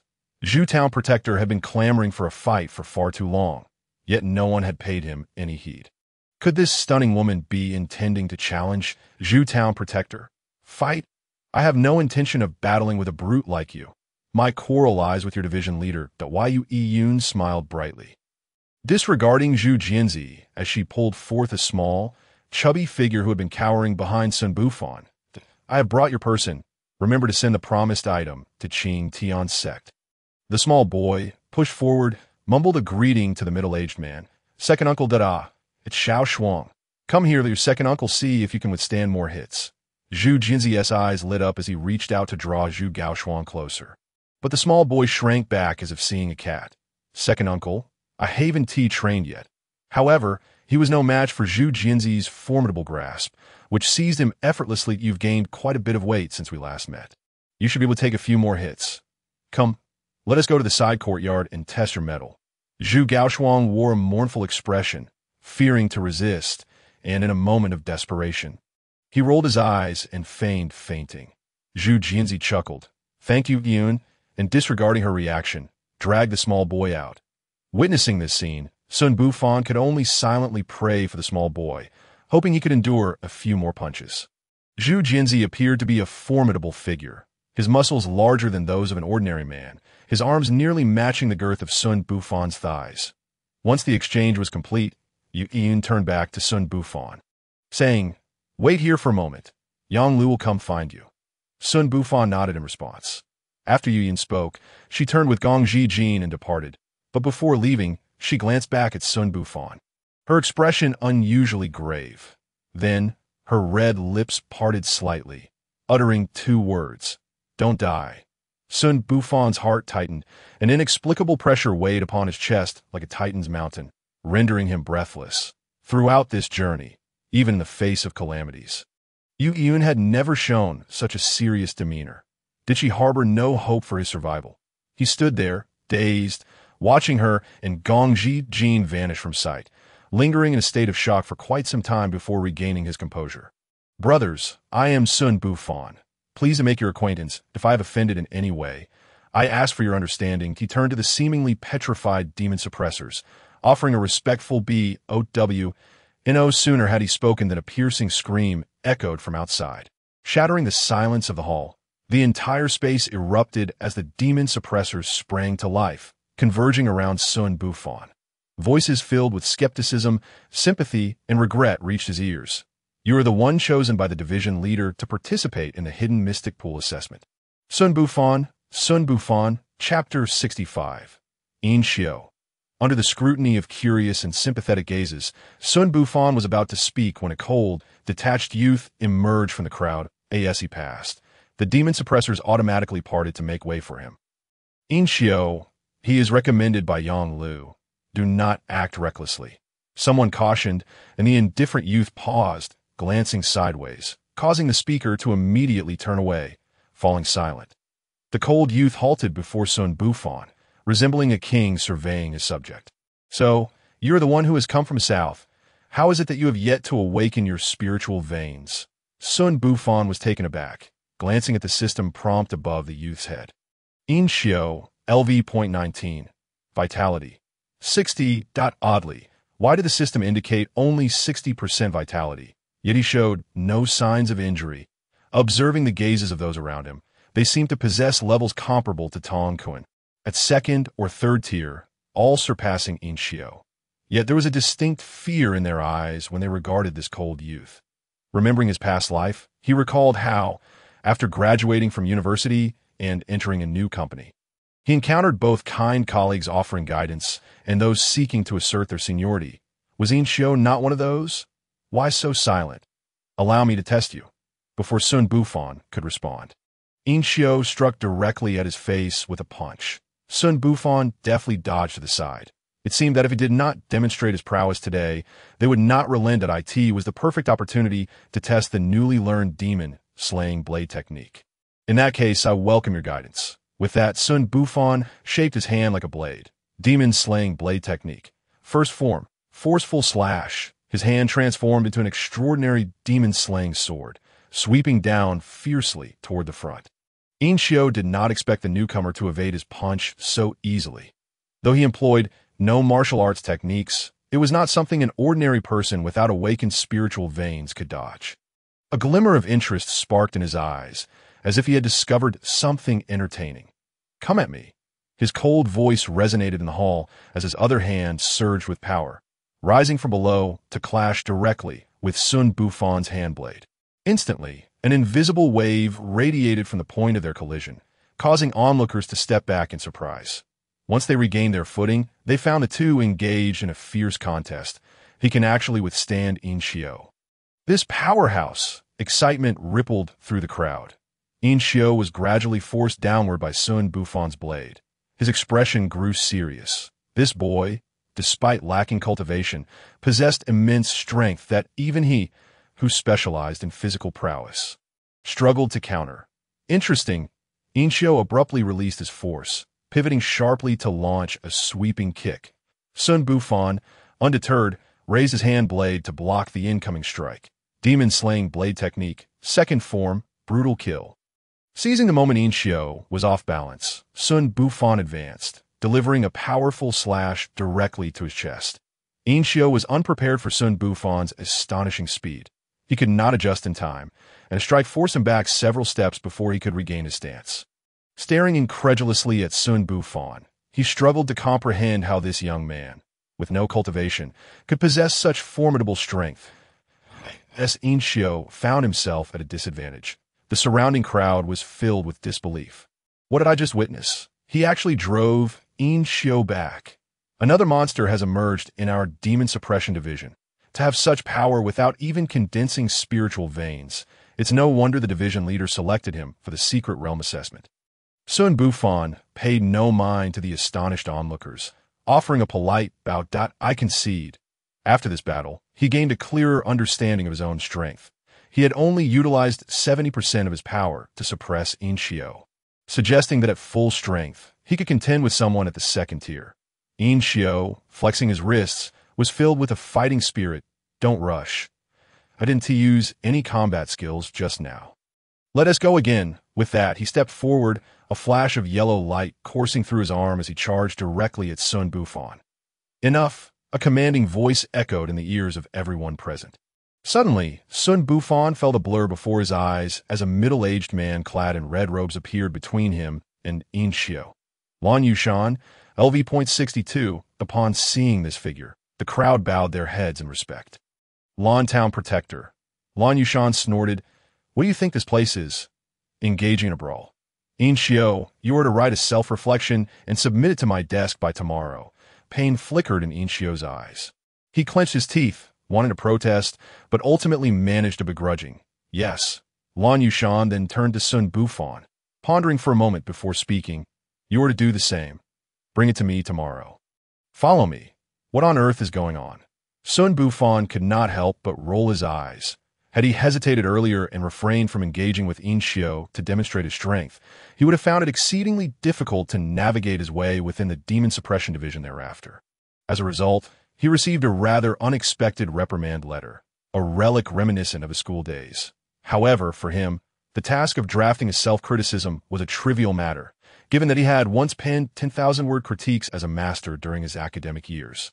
Following closely behind Lan Yushan, they continued deeper into the premises. After the time it takes for an incense stick to burn, the two stood before a white-painted outer door, remaining silent. This building appeared strikingly out of place within the Demon Suppression Division. Surrounded by deep shades of black, with its solitary white hue resembling a nail piercing through a sheet of dark paper. What puzzled Xun Bufan even more was that upon arriving at this building, Lan Yushan stood still like a tree, neither knocking on the door nor uttering a word. Lord Lan, we have come to... Xun Bufan could no longer contain his curiosity and began to inquire, only to be halted by a raised hand from Lan Yushan, whose expression bore a hint of panic. What on earth? You are a formidable figure capable of traversing the skies, and this is still your domain within the Demon Suppression Division. What is there to fear? Just as Xun Bufan's thoughts wandered, the door of the white building cracked open, revealing an exceedingly languid voice from within. You have worked hard. You may return now that I wish to speak with the young one. Lan Yushan's spirit jolted, and he responded respectfully, yes. Without further hesitation, he departed in the direction from whence they came. Once Lan Yushan was out of sight, Xun Bufan strained to peer through the narrow gap of the door. But what lay beyond was an abyss of darkness, as if consumed by the void. That moment, he heard the languid voice once more. Young one, did you enjoy your experience in the quest of the chiming bell? Chapter 66. The variable the voice struck Xun Bufan like a thunderclap, reverberating through his heart. He turned abruptly towards the source of the voice, astonished that she knew the name of the quest and even the concept of quests themselves. In that instant, he began to suspect whether the owner of that languid voice, like him, was also a modern individual who had traversed time. What kind of expression is that? Surprised? Well, it is understandable. The world at large. Those quests are but secret realms. When that fellow first proposed the concept, I could scarcely accept it myself. The voice, laden with endless reminiscence, slowly drifted into Xun Bufan's ears that in truth, the pinnacle of power in this world understands that these are merely quests. And we, akin to players in a game, vie for the rewards within each quest, even turning against the demons at a chaotic spectacle of conflict. It must appear to some supreme existence as nothing more than a swarm of insignificant insects, bobbing and weaving within the game they have set. The languid voice was tinged with both helplessness and sorrow. Upon hearing these words, Xun Bufan exhaled deeply. He could not help but ask, but what purpose does it serve for you, a senior, to share this with a junior, setting aside the fact that I am not yet a spiritual cultivator? Even if I were, I would be powerless to seek the truth of this world. The voice fell silent, and after a moment, when Xun Bufan thought she might have dozed off, it resumed. The Celestial Monitoring Bureau speaks of variables. Alas, it is too early to discuss such matters. And no sooner had the words left her mouth than darkness enveloped Xun Bufan's vision. and he felt himself lifted by a gentle breeze. When he opened his eyes again, he found himself standing before the entrance of the previously mentioned office hall. After Xun Bufan was sent away, the door remained ajar, only to be pulled open by a pair of delicate hands from within. A woman donning a black cat mask stepped out, her gaze directed towards the vacant space ahead. Yang Lu, what is your assessment? The figure of Yang Lu gradually materialized in the spot where Xun Bufan had stood at My Lord. I believe Xun Bufan may indeed be that variable. The owner of the black cat mask seemed taken aback by Yang Lu's certainty. Muttering to herself, variable, whether good or bad, it is still a variable. Yang Lu bowed respectfully, seemingly oblivious to her murmuring, and gritted his teeth, saying, I implore you, my lord, allow me to re-enter the Divine Veil's secret pool. You cannot enter. This response evidently astonished Yang Lu, leaving him momentarily speechless. My lord, concerned that I might disrupt their assessment. Rest assured, my intention is solely to seek the inheritance. I will not interfere with their evaluation tasks. The owner of the black cat mask shook her head. That it is not the assessment I fear. The secret realm has undergone changes and can no longer accommodate the entrance of third-tier cultivators. Allowing you entry may lead to the collapse of that realm, a risk not worth taking. Upon hearing this explanation, Yang Lu fell silent for a moment, a bitter smile creeping upon his lips. Understand, you still cannot forget that incident from years ago. Wishing to see if she is still alive. After you emerged, I once requested His Majesty to investigate, but to no avail. After all these years, it is time you let go of that obsession. These words. Yang Lu's eyes brimmed with reluctance. But after a moment's persistence, that final thread of unwillingness was ultimately reduced to ashes, dissipating into the air. So it was true that my lord had once sought His Majesty's inquiry. I tell you this today in hopes that you may release your fixation.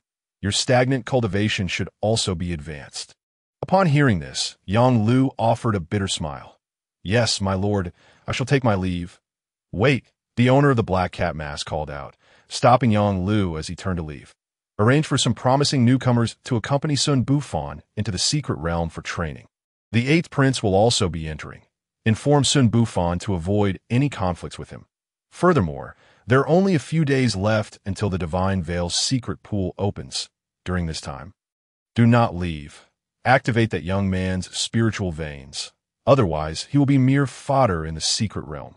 Use the secret technique that the Bureau has provided you. Yang Lu halted, astonishment evident on his face. My lord, that secret technique. While it can forge superior channels, can he withstand it? He stood rooted to the spot, his pupils constricting violently as he recalled the scene of his own spiritual veins being activated. Had it not been for the death of his beloved in the Divine Veil's secret pool, compelling him to endure, he might not have persisted himself. That young man conceals his depths. Be bold and proceed. Prepare accordingly. With that, the figure of the black cat mask gradually faded away, ultimately vanishing before the little white house. Yet the door that had been opened remained ajar. I could see this moment. Xun Bufan had already mingled well with the young demon suppressors of the Demon Suppression Division, thanks to his strategic engagement in several conversations that earned their acceptance as a fellow practitioner. Some even hinted at taking him to experience the splendor of the capital after work.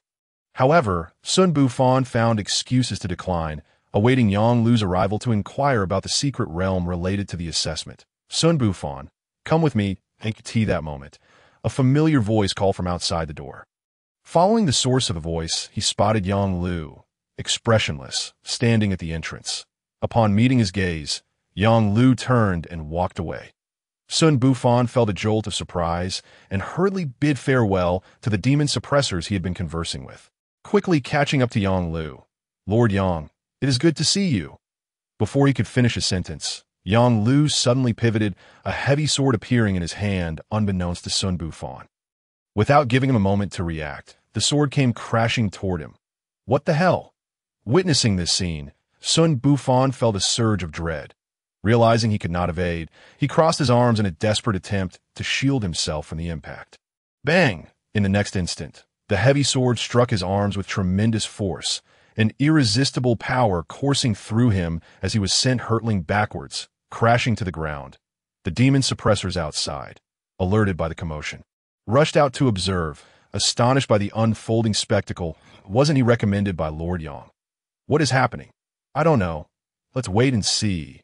Xun Bufan rubbed his numbed arms, realizing that with his power level exceeding 100 points, he had been unable to withstand even a single blow from Yang Lu, who likely had not exerted his full strength. He gazed at Yang Lu in astonishment, wondering if this was the might of one nearing the fourth tier. Yang Lu's expression softened slightly as his deep voice resonated. Get up and follow me. Confused by Yang Lu's actions, Xun Bufan pondered whether Yang Lu had been harboring frustrations to vent on him. Fortunately, he had reacted in time to block the blow with his arms. Otherwise, his ribs might have been shattered. Silently, he rose and followed Yang Lu into the depths of the darkness ahead. Chapter 67. Opening the veins, the two arrived at a clearing. And without a word, Yang Lu pressed a hidden mechanism, causing a door to slowly rise from the ground, revealing a staircase leading underground. Let us go. Yang Lu uttered a single word before stepping onto the staircase, his figure vanishing from sight. Xun Bufan quickly followed his lead, traversing the 100 or so steps before emerging into a vast underground space, intricately designed with a labyrinth of secret chambers. Yang Lu moved through the space with ease, his pace unbroken. Unable to contain himself, Xun Bufan inquired, "Why did you attack me earlier, my lord?" Yang Lu's voice floated back, "To see if you have made any progress." Upon hearing this response, Xun Bufan felt an overwhelming urge to produce the panel to show Yang Lu. Yet he found himself unable to do so. Indeed, his power had more than doubled since their last parting. I sensed it. Otherwise, you would have already succumbed to unconsciousness from that last blow. This moment. Yang Lu halted before a stone room labeled meditation chamber, gesturing for him to enter. "Please, prepare yourself inside. Soon, I shall open your spiritual meridians for you." With that, Yang Lu turned and walked away. "Wait, sir, wasn't it said that the spiritual meridians must awaken on their own? They can also be opened?" The departing figure paused momentarily before continuing, his deep voice echoing through the dim corridor. "Awakening is merely one aspect of the spiritual meridians. There are far more brutal methods, such as high-level practitioners forcibly opening the meridians with their powerful spiritual energy. Only by opening your meridians will you have a chance to glimpse the realm of marrow cleansing and even the subsequent stage of rebirth. However, this process will be excruciatingly painful, and there is a high probability of death. Prepare yourself mentally. Will it be exceptionally painful?" Xun Bufan recalled a childhood car accident where the flesh of his forearm had been scraped away. He remembered the agony of getting stitched at the hospital. It could indeed be likened to the pain of bone scraping. Though there was merely physical suffering, he had also experienced mental anguish. And since that incident, he had lived with greater clarity. Death, it would be better than remaining weak. Before long, Yang Lu returned, this time holding a rope thick as his fingers. "What is this for? Enough talk. Go inside and sit cross-legged." Yang Lu pressed a hand against the wall, revealing a hidden chamber. Xun Bufan entered quietly, seating himself, only to see Yang Lu begin to bind him tightly with the rope. "Sir, what is the meaning of this?" Xun Bufan struggled momentarily, realizing the bindings were exceedingly tight, rendering him immobile. "I fear you may struggle to go ahead, test the bindings." Yang Lu pulled the rope firmly and tied a knot. A sudden sense of foreboding surged within Xun Bufan. Did opening the meridians necessitate this binding? Before we begin, let me impart some basic knowledge about meridian opening. As you already know, one natural method to become a spiritual practitioner is through self-awakening.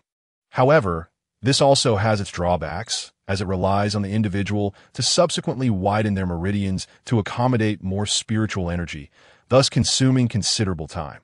The alternative is what we shall now undertake, leveraging the spiritual energy of other practitioners to forcibly channel it through your body. The advantage of this method is that it can immediately expand your meridians, allowing you to start at a significantly higher level than others. The downside is the immense pain involved, and if your meridians cannot withstand the influx of spiritual energy, the consequences could range from disability to death. Even if you survive, you will frequently endure the torment resulting from this violent expansion, although these effects can be gradually repaired. So, one relies on oneself while the other depends on external force. Which is superior? There is no definitive superiority, Both self-awakening and reliance on external force have led to individuals reaching the ninth stage of cultivation. Perhaps they have yet to discover the drawbacks. However, you have already surpassed the optimal awakening period. If we do not forcibly open your meridians now, they may solidify, rendering your spiritual veins forever inaccessible. Upon hearing this, Xun Bufan felt a chill run through him. His time in this world had not been long. The original owner had not awakened their spiritual veins, and given the chaotic times, lacking strength meant even the chance for survival was absent. Therefore, this method was the most advantageous for him. Yang Lu continued. Moreover, the techniques for meridian opening vary in levels. What I am about to employ is the most formidable technique from our demon suppression division. Once opened, the expansiveness of your meridians will rival that of first-rate geniuses, but the pain you will endure will be several times greater, as will the risk of death. Are you ready? Xun Bufan nodded. Close your eyes. Yang Lu produced a piece of wood and placed it in Xun Bufan's mouth. Following instructions, Xun Bufan bit down on the wood and shut his eyes. Attempt to use your mind to navigate the spiritual energy I am infusing into you, allowing it to flow through your meridians. No sooner had Yang Lu finished speaking than Xun Bufan felt a surge of energy suddenly manifest within his dantian, filled with a savage and bloodthirsty essence. He realized instantly that this must be Yang Lu's spiritual energy in the next moment. That energy surged, filling his dantian to capacity, prompting an involuntary low groan from Xun Bufan. He had not anticipated the sensation of his dantian overflowing with energy. It felt akin to an alien object abruptly thrusting into his abdomen, causing him to gasp in agony. It begins. Yang Lu's low command resonated, and his hand radiated with brilliant light. What? It hasn't even started? As this thought crossed Xun Bufan's mind, before he could adjust to the discomfort, the robust spiritual energy began to surge from his dantian, coursing through his meridians. A piercing scream echoed within the chamber.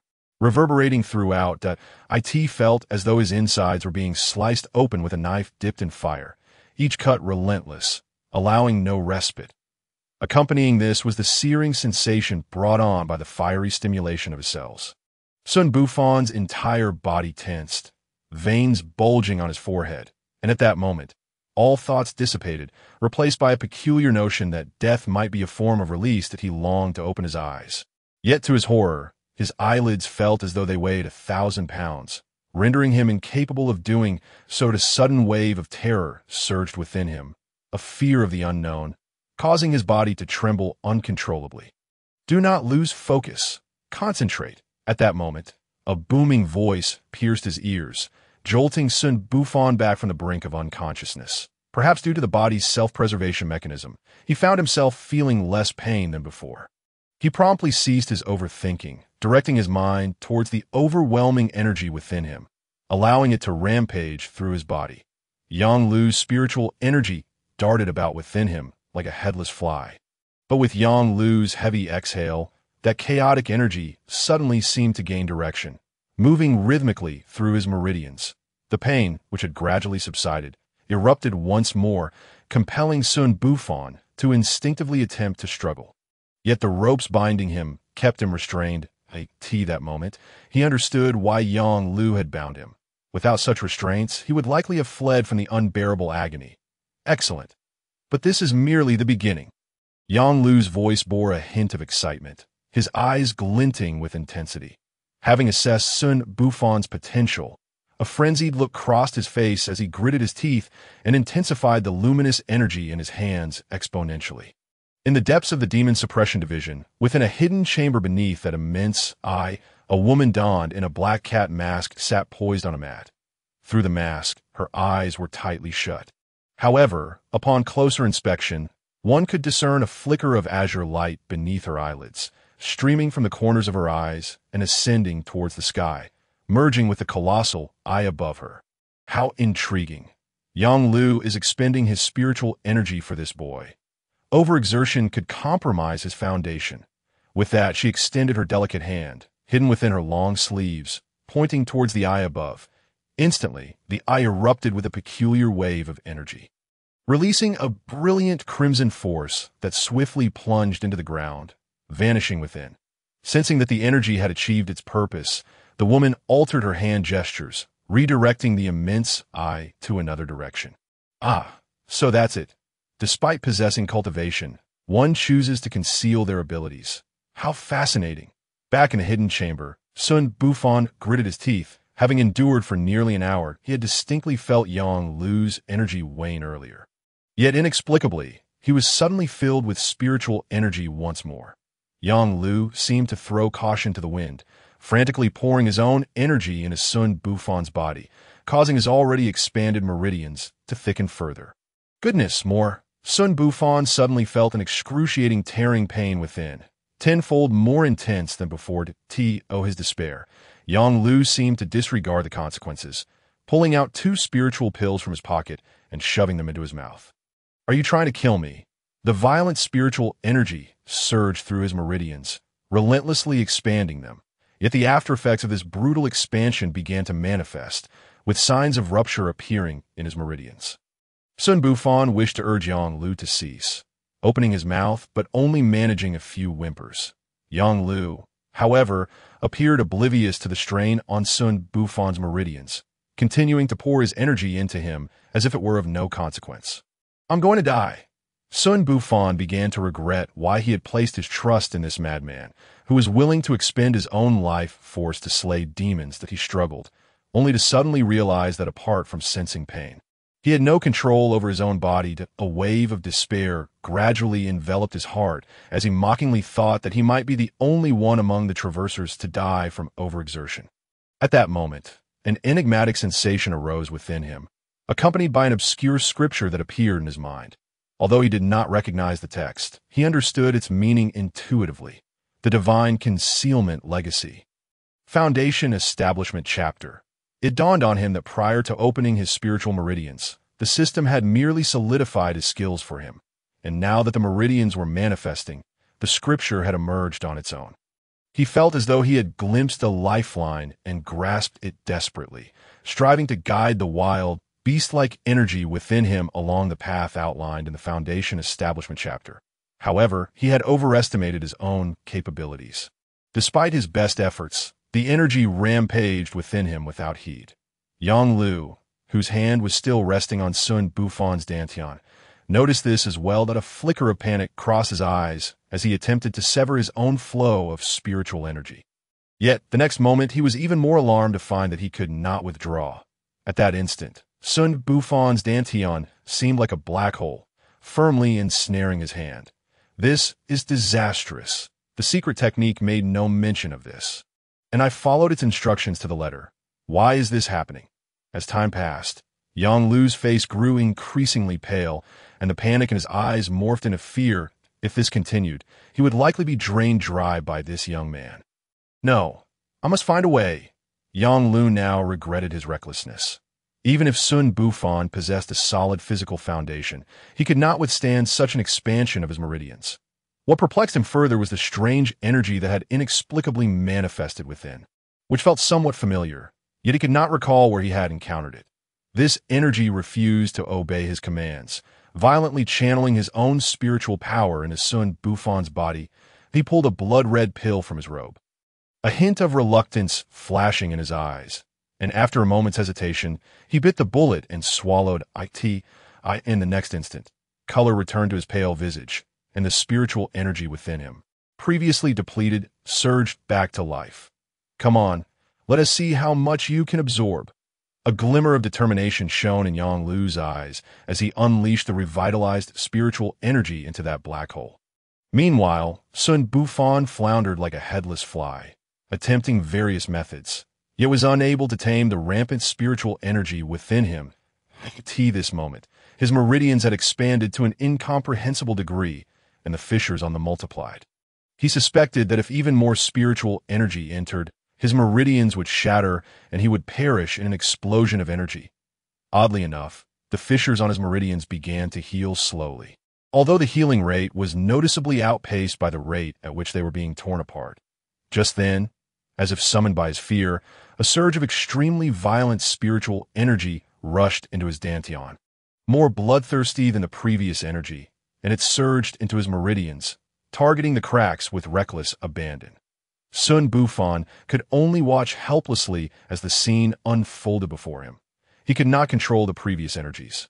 And now, with another influx, the speed of repair was utterly eclipsed by the rate of rupture. The fissures widening further, he succumbed to despair, deciding to cease his struggles. When a person has prepared for death, the pain in their body becomes utterly inconsequential. Xun Bufan awaited the arrival of his final moment with quiet resignation. He allowed those energies to rampage within him, watching as his meridians fractured piece by piece. While his body began to disintegrate, countless holes appearing in his skin, through which his blood flowed slowly.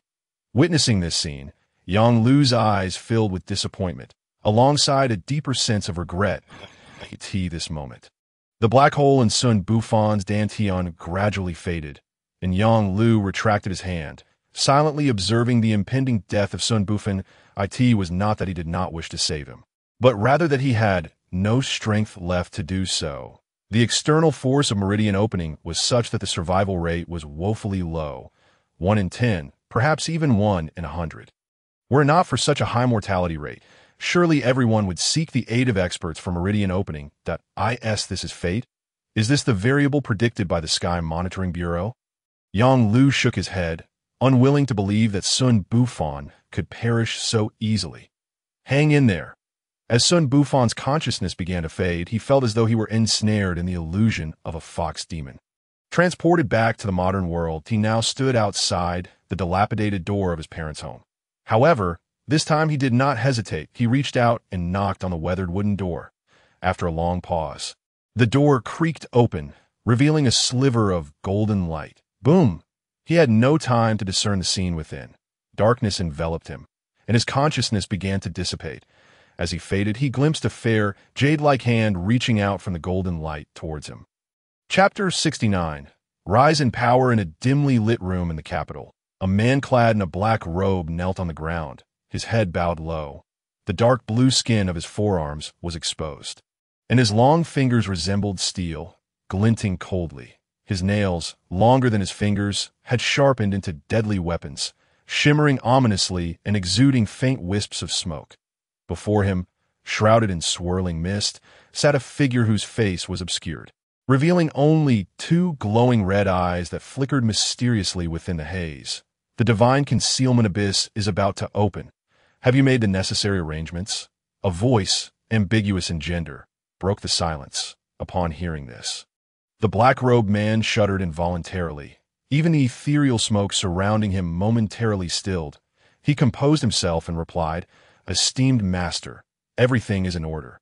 After a brief pause, he hesitantly added, But what?" Before he could finish, the radiant red light from the eyes flared intensely, and the surrounding mist roiled violently, descending upon the kneeling man. Witnessing this, the black-robed man trembled more violently, pressing his forehead to the ground. Just at this time, the secret realm has changed.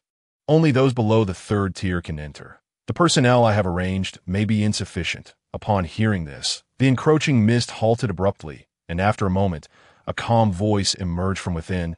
"That's fine. I will arrange additional personnel to enter. You need only ensure that the one from the Demon Suppression Division is taken care of." "Yes, I have made arrangements on that front, but that individual is not particularly willing to cooperate." "Master, would you like to?" "You need not concern yourself with him. As long as he agrees, that is sufficient. He has been under our control for over a decade, and I doubt you would find him particularly compliant." "Would you?" Upon hearing this, the black-robed man became even more anxious, pressing his head tightly to the ground. "Master, please see my loyalty. That's enough. There's no need to profess your loyalty further. I am merely stating facts. In this world, I ascend to everything bound by interests. The one from the Demon Suppression Division is like this, and you're no different, as long as you follow my instructions and do as agreed. Your desires will be fulfilled." With that, the black-robed man remained prostrate, too fearful to speak. The room fell into silence, and just as the black-robed man thought his master had departed and was about to rise, the ambiguous voice echoed once more. "After all these years, the divine concealment abyss is finally about to reopen. In addition to the legacies within, we must also let them experience the might of our blood demon sect." allowing them to understand the true meaning of a fallen genius. Understood. In the underground chamber of the Demon Suppression Division, Yang Lu stared blankly as Xun Bufan's breath gradually waned. He, too, was like a spent candle, devoid of color, unable to muster even a shred of spiritual energy from within. I have still brought about your demise. Yang Lu unsteadily rose to his feet, his eyes brimming with regret as he gazed at the lifeless youth on the ground. He stared at his own hands, whispering inaudibly, "Sometimes I ponder whether I should have drawn you into this murky water. You initially struck me as so unique, even inspiring a sense of reverence within me. I knew it was merely an illusion, yet later the Master also regarded you with newfound respect. So I wished to test you, which led to my reckless actions today. Please do not blame me. It is better for you to rest early. In this chaotic world of demons, beset by external threats and internal decay, you need not endure the burdensome existence that I have." Having expressed his sentiments, Yang Lu prepared to turn away, stumbling slightly as he did that moment. As he pivoted, a faint voice boomed like thunder in the night, reverberating within his once lifeless soul. "Master, what are you saying?" Turning around, he was taken aback to find Xun Bufan, eyes suddenly open, his breath weak yet visibly rising. "Ew. What do you mean? You nearly led me to my demise," Xun Bufan muttered softly to himself. Just moments ago, his consciousness had returned, and upon opening his eyes, he discovered that the meridians within him, once shattered, had completely healed. This moment, the spiritual energy coursed through his meridians with wild abandon. Yet it caused no harm whatsoever to them. Meanwhile, his system emitted a notification sound. "Congratulations, host. You have ascended to the Kaimai realm. All attributes have increased by 50 points. What does this mean?" Xun Bufan eagerly opened his attribute panel, which had undergone changes. Name: Xun Bufan level, LV.16, 740-2700. Life, 260260. Spiritual Chi, 1090. Attributes: Strength, 150. Agility, 109. Intelligence, 109. Allocatable points, 0. Remaining skill experience, 580. Most delightfully, he noted that the skill Divine Concealment had undergone a transformation. Divine Concealment LV.1, 100, 01000, had gained an additional 1,000 points of skill experience. This indicated that he now had another avenue to enhance his skill level. Cultivating spiritual energy, the foundational technique that had previously surfaced in his mind, was now engraved in his memory. And even at the moment of his consciousness returning, it had automatically begun to operate. Divine Concealment experienced 1-8 this moment, as the spiritual energy within him completed a full cycle. The system's notification echoed in his ears once more. Can experience be gained like this? Does that mean I can continuously level up without effort? How exhilarating! What exhilarating feeling! Yang Lu looked in astonishment at the young man bound by ropes, a smile blooming on his face like a flower. Leaving him utterly perplexed, "My lord, I am grateful to you," he stammered in his local dialect. Yang Lu let out a long breath, bending down to untie Xun Bufan. "It's a relief to see you're all right."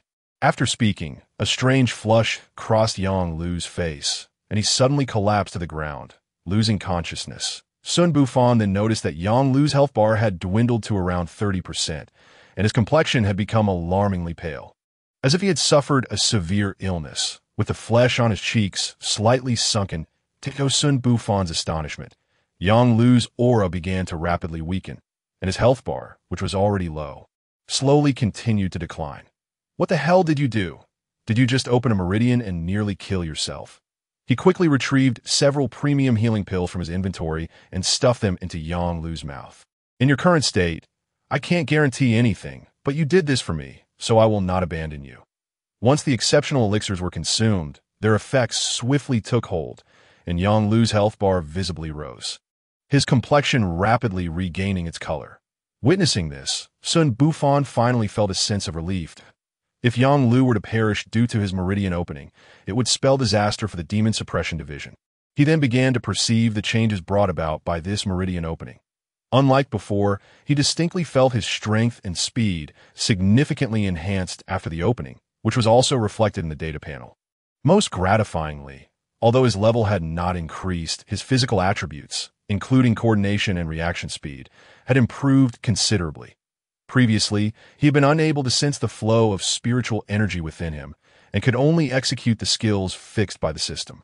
If he deviated from the predetermined moves, he could only rely on a strength enhancement.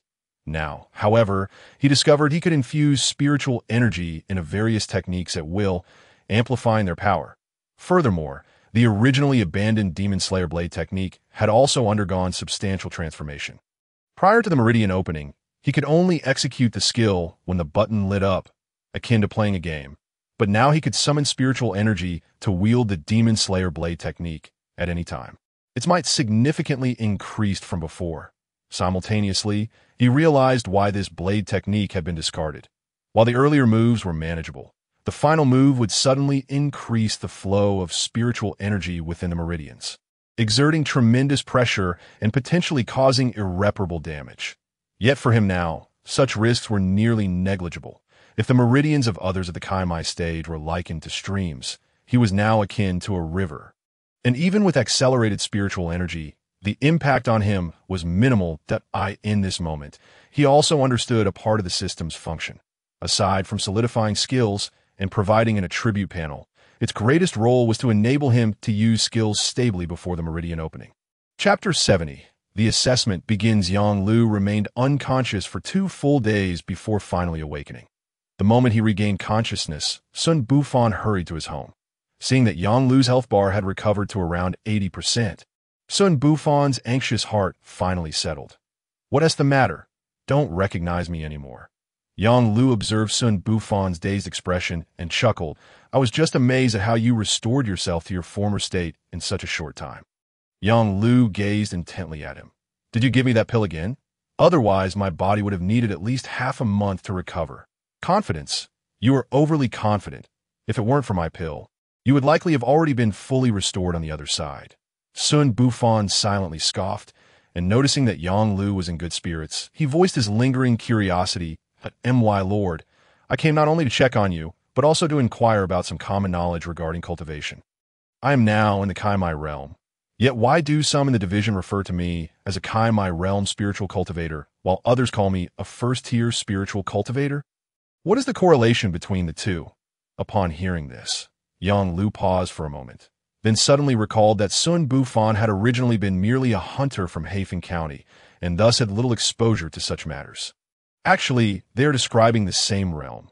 The spiritual cultivation world classifies practitioners by realms such as Kaimai, Shisui, Tiantai, and so forth. However, the leader of the Qing Tian sect later suggested that the disparity in strength between the stages of Kaimai and Shisui was too great and inconvenient for statistics. So it was decided to categorize spiritual cultivators by tiers instead. The first to third tiers pertain to the early, middle, and late stages of Kaimai, while the fourth to sixth tiers correspond to the early, middle, and late stages of Zaizu. As for the later realms, you will understand them in due time. Therefore, both terminologies are correct. Xun Bufan glanced at Yang Lu's level. 39. Then, "My lord, which stage do you belong to?" "Me, early stage of Shisui. In terms of tiers, I would be at the early stage of the third tier."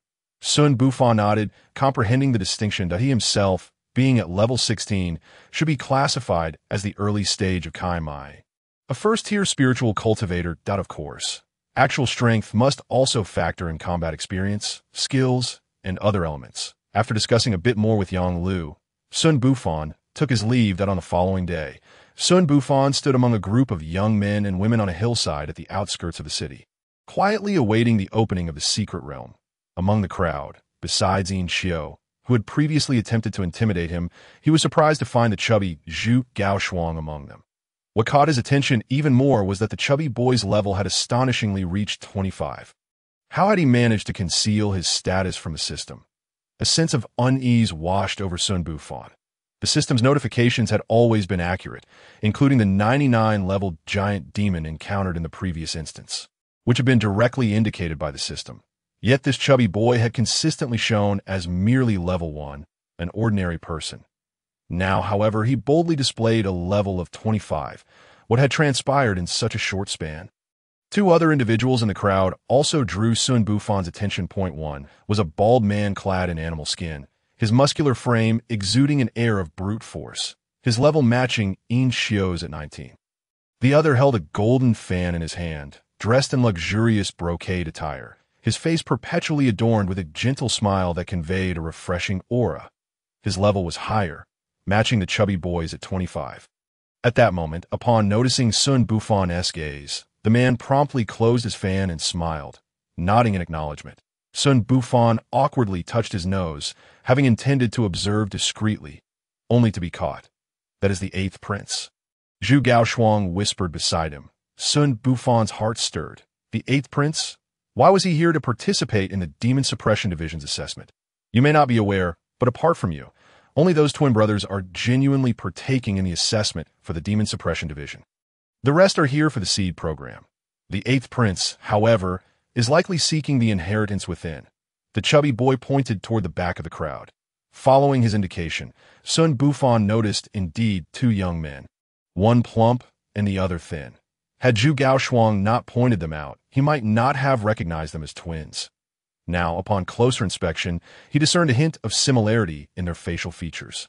What is the seed program? Zhu Gaoshuang appeared taken aback. You don't know? Should I?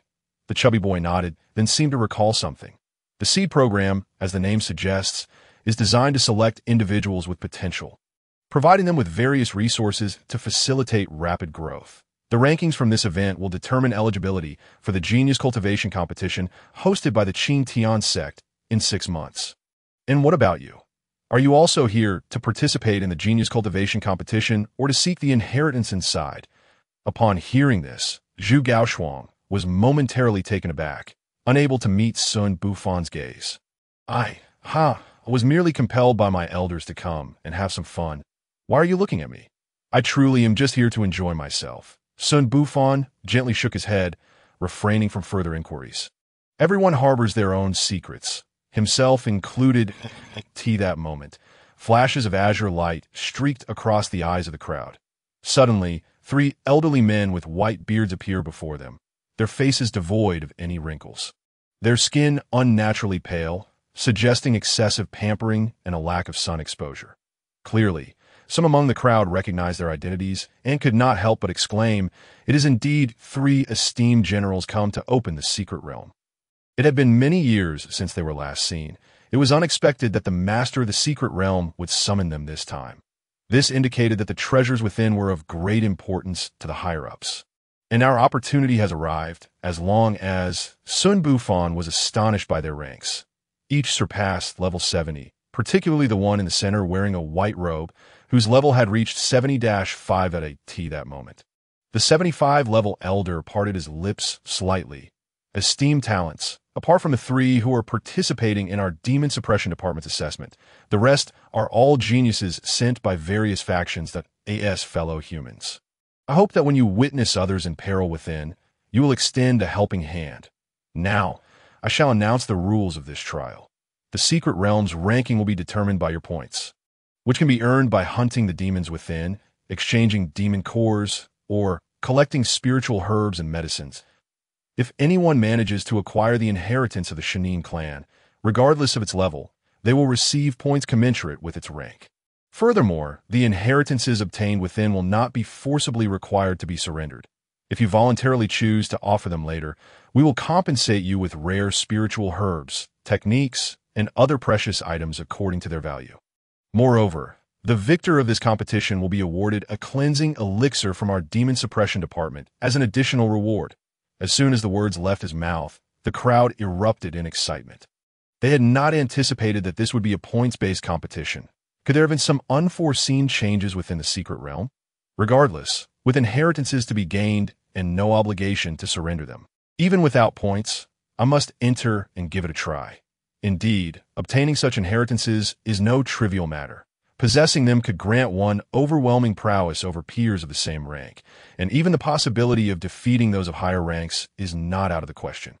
Furthermore, since the Demon Suppression Department dares to open this secret realm, it indicates that the dangers within are not too great. Additionally, this is a grand endeavor, as they are even offering a cleansing elixir as a reward. A superb medicine that aids in entering the cleansing realm. The elderly man in white coughed lightly, and the crowd fell silent, He then looked at Xun Bufan and said, "There are 3 of you participating in our Demon Suppression Department's assessment, and your goal is to rank within the top 10 to become a demon suppressor." Upon hearing this, Xun Bufan glanced at those around him.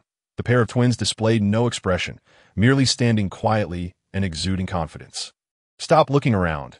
Today, a total of 33 individuals are entering this secret realm, all of whom are no higher than the 3rd rank, Zhu Gaoshuang whispered in his ear upon seeing him scanning the crowd. A flicker of realization crossed Xun Bufan's mind. To rank in the top 10 would not be too difficult. He simply needed to surpass 23 individuals. You know the situation within this secret realm? Zhu Gaoshuang glanced around cautiously, ensuring no one was paying attention to him before replying softly. It is said that upon entry, one will randomly appear within the secret realm, and there are 3 teleportation points inside. However, these teleportation points can only transmit inanimate objects, allowing you to send the demon cores and spiritual herbs you acquire. There are people outside calculating the points in real time. He hesitated for a moment before continuing. Be careful. Fanji 8My second uncle mentioned that there have been significant changes in this secret realm. Just be cautious. That a sense of gravity settled in Xun Bufan's heart as he glanced at the chubby boy. Realizing he was not jesting, he fell silent immediately. Subsequently, Xun Bufan witnessed the 3 white-haired elders each summon a token, and then, with a flicker of light in their hands, they pointed towards the tokens before them. Instantly, the tokens erupted in a burst of colorful light, and the space between the 3 tokens began to warp. Before long, a pitch-black spatial vortex appeared, emanating waves of spatial fluctuations. The special instance. Shanine's secret pool has been revealed. Once you step into this spatial passage, you must arrive at the water pool in the center of the secret realm at this time. 3 days from now, we will reopen the spatial passage then, but it will only remain open for the duration of a stick of incense. Be mindful. Furthermore, do not engage in mutual slaughter. Enter. As soon as the white-robed elder finished speaking, the twin brothers took the lead. Stepping forward, just before entering the secret realm, the leaner of the 2 turned back to look at Xun Bufan, a hint of mockery curling at the corners of his mouth. What does that mean? Xun Bufan felt a chill at that inexplicable smile. Following this, the rest entered one after another. Fan Ge, what are you waiting for? It's just the 2 of us left. Let's go. Zhu Gaoshuang nudged Xun Bufan's arm and stepped towards the entrance. The next moment, with a twist of space, the chubby boy's figure vanished at the entrance. Without hesitation, Xun Bufan followed suit, plunging inside. Chapter 71. The Shanine's secret pool. As the dizziness gradually subsided, Xun Bufan found himself in a forest. Surrounded by towering trees that would take days to encircle, the Shanine's secret pool. Xun Bufan surveyed his surroundings, noting the numerous blood bars densely populating his vision. Upon witnessing this, he recalled Yang Lu's words from the previous day. The Shanine's secret pool possesses vast space, teeming with a high density of demons. However, only a few demons contain demon cores. Therefore, your objective is to specifically hunt down those powerful demons, as they are far more likely to possess demon cores. The spiritual herbs and medicines within the secret realm are generally guarded by formidable demons, so it is best to avoid confrontation if possible. Most importantly, just like the secret realm you and I enter together, seek out the special location within. Such places usually harbor inheritances. Lastly, be cautious, for the secret realm is fraught with peril, and this time there have been significant changes within. Even a master of the realm cannot ascertain the specific situation inside. Hiss, hiss, hiss. Just then, the sound of multiple serpentine tongues interrupted Xun Bufan's thoughts. Looking up, he saw snakes as thick as arms rushing towards him. How dare these low-level serpents disturb me? Xun Bufan tightened his grip on his basic blade and executed the demon's slashing blade technique. Those snake demons could not withstand a single blow from him, splitting into several segments and writhing on the ground.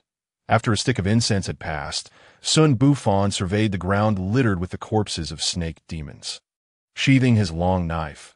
Regrettably, despite slaying so many, none had dropped anything, and their low level yielded no experience points. Fortunately, dispatching these snake demons had not cost him much energy.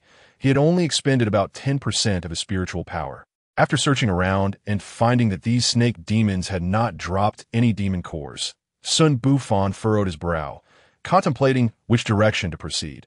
According to the Elder General's earlier words, the secret realm is equipped with several outposts for transmitting demon cores and other items.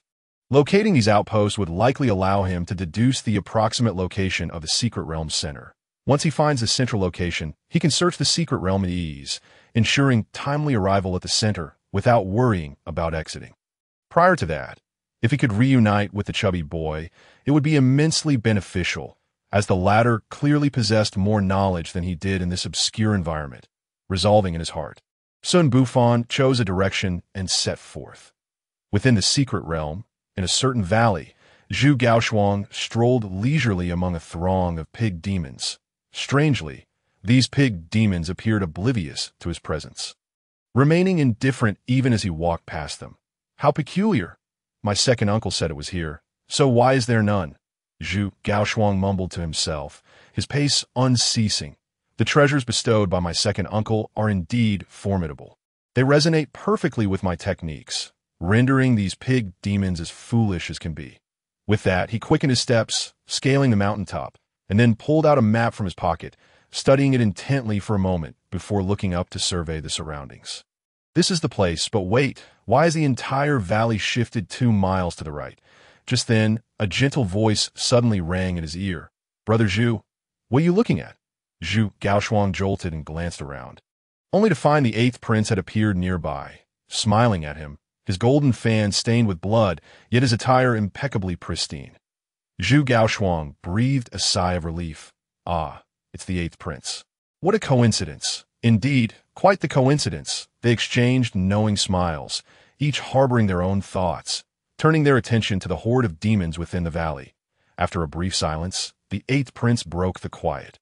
Brother Zhu, you also came for this inheritance, did you not? Upon hearing this, Zhu Gaoshuang felt a stir in his heart. Could it be that the 8th prince also? Yes, let us be forthright.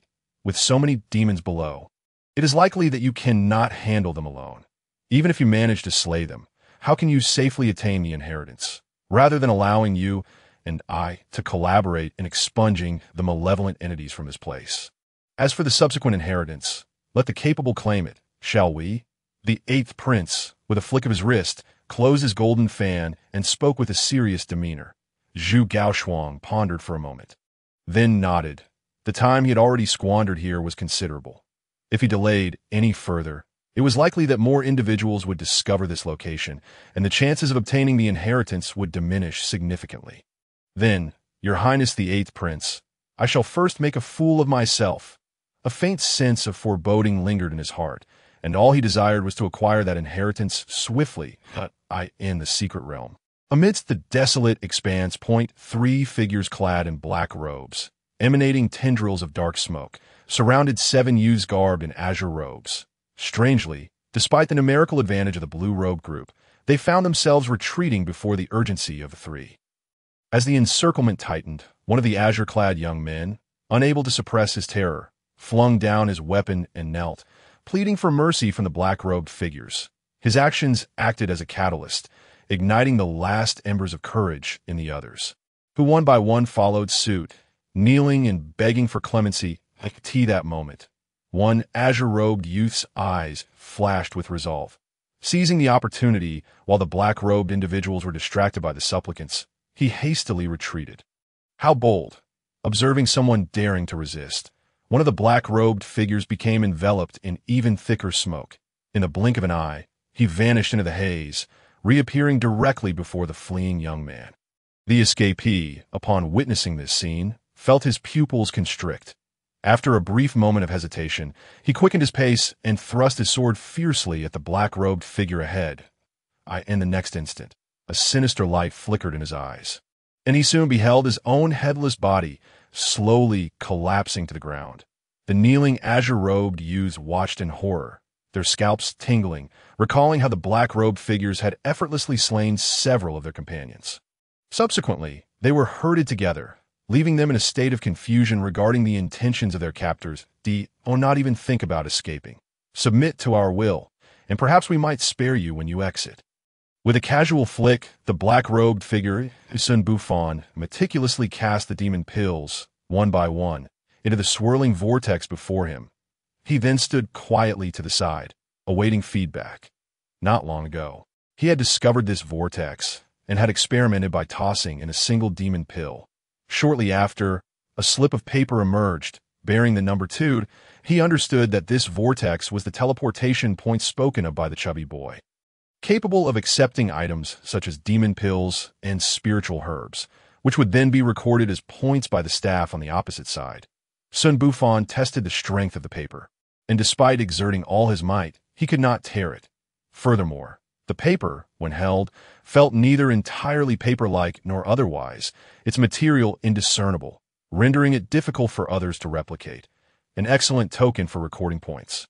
At that moment, the ground trembled, and a brilliant purple beam of light shot up into the sky, imprinting itself upon his vision. Xun Bufan stood transfixed, gazing at the awe-inspiring spectacle in the distance, momentarily frozen in place, even neglecting to retrieve the slip of paper detailing his points as it drifted to the ground. What was that? I should investigate further. My points should be sufficient for now. He swiftly picked up the paper, which boldly displayed the number 48 that, without further hesitation, he dashed toward the source of the light beam. Meanwhile, practitioners throughout the secret realm noticed the majestic beam piercing the heavens, with the majority choosing to rush toward it, while only a select few remained oblivious, focused instead on searching for spiritual herbs and medicines. Chapter 73. Points in the capital city, at the Demon Suppression Division's main hall. A woman adorned with a black cat mask lounged lazily in her wooden chair, her curvaceous figure rhythmically rising and falling as if in a tranquil slumber. On either side of the hall sat representatives for various factions who had dispatched disciples to participate in the trial. Among them were several officials from the Demon Suppression Division. Yang Lu occupied the last seat, his gaze fixed on the vortex at the center of the hall. The vortex intermittently expelled bags containing demon pills or spiritual herbs. Observing this, a small official approached to retrieve the bags, emptying their contents to calculate points before swiftly jotting the numbers down on paper and tossing them back into the vortex. The various factions scrutinized the small, official-esque calculations, their eyes widening as they attempted to discern details from the packages, eager to identify whether the disciples emerging from the vortex belonged to their respective sections. This trial not only offered the washing marrow pill as a reward for the top contender, but also had significant implications for eligibility in the upcoming talent cultivation program organized by the Qing Tian sect. Traditionally, the Qing Tian sect had only allocated resources to its own disciples. Thus, it was curious why the scope had been broadened to encompass all factions this time. Additionally, those chosen for the talent cultivation program were not mandated to join the Qing Tian sect, making it an enticing opportunity for various factions to send their disciples, potentially reaping the benefits of the esteemed resources of the Qing Tian sect without cost. Yang Lu was equally attentive to the point changes of the participants. Having previously provided Xun Bufan with several packages marked for easy identification at that moment, the vortex began to fluctuate, and a large package slowly emerged from within, immediately capturing everyone's attention, except for the languid figure at the main seat.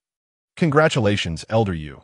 It seems your Yu family has produced a genius youth," remarked a middle-aged woman with a beauty mark between her brows to an elderly man with white hair beside her.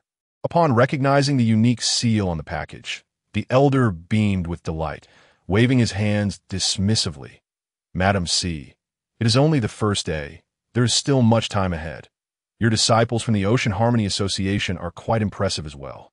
A black-haired elder sitting opposite him let out a heavy snort, muttering a few words under his breath, a small man reveling in his moment. Though spoken softly, the powerful cultivators in attendance naturally caught the remark. "Li Yuanliang, what did you say?" The white-haired elder bellowed, slamming his hand on the table and pointing at the black-haired elder. "I said Yu Changqing is a small man reveling in his moment. It is only the first day, and yet you appear so confident of victory. How laughable! I suspect your younger generation has entered and, as the day draws to a close, has failed to produce a single package. They may well have perished within." "Enough. A middle-aged man seated at the head of the table noticed the languid figure seemingly awakening and declared sternly, "This is the Demon Suppression Division, not a place for your quarrels." Li Yuanliang and Yu Chongqing exchanged glances at the figure on the main seat, instantly suppressing their grievances, giving each other a fierce glare before falling silent. The small official retrieved the package, emptied its contents of various demon pills, recorded the number 18, and tossed it into the vortex. Subsequently, packages of all sizes began to emerge continuously from the vortex. The small official efficiently collected the packages, recorded their points, and returned them to the vortex. Yang Lu quietly observed the vortex, growing anxious as the day neared its end without sight of the package he longed to see. He had high hopes for Xun Bufan, having exhausted himself to assist him in awakening his meridians. Although Xun Bufan's cultivation was not particularly high, Yang Lu knew that the young man, even without fully awakening his innate power, was already on par with those in the meridian opening realm. Now that he had broken through to the meridian opening realm, Yang Lu believed that Xun Bufan's strength was comparable to those in the latter stages of that realm. Thus he remained hopeful for the young man's success in the assessment. Outside, the sky gradually darkened. However, the individuals in the hall showed no inclination to leave. For them, enduring several days without rest posed little burden, as they were primarily focused on the performance of their disciples within the secret realm. The vortex continued to belch forth packages and slips of paper, when suddenly a solitary demon pill emerged, seemingly inconsequential, as if someone had merely slain a single demon. Yet, the diligent small official did not slacken. Writing a slip of paper to cast within, as soon as it was tossed in, the vortex abruptly expanded, and a purple package slowly emerged from within. Upon seeing the hue of purple, Yang Lu's eyes widened. When the package fully appeared, he exhaled in relief. It was the package he had sent to Xun Bufan. "Whose disciple is this?" exclaimed the previously speaking beauty in astonishment. The others in attendance exchanged bewildered glances. Sharing in the confusion that moment, Yang Lu rose and addressed the languid figure at the main seat. "Esteemed Master C, this is the package I sent to Xun Bufan. It must belong to him." He was aware that the seemingly slumbering figure had been closely monitoring the dynamics of the vortex. As expected, no sooner had he spoken than the figure stirred, as if waking from slumber. Stretching lazily, beneath the mask, 2 words escaped her lips. "Very good." The onlookers gasped in astonishment as the small official inscribed the number 48, drawing sharp intakes of breath. "Yang Baihu, who is this person?" the beauty inquired, unable to contain her curiosity. The others leaned in attentively. "Madam C, this is our Demon Suppression Division's latest recruit." Yang Lu responded with a chuckle, delivering a vague reply. Ching nodded slightly, her tone laced with envy as she remarked, "Indeed, a genius has been recruited." The others wore expressions of envy, refraining from further comment, while several began to contemplate whether to consider Xun Bufan for their own sections. As the vortex continued to yield packages and spiritual herbs in various sizes, every time they spotted markers identifying their own disciples, the representatives of each faction would beam with joy, silently recording the changes in points. Among them sat a middle-aged man clad in a blue robe, his countenance persistently dark. He was an elder from the most significant underworld force in the capital, the Qingyun sect, given that their sect had the most disciples entering the secret realm. They had invested the highest price, naturally nurturing the loftiest expectations. Yet as the day drew to a close, not a single package had been transmitted from his disciples. This left him questioning whether his disciples had mistakenly entered the wrong secret realm, or if they were playing a grand game, intending to save their packages until the final day to surprise him. Chapter 74. The gathering storm within the valley. The ground was strewn with the corpses of demons, their black blood seeping quietly towards the center beneath their lifeless forms. Zhu Gaoshuang panted heavily, disregarding his appearance as he slumped to the ground, casting a surprised glance at the upright figure of the 8th prince. Dongfang Shu, standing nearby. "Your Highness, you must be on the verge of breaking through to the washing marrow realm." Dongfang Shu, his previously pristine yellow robe now stained with a hint of blood, furrowed his brow, pulling out a white handkerchief from his pocket to wipe himself, only to find the stains stubborn. His expression darkened further with disgust that I've grown accustomed to idleness. My cultivation still pales in comparison to my brother's. Your Highness is being modest. Just as the two were about to exchange words, a sudden surge of energy erupted from the heart of the valley, followed by a violent tremor of the ground beneath them. Before they could react, a colossal beam of light burst forth from the earth, soaring skyward.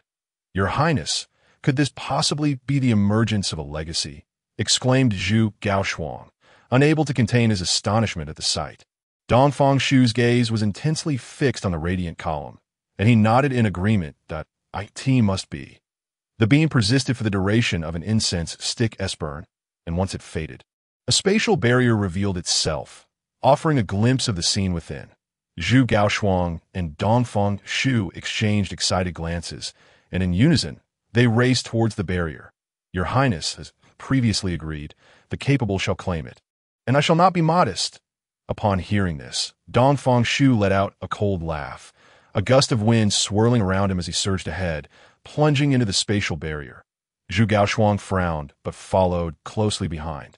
This traversal through the spatial barrier was significantly less taxing than their previous entry into this secret realm. Yes, soon as Zhu Gaoshuang steadied himself, he found himself outside a vast plaza, surrounded by towering humanoid sculptures, each wielding various weapons. In the distance loomed a magnificent palace, majestically perched atop a mountain, seemingly gazing down upon the plaza. It was undoubtedly the location of the legacy. Dongfang Shu, who had arrived before him, quickly noticed this fact and dashed towards the palace. Just as he stepped into the plaza, the sculptures surrounding him turned to face him simultaneously. In the next moment, the blackness of their forms swiftly dissipated, transforming into living beings. They then charged at him en masse. Seeing this, Dongfang Shu felt a chill run down his spine, and he drew a gleaming long sword from seemingly nowhere, its blade shimmering with golden light, and struck fiercely at the nearest sculpture. The clash echoed like the sound of metal striking metal, yet the sculpture remained unscathed. Dongfang Shu's heart sank at this sight. At that moment, the remaining humanoid sculptures closed in, brandishing their diverse weapons to attack him. Forced to defend himself, Dongfang Shu sensed the strength of their assaults, which calmed him slightly. What are you standing there for? Hurry and lend a hand. Soon there will be more people arriving, and neither of us will be able to claim the legacy. Dongfang Shu quickly assessed the situation and shouted towards Zhu Gaoshuang, who stood outside the plaza. Zhu Gaoshuang seemed oblivious to his call, a smirk of triumph curling at the corners of his mouth. He had witnessed precisely how Dongfang Shu had triggered the sculpture's aggression. And now that Dongfang Shu was beset upon, it was the perfect opportunity for him to seize the legacy. But he had no intention of intervening. With a plan in mind, he retrieved a faintly glowing azure orb from his robe, channeling a spell into it. Instantly, he began to fade from sight, his presence diminishing to the point of being nearly imperceptible.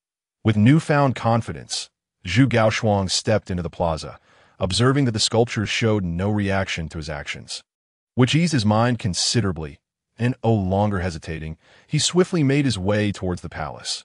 Witnessing Zhu Gaoshuang's cunning maneuver, Dongfang Shu's expression darkened, and with a clenched jaw, he erupted in a burst of golden light, sending the surrounding sculptures reeling. The area around him suddenly cleared, and seizing the opportunity, Dongfang Shu leapt and landed firmly beside Zhu Gaoshuang. Where are you heading, Brother Zhu? Dongfang Shu asked with a broad smile. Shameless, Zhu Gaoshuang muttered under his breath. He soon realized that the sculptures were rapidly closing in on them, and to his dismay, his precious orb seemed to have lost its efficacy, with half of the sculptures now bearing down on him. In the valley, Yin Xiao and Yin Tun surveyed the multitude of demon corpses scattered about, soon noticing the barrier pulsating with spatial energy at the center. Brother Yin, that must be where the light beam originated. It is likely the legacy's space. Let us proceed. Yin Xiao remarked, his eyes alight with fervor. I see it. No need for your reminders, he added coldly, before stepping into the spatial barrier. Yin Tun hesitated briefly, a wry smile crossing his face before he followed suit, their figures vanishing from sight. Moments later, a plump and a thin figure emerged beside the spatial barrier. Their garments were caked with dirt, and they breathed heavily, their expressions frantic. Upon seeing the barrier, their faces brightened, and they exhaled a sigh of relief. Not long ago, after being besieged and forced to flee by a group led by a man in black robes, their luck had been terribly poor. They had encountered a demon of formidable rank that had pursued them for over 10 miles. If not for the inexplicable cessation of the demon's pursuit, they would never have made it here. Brother, it's the legacy space. It seems our bad luck has passed. Now it's our turn to prosper. The thin brother, however, did not immediately respond to his siblings' enthusiasm. Instead, he furrowed his brows, surveying the surrounding environment. Others have already entered. So many demonic beasts have been slaughtered. Their power is extraordinary. What of it? We are brothers together. Unless they swarm us, one or two will simply meet their demise. The plump brother retorted. His sibling shook his head, though he felt somewhat reassured by their cultivated techniques. Let us go in. After the plump and thin twins entered the legacy space, the valley soon witnessed a stream of figures arriving one after another. They, like the twins, discerned that others had already gained entry, and those who felt confident in their strength plunged into the legacy space without hesitation. Some who felt inadequate lingered in the valley, waiting for others to arrive, and once they had formed groups, they too entered the legacy space. Not far from the valley, Xun Bufan halted his steps. Before him stood a man in a black robe, his form faintly wreathed in smoke, standing motionless. Above him, a level indicator displayed his rank, LV.29, with a blood bar that was more than half empty. What is the meaning of this? With such low vitality, he should be incapable of action, yet he appears unaffected. Xun Bufan felt a chill creep into his heart. Chapter 75. Bloodthirsty, I never expected to encounter a genius with a legacy. Ha ha. Truly the heavens are aiding me. The raspy voice of the man in black reverberated from beneath his oversized hood. Startled by the man's elevated rank, Xun Bufan's heart tightened at the statement. Only he knew of his own inheritance from the Shanin clan. How could this black-robed figure be aware of it? Who are you? I am your benefactor, wishing to invite you to join our Blood Demon sect. Blood Demon sect. It was the first time Xun Bufan had heard of this sect, and the man in black gave him an unsettling impression, suggesting it was not a respectable faction. And oh, thank you. I appreciate the offer, but the Demon Suppression Division is quite satisfactory, and I have a benefactor looking after me. I have no intention of switching allegiances. Such a pity, but possessing this body would still be advantageous for my Blood Demon sect. Before he could finish speaking, the smoke enveloping him began to swirl violently, and in an instant, it lunged towards Xun Bufan. Seeing this unfold, Xun Bufan furrowed his brows. This self-proclaimed member of the Blood Demon sect was quick to resort to violence upon disagreement, and it seemed there would be no easy resolution today. As the smoke enveloped him, he felt that once consumed, he would be at a severe disadvantage. However, he remained calm. Even if he could not defeat this foe, he possessed an invisibility skill that would allow him to escape. Before he attempted to flee, he was curious to test the strength of the black-robed figure at level 29 and see how his current attributes measured against that of an opponent of comparable rank. The smoke, behaving unusually, quickly enveloped the area before Xun Bufan, but he rolled sideways to evade it, swiftly drawing his dagger and charging towards the black-robed man, with 2 significant boosts to his attributes, even without enhancing his agility. His speed remained impressive, and in a mere breath, he closed the distance to the black-robed figure. First form of the Demon Slayer blade technique, // Xun Bufan internally shouted, channeling his spiritual energy into the dagger. He struck downward with all his might. The black-robed man showed no signs of panic in response to Xun Bufan's attack. Instead, he lifted his head, revealing a bearded mouth hidden beneath his hat. A mocking smile curled at the corners of his lips as he took 2 steps back. Clang! 2 long swords emerged from behind him, firmly blocking Xun Bufan's strike. Following this, 2 young men clad in azure robes stepped forward, coldly regarding Xun Bufan. Only then did Xun Bufan realize that 2 unfamiliar youths had appeared without him noticing, but he recalled that the plump figure had mentioned that these individuals were core disciples sent by the Qingyan sect. Glancing at their levels, both were at level 20, posing little threat. Yet he was puzzled as to why they were allied with the black-robed man. Most concerning was that the system had not alerted him to their presence earlier. Could the black-robed man have employed some secret technique to shield them from his perception? At that moment, The figure cloaked in black summoned forth a thick haze that subtly intertwined with the two youths clad in green before him. The two green-robed boys appeared to be imbued with an otherworldly power, as tendrils of smoke began to emanate from their bodies, and they charged toward Xun Bufan with alarming speed. Witnessing this scene, a flicker of realization surged within Xun Bufan. It became evident that these two were likely under the control of the black-robed figure from the Blood Demon sect. Engaging in combat with them was inevitable, and without further hesitation, he resolved to act. With a flourish, he executed the second form of the Demon Slayer sword technique. Massacre. The blade in his hand radiated with a brilliant light, accompanied by a piercing whistle as he struck first. Delivering a powerful blow to the two assailants, in the next instant, they recoiled as if struck by thunder, their bodies trembling and contorted with agony, while the sound of their bones cracking resonated through the air. Bang! Bang! Seizing the opportunity, Xun Bufan propelled himself forward and delivered a kick that sent the two youths tumbling over 10 meters before they came to a halt, with the immediate threat neutralized. Xun Bufan turned his gaze toward the black-robed figure, who had been observing the conflict from a distance. In an instant, he surged forward, propelled by an unseen force, closing the distance to confront the shadowy figure. At this moment, the black-robed man, who had maintained an air of calm, finally lifted his head, revealing his entire visage concealed beneath the hood. Xun Bufan's eyes widened in shock as he beheld the man's face. The lower half resembled that of a normal human, yet as his gaze traveled upward, he was struck by disbelief. Was this truly a human? The black-robed man's lips were devoid of flesh and blood, exposing a ghastly white skeletal structure. In the hollow sockets where eyes should have been, a pair of crimson orbs glinted with malevolence. As Xun Bufan advanced, the black-robed figure's eye sockets suddenly erupted with a dense mist.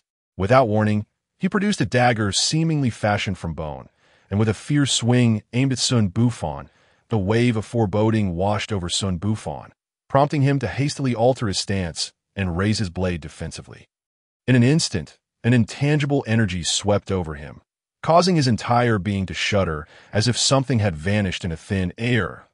He quickly assessed his condition, perplexed to find his body unscathed. Yet upon glancing at his system panel, he noted with alarm that a third of his spiritual energy had inexplicably dissipated. Had that attack been specifically designed to target his spiritual essence? Realizing the gravity of the situation, Xun Bufan silently thanked his fortunate circumstances. Had he been any ordinary individual, that strike would have likely drained all of their spiritual energy. Without spiritual energy, one could not absorb the ambient essence of heaven and earth during battle, leaving only the option of consuming spiritual herbs to replenish it. Xun Bufan was acutely aware of the rarity and value of such herbs, and he understood that this meant he would be at the mercy of the black-robed man. It was no wonder that the disciples of the Qingyun sect had fallen victim to him. Seeing Xun Bufan's lack of immediate reaction, the black-robed figure paused, disbelief washing over him as he sensed the half-evaporated spiritual energy within himself. A bizarre sensation blossoming in his chest. "Why have you not exhausted your strength?" he queried, his voice tinged with panic. Exhausted? Was the loss of spiritual energy equated with exhaustion? Such a sensation was foreign to him, as he had never experienced it before. Why should I be exhausted? Enough of this. It's my turn. Xun Bufan exhaled lightly, silently chanting in his heart. With resolve, he unleashed the third form of the Demon Slayer sword technique, Bloodlust. In a flash, the vitality displayed on his system interface diminished by 20%, and the blade in his grasp ignited with a sinister crimson glow. In the next heartbeat, both he and the blade vanished from sight. The black-robed figure, momentarily taken aback, scanned his surroundings frantically, only to find nothing but emptiness. The youth's figure had seemingly evaporated into thin air. Meanwhile, Xun Bufan, aware that his blood-glowing blade had also concealed itself, felt a sense of calm wash over him. He bent low, exerted force beneath him, and advanced swiftly. Observing the black-robed figure still searching for him, he wasted no time. He summoned the blade's Bloodlust, striking fiercely at the figure clad in black. An overwhelming tide of red engulfed the black-robed man. Reacting swiftly, the black-robed figure's mist swirled violently around him, intensifying exponentially as Xun Bufan's blade sank into the haze. He felt a resistance in his grip. Gritting his teeth, he channeled all his strength into the strike, pushing the blade downward. Witnessing the rapid decline of the black-robed figure's health bar, Xun Bufan realized he had made significant progress. After a brief moment, the red glow dissipated, and the mist gradually cleared to reveal the figure ensnared within a massive gash cleaved through the top of his head, splitting it in two, with the blade lodged firmly between the fragments of his skull. The resistance he had felt earlier must have been the impact against the bone. Curiously, there was no ordinary brain matter within. Only a tangled mass resembling roots intertwined within his cranium. I remember you. This body must be preserved for me. The black-robed figure stared intently at Xun Bufan, his eyes flashing with red light.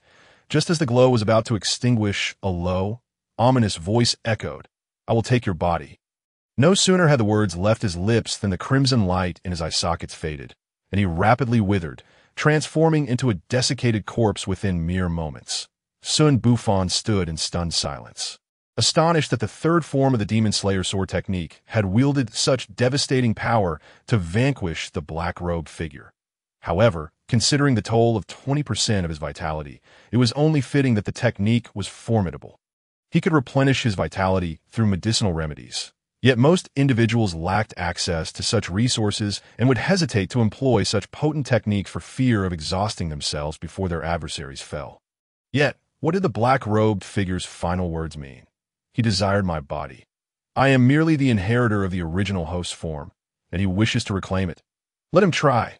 Thud! At that moment, a sound of collapse echoed nearby. Turning his head, he spotted the two youths from the Qingyun sect, who had succumbed to unconsciousness, sprawling on the ground, their health bars nearly depleted. Furrowing his brow, Xun Bufan shook his head in disbelief. What in the world is happening? He retrieved 2 medium-grade healing herbs from his system pouch and administered one to each youth.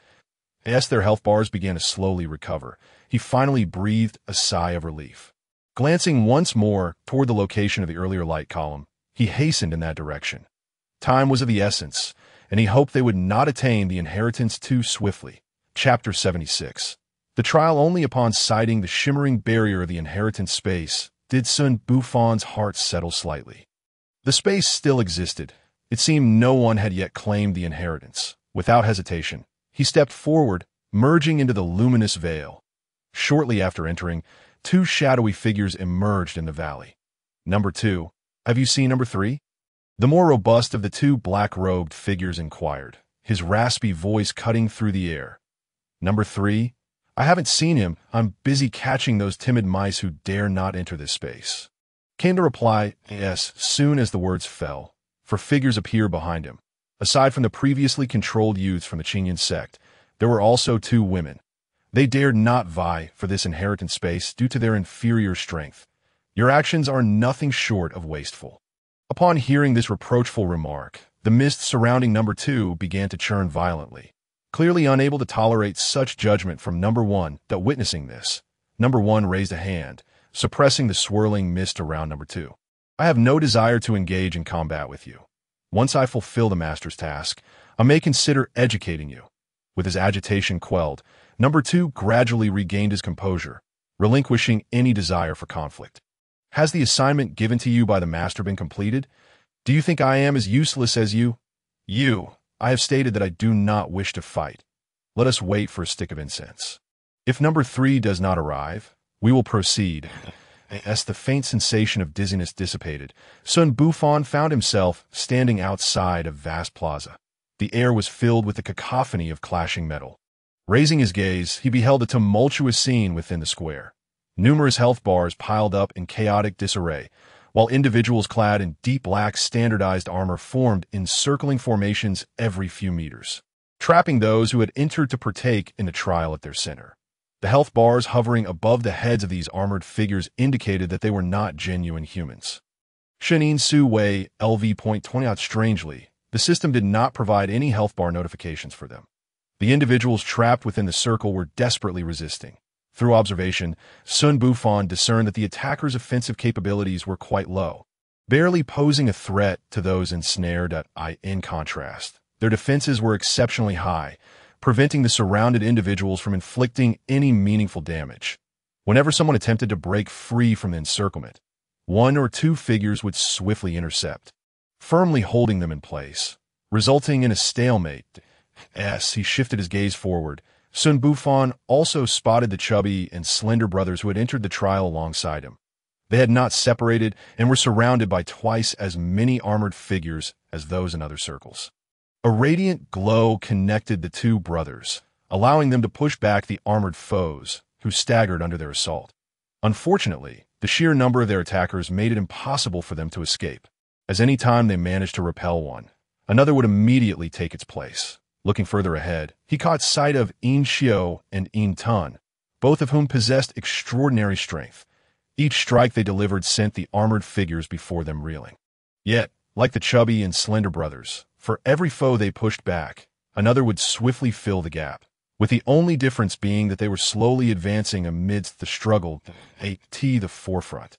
Two more clusters of individuals were visible, with Zhu Gaoshuang and Dongfang Shu trapped in the center. They were moving at a considerably faster pace than Yin Xiao and Yin Tun, yet judging by their speed, it would be impossible for them to traverse the plaza in less than the time it takes to burn a stick of incense. Further along, a towering brown mountain came into view, atop which stood a magnificent palace, radiating brilliance. A winding path extended from the palace, leading directly to the edge of the plaza. Upon grasping the surrounding scenery, Xun Bufan realized why these individuals were so fervently pressing forward. Undoubtedly, the palace was the location of the coveted inheritance. Before entering, Xun Bufan had assumed that the inheritance here was similar to the divine hidden arts he had previously acquired, guarded by ninth-tier demons. It now appeared that these Shin Su Wei acted more like a gatekeeper. Anyone unable to surpass this barrier would be denied even a glimpse of the inheritance at that moment. Those within the plaza noticed Xun Bufan's presence, their faces lighting up with joy. The foremost, Zhu Gaoshuang, shouted, "Brother Fan, you've finally arrived. Be cautious. These creatures cannot be killed. Once you step into the plaza, they will swarm to attack you." Cannot be killed? So that's why the system hasn't displayed their health bars. Xun Bufan mused as he glanced at his skill bar. His stealth was still on cooldown, making stealthy passage impossible. However, based on the trial's mechanics and the mysterious patterns etched in the plaza, it was likely that even if he were invisible, he would trigger their aggression. That it seemed that to traverse this plaza, he would have to rely solely on brute force. Resolutely, Xun Bufan declared, "Fatty, can you hold on? I can still manage." Zhu Gaoshuang replied in a low tone, "Even men need to rest. Let your brother assist you." No sooner had Xun Bufan spoken than he dashed into the plaza without hesitation. In an instant, the Shin Su Wei that had surrounded the others turned their attention toward him with remarkable awareness. Following what seemed like an unspoken command, one from each encircling group broke away, swiftly converging on him. Aha, so that's why they appeared delighted at my arrival. The more people that enter, the less pressure they face. And consequently, their pace of advance quickens. Before he could cover much distance, the departing Shin Su Wei from the nearest circle had already closed in on Xun Bufan, followed closely by the remaining figures. Armed with various weapons, they launched a barrage of attacks at him. Yet, Xun Bufan remained unfazed, methodically parrying their strikes with his simple blade. Feeling the force of their assaults, he realized that their attack power was indeed low. Seizing an opportunity amidst their strikes, he retaliated with a slash that sparked against their armor. Leaving not a mark, as he had suspected, he gradually increased his strength, advancing step by step. Ahead, Zhu Gaoshuang and Dongfang Shu found themselves with one less Shin Su Wei surrounding them. Alleviating their pressure, a flicker of joy crossed their faces as they hastened their weapon strikes, significantly increasing their speed. The others also felt a reduction in pressure. The chubby and slender brothers accelerated their pace, rivaling the speed of Zhu Gaoshuang and Dongfang Shu before Xun Bufan had arrived. Those who had previously been unable to move were now making slow but steady progress as time passed. Xun Bufan surpassed the majority, with the chubby and slender brothers ahead of him, followed by Yin Xiao and Yin Ti. At the forefront were Zhu Gaoshuang and Dongfang Shu, who were nearing the edge of the plaza, mere steps away from escape. Witnessing this scene, the others felt a renewed sense of pressure. Their strength inexplicably intensified, and their pace quickened once more. Observing the reactions of those around him, Xun Bufan accelerated his own movements, realizing that without exerting his full strength, he might miss out on the inheritance. Chapter 77. Each displays their skills. Zhu Gaoshuang glanced anxiously at Dongfang Shu, who had moved ahead by a position. He felt a pang of urgency. His uncle had high hopes for him to obtain the inheritance, even going so far as to secretly provide him with a map to the secret realm through his connections. Although the map had shifted slightly due to changes in the realm, it nonetheless enabled him to be the first to discover the location of the inheritance. Yet, what was this business with the eighth prince? Despite possessing the royal secret technique, the dragon god art, he was still fiercely competing for this inheritance. At that moment, Dongfang Shu sensed Zhu Gaoshuang's gaze and turned to nod, smiling brightly. Disgusting. Even his smile was repulsive. Zhu Gaoshuang inwardly cursed, tightening his grip. Brother Zhu, if you're tired, take a break. This prince will accept the inheritance on your behalf. We are all subjects of Dachang, so why should there be a distinction between you and me? Dongfang Shu's gentle voice reached Zhu Gaoshuang's ears. Zhu Gaoshuang gritted his teeth, remaining silent. Shameless. Even his words were shameless. Xun Bufan unleashed his full strength, forcing the black-armored Shun Insu Wei surrounding him to retreat while striking back. In no time, he had surpassed the chubby and slender brothers, continuing his advance in the astonished eyes of the two dead ahead. In Xiao and In Tun looked back at the rapidly approaching Xun Bufan.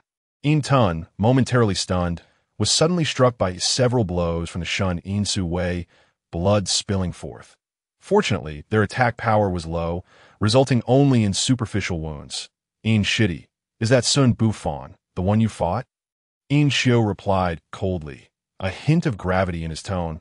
Yes, he has opened his meridians, thus experiencing a significant enhancement in strength.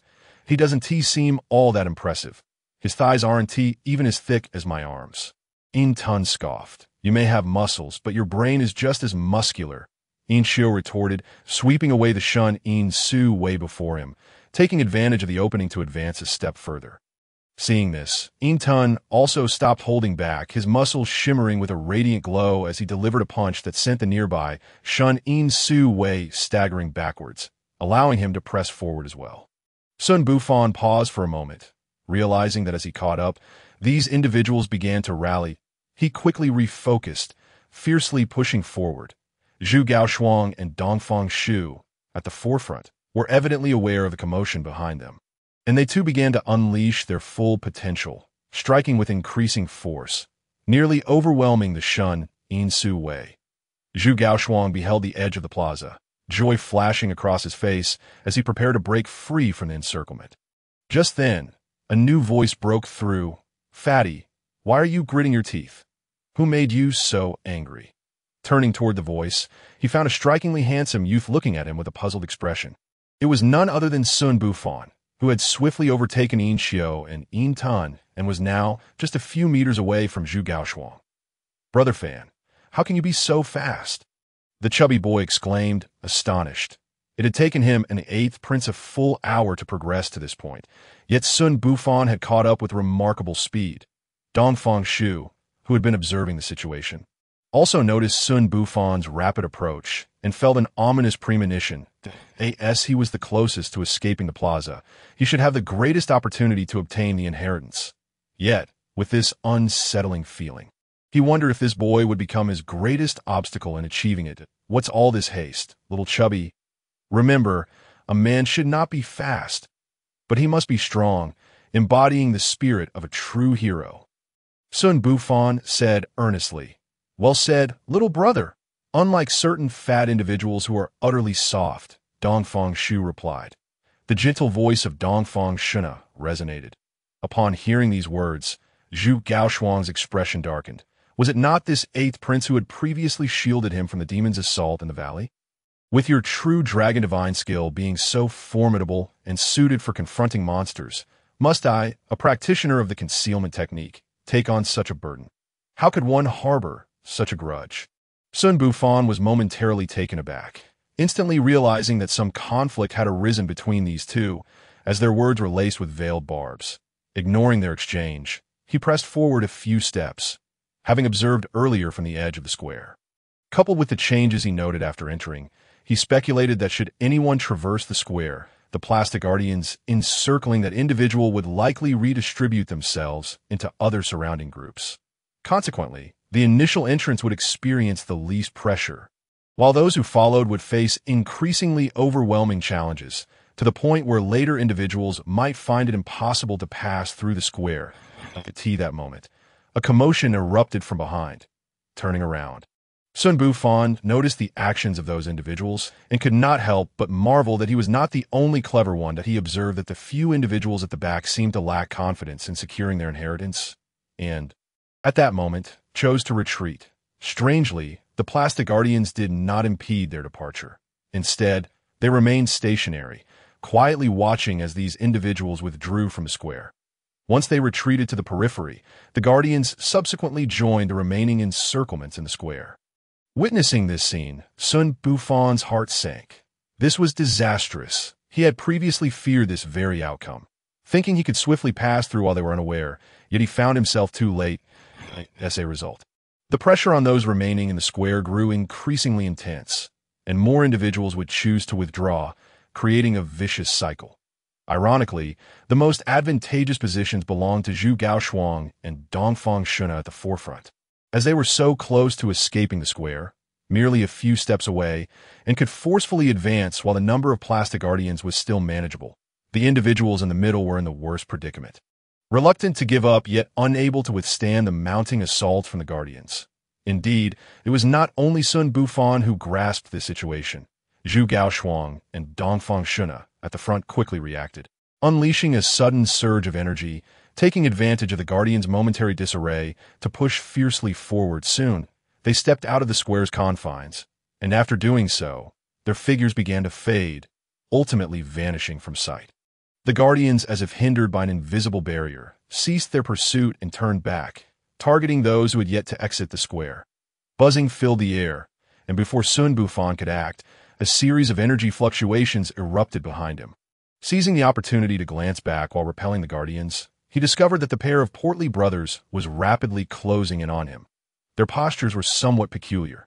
The leaner one stood atop the stockier one's shoulders, his face pale, while the latter's visage was flushed with color. Both radiated a golden glow, disregarding the guardians' attacks, which rebounded off the golden light, forcing the guardians to stagger back. Ahead of them, Yin Xiu and Yin Tun matched their speed. Yin Xiu wielded a weapon that shimmered with an otherworldly brilliance, striking the surrounding guardians and sending them reeling, allowing him to dash forward. What further caught his attention was Yin Tun, the muscular man who, like a bulldozer, pressed forward relentlessly, paying no heed to the wounds inflicted by the guardians. Witnessing this spectacle, Xun Bufan could not help but silently exclaim, "Are they all cheating? How did they become so formidable all of a sudden?" Chapter 78. The wedding. Ever since Zhu Gaoshuang and Dongfang Shuna exited the square, the remaining individuals appeared invigorated, no longer concealing their strengths as they surged forward. Xun Bufan ceased to concern himself with the movements of those around him. As more individuals began to falter, the number of guardians surrounding him increased. If he did not seize this opportunity to escape, he too would be overwhelmed. He silently intoned compression as a skill activated, condensing his inner spiritual energy into a more solid form, which he infused into his wooden blade. Xun Bufan swung fiercely forward. With a resounding boom, a vast space opened before him, and he did not hesitate to advance. Following up with another strike, as his inner energy rapidly diminished, he reached the edge of the square. Merely a step away from freedom, he lifted his gaze ahead, where Zhu Gaoshuang and Dongfang Shuna had vanished. His vision extended into the distance. Suddenly, two black dots appeared along the winding path. Oddly, despite appearing close, they felt remarkably distant. Could it be that this inheritance space had segmented into other realms? Moreover, considering the time it took them to exit the square, was there an additional obstacle that delayed their progress? Pondering these thoughts, he continued without pause. After delivering his final blow to the guardian in front of him, sending it flying, he faced no further hindrance. Xun Bufan stepped out of the square's confines as though passing through a thin membrane, and as his vision cleared, he found himself on a winding path leading directly to the mountain summit. Turning back, he saw that the Guardians had lost their target and were rushing towards Xiao, Tun, and the portly brothers. He could see that moment. Xun Bufan realized that only 4 individuals remained in the square, and they were also merely a step away from escaping. Yet, this step felt immensely burdensome. Previously, with numerous participants in the square, the pressure had been shared, and when Xun Bufan entered, each person was surrounded by only 5 or 6 guardians. Now, with just the 4 of them left, each was encircled by over 20 guardians, and most alarmingly, the portly brothers were besieged by an overwhelming throng of 40 to 50 guardians. Xiao wore a grim expression as he swiftly retrieved a jade-green pill from his pocket. Swallowing it whole, a flush of color appeared on his face, and his aura surged, enabling him to advance slowly despite the dire circumstances. The other 3, witnessing this, followed suit, producing their own pre-prepared pills and consuming them. Their previously dwindling energies surged anew, allowing them to steadily push forward. Observing their collective efforts, Xun Bufan felt confident that they could overcome this challenge, and he turned his attention away from the commotion behind him. His expression grew serious as a figure in splendid robes materialized before him, an elderly man with a benevolent countenance gazing kindly at him. This figure, though faintly discernible, emanated no discernible aura. He could either be a manifestation left by the creator of this inheritance space or a truly extraordinary elder. It suddenly struck Xun Bufan that with the elderly man's arrival, the system had issued no notifications. He could see that moment. The elder waved his hand, and before Xun Bufan could react, he felt a flash before his eyes. He found himself within a room adorned with auspicious symbols. In the corner, a wooden bed draped with a vibrant red quilt was occupied by a graceful woman, her delicate figure covered by a red veil. Dressed in the vibrant attire reserved for weddings. Where am I? Was I not undergoing the assessment within the inheritance space? Suddenly, a surge of unfamiliar memories flooded his mind, while his own memories began to fade rapidly. An invincible person on the wedding night, the most beautiful woman in the world, a fervent pursuit, finally agreed, demons wreaking havoc. The condition of their union was to live in seclusion after marriage. As these memories poured in, Xun Bufan's head throbbed painfully, and he lost track of time as the agonizing ache ebbed like a receding tide, staring blankly at the stunning woman seated at the head of the bed. He recognized her as the one he had long admired. Even though he had become unparalleled in his cultivation, standing as humanity's bulwark against the demon's onslaught, the sight of this woman, who had consented to marry him, compelled him to abandon the besieged city, leaving behind the slaughtered populace. What is wrong? My husband, do you not wish to see my face? The woman's gentle voice resonated like celestial music, entering Xun Bufan's ears. He shivered and came to his senses. Realizing the person before him was his beloved. Trembling, he stepped forward, reaching out to gently lift the veil that concealed her matchless beauty. That a visage of unparalleled allure gradually came into view. Xun Bufan's heart raced. From a nameless hunter, he had risen to become unmatched in the world. The suffering he endured and the demons he faced, all for the sake of this very person.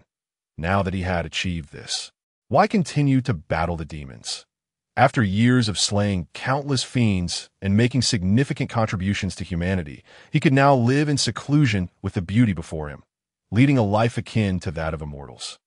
As this sudden thought surfaced, Xun Bufan could not resist reaching out, gently caressing the enchanting face before him. Why, husband? It is late. We should retire for the night. The beautiful woman spoke, her lips parting slightly. Her face flushed with a rosy hue, her warm breath brushing against Xun Bufan's cheek, causing his heart to waver. Very well, my dear. Your husband is here to accompany you. Xun Bufan spoke urgently, extending his hand to gently push the beauty away, then slowly pressing himself upon her. Just as he was about to proceed to the next step, a floating line of text suddenly appeared before his eyes that it read. Life, Xun Bufan, vitality, 88. Spiritual power, for 50. What is this? Xun Bufan instinctively sensed a hint of familiarity. He paid no heed to the beauty beneath him and rubbed his eyes. Still there. Rub again. Still there, and even cleared that moment. An excruciating, tearing pain pierced his mind, as if someone were relentlessly twisting a nail within his brain. Following that, he felt a dizzying sensation, as if the world were spinning, and the scene before him began to shatter, quickly falling apart. The beauty beneath him also gradually faded, and as Xun Bufan fiercely embraced her, his hands passed through her body. No. Witnessing this scene, Xun Bufan let out a heart-wrenching scream. She was his most beloved, and he could not allow her to vanish before his very eyes. A surge of spiritual power, akin to a tangible force, erupted from within him, enveloping that ethereal figure. Yet even with his most cherished skill, he could not halt the process of her gradual disappearance. Tears streamed down Xun Bufan's face as he helplessly collapsed onto the ground, murmuring, "Your husband has come to accompany you," as soon as the words left his mouth. He raised his blood-soaked palm and struck it fiercely against his own head. The novel can be downloaded using the open-source Freestar string downloader developed by Xingyu. If you obtain the novel file through a proxy download, and the merchant did not provide the software source code or open source address, please request an immediate refund and report the merchant.author's email. XingyuOutlook.com Authors QQ 201-759-3710 Official QQ Group 149050832 Official TG Group https t.me FQ Chapter 79 Palpitations at the Foot of the Colossal Palace. Dongfang Shuxin, still shaken, glanced back but suddenly froze. "Little fatty, quick, look!" Dongfang Shuxin pointed to a figure outside the square. Zhu Gaoshuang turned to see that familiar silhouette. "Fan Ge has appeared as well. As I expected. He is the fastest among us besides you and me, and he may be our greatest rival in the quest for legacy." Dongfang Shuxin was momentarily taken aback, quickly realizing that he had been led astray by little fatty. "No, observe his state." Zhu Gaoshuang focused his gaze. "Whoa, he's crying. What kind of illusion is this? Why is a grown man crying?" Yet Dongfang Shuxin fell silent. After a few breaths, he softly said, "Fatty, what was your illusion?" "Me? I encountered an old man with a white beard who insisted I was a divine body and wanted to impart divine skills to me. When I asked what the conditions were, he said there were none, so I outright refused and then came out. And you?" Dongfang Shuxin paused, letting out a bitter smile. "That I met my father, and he beat me for a full 3 months, stating that my progress in the true dragon divine art was too slow and that I needed to be struck more to accelerate my progress." Zhu Gaoshuang was momentarily stunned, glancing at him with sympathy. "How did you manage to escape?" Dongfang Shuxin hesitated for a long moment before finally uttering, "I broke through from being beaten and just came out." Zhu Gaoshuang's expression of sympathy deepened. Dongfang Shuxin then asked curiously, "Why did you refuse to learn that divine skill? Since childhood, I've understood that the most expensive things are often free. Don't you know? Every matter requires an equivalent exchange. That old man claimed I could learn divine skills without giving anything, allowing me to take advantage. Oh, you believe that?" "I certainly do not." Upon hearing this, Dongfang Shuxin's expression froze. Was this little fatty genuinely capable of navigating through illusions? Or was it mere luck? At that moment, he felt as if he had indeed been beaten for several months. His muscles ached all over, and he cracked a grin, remaining silent. Zhu Gaoshuang looked up at the palace atop the mountain, frowning. "Your Highness, stop lamenting and hurry. This path is strange. The further we go, the heavier our bodies feel. Could it be that the illusion hasn't dissipated yet?" On the square, the last 4 figures almost simultaneously exited the area. They appeared disheveled. Yin Cho, whose meticulously styled hair was now in disarray, had multiple bloodstains on his body. Beside him stood a blood-soaked Intuan, entirely covered in dried blood, as if he had been immersed in it. Not far from them stood a plump and a slender figure. The slender one swayed unsteadily, nearly unable to stand, his face pale, symptoms of extreme exhaustion. Yes, as soon as he escaped the onslaught of the plastic guards. He pulled out a pill from his bosom, quickly popping it into his mouth, breathing a sigh of relief. The plump one appeared much better, aside from a few varying wounds on his body. He showed no other signs of distress. The group exchanged wary glances towards the square behind them. "Brother, is that person also here to participate in the Demon Suppression Division's entrance examination?" The chubby twin was the first to notice the figure ahead, pointing forward and whispering, Yes, but let me recover first before we set off, the slender brother gasped, quickly finishing his words before closing his eyes to absorb the pill's effects. Meanwhile, Incho stared blankly at the figure ahead, while Intuin vigorously patted the bloodstains off his clothes, stepping forward. However, a hand suddenly appeared out of nowhere to stop him. Wait! Incho, appearing somewhat disheveled yet composed, obstructed the somewhat reckless Intuin. Something feels off. Intuin paused, focusing his gaze, only to discover that the person standing there had their eyes tightly shut. Strangely enough, tears were streaming down their face. What is wrong with him? Just as Incho was about to say something, the youth abruptly opened his eyes, revealing a depth of sorrow that moment. Xun Bufan felt as though he were a mere spectator trapped within his own body, helplessly watching his hand rise to slap his forehead. Desperately wishing to intervene, yet utterly powerless, his memories had returned the moment that virtual panel appeared. Fortunately, at the last moment, the scene before him shattered, and he regained control of his own body. Xun Bufan wiped the tears from his cheeks. Filled with trepidation, had he truly struck himself in the illusion, he might have been utterly lost. He reflected on the peculiar sensation he experienced in the illusion, as if the person within it were indeed him. Yet that memory had not faded. Upon closer introspection, aside from the breathtakingly beautiful figure indelibly etched in his memory, all insights from that person's cultivation were utterly absent. After this ordeal, it felt as though he had traversed through time. Xun Bufan let out a wry smile and slowly shook his head as if he couldn't comprehend it. Then he wouldn't dwell on it. Once his strength increased, many mysteries would naturally unravel. He lifted his gaze to the two figures halfway up the mountain and turned back to find Incho, Intuin, and the chubby and slender brothers standing outside the square, their eyes tightly shut, their expressions vacant, clearly trapped in an illusion as well. Not knowing how long they had been lost in the illusion, it was time to hasten. With that thought, Xun Bufan began his ascent up the mountain. As he walked, he suddenly recalled the strange demon and fox spirit he had encountered on his way to the capital. After all, the fox spirit was adept at illusions. Could this be related? Why were they moving slower and slower? Xun Bufan observed the two figures on a mountainside. Based on the distance he had covered in the time he had walked, they had only ascended half the distance he had. Could this path also possess extraordinary qualities? Xun Bufan moved forward silently, his foot quietly stepping onto the first step of the ascent. The moment he lifted his foot, he felt a sudden resistance beneath him. Previously, he could raise his foot with minimal effort, yet now he found he had to exert nearly double the force to lift it. Indeed, this path had its issues. Was it related to gravity? However, this slight gravity did not affect him.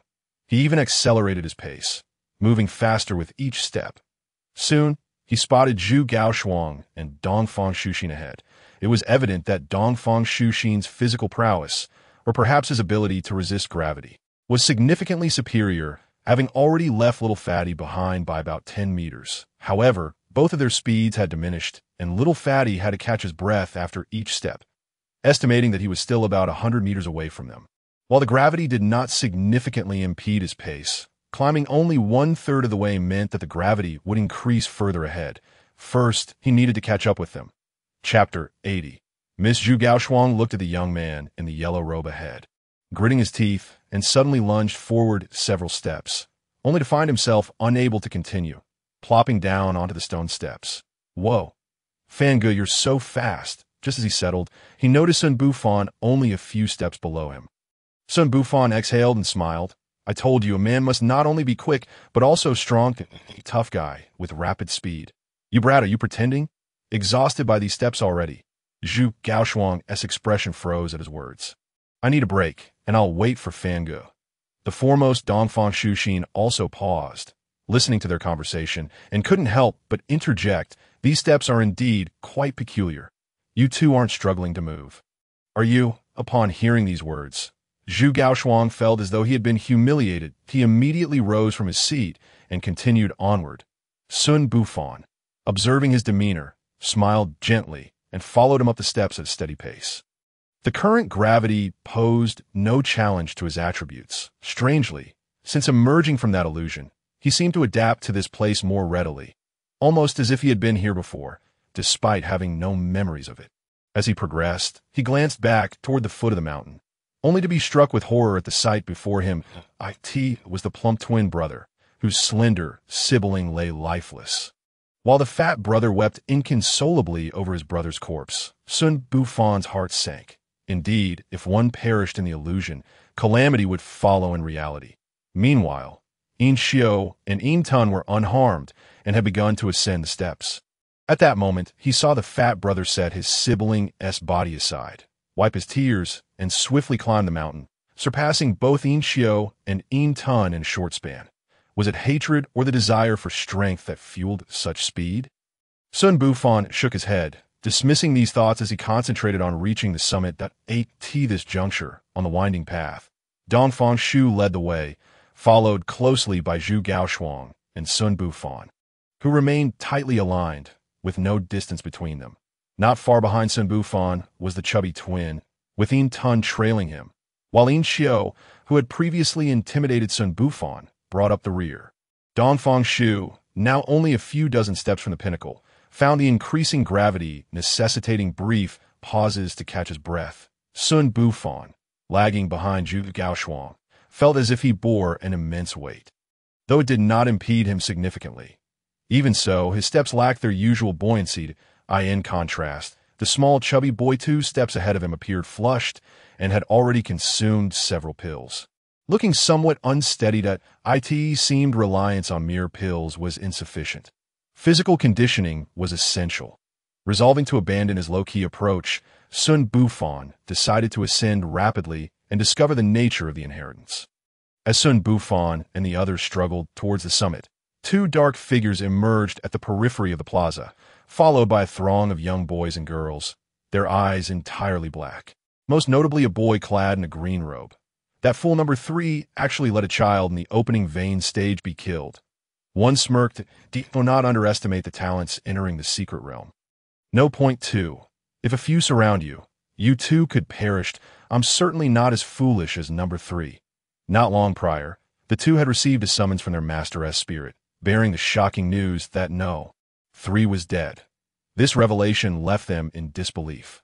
Logically, given number 3's strength, he should have been capable of fleeing even against overwhelming foes, especially with 2 controlled puppets at his disposal. Ordinary individuals could hardly kill him. The monsters within the secret realm were to be dealt with by number 1, who, given his temperament, would never kill number 3. Upon learning this news, a shadow fell over their hearts, delaying their entry into the inheritance space for an additional incense stick. This delay allowed them to ambush those who had abandoned the plaza trial, exerting effort to implant soul insects in them, turning them into their puppets. Now, they controlled over 20 puppets, nearly decimating all who entered the secret realm, save for Xun Bufan and his companions. Outside the plaza, number 1 observed the black statues at the plaza's edge, a sense of unease welling up within him. Number 2's figure shifted, his hoarse voice breaking the silence. "What are you waiting for?" "No. Point 1. We have so many puppets now. We should charge in, eliminate those kids, seize the inheritance, and fulfill the master's orders." "Fool! Do you think there are no traps within? So many have exited, yet this space remains intact, indicating they have not acquired the inheritance. Why then did they withdraw instead of striving for it? This plaza must be the first trap, eliminating them." Surprisingly, number 2 did not argue, instead focusing on the plaza's details. After a pause, he remarked, "It must be related to those statues. There are no less than 100 of them. Troublesome." Number 1 nodded silently, then began striding toward the plaza. As he crossed the threshold into the plaza, the dark statues sprang to life, rushing toward him. "What are you standing there for? Bring them all here and block these monsters." Number 1's eyes glowed red, his tone urgent. At his command, number 2 did not hesitate, directing over 10 figures under his control to advance into the plaza. In the next moment, a swarm of dark puppets charged at them. Number 1 positioned 2 in front to shield him as he gradually faded from view, transforming into a dense cloud of smoke. Witnessing this, a twinge of envy flickered in number 2's hollow eye sockets. He then saw that smoky form ignore the attacks of the puppets and drift slowly toward the opposite side of the plaza. Meanwhile, number 1's raspy voice echoed through the plaza. "Number 2, once I reach the other side, You retreat and guard the entrance. Once I drive those little mice down, ensure they do not escape.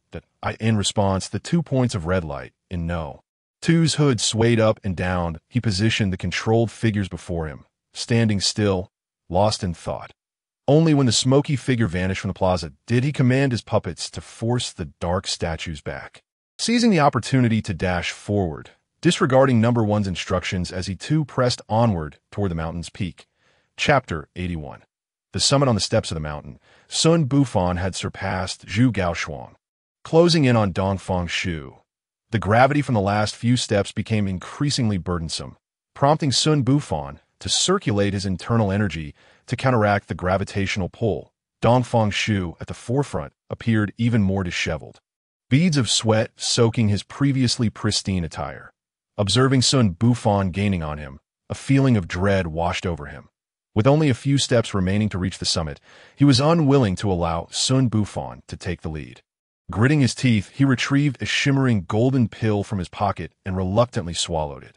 Moments later, his aura surged dramatically, but he glanced back at the boy behind him only to find that, though Xun Bufan seemed to struggle, he showed no signs of exhaustion and had not yet taken any pills. An ominous feeling crept into his heart. Before he could act, he noticed the boy advancing step by step until they stood on the same step. "Your Highness, what seems to be the matter?" Xun Bufan inquired, unable to suppress his curiosity as he saw the 8th prince staring at him, momentarily frozen. "How can you? You are merely at the initial stage of opening veins. How can you? Are you asking how I left them behind?" Dongfang Shu nodded. "It is simply because I am a hunter adept at climbing mountains. You see, climbing is not just about having legs," Xun Bufan replied. Taking 2 more steps upward, Dongfang Shu's forehead twitched in irritation. He said nothing further but buried his head and followed closely behind Xun Bufan, gritting his teeth as he ascended. The final few steps of the staircase bore a ridiculous amount of gravity, each step increasing the weight he had to bear. This moment, Xun Bufan's internal energy surged to its maximum. Yet his pace inevitably slowed. To his surprise, Dongfang Shu, despite being a confirmed user of pills, did not fall behind, but maintained pace with him. In contrast, the chubby boy behind them had already fallen back a good 20 to 30 meters. Isn't it the case that reaching the summit does not guarantee the inheritance? "Your Highness, why must you exert yourself so?" Xun Bufan observed Dongfang Shu painfully swallowing another golden pill and could not help but comment. "I no longer care for appearances," Dongfang Shu retorted, casting him an exasperated glance. "As you wish," Xun Bufan replied, refocusing on his ascent. With only 3 steps remaining, he could see the summit ahead. The imposing black doors of a grand palace loomed before him, standing approximately 20 meters tall. The black doors were framed in vibrant red, and a massive plaque hung above, inscribed with 4 bold characters: Black Power Temple, the Palace of the Black Power God. Could it be? Just then, an exclamation erupted from behind him. Turning around, Xun Bufan saw Dongfang Shu's face alight with shock and excitement. Who was the Black Power God? Xun Bufan pondered, feeling utterly baffled by his limited understanding of the martial hierarchy in this world. "Ahem, Your Highness, who is the Black Power God?" Xun Bufan's face flushed with embarrassment. Had he known, he would have refrained from his ostentatious remarks in front of the 8th prince. Dongfang Shu did not respond to his inquiry. Instead, he muttered to himself, "I wondered why those black-armored warriors in these steppes primarily tested physical endurance. Upon seeing this grand palace, I finally comprehend." Confounded further by Dongfang Shu's words, Xun Bufan scratched his head and glanced at the towering palace, a realization dawning upon him. Although Dongfang Shu had not elucidated his confusion, he instinctively understood that this inheritance was likely connected to physical cultivation. His eyes sparked with fervor. If he could acquire this inheritance to enhance his physical prowess, combined with the mystical art of invisibility he had previously obtained, Wu-Ti that allow both his techniques and physique to flourish simultaneously. With this thought in mind, Xun Bufan cast aside all reservations. Compression. As the thought crystallized, his internal spiritual energy was suddenly compressed, becoming denser as it surged through his meridians. This was his inaugural attempt at circulating the compressed spiritual energy within his body. At this moment, he felt a faint pain in his meridians, signaling a warning of impending injury. Though his meridians had been forcefully expanded by Yang Lu, they were evidently unable to endure the operation of this compressed energy for long. Without further hesitation, Xun Bufan ascended the steps. As Dongfang Shu lamented the legacy of the Black Force God King, he noticed that Xun Bufan, ahead of him, appeared to possess the strength to continue. Seemingly with ease, a wave of unease washed over him, and gritting his teeth, he followed suit. However, as his foot landed on the next step, he could not help but feel himself sink downwards, instinctively bending at the waist. He quickly propped himself up on his knees, managing to halt his descent. How was this brat capable of such feats? His cultivation was clearly not superior to mine, especially since I've been diligently honing my physique with the true dragon divine art. Just then, Dongfang Shu's heart jolted as he beheld the youth ahead, who had reached the summit, standing there with an air of nonchalance, a faint smile gracing his lips as he gazed downward. Disgusting, even his smile was infuriating. Dongfang Shu cursed inwardly, veins throbbing on his forehead, and diverted his focus to resisting the pull of gravity. Upon reaching the summit, Xun Bufan's compressed spiritual energy came to an abrupt halt. Yet his meridians remained torn, the lingering pain causing his lips to twitch involuntarily. Observing the other youths still scaling the steps, Xun Bufan felt an unbidden sense of relief wash over him. His demeanor relaxed, though the sporadic twinges of pain in his meridians caused his mouth to quiver. What expression does the eighth prince wear? Does he harbor a significant dislike for me? At that moment, he noticed the eighth prince casting a glance his way before lowering his head, veins bulging on his forehead, a clear sign of resentment mingled with impotence. Shaking his head, he saw the eighth prince bowing his head further. Presumably to alleviate the pressure of gravity. Could I have misjudged? Ignoring him, Xun Bufan shifted his gaze downward. What he beheld left him utterly astonished. Approximately 20 meters behind the eighth prince, the stout boy was climbing with a speed that rivaled his own. It seemed the gravitational force on the steps had no effect on him, and his pace appeared to quicken. Has he activated some kind of cheat? In no time, the stout boy reached the same step as Dongfang Shu. Not pausing to linger, he directly surpassed Dongfang Shu and, within mere breaths, completed his ascent. Xun Bufan stared blankly at the stout boy beside him, momentarily at a loss for words. Dongfang Shu, too, was rendered speechless until Zhu Gaoshuang reached the summit, prompting him to react. Did you cheat? He stammered, pointing at the stout boy in response. Zhu Gaoshuang chuckled heartily, offering no answer as he turned away to survey the magnificent palace. Witnessing Zhu Gaoshuang's reaction, Dongfang Shu felt his temper flare, prepared to take a step forward, only to be yanked back down by the gravity of the steps, landing heavily once more. Disgusting, just as loathsome as that brat. No, even more so. Chapter 82. The Corpse of the God King at the mountain summit. Xun Bufan observed the stout boy's complexion rapidly shift from rosy to ashen. The latter, nearly losing his footing, he opted to find a rock and sat upon it. Brother Fan, why have you not yet claimed the inheritance after ascending? Do you think I don't wish to? Were it not for the injuries to my meridians, forcing me to pause and recuperate here, I would have long since ventured into the palace to seize the inheritance. He replied, Wait for you all. Who says the inheritance cannot be acquired by multiple individuals simultaneously? Wouldn't you agree, stout one? Zhu Gaoshuang, upon hearing this, wore an expression of disbelief. Brother Fan, have you perhaps overexerted yourself and need to rest? Xun Bufan, maintaining his composure, replied nonchalantly, I've stated it before, a man must be resilient. I am truly waiting for you all. With a shared understanding, the two exchanged glances, falling into silence as they each focused on regulating their internal energy. Before long, Xun Bufan spotted the furious visage of the eighth prince emerging at the mountain's edge. Suddenly, he lunged forward, clumsily scrambling to the summit, the weight of gravity abruptly lifted from Dongfang Shu. He found himself utterly exhausted, collapsing to the ground to catch his breath. Once he regained some strength, he looked up to see two figures, one stout and one slender, staring intently at him. What kind of gaze is that? Truly repulsive. Dongfang Shu sprang to his feet, brushing off the dust from his clothes. Just then, the stout boy's nauseating voice pierced the air. Your Highness, you've worked hard. Look, we are all waiting for you. Indeed, Your Highness, let us enter the palace together. Veins bulging on his forehead, Dongfang Shu remained silent. After resting for a moment longer, he finally regained his composure and scrutinized the massive palace before him. He took a step towards the structure, followed closely by Xun Bufan and Zhu Gaoshuang. As they progressed, Zhu Gaoshuang hastily remarked, Your Highness, that door won't budge. Brother Fan and I already tried. With just the two of us, we cannot push it open. Xun Bufan nodded in agreement.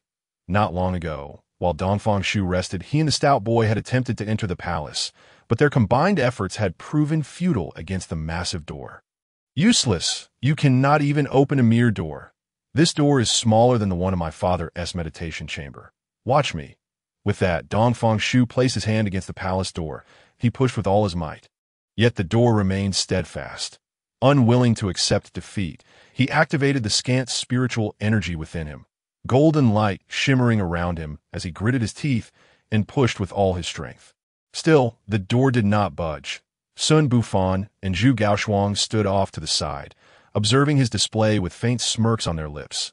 Seeing the two refuse to assist, their laughter only igniting the suppressed fury within Dongfang Shu. What are you two laughing at? Zhu Gaoshuang could no longer contain his mirth. Nothing, Your Highness, we're just the useless ones. You, Dongfang Shu was momentarily speechless. Get over here and help. Coming, Brother Fan, lend a hand. Zhu Gaoshuang replied, adopting a serious demeanor. Xun Bufan silently placed his hands on the door at Petit Dongfang Shu's command. They pushed with all their might. The door, which had barred their entry, finally yielded slightly. The three, witnessing this, shared a moment of elation, unleashing all their strength in unison. With a thunderous crash, the long-sealed door creaked open. Bathed in the light from outside, Xun Bufan noticed the interior was paved with azure stone. But as he peered further, he found only darkness, a chasm that seemed to devour all. Your Highness, after you, Zhu Gaoshuang stepped aside, allowing the center path to clear. Observing the darkness within, Dongfang Shu furrowed his brow. I believe Brother Fan ascended first. He should enter first. Taken aback by this suggestion, Xun Bufan paused, then smiled. Stepping forward, he had already noted that no system notifications had appeared, and while he'd been ensnared by such prompts before, generally, they could be avoided. Crossing through the massive door, as their feet met the ground, a cloud of dust rose. That moment, it seemed the palace sensed the arrival of guests. A flicker of flame ignited from the depths of the darkness, gradually spreading towards the trio. As the light brightened, Xun Bufan realized it was a series of candles being lit, illuminating the hall.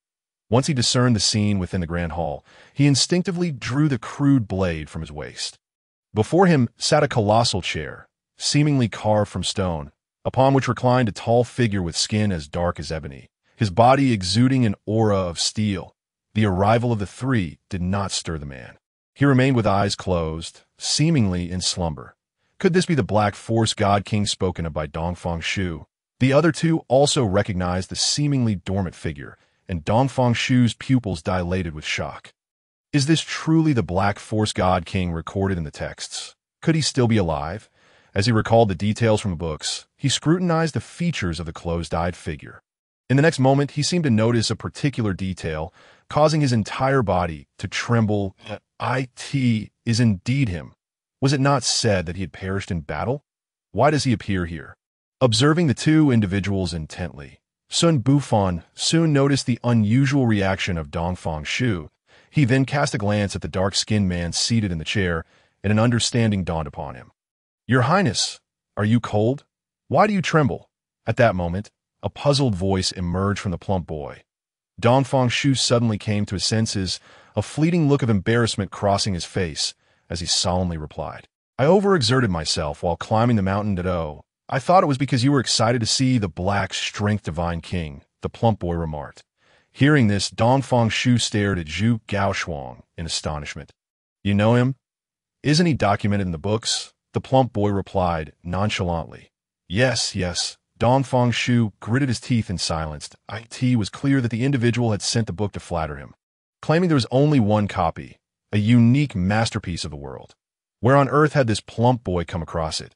Let us proceed and see what this dark figure is up to. It is truly exasperating.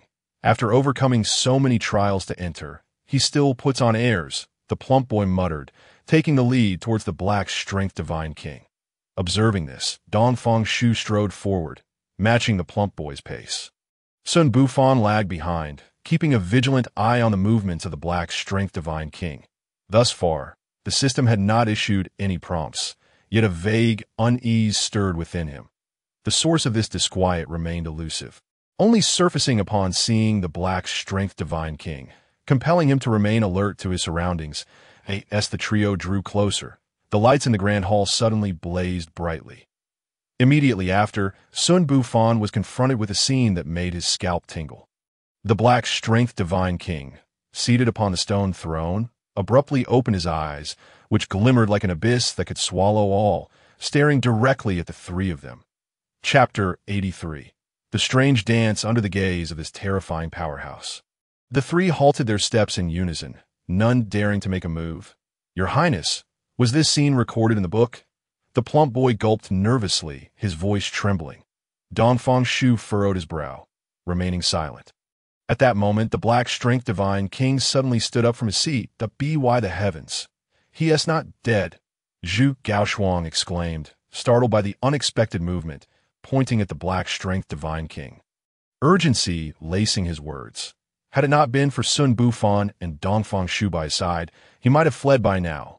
Dongfang Shu cast an irritated glance at Zhu Gaoshuang. How could you possibly comprehend the methods set by ancient powerhouses? Xun Bufan was also taken aback by the black strength divine king's sudden rise, but soon regained his composure upon hearing Dongfang Shu's words. Your Highness, do you know what is happening? To his surprise, Dongfang Shu shook his head, responding softly, I do not know, but I have read similar accounts in the book. There have been unmatched powerhouses whose corpses remained intact post-mortem, appearing lifelike. Hence, some strong individuals prefer to conceal their legacies within their own bodies. Upon hearing this explanation, Zhu Gaoshuang exhaled with relief. Your Highness, does this mean the black strength divine king is also one of those who like to hide their legacies within their bodies? Most likely, Zhu Gaoshuang said, patting his chest, which caused his ample flesh to jiggle. Why didn't you say so earlier? Then we can simply break open his corpse to obtain the inheritance. Dongfang Shu surveyed the surroundings. Nodding in agreement, it is indeed plausible.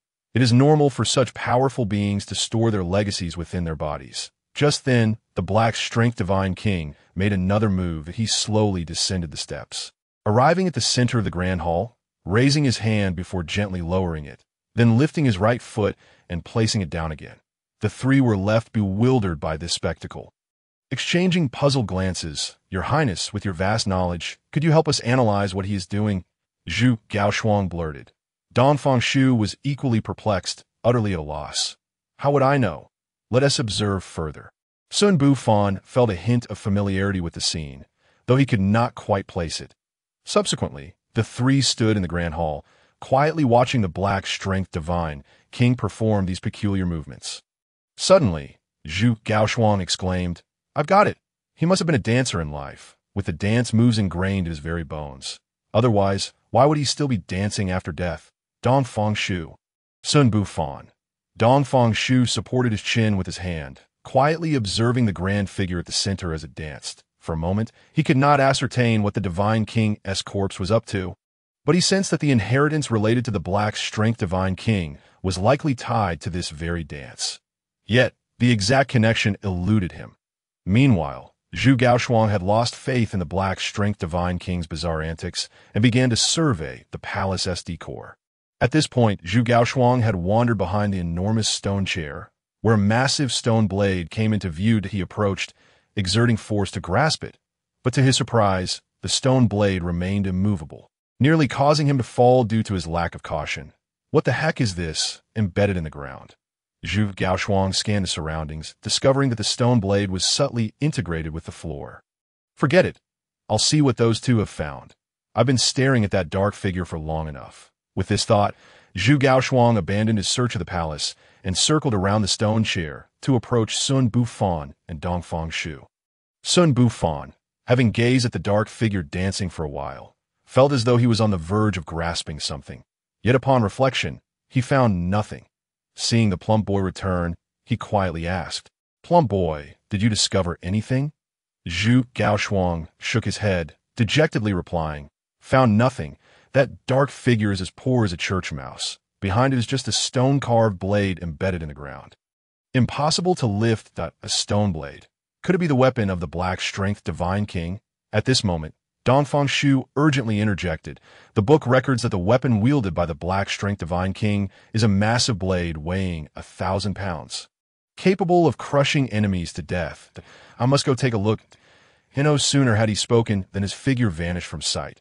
Xun Bufan did not follow, sensing that the dancing figure in the hall was the key to this inheritance. And with materials for forging weapons in his system bag, he was less interested in others' weapons. Moments later, Dongfang Shu shook his head as he returned. "It's merely a stone-carved ornament. Impossible to lift." Zhu Gaoshuang smirked triumphantly upon hearing this. "You didn't believe me before, but now you see I spoke the truth." Xun Bufan remained silent, noticing that the dark figure in the center seemed to be slowing down in its movements. Boom! Before he could analyze the reason, the grand hall's doors suddenly slammed shut with a resounding bang.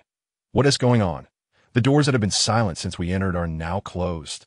Zhu Gaoshuang exclaimed in surprise. Perhaps others have arrived and inadvertently closed the door, or it could be the palace's mechanism. Dongfang Shu speculated, shaking his head in calm analysis. "No. Someone from the Demon Gate has arrived.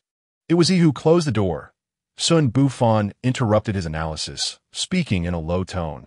Within his line of sight, a vivid red hue appeared. It was a blood bar displaying only half its vitality, beside which indicated his level. 29 up beneath that system blood bar, there was only a wisp of smoke, blending almost seamlessly with the smoke emitted from the burning candles in the hall. It was this wisp of smoke that reminded Xun Bufan of the black-robed figure he had slain before entering, which also had a smoky aura. Could they be in cahoots? Xun Bufan speculated. Without the system as prompt, he would have been unaware of someone sneaking in. "Brother Fan, what are you saying? I didn't see anyone enter," Zhu Gaoshuang remarked, glancing around in confusion. "Indeed, Brother Fan, I also saw nothing. Are you sure you're not mistaken? Besides, this event is organized by your Demon Suppression Division. How could anyone from the Demon Gate infiltrate?" Dongfang Shu was astonished to hear Xun Bufan mention the arrival of someone from the Demon Gate. Yet after scanning the area, he found no trace of anyone and assumed Xun Bufan was merely afraid and fabricating excuses. Zhu Gaoshuang, hearing this, nodded in agreement. "Yes, Brother Fan, I trust the capabilities of our Demon Suppression Division. While other factions may be questionable, the Demon Suppression Division specializes in eliminating the Demon Gate. How could anyone from the Demon Gate infiltrate?"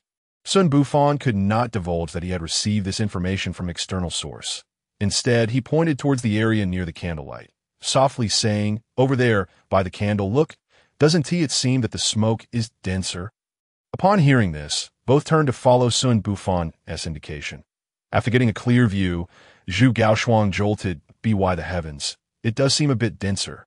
Your Highness, take a look that it appears so. As far as I know, only the Blood Demon Sect's Soul Mist Elder can transform into smoke. But if he has entered, this space wouldn't be able to withstand his power and would have collapsed long ago." Soul Mist Elder? Xun Bufan pondered, recalling that the black-robed figure he had previously slain was adept at controlling others and manipulating smoke. It seemed highly likely that he was a puppet controlled by the Soul Mist Elder. He glanced back at the increasingly sluggish movements of the dark figure, and a sense of foreboding grew within him. This was troubling. Chapter 84. Shadows of Deception within the Grand Hall. A solitary figure cloaked in black moved erratically at the center. Beside him, 3 youths observed the swirling haze in the air with palpable tension. Suddenly, a hoarse voice reverberated throughout the hall. "Well done, young one, to have discovered me." In that moment, the trio beheld the dark mist gradually expanding, revealing the silhouette of a person shrouded in darkness. Upon seeing his signature crimson eyes, Xun Bufan felt a heavy weight in his heart, yet a strange sense of relief washed over him. It was indeed a member of the Blood Demon sect, but this individual emanated a far greater aura of danger than the one he had encountered previously.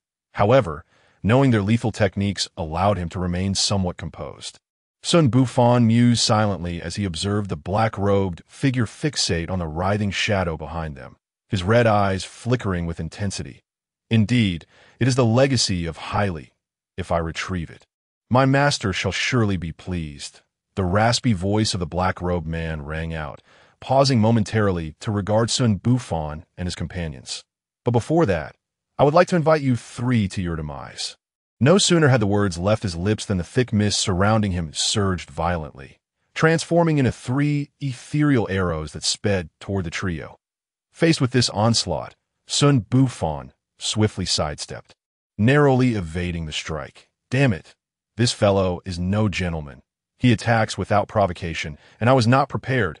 Zhu Gaoshuang rolled awkwardly to the side, barely avoiding the arrow. Meanwhile, Dongfang Shu maintained his composure, throwing forth a beam of golden light that dissipated the misty projectile. Little fatty, stop complaining. This person is formidable, Dongfang Shu cautioned, his brow furrowed as he sensed the power of the arrow. Of course he is formidable. He belongs to the blood demon sect, Xun Bufan replied softly. At that moment, both Zhu Gaoshuang and Dongfang Shu gasped in shock. In their understanding, it was nearly impossible for a member of the blood demon sect to infiltrate this place, given that they were the most powerful demonic organization. Under constant scrutiny from all major factions, it appears that those who ascend this peak on their own merit possess some strength. Especially you, young one, who recognizes me as a member of the blood demon sect. Shouldn't you simply submit to your fate? The black-robed man pointed at Xun Bufan, laughing heartily. His crimson eyes bore into Xun Bufan, questioning, have we met before? Xun Bufan did not respond but instead shouted, all together, let us deal with him before considering the matter of the legacy. Zhu Gaoshuang and Dongfang Shu quickly regained their wits. Zhu Gaoshuang produced a dagger from behind his waist, his aura gradually diminishing as his figure became increasingly indistinct, until he vanished entirely from sight. Xun Bufan was momentarily taken aback. This little fatty can use this trick as well, an invisibility technique. The most critical part is that his presence is entirely undetectable. Were it not for the reminder from the bloodline, I would have been oblivious to his movements on the other side. Dongfang Shu retrieved a golden fan that shimmered with light. A radiant glow enveloped him as he channeled his energy into the fan, causing it to erupt with blinding brilliance. He forcefully waved it toward the black-robed figure, unleashing a wave of energy that surged toward him. Seeing his companions unleash their signature techniques, Xun Bufan decided to hold nothing back. Compress! A sharp pain coursed through his meridians as he infused the compressed spiritual energy into his broadsword. With a flash of light, he charged toward the black-robed man, entering his attack range before delivering a powerful slash with his blade. First form of the Demon Slayer sword technique, forceful slash. Following closely behind his attack were Dongfang Shu's golden wave and Zhu Gaoshuang's dagger. Though the three had never fought together before, they attacked the black-robed man in perfect sync. However, the ensuing scene sent chills down their spines. The mist surrounding the black-robed man writhed violently, quickly engulfing his form. Xun Bufan and Zhu Gaoshuang's weapon struck the swirling vapor as if hitting cotton, causing only a tumult without inflicting any damage upon the black-robed figure. In contrast, Dongfang Shu's energy wave diminished the mist somewhat, yet was merely a drop in the bucket, far from dispersing it entirely. This is troublesome. Xun Bufan's heart sank further. This black-robed man was far more powerful than the one he had previously defeated, rendering his compressed Demon Slayer's sword technique ineffective against him. Zhu Gaoshuang also recognized this fact. After failing to land a hit, he instantly vanished from sight once more. Your Highness, hurry and fan. Zhu Gaoshuang's voice emerged from thin air. Dongfang Shu's face darkened at this, having expended too much spiritual energy to resist the gravitational pull earlier. He had consumed a significant portion of his reserves, and despite taking numerous pills, his energy was still not abundant. The previous wave had drained 1/10 of his energy, and if the little fatty urged him to fan again, he feared he might collapse before he could even defeat the blood demon sex minion. Focus on ambushing him repeatedly. Distract him, Dongfang Shu shouted, promptly retrieving a pill from his robe and swallowing it. Zhu Gaoshuang's expression darkened at this remark. nearly losing his form. His remaining spiritual energy was also dwindling. Although the previous ambush had not consumed much energy, maintaining his invisibility required a constant drain.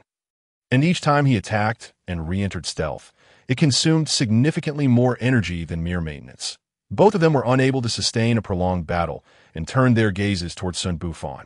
Unaware of his companion's conditions, Xun Bufan continued his assault, unleashing the Demon Slayer sword technique repeatedly upon the black-robed figure, causing the surrounding mist to roil incessantly. Yet these attacks seemed to vanish into the sea, inflicting no harm upon the black-robed in fact, his own spiritual energy had diminished considerably. This cannot continue. Zhu Gaoshuang and Dongfang Shu were not idle either, employing various methods to attack the black-robed man. But the result was merely a slight thinning of the mist, without even grazing his true form. Witnessing this, their hearts sank like stones. "Are you done playing? It's my turn now."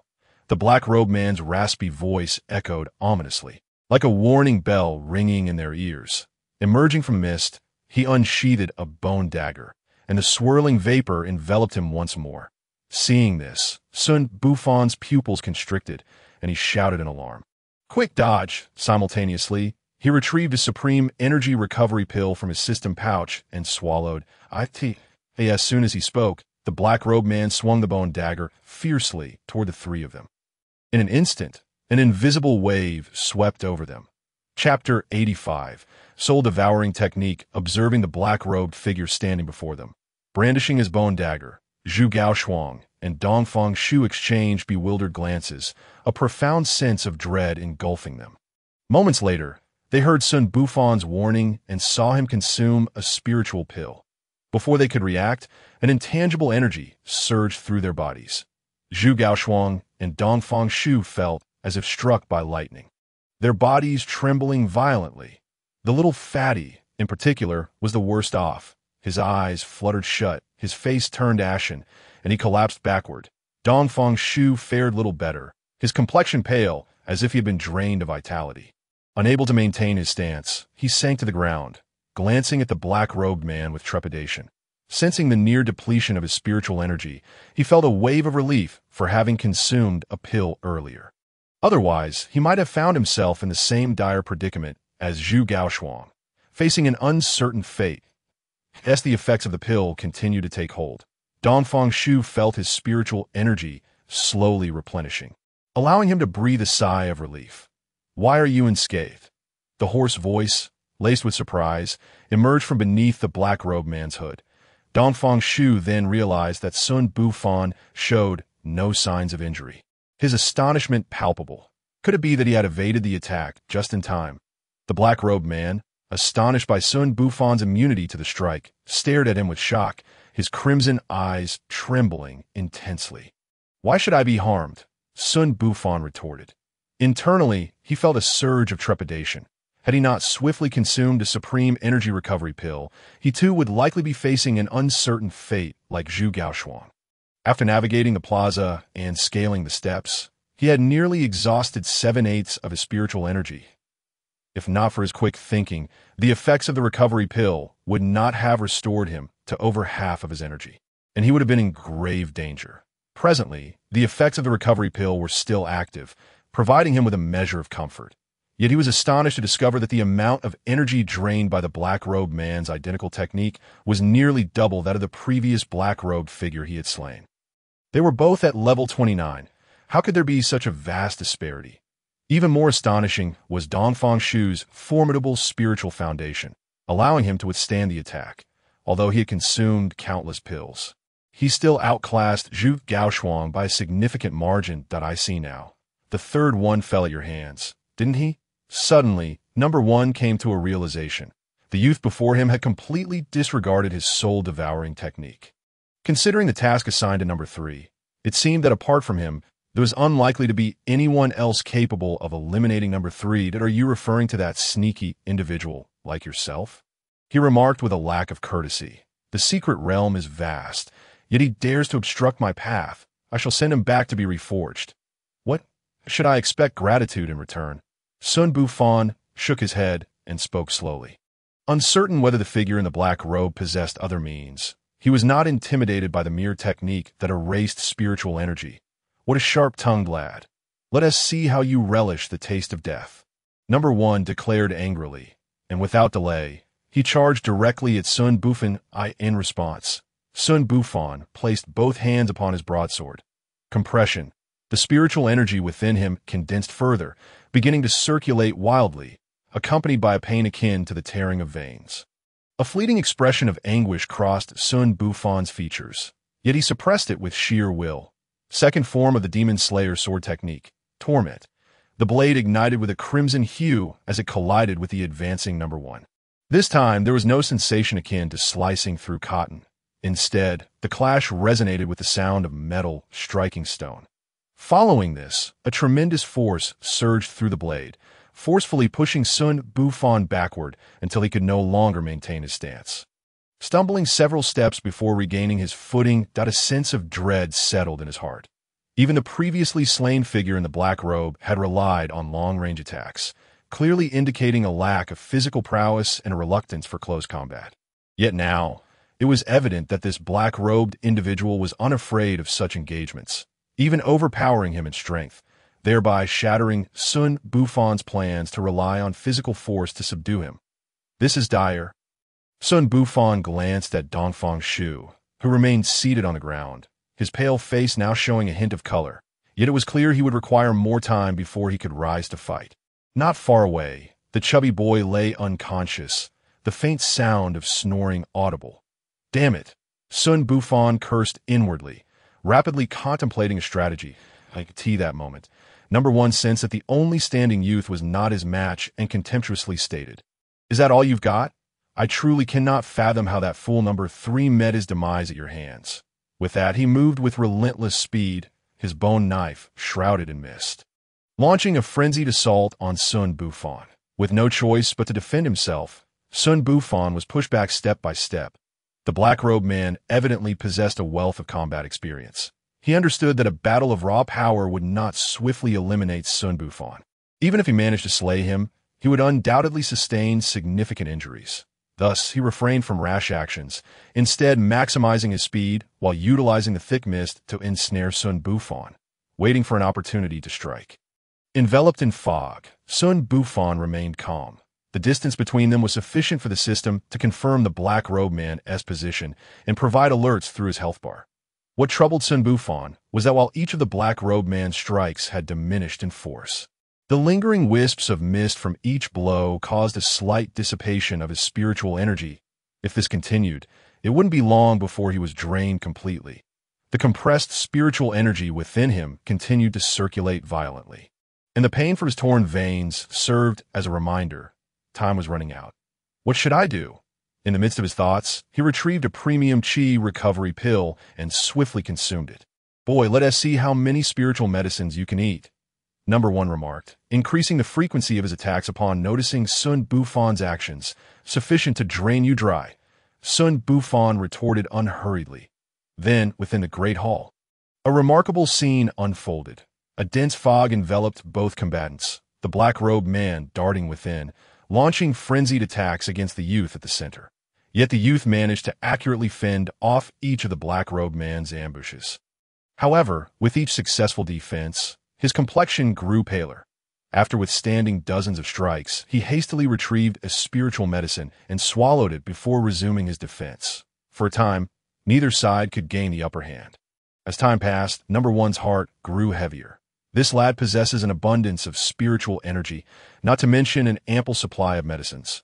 Where on earth does this prodigy come from? If he continues to endure for half an hour, I fear my own spiritual energy will be depleted first. A swift resolution is imperative. On the other hand, Xun Bufan felt increasingly despondent. The premium chi recovery pills in his system were dwindling, and the extent of damage to his veins was worsening that he could even faintly sense the spiritual energy within him rampaging through other parts of his body. Could it be that today would be his last? At that moment, as the two remained locked in a stalemate, Dongfang Shu, who had been recuperating, finally opened his eyes. Chapter 86. The stunned Zhang Cheng, the sound of metal clashing echoed in his ears as Dong Fengshu desperately harnessed the effects of the medicine within him. His spiritual energy had recuperated significantly. Previously, he had nearly lost all his spiritual energy due to the energy fluctuations, but now he was finally able to stand. "Brother Fan, you rest for a moment. I shall take him on," Dong Fengshu declared confidently. He had merely been careless earlier, and since those from the demon sect favored sneak attacks, now that he had nearly fully recovered, it was time to show them what he was made of.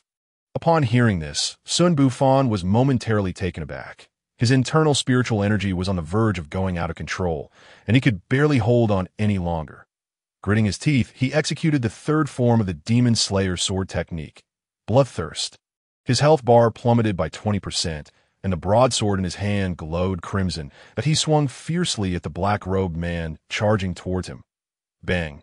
The black-robed man evidently did not anticipate that Xun Bufan still had the strength to unleash a powerful move.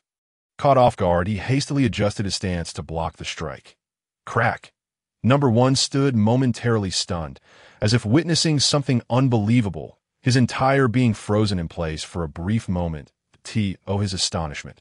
The bone knife that clashed with the broadsword had developed fine cracks. Impossible!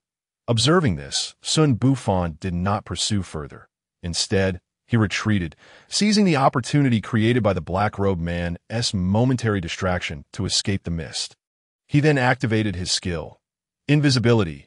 The skill took effect, causing his figure to vanish from the great hall that moment. Number one suddenly regained his senses, but found that Xun Bufan's silhouette had long since disappeared. Almost immediately, a golden fan appeared before his eyes. He had no time to inspect the condition of his bone knife, and hurriedly collided with the radiant fan. Meanwhile, Xun Bufan, now cloaked in invisibility, stealthily moved to the opposite side. The forceful execution of the third form of the Demon Slayer sword technique had nearly ruptured his veins, and now he endured the tearing sensation as he crossed over the corpse of the Black Power God. Settling down across from the dense fog in a meditative posture, as he released the pent-up breath, he realized that he likely had no strength left to continue fighting, although his veins had not ruptured. They were damaged, with wisps of spiritual energy surging through the ruptures and wreaking havoc within his body. Pain was etched across Xun Bufan's face as he struggled to quell the rampant energy within him. Yet he was unable to succeed. Moreover, the spiritual energy was growing stronger, violently damaging various organs throughout his body. Blood began to seep from the corner of his mouth, and he noticed that the vitality bar in the system was plummeting rapidly. A sense of panic gripped him, and he hastily retrieved a healing ointment from his system inventory. Shoving it into his mouth, the effects of the medicine quickly took hold, and his vitality began to rise. However, it was not long before the effects wore off, and his vitality once again began to plummet. Witnessing this, Xun Bufan felt an increasing chill in his heart. He swallowed 2 more healing ointments. Gazing at the Black Power God dancing in the center of the hall, his mind racing, suddenly, a flash of insight struck him. He finally understood why the Black Power God's dance seemed oddly familiar. Without hesitation, he bore the strain on his body, rose to his feet, and began to mimic the movements of that towering figure in the Demon Subjugation Division. Representatives from various factions gathered in the main hall. It was the same group as yesterday, yet the woman in the black hat and mask sat upright in the main seat, her demeanor a stark contrast to her usual languid pose. Beneath the mask, a hint of worry lingered in her eyes.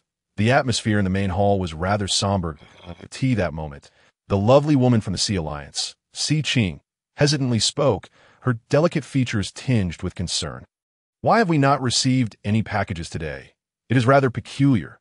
Yesterday, all our factions received packages. Yet today, as the sun begins to set, not a single one has arrived. Could something have transpired within?" Elder Yu from the Yu family, Yu Chongqing, also expressed his confusion. No sooner had he spoken than an incongruous voice interrupted. "Humph! I believe you have been foolishly practicing your cultivation. Clearly, there were no packages sent from the Qingyun sect yesterday. Yet you insist that there were. Are you looking down on the Qingyun sect?" With that, Yu Chongqing turned to the middle-aged man in the green robe opposite him and smiled. "Am I not correct? Elder Zhang, I reckon your disciples are eagerly awaiting the third day to surprise you with something grand. Upon hearing the words, Zhang Cheng's facial muscles twitched, and he refrained from interjecting. He had been troubled for quite some time. The previous day, when none of his disciples had delivered any packages, a sense of unease had settled within him. Today, upon witnessing that other factions were equally devoid of any transmissions, he could not help but let out a sigh of relief. If it were solely his sect that faltered, he would feel utterly humiliated. However, if all were equally lacking, then there would be no cause for concern or not attempt to sow discord. I see through your schemes. Li Yuanliang, you cunning old fox, the white-haired elder, Yu Changqing, suddenly turned pale, having taken up the thread of the fairy's words, lamenting the situation, yet this scoundrel had the audacity to involve the Qingyun sect in his insinuations. Not pure, I merely speak the truth. Observing Yu Changqing's reaction, Li Yuanliang felt a secret satisfaction, responding with a casual demeanor. The Yu family, relying on their lineage's contributions in the north against the demonic tribes, had repeatedly mocked the Li family before the emperor. Li Yuanliang had long wished to temper their arrogance. Yu Changqing was momentarily taken aback, pointing at Li Yuanliang. Rendered speechless, he was not particularly eloquent. And at this moment, he found himself stymied by Li Yuanliang's words. Enough. This is neither your Yu family nor your Li family. If you wish to bicker, take it outside, and my demon suppression division will ensure order is maintained. At that moment, a deep voice resonated, causing both Yu Changqing and Li Yuanliang to cast a serious glance at the speaker, immediately silencing their chatter. The figure paused momentarily before directing their gaze toward the one seated at the head. Hesitating with words unspoken, two words escaped from beneath the black hat mask. Upon hearing this, the burly figure bowed slightly, then turned to face the representatives of the various factions. Esteemed guests, I must convey some unfortunate news. The expressions of those gathered below grew grave, straining to listen. Zhang Cheng of the Qingyun sect felt a tightening in his chest upon hearing this, eagerly looking toward the imposing figure. After a brief pause, the voice resumed. According to the eye of the divine, individuals from the blood demon sect have infiltrated the secret realm. Based on relevant intelligence, this should be the work of the soul mist ancestor. As the words fell, a pin could be heard dropping in the hall. After a moment, a beautiful woman, the first to react, exclaimed, "How could this be? Isn't the soul mist ancestor currently being pursued by several elders? How could he possibly have the time to meddle in this secret realm matter? Indeed, and why did your demon suppression divisions not detect this?" In the center of the crowd, Zhang Cheng stood in a daze, comprehending why he had felt uneasy and why, until now, none of his disciples had transmitted a single package. He quickly regained his composure. This was not the time for dawdling. He turned his gaze toward the figure seated at the head, clasped his hands, and spoke with a slight tremor in his voice. "Master, please take action to close the secret realm and teleport the participants out." Others looked hopefully at the black-masked figure. However, they saw the mask gently shake its head. A cold voice emanated from beneath the mask. "I am unable to intervene. If I force my way in, the spatial integrity of the secret realm will collapse, and they will all be swept into the chaotic currents of space, with no chance of survival." As the words fell, the hall erupted in chaos. What are we to do? They are the promising youths of our families. Had I known, I would not have waded into this murky water. That moment, the Master's voice rang out once more. Nevertheless, even if members of the demon sect have entered, their cultivation cannot exceed the third tier. There is no need for excessive concern. Upon hearing this, the representatives of the various factions visibly relaxed. Only Zhang Cheng remained pallid, staring blankly at the swirling vortex, momentarily lost in thought. Chapter 87. The Inheritance in the Inheritance Space. Within the palace, Xun Bufan had entered a transcendent state, wholly immersed in his dance. Should anyone glance in his direction, they would undoubtedly notice that his movements were increasingly synchronizing with those of the Black Force God King.